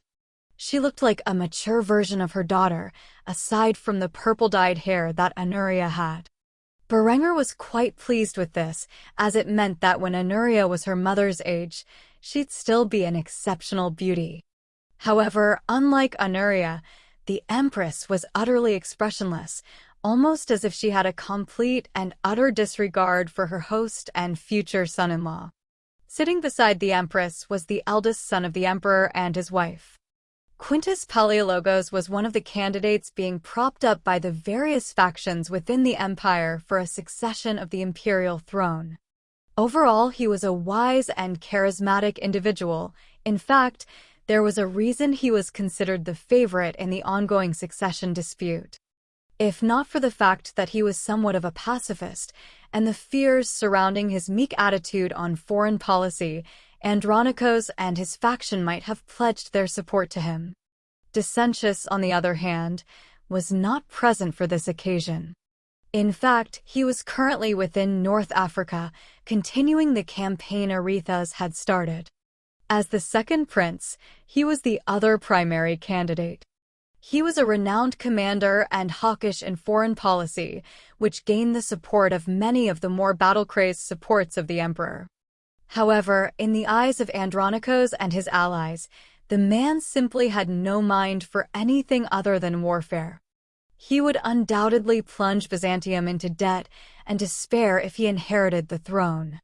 Sitting beside Quintus and across from Henrietta was a young man, roughly Adela's age, who was Honoria's younger brother Aurelius Palaiologos. He had a charming appearance and a glib tongue. However, he was essentially the Byzantine equivalent of Berenger prior to his reincarnation. An indolent, childish drunk who had no leadership skills whatsoever. The only difference between him and Berenger before he had been gifted with the memories of Julian Weber was that Aurelius was also a massive lecher who screwed anyone he could. This was immediately apparent to Berenger, especially when the boy started flirting with his little sister. Despite the fact that Berenger had yet to find a proper fiancée for Henrietta, he knew in his heart that Aurelius would be a terrible choice. As such, he kept a close eye on the boy and his actions.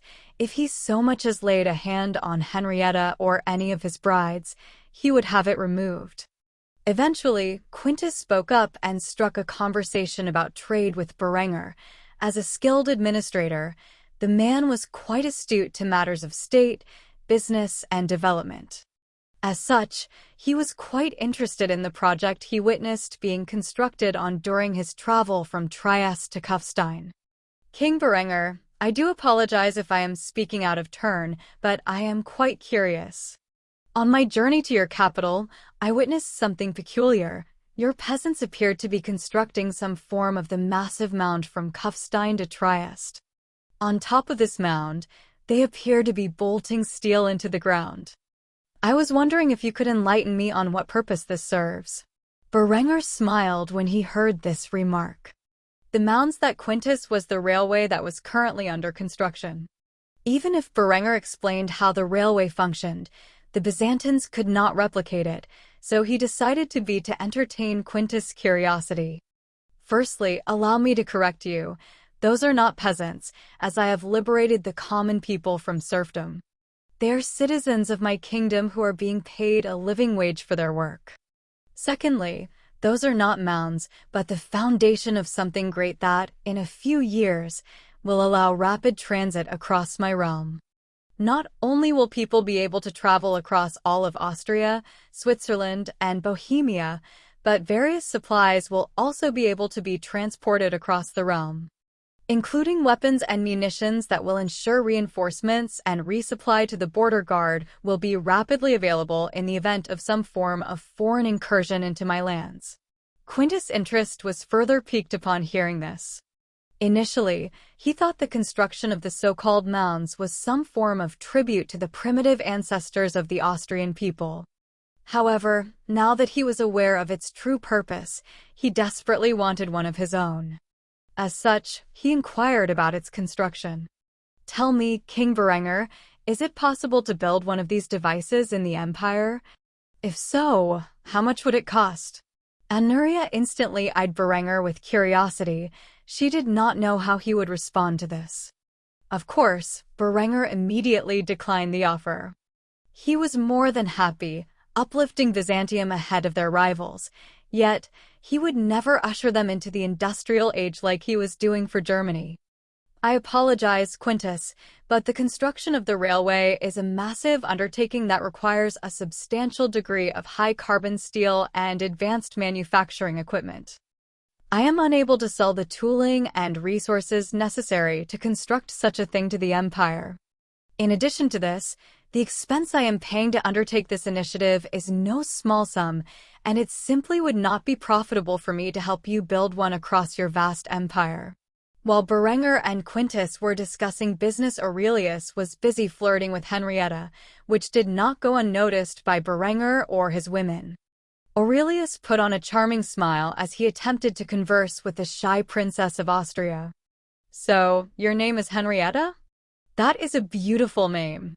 Tell me, Henrietta, what is your favorite type of wine? Henrietta, who had always been shy around strangers, found it challenging to speak in the presence of the imperial family of the Byzantine Empire.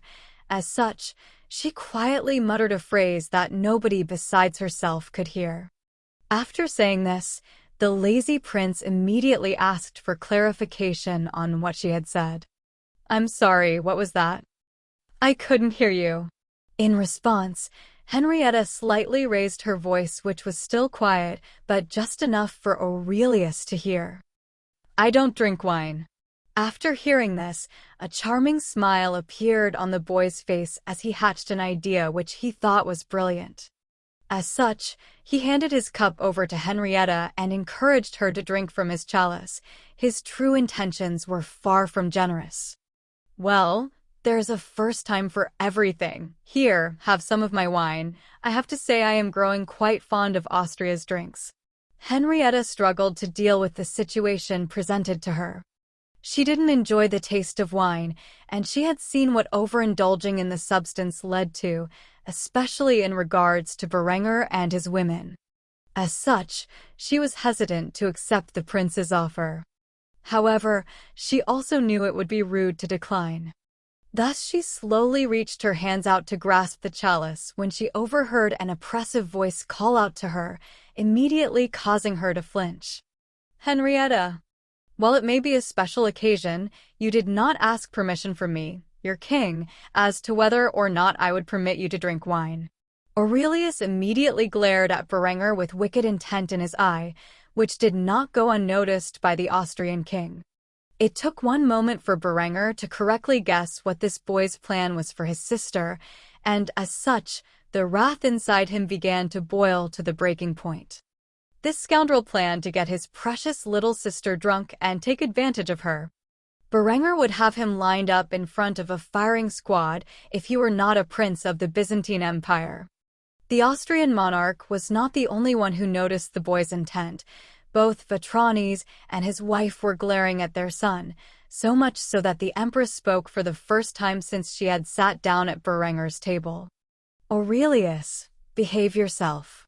The pure look of disdain the woman had for her son was something Berenger had not seen in a mother's eyes before, at least not when gazing upon their child. The moment Aurelius realized that his plot had been revealed, he immediately began to defend his actions, despite knowing that his mother had seen through them. "Mother, I was only offering the girl a drink. How was I supposed to know that King Berenger was so strict about drinking wine?" Emperor Vetranes was struggling to contain his fury. If it were any other monarch's table they were sitting at, he would not care if his son had outright drugged a princess. However, Berenger was different. The Kingdom of Austria was a rapidly rising power that was capable of dominating both land and sea. It was only a matter of time before they eclipsed the Byzantine Empire in terms of international influence. Angering Berenger was not the same as provoking a king of another realm. The very idea that his son would so blatantly try to take advantage of Berenger's bloodline made the emperor seethe with rage and instinctively want to beg for forgiveness, for he knew Berenger was a cruel man who did as he pleased. The only reason Berenger had not done something drastic to the boy was that he was Honoria's brother. Without Honoria by his side, Berenger indeed would have had the Byzantine prince executed, or at the very least, removed one of his limbs. In doing so, a war would break out with the Byzantine Empire. Luckily for everyone involved, Berenger was forced to calm his wrath and deal with this situation rationally. Ultimately, Berenger gazed at the boy with murderous intent. As he did so, an oppressive aura filled the air. Eventually, Berenger took a bite from his Jaeger schnitzel before placing his fork down in a seemingly calm manner. Despite his appearance on the outside, everyone present knew that Berenger was far from relaxed. After washing down the schnitzel with a swig of beer, Berenger finally broke his silence. "Aurelius, if I catch you so much as glancing at my sister or any of the women under my protection with a lustful gaze, I will have you castrated and throw your manhood to the pigs. This is your only warning. Test my patience again, and see what happens." After saying this, Berenger began to ignore the boy and once more dig into his meal. Utter silence prevailed in the room. The only sound that could be heard was that of Berenger using his utensils to cut into the slab of meat before him. As such, the remainder of the banquet was relatively quiet, for nobody dared to further provoke the ire of the man known as the Tyrant of Steel. Chapter 374. 373. The second royal wedding. The day had finally arrived for Berenger to marry one of his two lovers and officially make her his lawfully wedded bride. As Linda was the second wife in the harem's hierarchy, she would be the first to be married.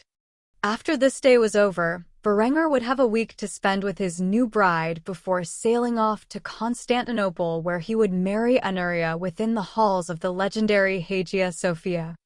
If it weren't for the importance that the Byzantines placed on Anuria's wedding, Berenger likely would have married both Linda and Anuria at the same time.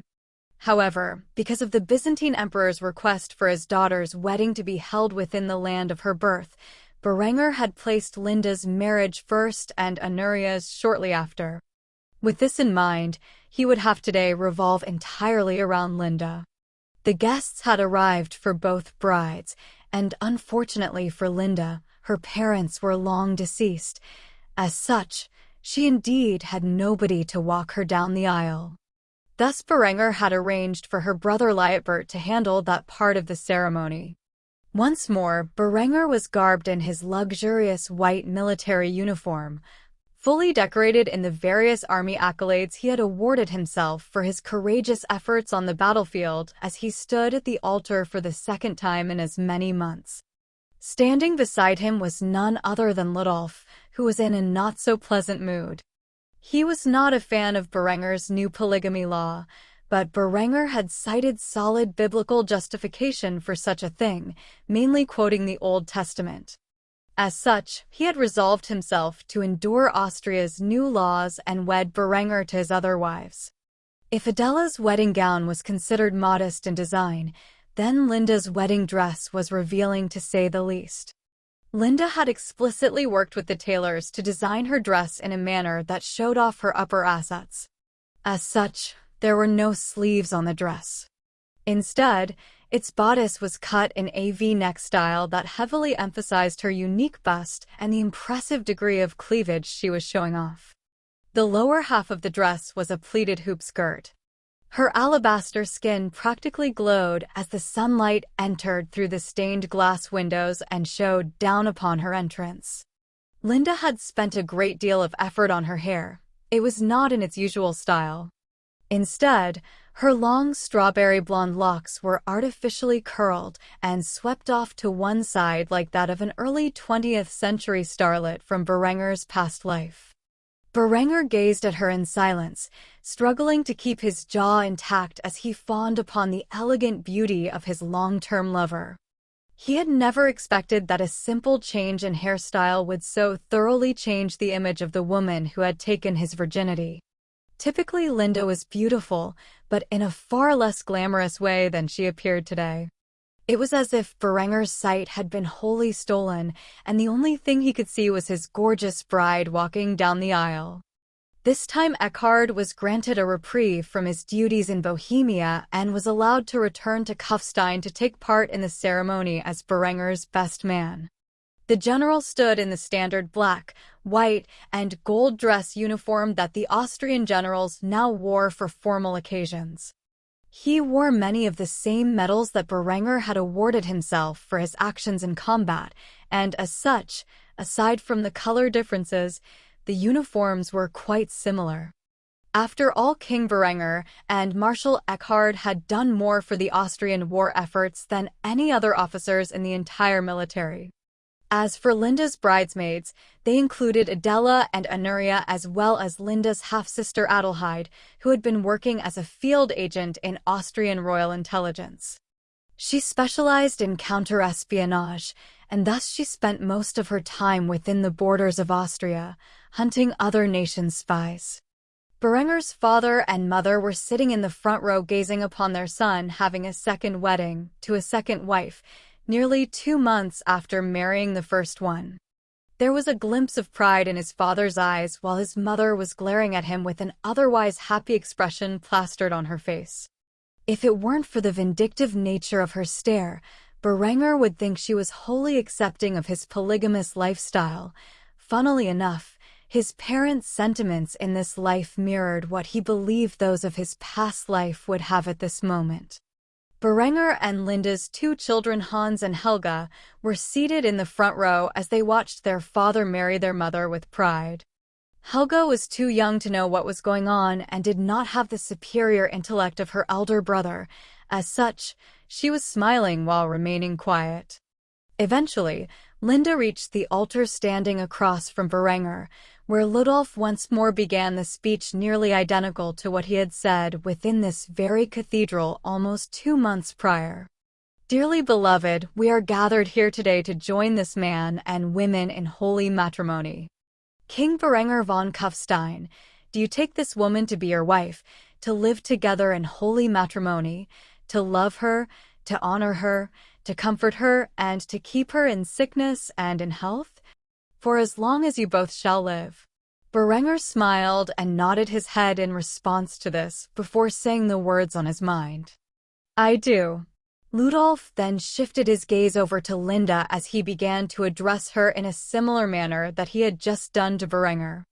Linda von Habsburg, do you take this man to be your husband, to live together in holy matrimony, to love him, to honor him, to comfort him, and to keep him in sickness and in health, forsaking all others, as long as you both shall live?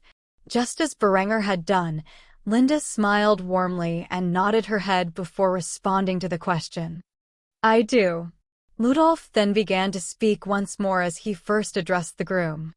Repeat after me. I, Berenger von Kufstein, take you, Linda von Habsburg, to be my lawfully wedded wife, to have and to hold, from this day forward, for better, for worse, for richer, for poorer, in sickness and in health, until death do us part.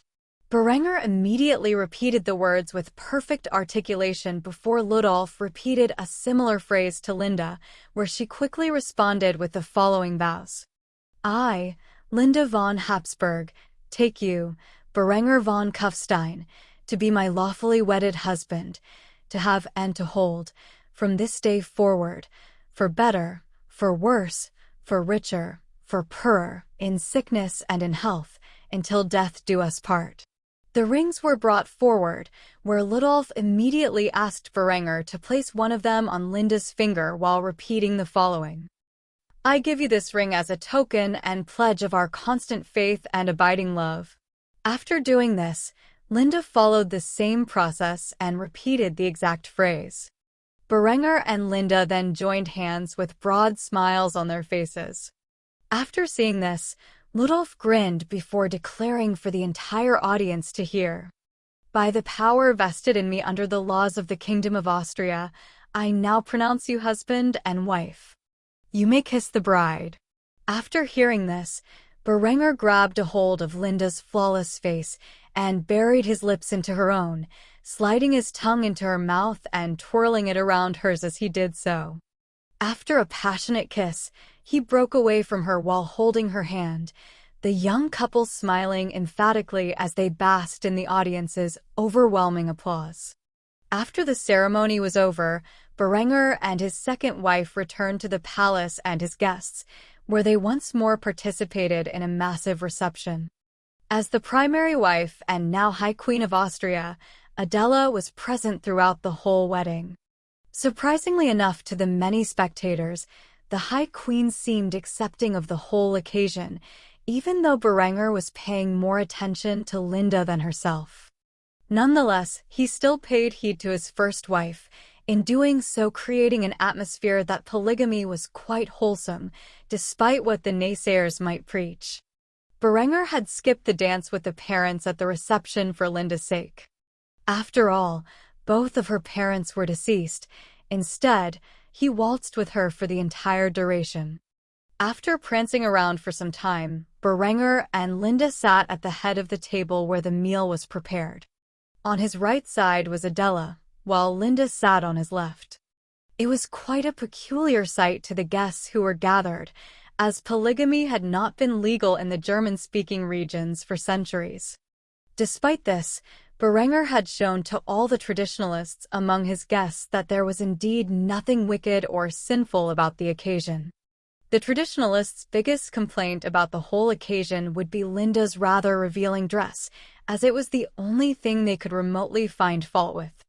Aside from that, the wedding reception went as smoothly as the previous one, and before long, Berenger and Linda found themselves alone in bed with one another, where they spent the remainder of their waking hours making love once more.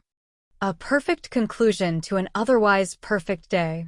Chapter 375, 374. Just another day in paradise. Unlike Berenger's usual routine, today, he had awoken much later than normal. In fact, by the time he had managed to pry his eyes open and stare at the ceiling above, it was well past afternoon. The night prior, he had married Linda as his second wife, and, even though she was already pregnant, the young couple had desperately struggled against biology to add yet another child into the mix. Ultimately, their efforts were futile. However, it did result in a highly pleasurable experience, one that Berenger would remember for the rest of his life. Unlike Adela, whose first time was taken on her wedding night, Berenger and Linda had been accustomed to one another's bodies for years now. As such, they knew just what made each other tick. Despite the fact that she had already having given birth to 2 children, Berenger never once got sick of making love to Linda, and the proof of this was the number of times he climaxed inside of her on their wedding night.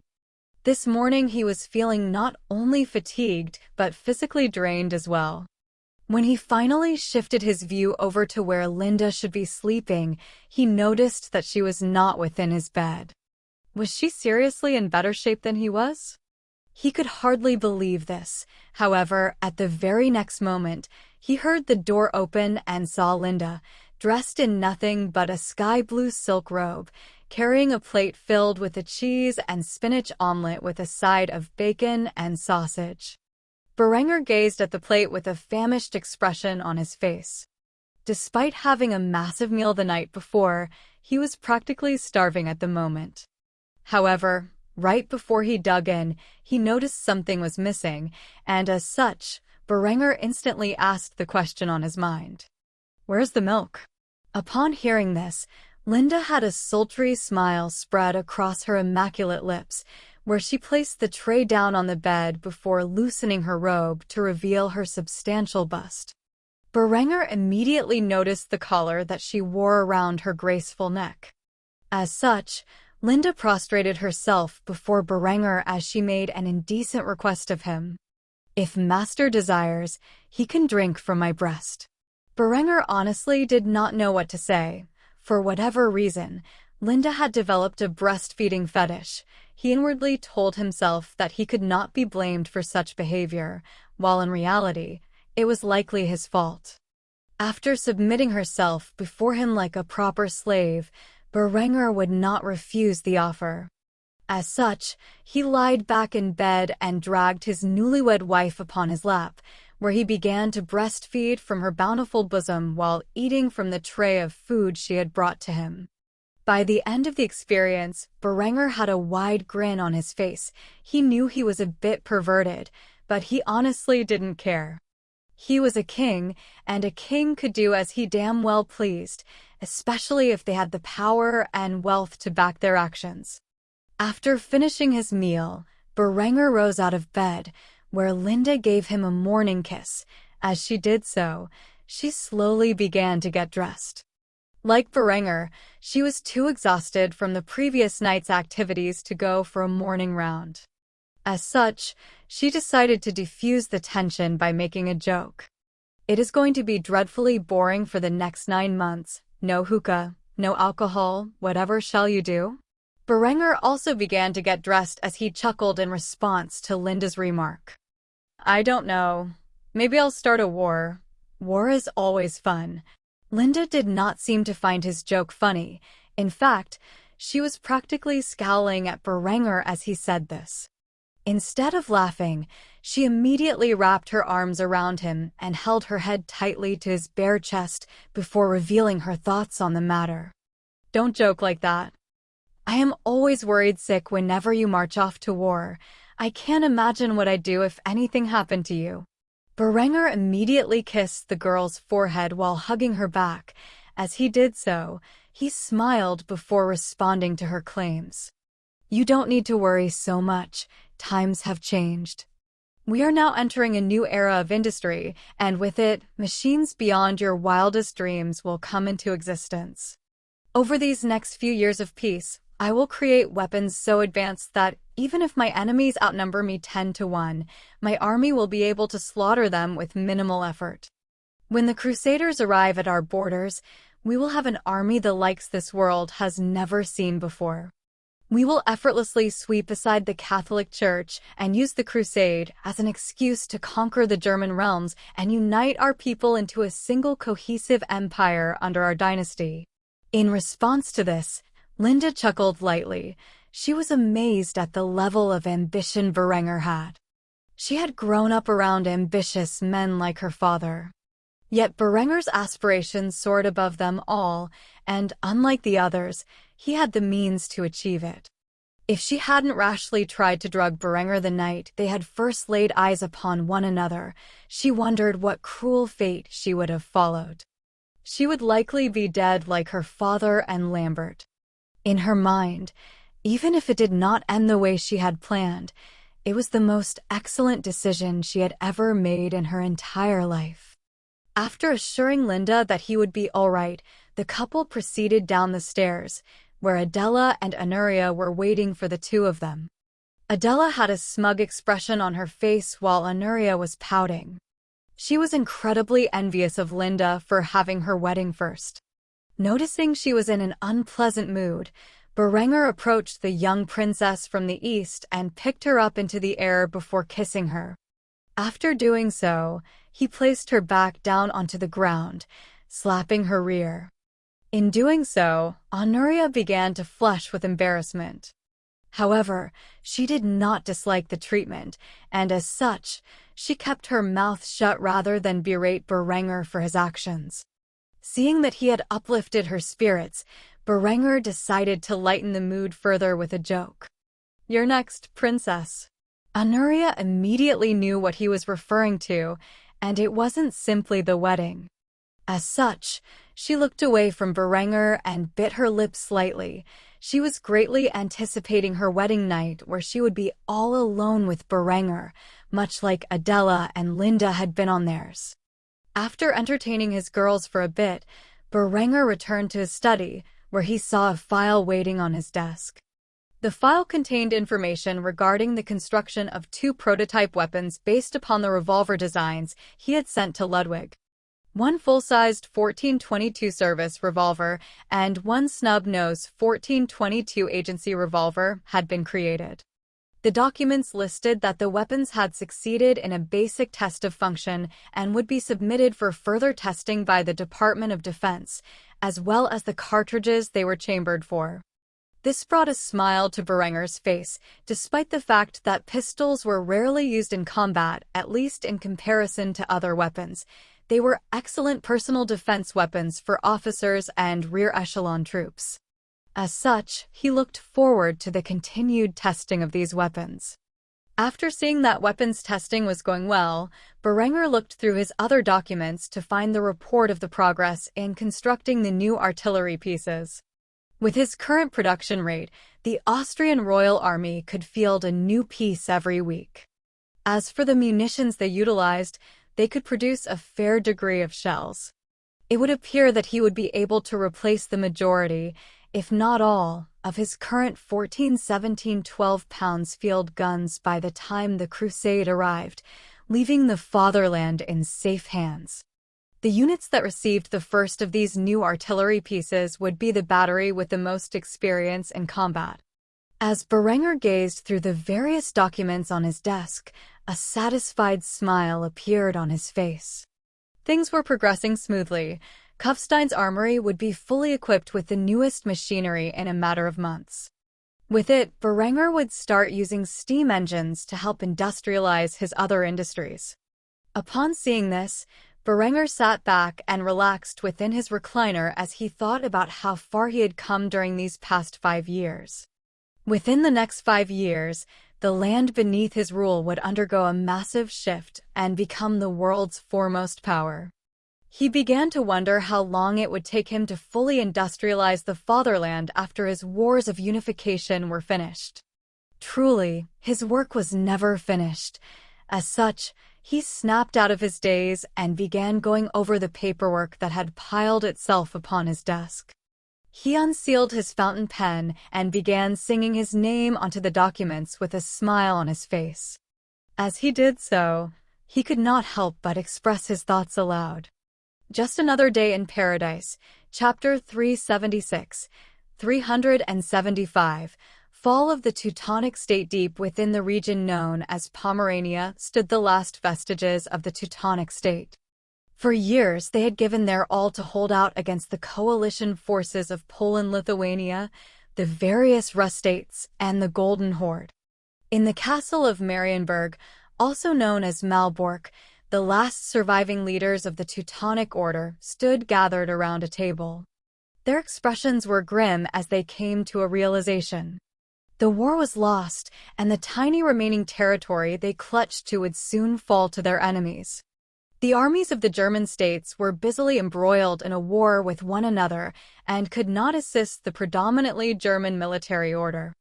As such, they were left with one last option to ensure the survival of their order, even if it went against every instinct they had as Catholics.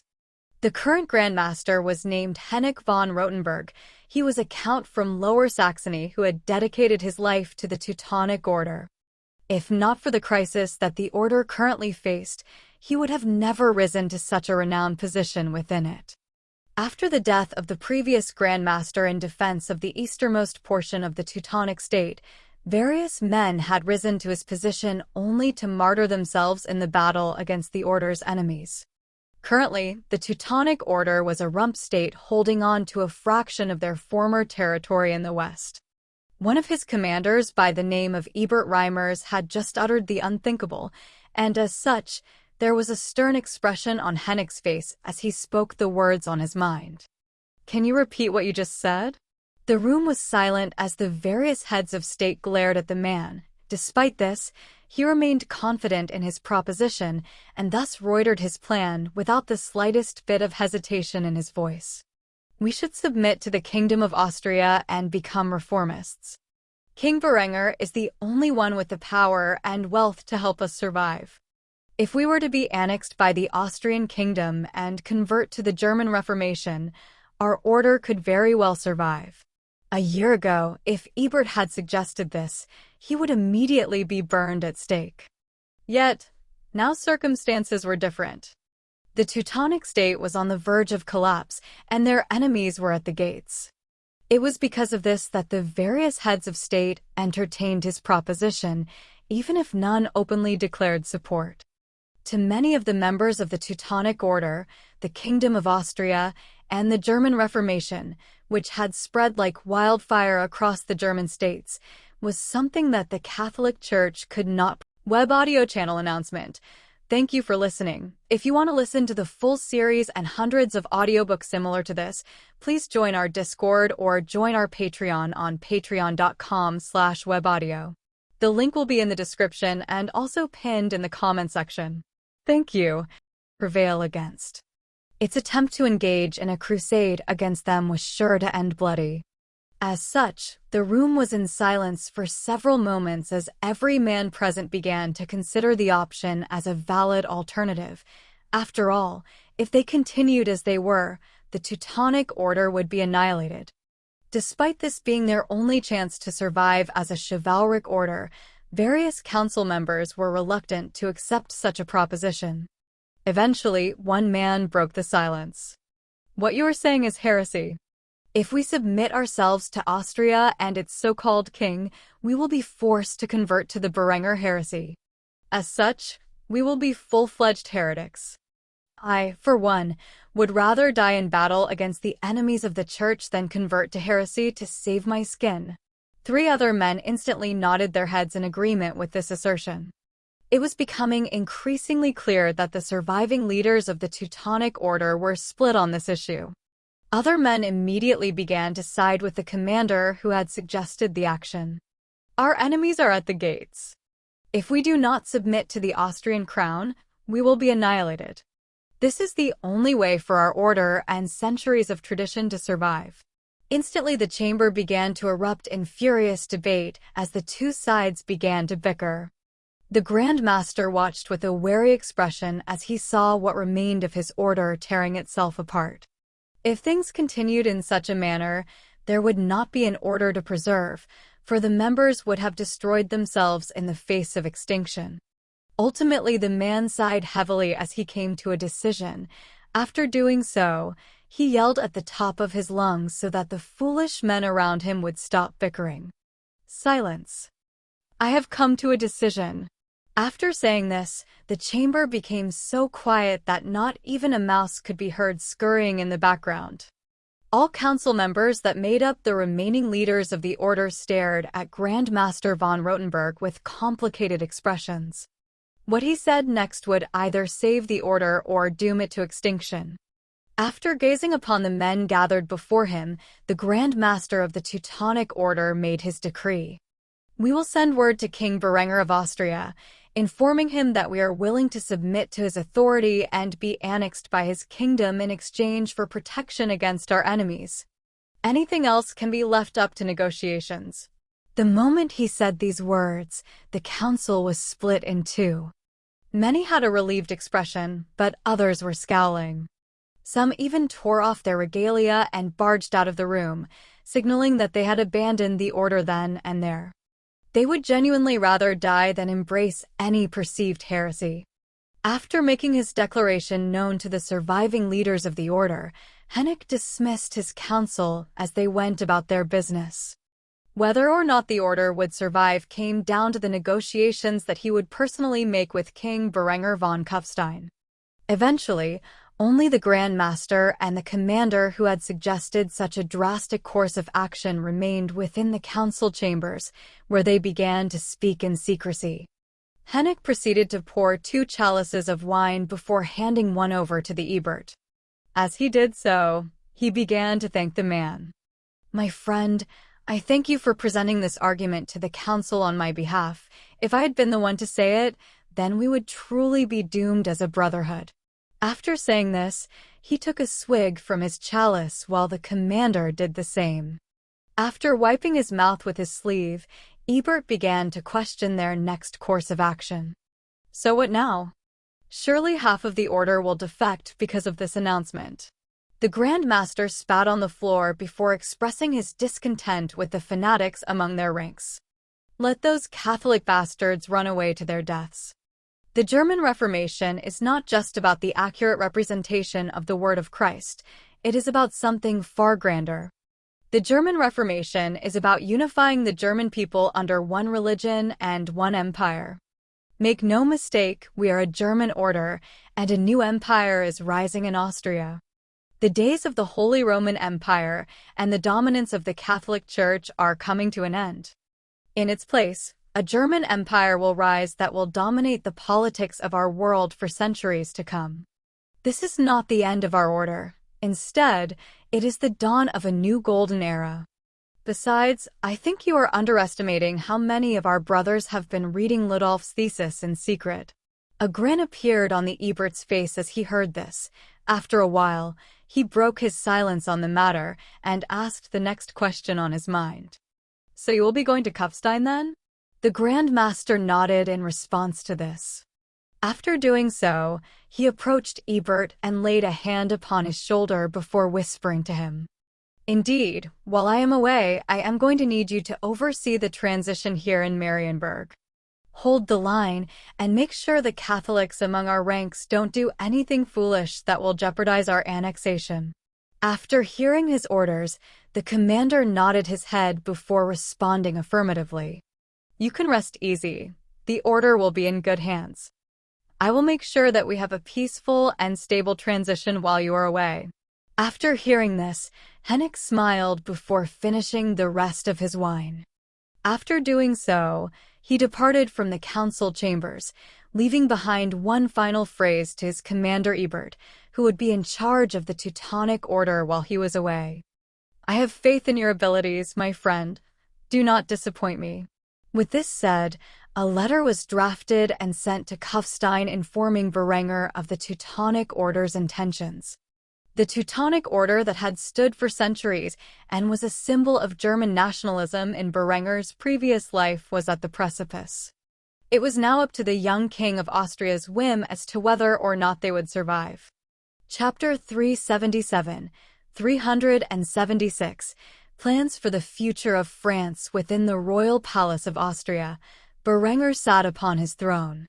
Standing before him was none other than Ludwig von Dürnstein, his ambassador to France, and the man tasked with the efforts of Austrian royal intelligence to interfere with the 100 Years' War.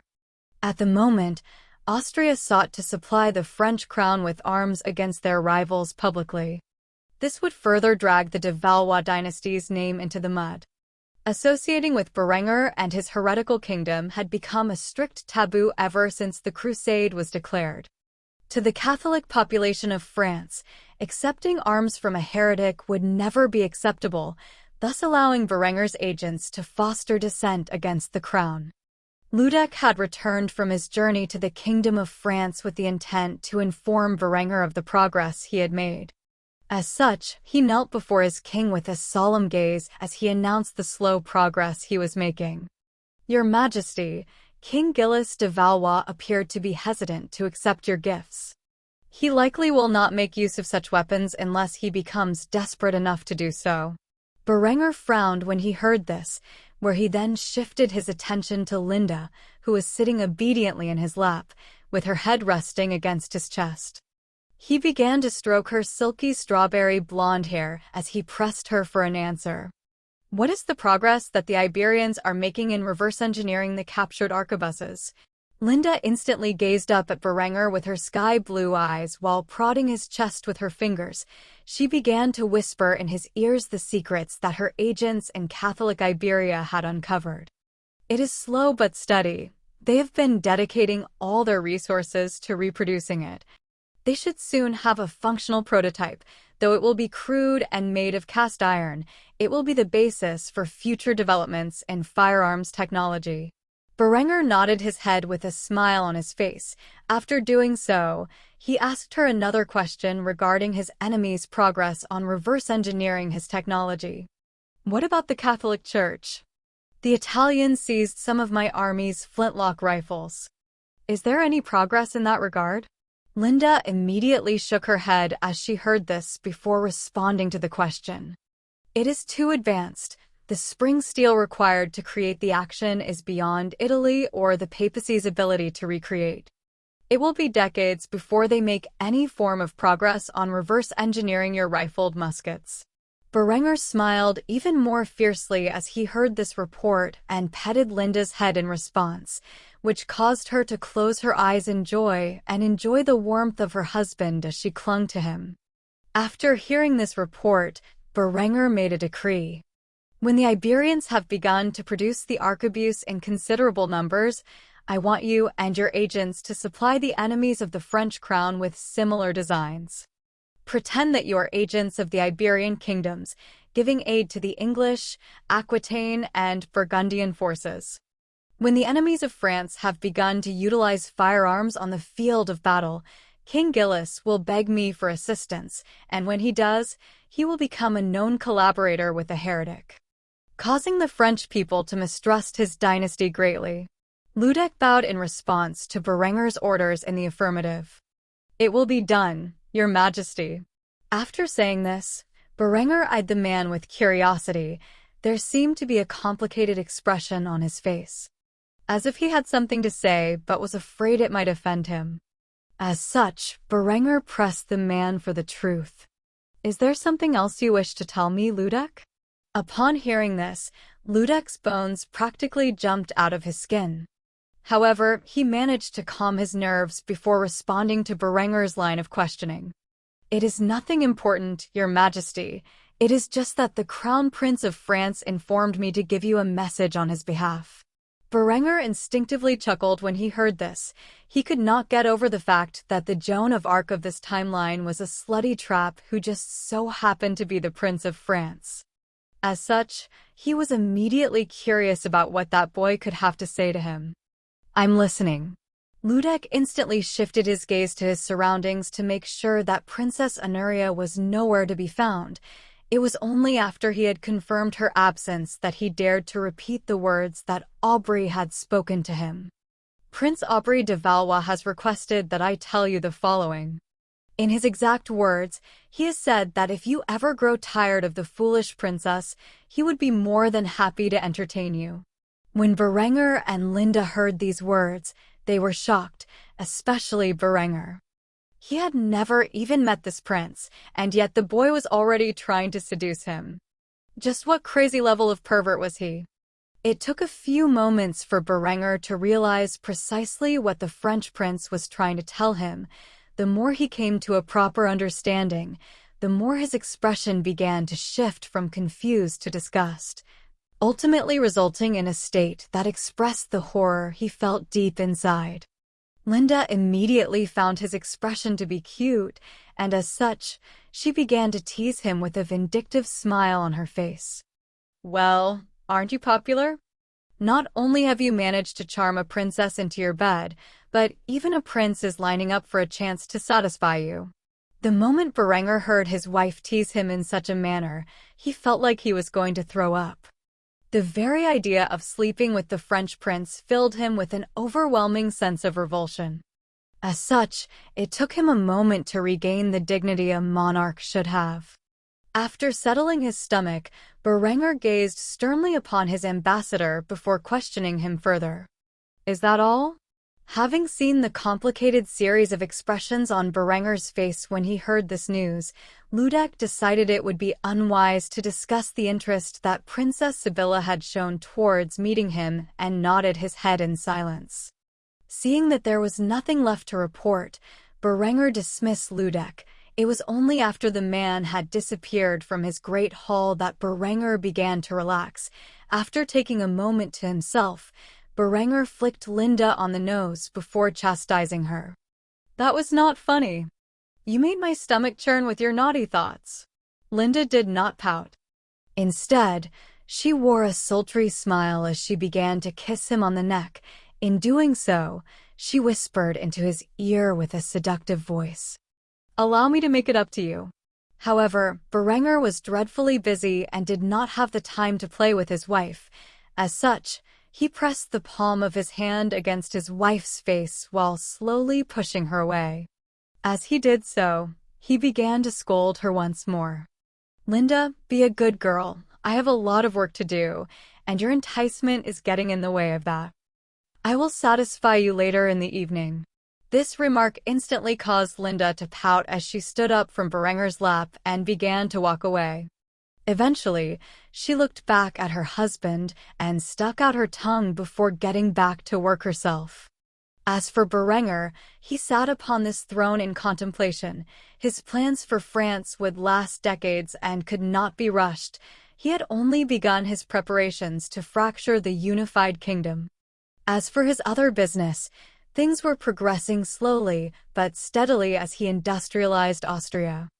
As for what the young king did next, he had to draft more plans for new technology critical to his growing infrastructure.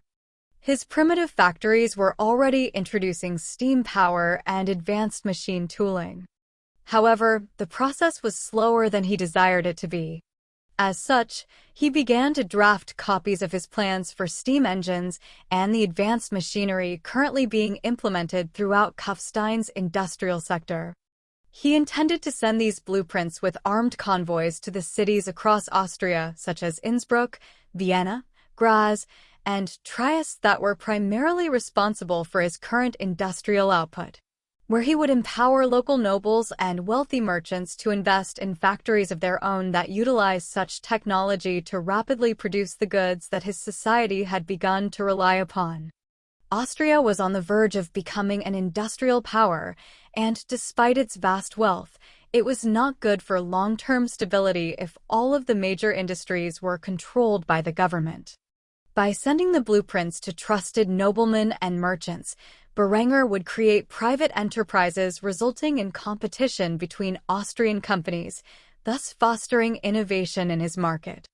It was about time that the people of Austria began using the education that Berenger had been giving them for something other than being cogs in the machine. Berenger hoped that by aiding in the development of private companies, he could gain some unrecognized talent, capable of leading Austria into its future beneath his rule. Chapter 378, 377, Establishing the Bohemian Royal Army. Berenger was sitting upon his leather recliner within the sanctity of his study. Within these walls, he was relatively free from all of the stresses of the outside world, even if he was surrounded by piles of paperwork that never seemed to end. As much as Berenger hated doing paperwork, it had become such a common routine throughout his tenure as a ruler that it was one of the few ways he could relax nowadays. As the days passed since his wedding to Linda, Honoria had grown rather impatient for her own ceremony that was on the horizon. Quite honestly, Berenger did not know what to make of it. The girl had begun to throw some childish tirades over the simplest things. The brief moment of sisterhood that existed between Berenger's harem was unraveling at the seams, and with it, his peaceful days were coming to an end. These girls were roughly a month pregnant, maybe less, and they were already driving him insane. As the days passed, he spent more and more time in his study, burning off his stress by overindulging in the endless horde of paperwork that continuously found itself lying upon his desk. At the moment, he was overlooking Eckhard's report on the current political situation within the Kingdom of Bohemia. After years of bloodshed at the hands of the Hussites, corruption at the hands of the previous monarch, and the ongoing misconduct of the Catholic Church, the Bohemian people were fed up with all factions present within the realm, and many, especially the ethnic Germans of the Sudetenland, had begun to embrace Berenger and his regime. As such, the Hussite radicals, moderates, and the remaining Catholic loyalists had all lost any form of support from the common people. These men and their factions had been neutered without the people backing them. Any form of resistance that sprang up following Berenger's seizure of the crown was quickly put down by Eckhard and the army of battle-hardened Austrian veterans who accompanied him. Under the provisional government established by Berenger in the wake of his ascension to the position of King of Bohemia, agricultural reforms had begun to be implemented across the realm. Though it would take many months, perhaps even years, to see the effects of such measures, undoubtedly, food would soon enough no longer be an issue for the average Bohemian. On top of this, tens of thousands of young German men from Austria poured into the realm, claiming Bohemian wives and beginning work on reconstructing the infrastructure of the war-torn kingdom. Things were starting to get back to normal. However, there was one serious issue that Berenger needed to address. He could not reasonably station his Austrian troops within the kingdom for an extending period of time without his rule being seen as a foreign occupation. After all, Bohemia had not been annexed by the Kingdom of Austria. Instead, it remained a part of the Holy Roman Empire for the time being. Interestingly enough, this meant that Berenger, as King of Bohemia, was now a prince-elector of the Holy Roman Empire, making him have a significant degree of influence over who the next Holy Roman Emperor would be. Assuming the empire still existed by the time of Balsamo Corsini's death. With this in mind, Berenger needed to establish a local force capable of defending its borders, but loyal to himself. Berenger began to draft a royal decree as King of Bohemia. Much like what had been done in Austria, Berenger would soon declare the right to levy troops by individual noblemen revoked. In its place, a national and professional army would form. Knights and noblemen were free to enlist, and upon graduating from the same officer training program that existed in Austria for the time being, they would be granted a commission. As for what arms this Bohemian royal army would be equipped with, Berenger had a solution to this problem. Warehouses were filled with muskets and 12-pound field guns that were beginning to be replaced in service by the newer needle rifles and breech-loading cannons. With each passing day, Berenger's stockpile of arms grew, and though he had sold some of these weapons to his allies, such as the Granadon Royal Guard and the Byzantine Balkan Army, there were still tens of thousands of muskets stockpiled and dozens of cannons. Most of his cannons had not even been replaced yet. With each passing week, more and more field guns were being replaced and added to the stockpile. As for the Schmidt guns, they were already retired from service within the Austrian Royal Army in its entirety. Berenger had a proper replacement in mind for these weapons, but with the rate of fire and practical range of his needle rifles, the Schmidt gun was now dreadfully obsolete. There was quite the stockpile of now obsolete weapons that Berenger could field among his Bohemian army. The guns and the armor issued to Austrian troops in the past were lying around, gathering dust. Until a point where Berenger could fully annex Bohemia as part of his growing realm, it would have to remain a separate entity, with a different military under his command. After signing the documents formally establishing the Bohemian Royal Army, Berenger sat back within his seat and began to rest his weary eye. At this point, he noticed a knock on his door, and he immediately froze in his spot.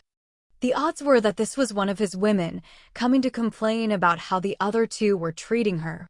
Upon realizing this, Berenger regained his composure and immediately leapt beneath his desk, hoping desperately that he would not be found. Instead, much to his surprise, when the door crept open, the sound of light footsteps could be heard. Whoever these belonged to was far smaller than any of his women, and as such, a guess immediately filled his mind. Ultimately, his estimation was confirmed when he heard a soft voice appear within earshot. "King Berenger? Are you here?" Berenger immediately popped up from his desk, slamming his head underneath it as he did so. When he finally regained his stature, he rubbed his cranium and winced in pain. Standing before him was little Veronica, who gazed at him with her mismatched eyes, filled with suspicion. "King Berenger, why were you hiding under your desk?"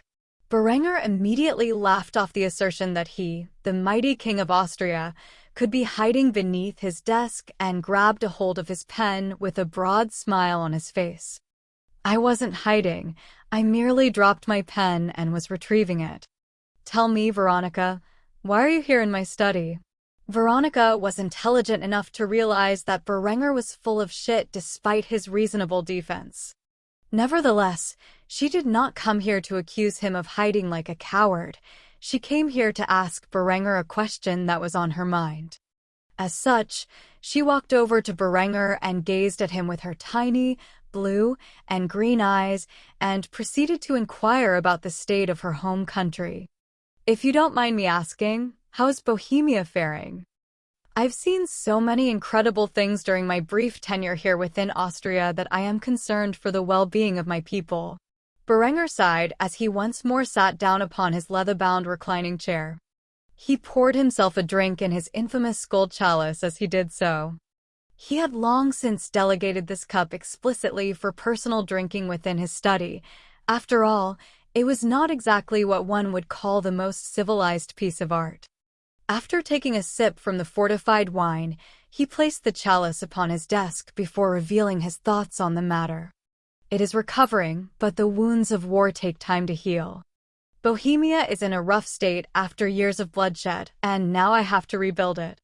It may take years, but I promise you, one day within your lifetime, when you finally return to the land of your birth, it will be far grander than you remember." Veronica smiled as she heard this. Maybe it was because of the wealth and happiness she had witnessed throughout the ordinary people of Austria, but the little girl had faith that Berenger would be able to live up to his claims. However, her next question came as a shock to Berenger.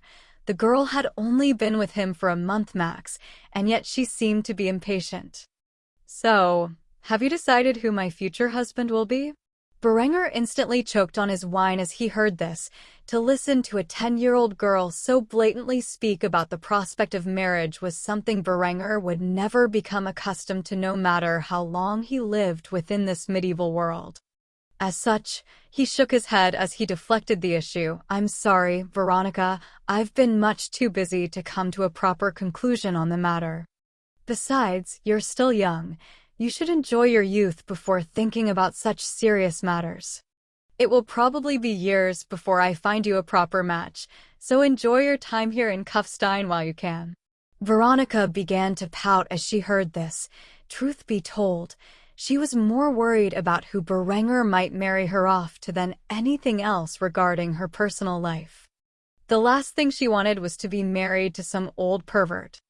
However, ultimately she nodded her head and ran up to Berenger, where she latched onto his side like a bit of lamprey, thanking him for the hospitality he had shown her thus far.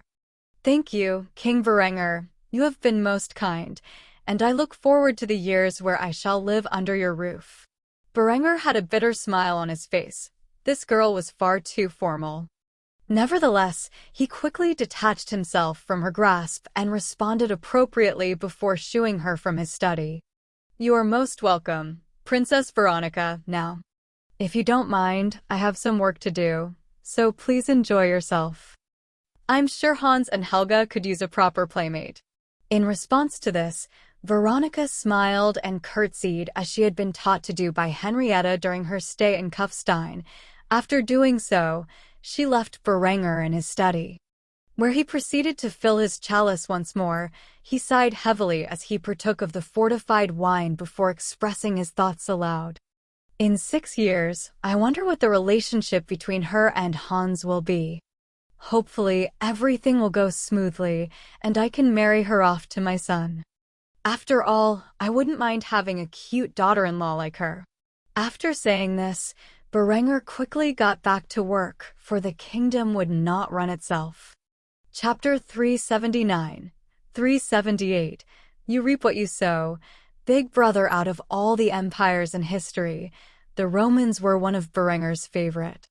What they accomplished inspired numerous men to achieve a level of greatness similar to their own, yet few had ever succeeded in matching the glory of the Roman Empire. The Byzantines were technically the surviving eastern half of the Roman Empire after being split in two by Diocletian during the formation of his tetrarchy. In reality, by this point in history, the Byzantines were far more Greek than Roman. Despite this, they still referred to themselves as Romans and touted the ancient lineage of Rome as their own. Much of its nobility spoke Latin as a secondary language, which was the primary reason why Berenger was able to communicate with Honoria during their first meeting so effectively. In fact, by now, Berenger was fluent in 3 languages: German, Arabic, and Latin. If one included the modern English from his past life, then 4, but that was a language only he could speak within this world. The difference between late medieval English and the language Berenger spoke was so vast that if he dared to converse in the modern tongue to any Englishman of the era, neither of the two would remotely understand each other. With this knowledge of the 3 languages, Berenger was able to communicate effectively with his allies. At the moment, Berenger was on board a clipper, not just any clipper. This was the Royal Clipper. Berenger had designed the ship based on some pictures he had seen on the internet of a cruise ship in his previous life. This clipper was different than any other ship currently employed by Berenger's maritime forces. Its hull was entirely made of steel. It had 5 masts and 42 sails in total, with a fully rigged sail plan. Though Berenger had wanted to retrofit it with a triple expansion steam engine, as well 4 Scotch boilers, the reality of the situation was that he did not have the means to manufacture such large and powerful maritime equipment, at least for the time being. As such, this giant steel monster of a ship acted as the personal vessel of King Berenger von Kufstein. It had taken months at the shipyard in Pula to create this vessel and was being worked on during the entirety of Austria's war for independence until relatively recently. The ship had a length of 442 feet, which was 2 feet longer than the largest of the Ming treasure ships, officially making it the largest ship in the history of the world up until this point. While it was not armed, it was virtually impervious to any potential enemy attack because of its all-steel construction and the Marines stationed on board. To make sure it was not attacked, an escort of 5 frigates flanked the sides of the ship. The sight of such monstrous vessels, when compared with the ships of the time, was a testament to Austrian maritime supremacy. Berenger currently sat within the dining hall of the massive vessel. It was outfitted in the most luxurious furniture that his industry could devise. He sat next to his 2 wives, his fiancée, and his little sister as they shared drinks and dined upon the finest seafood. Berenger had been eating his favorite seafood dish from his previous life. Ironically, in this world, a German king introduced the modern Italian food known as Alfredo, and with it, he had his chefs mix crab into the dish, creating a delectable, creamy seafood noodle dish. It was so vastly different from any of the other cooking that the girls had tasted until this point that they initially had reservations about eating it. However, when they tasted the creamy noodle dish, they instantly fell in love with it. Especially Honoria, who already loved the taste of crab. She had a broad smile on her face as she ate the crab-filled Alfredo. A noodle ended up sticking to the side of her cheek. It was so tempting that Berenger could not hold himself back. Instead, he instantly dove in and licked the noodle from her cheek before devouring it. This inevitably caused Honoria to chastise him for his inherent greed. "Hey, that was mine." However, in the next moment, before Berenger could properly tease the girl, Linda had plunged her fork into Honoria's bowl and stole a huge chunk of the delicacy, further causing the young princess to pout. Because they were journeying to the Byzantine Empire for the young princess's marriage, the other 2 girls in Berenger's harem had begun to gang up on her and tease her in every possible way they could. Luckily for Berenger, this was the most cordial the girls had been in nearly a week.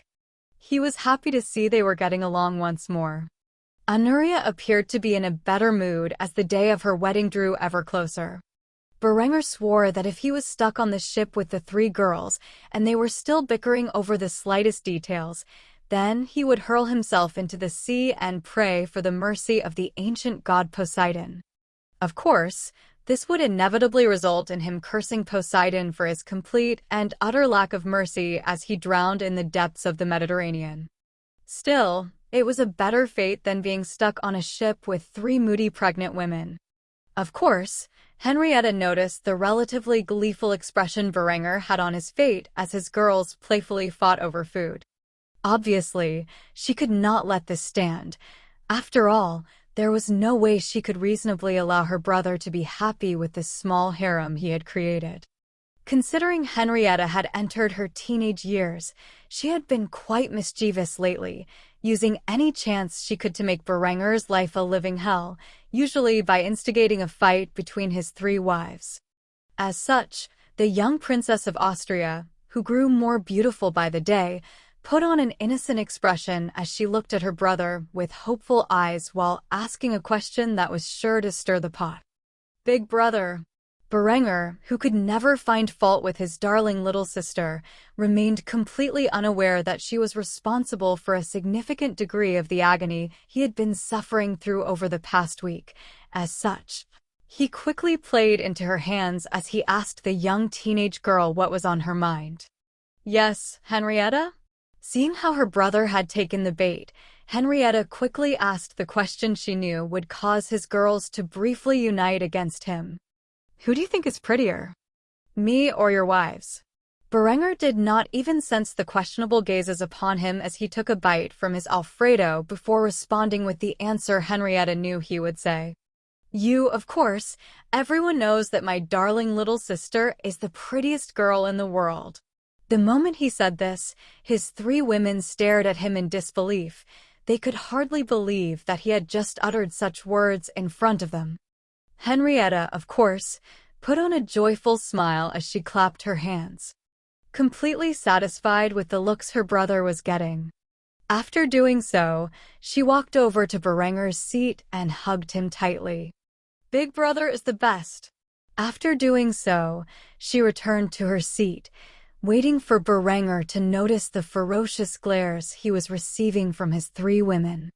It took him a second to see, but when he did, he finally realized that Henrietta had set him up. Before he could chastise her for pulling the prank, Anuria stood up from her seat with a furious appearance. She began to curse out Berenger for his comments as she did so.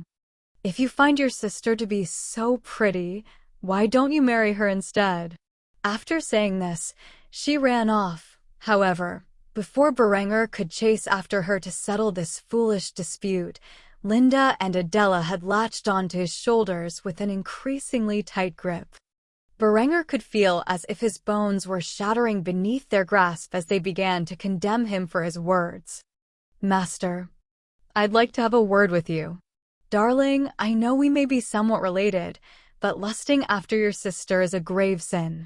Obviously, Berenger was not attracted to his sister in such a way. He was merely entertaining Henrietta's whims like he usually did, and deep down, his women knew it. Still, to see him dismiss them without hesitation and side with the younger girl had greatly invoked their ire.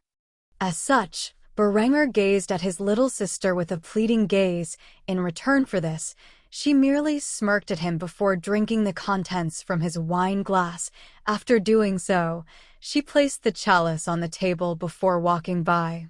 As she did so, she whispered something in his ear that the others did not catch. "You reap what you sow, big brother." Thus Berenger spent the rest of his journey to Constantinople atoning for his sins. Chapter 380, 379. A lesson in obedience. Berenger sat within the dining hall. His eyebrows were beginning to twitch, and there was a thoroughly exhausting expression plastered on his face. For the past 30 minutes, he had been listening to Adela and Linda chew him out because he dared to say that Henrietta was prettiest of them all. He did not remember a single word that either of his 2 women had stated. Instead, he was quite upset over the fact that Henrietta was purposely making his love life a living hell. After dwelling upon such a matter for some time, he had finally come to a rather important conclusion about his behavior. With this in mind, he had completely lost his patience. He responded by kicking an empty chair over before standing up in a fit of fury. He gazed down upon his 2 women with a chilling gaze as they continued to criticize him. "That's enough." The moment Berenger shouted at them in such a manner, the 2 women immediately silenced themselves and gazed at one another with trepidation in their eyes. Berenger had seldom spoken to them in such a manner before. As such, they were visibly frightened as the young man began to exclude his authority as king. "It has become clear to me now that I have allowed all 4 of you far too much freedom. You 2 especially, where do you derive the authority to speak to me in such a hostile manner? You both know damn well that I have no such intents towards my sister and merely appeased her whims. Yet here you stand chastising me with such fury as if I had cheated on you. It is absurd, and it stops now." Linda immediately began to protest Berenger's relatively accurate assessment. But however, before she could even utter a second word, Berenger had raised his hand and lightly but firmly backhanded her across the cheek. By doing this, the young king had gotten his point entirely across as Linda's conditioning immediately took over. The young beauty immediately knelt before him and lowered her head in silence as she took her husband's scolding passively and obediently. "Do not talk back to me when I am scolding you. You will speak when you are spoken to." Berenger's glare immediately shifted over to Adela, who was so frightened by Berenger's change of character that she had collapsed to her knees. Seeing both women kneeling before him, Berenger lifted the chair he had kicked over and sat upon it with one leg bent over the other while resting his handsome face on his fist. After getting comfortable, Berenger immediately chastised the 2 women for their behavior. "Now that I see you both have become obedient, allow me to educate you on the boundaries of our relationship. First and foremost, you do not get to dictate what I do, what I say, or who I decide to talk to. If I want to drag a fourth girl into this relationship, I will damn well do so. Your jealousy is unflattering to say the least. As for my second point of contention, where did you get the idea that you have the right to inflict violence upon me? Digging your nails into my shoulder? TSK, TSK, TSK. You are undoubtedly lucky only one of you just got slapped. If any of you girls ever lay your hand on me again, or each other for that matter, I will not be afraid to respond in kind. As Berenger spoke, Linda gazed at him with a sense of arousal. It had been far too long since he had last been this violent and forceful with her. As such, she gazed at him from her kneeling position with lust in her eyes, which did not go unnoticed by the young king. On the other hand, Adela had never been treated in such a manner before, and for whatever reason, she had gotten the idea that she could walk all over Berenger. It was only now, after witnessing the wrath of her husband firsthand, that she understood the fear that his name invoked in the hearts of his enemies. The young woman was paralyzed in terror as she gazed upon the oppressive appearance of the man she knew and loved. Until now, she had never truly believed the rumors of Berenger's cruelty. After all, he had never treated her in such a manner, nor had she witnessed him behave so cruelly to anyone else. Yet now, she had become dreadfully aware that the rumors of how Berenger behaved when he was provoked were very real. She realized now that she had thoroughly stepped on the beast's tail and awoken the monster from his slumber. While Adela may be terrified, she was also profoundly entranced by the tyrannical aura that Berenger was exuding and in no way hated him for it. Upon seeing the two women had become exceptionally submissive, Berenger decided to reward them for their behavior. As such, he leaned over from his position and placed a palm on the cheek of each of the girls while giving them a stern but loving gaze. The moment the warmth of his firm hands touched the girls' cheeks, they instantly began to nuzzle up to it as they closed their eyes and accepted his control over the situation. It was as if the petty squabbles they had until now had disappeared entirely from the depths of their hearts. Berenger let out a sigh of relief now that the girls were behaving themselves before speaking up. Go fetch the others. I want to have a word with them as well. I'll give you 30 minutes to drag their ass back here. If you do not show up by then, I will severely punish the both of you.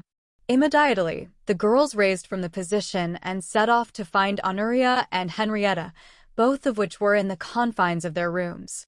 Berenger had long since summoned the servers over to fill a glass of wine for him. By the time they arrived, he was already finished with two of them, and they only had a minute to spare. Honoria had a pouting expression on her face. She was still somewhat upset from Berenger's comment. As for Henrietta, the moment she stood before Berenger, she could tell that he was not his usual kind persona. Instead, his tyrannical alter ego had taken over, which was something she deeply feared. As such, the girl instantly dropped to her knees and began to plead with Berenger, which greatly shocked Honoria, as she had not expected such a thing to occur. I'm sorry, big brother. I shouldn't have played such a trick. It was wrong of me. Please don't punish me. Berenger was rather amused with Henrietta's performance, as he had never once disciplined her for her actions. He realized now that was a mistake, and as such, a cruel smile appeared on his face as he asked the girl a question that had been bothering him for some time. My dear Henrietta, I must have been blind not to notice it, but these past few weeks since I have gotten married, you are the one at fault for causing these three bitches to bicker, are you not? The moment Berenger used such a word to refer to his women, Honoria began to scowl, and right as she was about to protest being called such a foul term, her mouth was covered by Linda, who whispered in her ear. Shh! Master is speaking. Henrietta broke out into tears.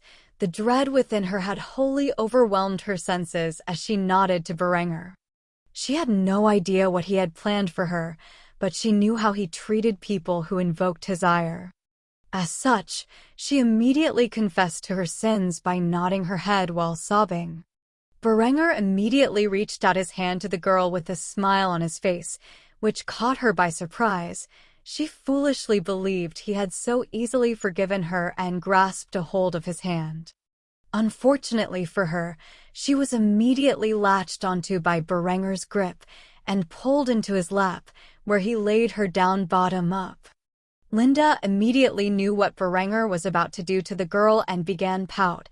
She was pretty upset that she was not receiving the same treatment.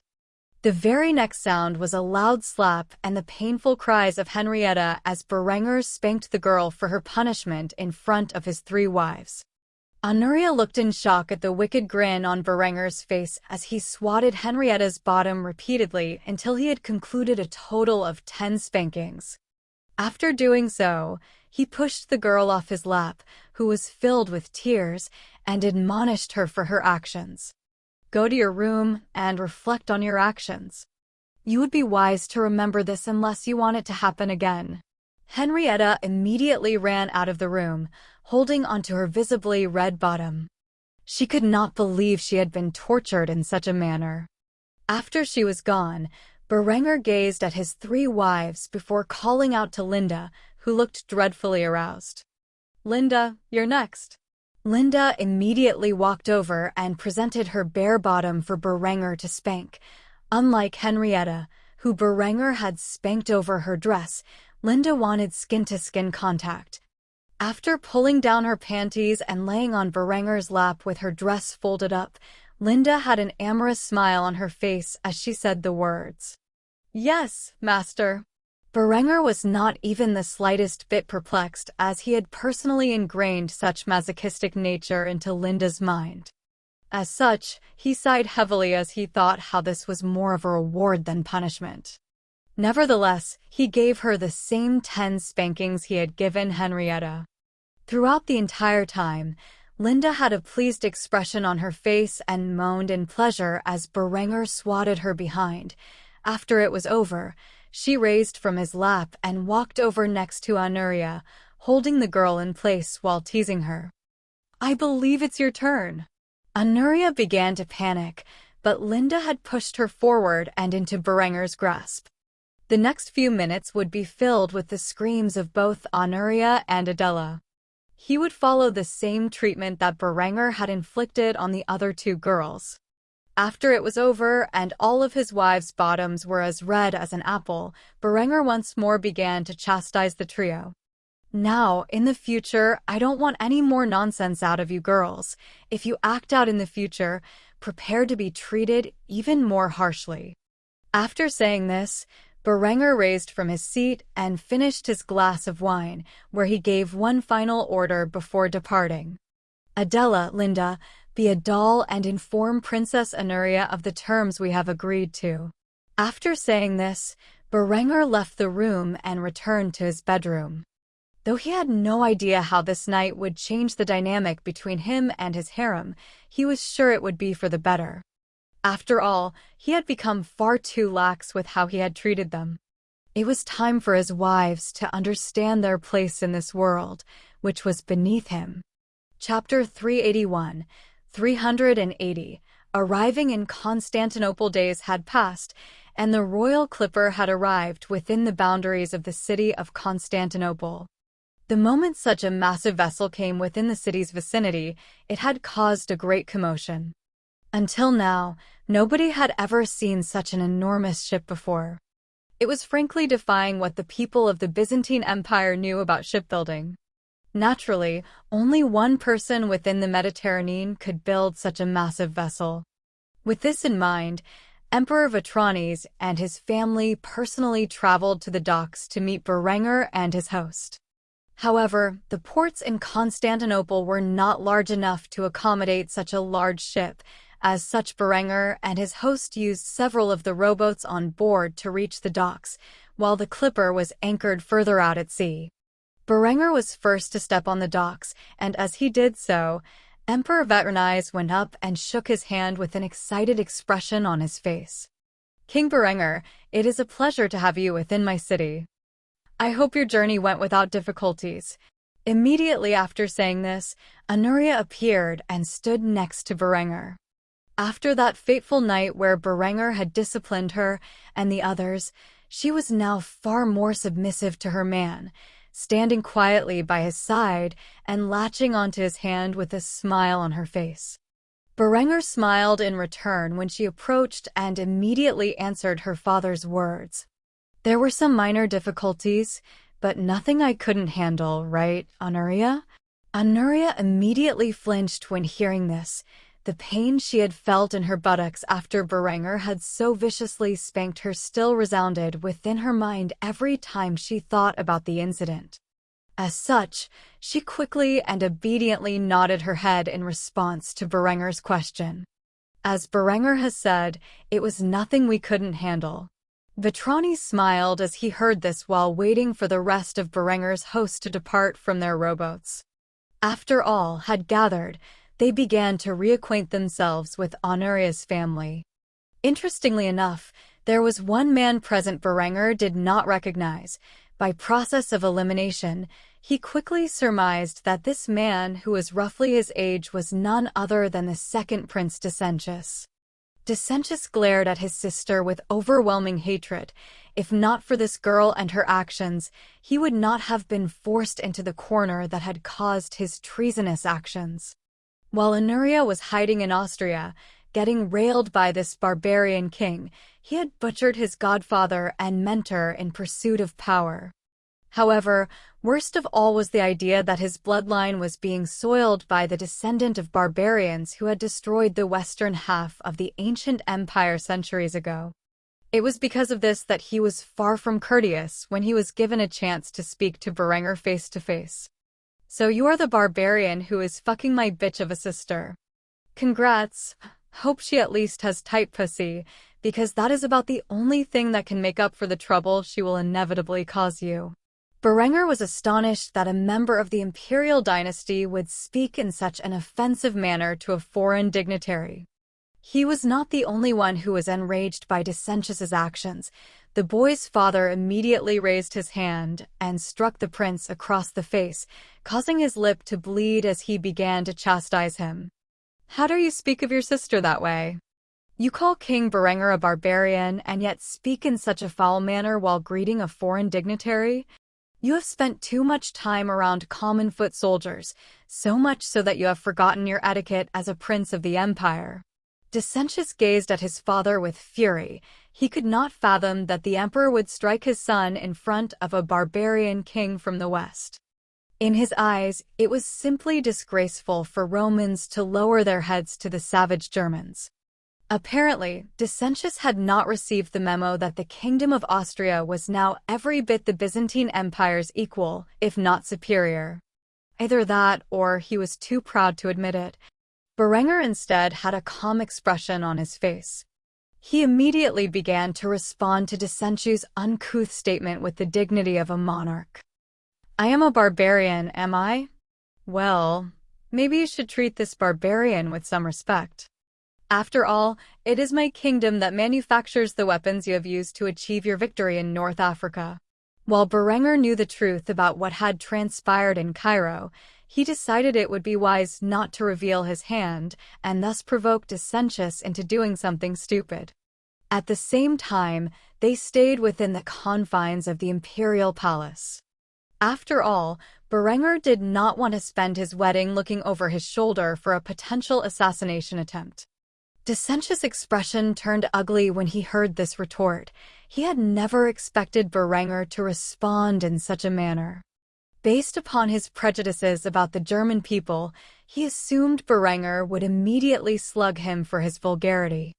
Anuria, on the other hand, was not the slightest bit enraged by Decentius' behavior.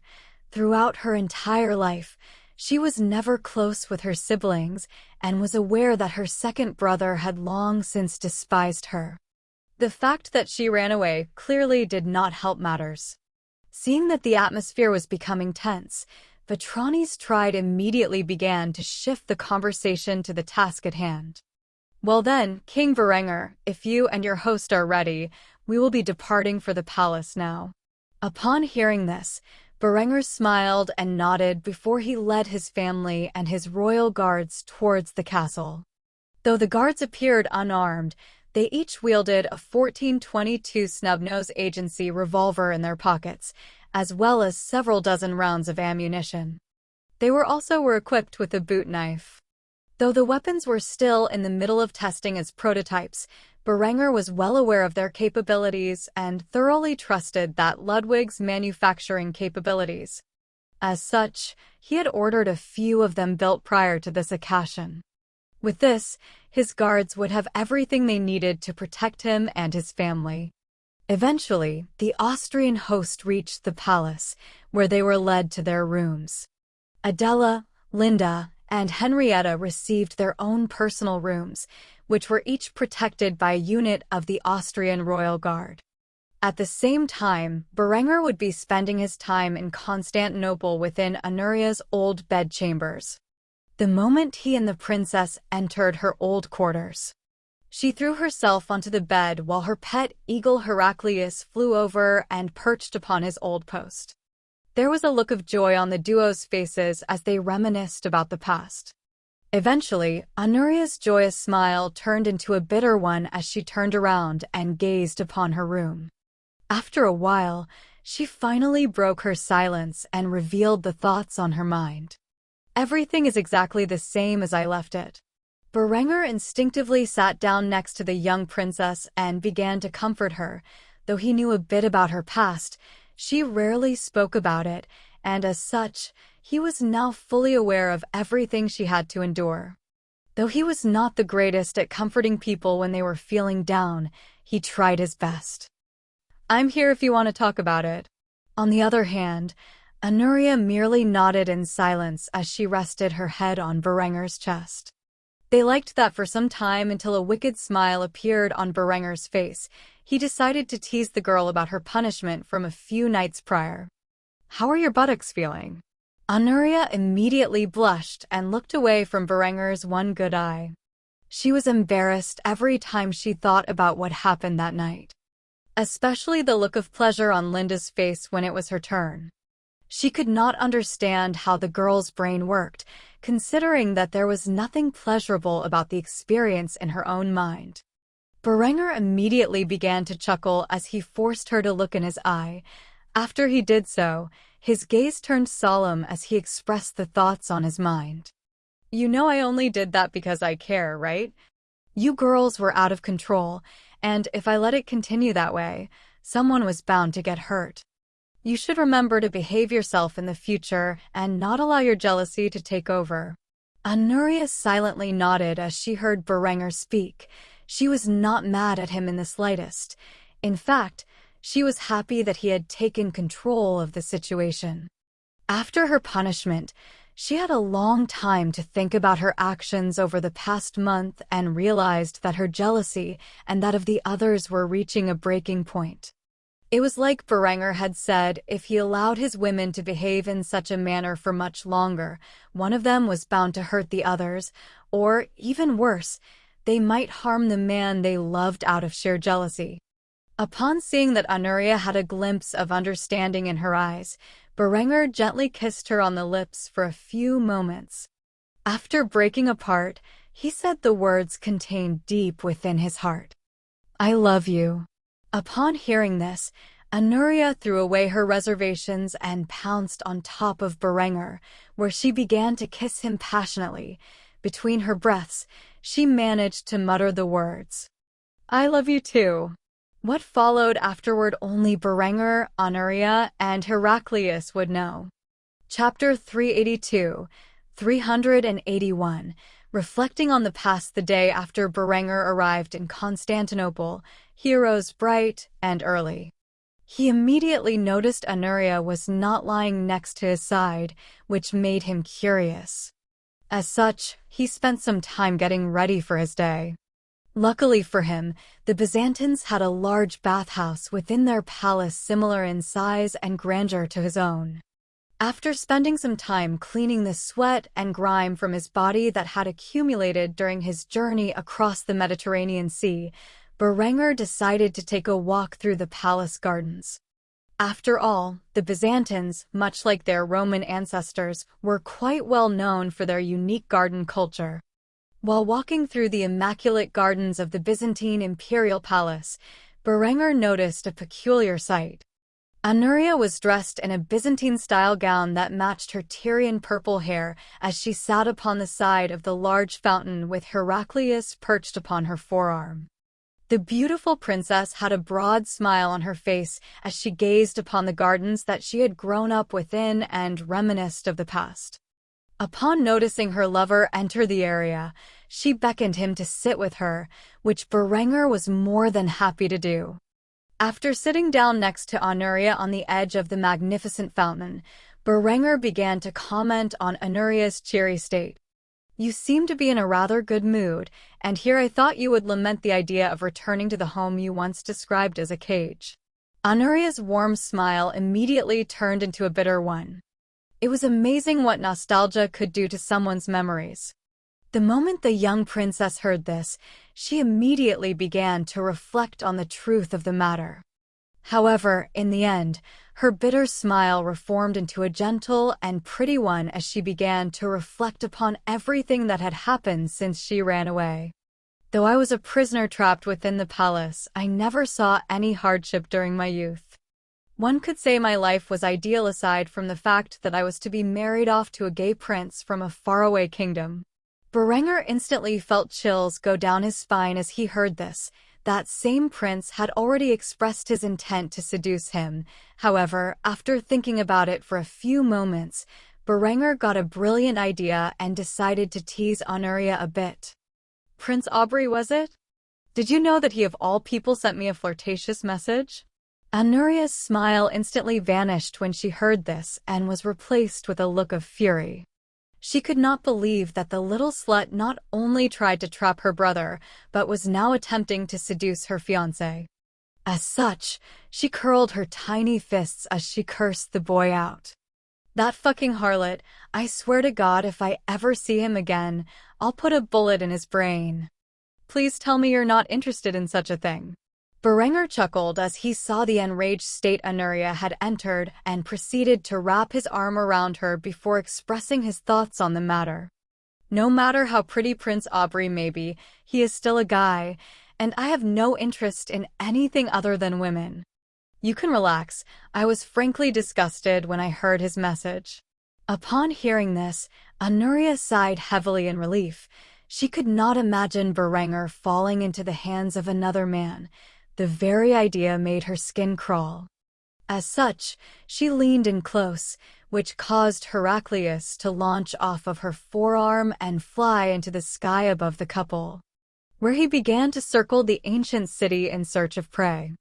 After a while, Berenger gazed around at the palace gardens and expressed his opinion on them to the young princess he was soon to marry. "I'm impressed. These gardens are magnificent. I think I will have to have a word with my gardener. Clearly, I need to do some redesigning of my own." Anuria instantly began to giggle when she heard her lover say this. After visiting her childhood home, Berenger's takeaway was to compete with the Byzantine imperial family in gardening. Berenger had no idea why she was laughing and immediately began to question what had caused such a state. "What is so funny?" Anuria calmed herself down upon hearing this before beginning to speak her thoughts on the matter. "Nothing. I just love that about you. If you see someone who has something better than what you possess, your first instinct isn't to steal or destroy it, but to compete with them by making something of your own that is far grander. It is this very attitude that makes me believe one day soon Austria will be a kingdom that stands above all others." Berenger was struck with awe as he heard this comment. Until now, he had never believed that he had such qualities. But it was true. If he envied someone else for what they possessed, his immediate desire was to create something more significant. It took a remarkable man to look at magnificence and desire to create something even grander. Most men would have the desire to steal or destroy what they did not possess. After hearing that Anuria had such a high opinion of him, Berenger was curious. He had never really thought about what made his girls love him. Instead, he just accepted it. As such, he instantly began to inquire further about Anuria's opinion of him. Really? What else do you love about me? Anuria put a warm smile on her face as she began to list the qualities she found attractive in Varengar. For starters, you are strong and ambitious. You do what you want and to hell with the consequences, for you have faith in your power that you may be able to overcome any obstacle you may face. Such confidence is a rarity among men. Varengar smiled when he heard this. He became increasingly interested in Anuria's views of him and thus goaded her on. What else? Anuria immediately placed a finger on her chin as she began to reflect on the question, which Varengar found to be adorable. After a moment of thinking, she smiled once more as she bridged the distance between her and Varengar while resting her head upon his shoulder. You are kind to those who you love and are responsible for. The amount of time and money you spend on making sure your family and your people are happy and well off is something I have never seen before. Varengar immediately cracked a joke about such an essential part of his character. I hope I'm not too kind, or else my enemies will walk all over us. Anuria immediately began to pout as she heard Varengar's remark. She knew he was aware of precisely what she meant, but seeing as the man was purposely being obstinate, she began to address the next point of his character that she loved. I said you were kind to your loved ones and the people under your protection. If you were kind to everyone, I would think you were a fool and wouldn't even bother to be with you. It is the cruelty you show to your enemies that I have immense respect for. You have shown time and again that the lives of your people come first. The way you conduct warfare is brutal and vicious, but it achieves a swift victory so that your soldiers and their families suffer to the slightest degree possible. You genuinely care for the lives of the men beneath your command and do whatever you can to minimize their losses while providing appropriate benefits to them and their families after they have been wounded or killed in battle. After saying this, a warm and gentle smile appeared on Anuria's face as she stared into Varengar's deep sapphire eyes before adding one final comment to her rant. I could spend all day talking about the qualities that make you great, but I think what I have said is more than enough to describe why I and the others love you so much. It is not just us. Your people admire you, even if your enemies despise you. Never forget that. Varengar was shocked when he heard such a long-winded speech about his good qualities. Though he generally did not think or even care about what people thought about him, on more than one occasion, his curiosity had gotten the better of him, forcing him to ask for clarification on why his women loved him, and they repeatedly responded with similar answers. Was this truly how people viewed his character? He had to admit that he had never imagined himself as the person Anuria and the others described him to be. Generally, he thought of himself as a selfish and vicious bastard who did whatever was necessary to achieve his goals. Most of what he had achieved in this life, if not everything, was due to his own selfish desires. But that begged the question, is it the intent behind his actions that mattered, or was it the result? Varengar reflected deeply upon this question as he continued to chat with Anuria in the gardens of the Byzantine imperial palace. It would be a matter of days before their wedding took place, and Varengar intended to spend as much time as possible with his young bride before it took place. Chapter 383, 382. Retaking Córdoba. Gunshots and cannon fire echoed in the air as the Granadon royal army pounded the walls of Córdoba. For the first time in centuries, the Moorish armies of Iberia had begun an attempt to reclaim the crown jewel of Al-Andalus. Sultan Hassan al-Fadl, General Ziad ibn Uwais of the Granadon Royal Army, and General Arnulf von Thiercy of the Austrian Royal Army were standing at the army's rear. Through a desperate attempt to divert the attention of the Iberian Union's armies from the homeland, Hassan had decided to lay siege to the city of Córdoba. Surprisingly, the Hail Mary attempt to sneak an army through Andalusia and into the vicinity of Córdoba went as planned. While most of his army was equipped with the inferior arquebus matchlock firearms and primitive falconet cannons, the Emirates shock troops, known as the Granadon Royal Guard, were issued surplus weapons from the Royal Austrian Army.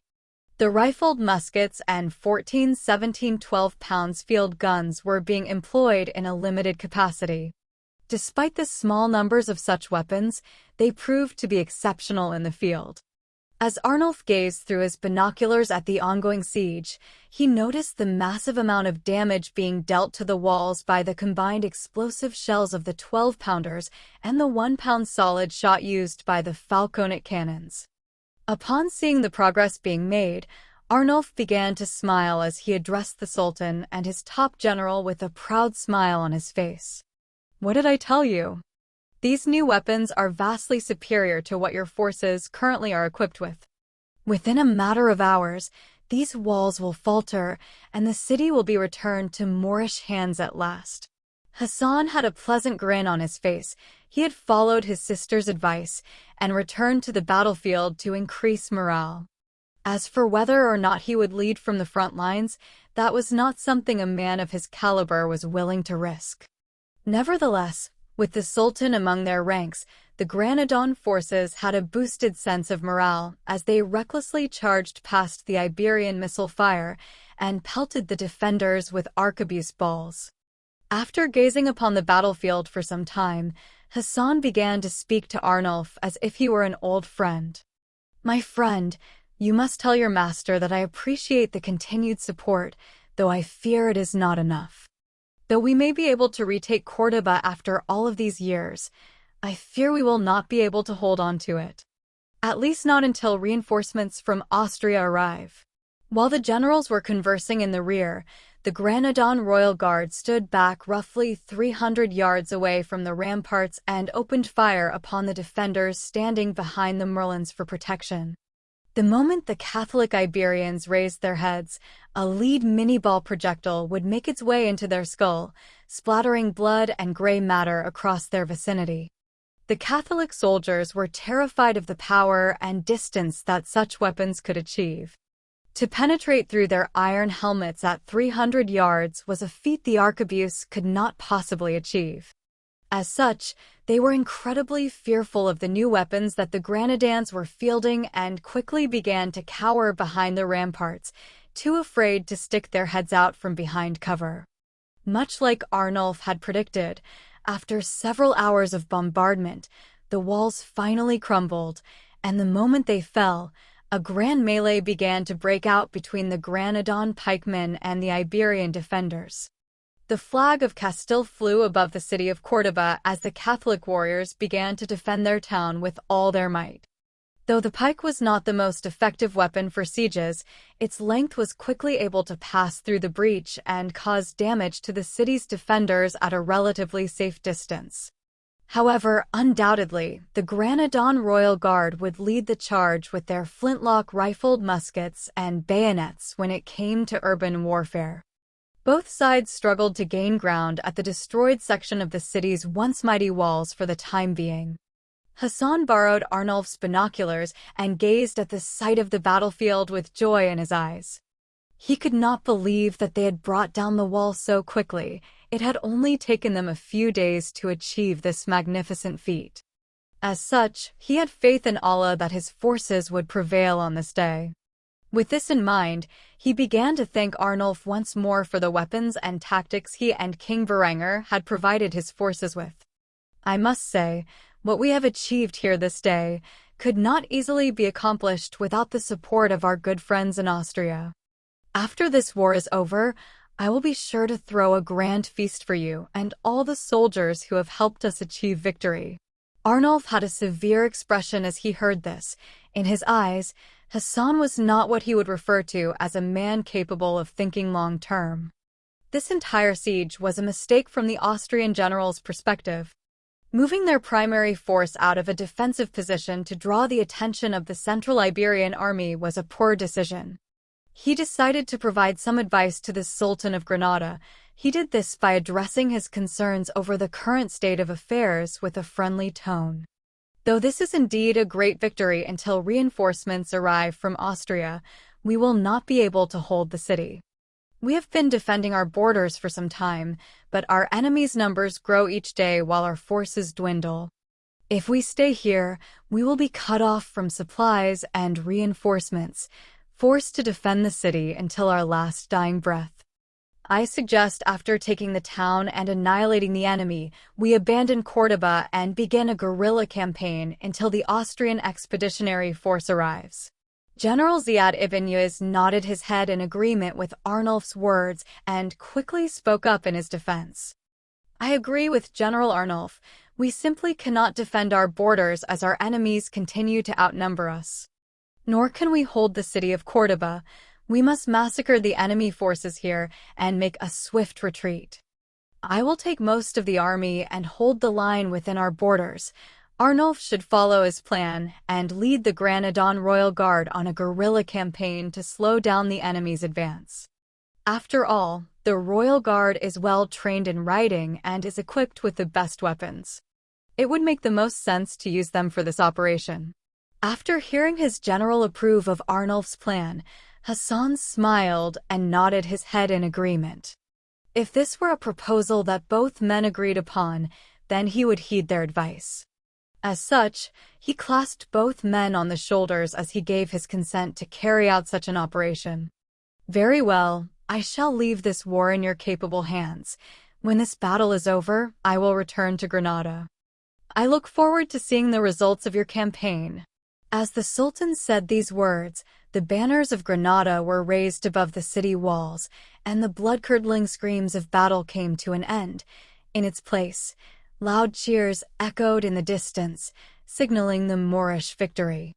For the first time in centuries, Córdoba, the jewel of Al-Andalus, was returned to the hands of its Moorish masters. Though the celebration would be brief, as Hassan and the other officers in his attaché descended into the city and witnessed the bloodshed that had occurred, corpses of both sides littered the city's streets. Blood formed a small river as it flowed throughout the city.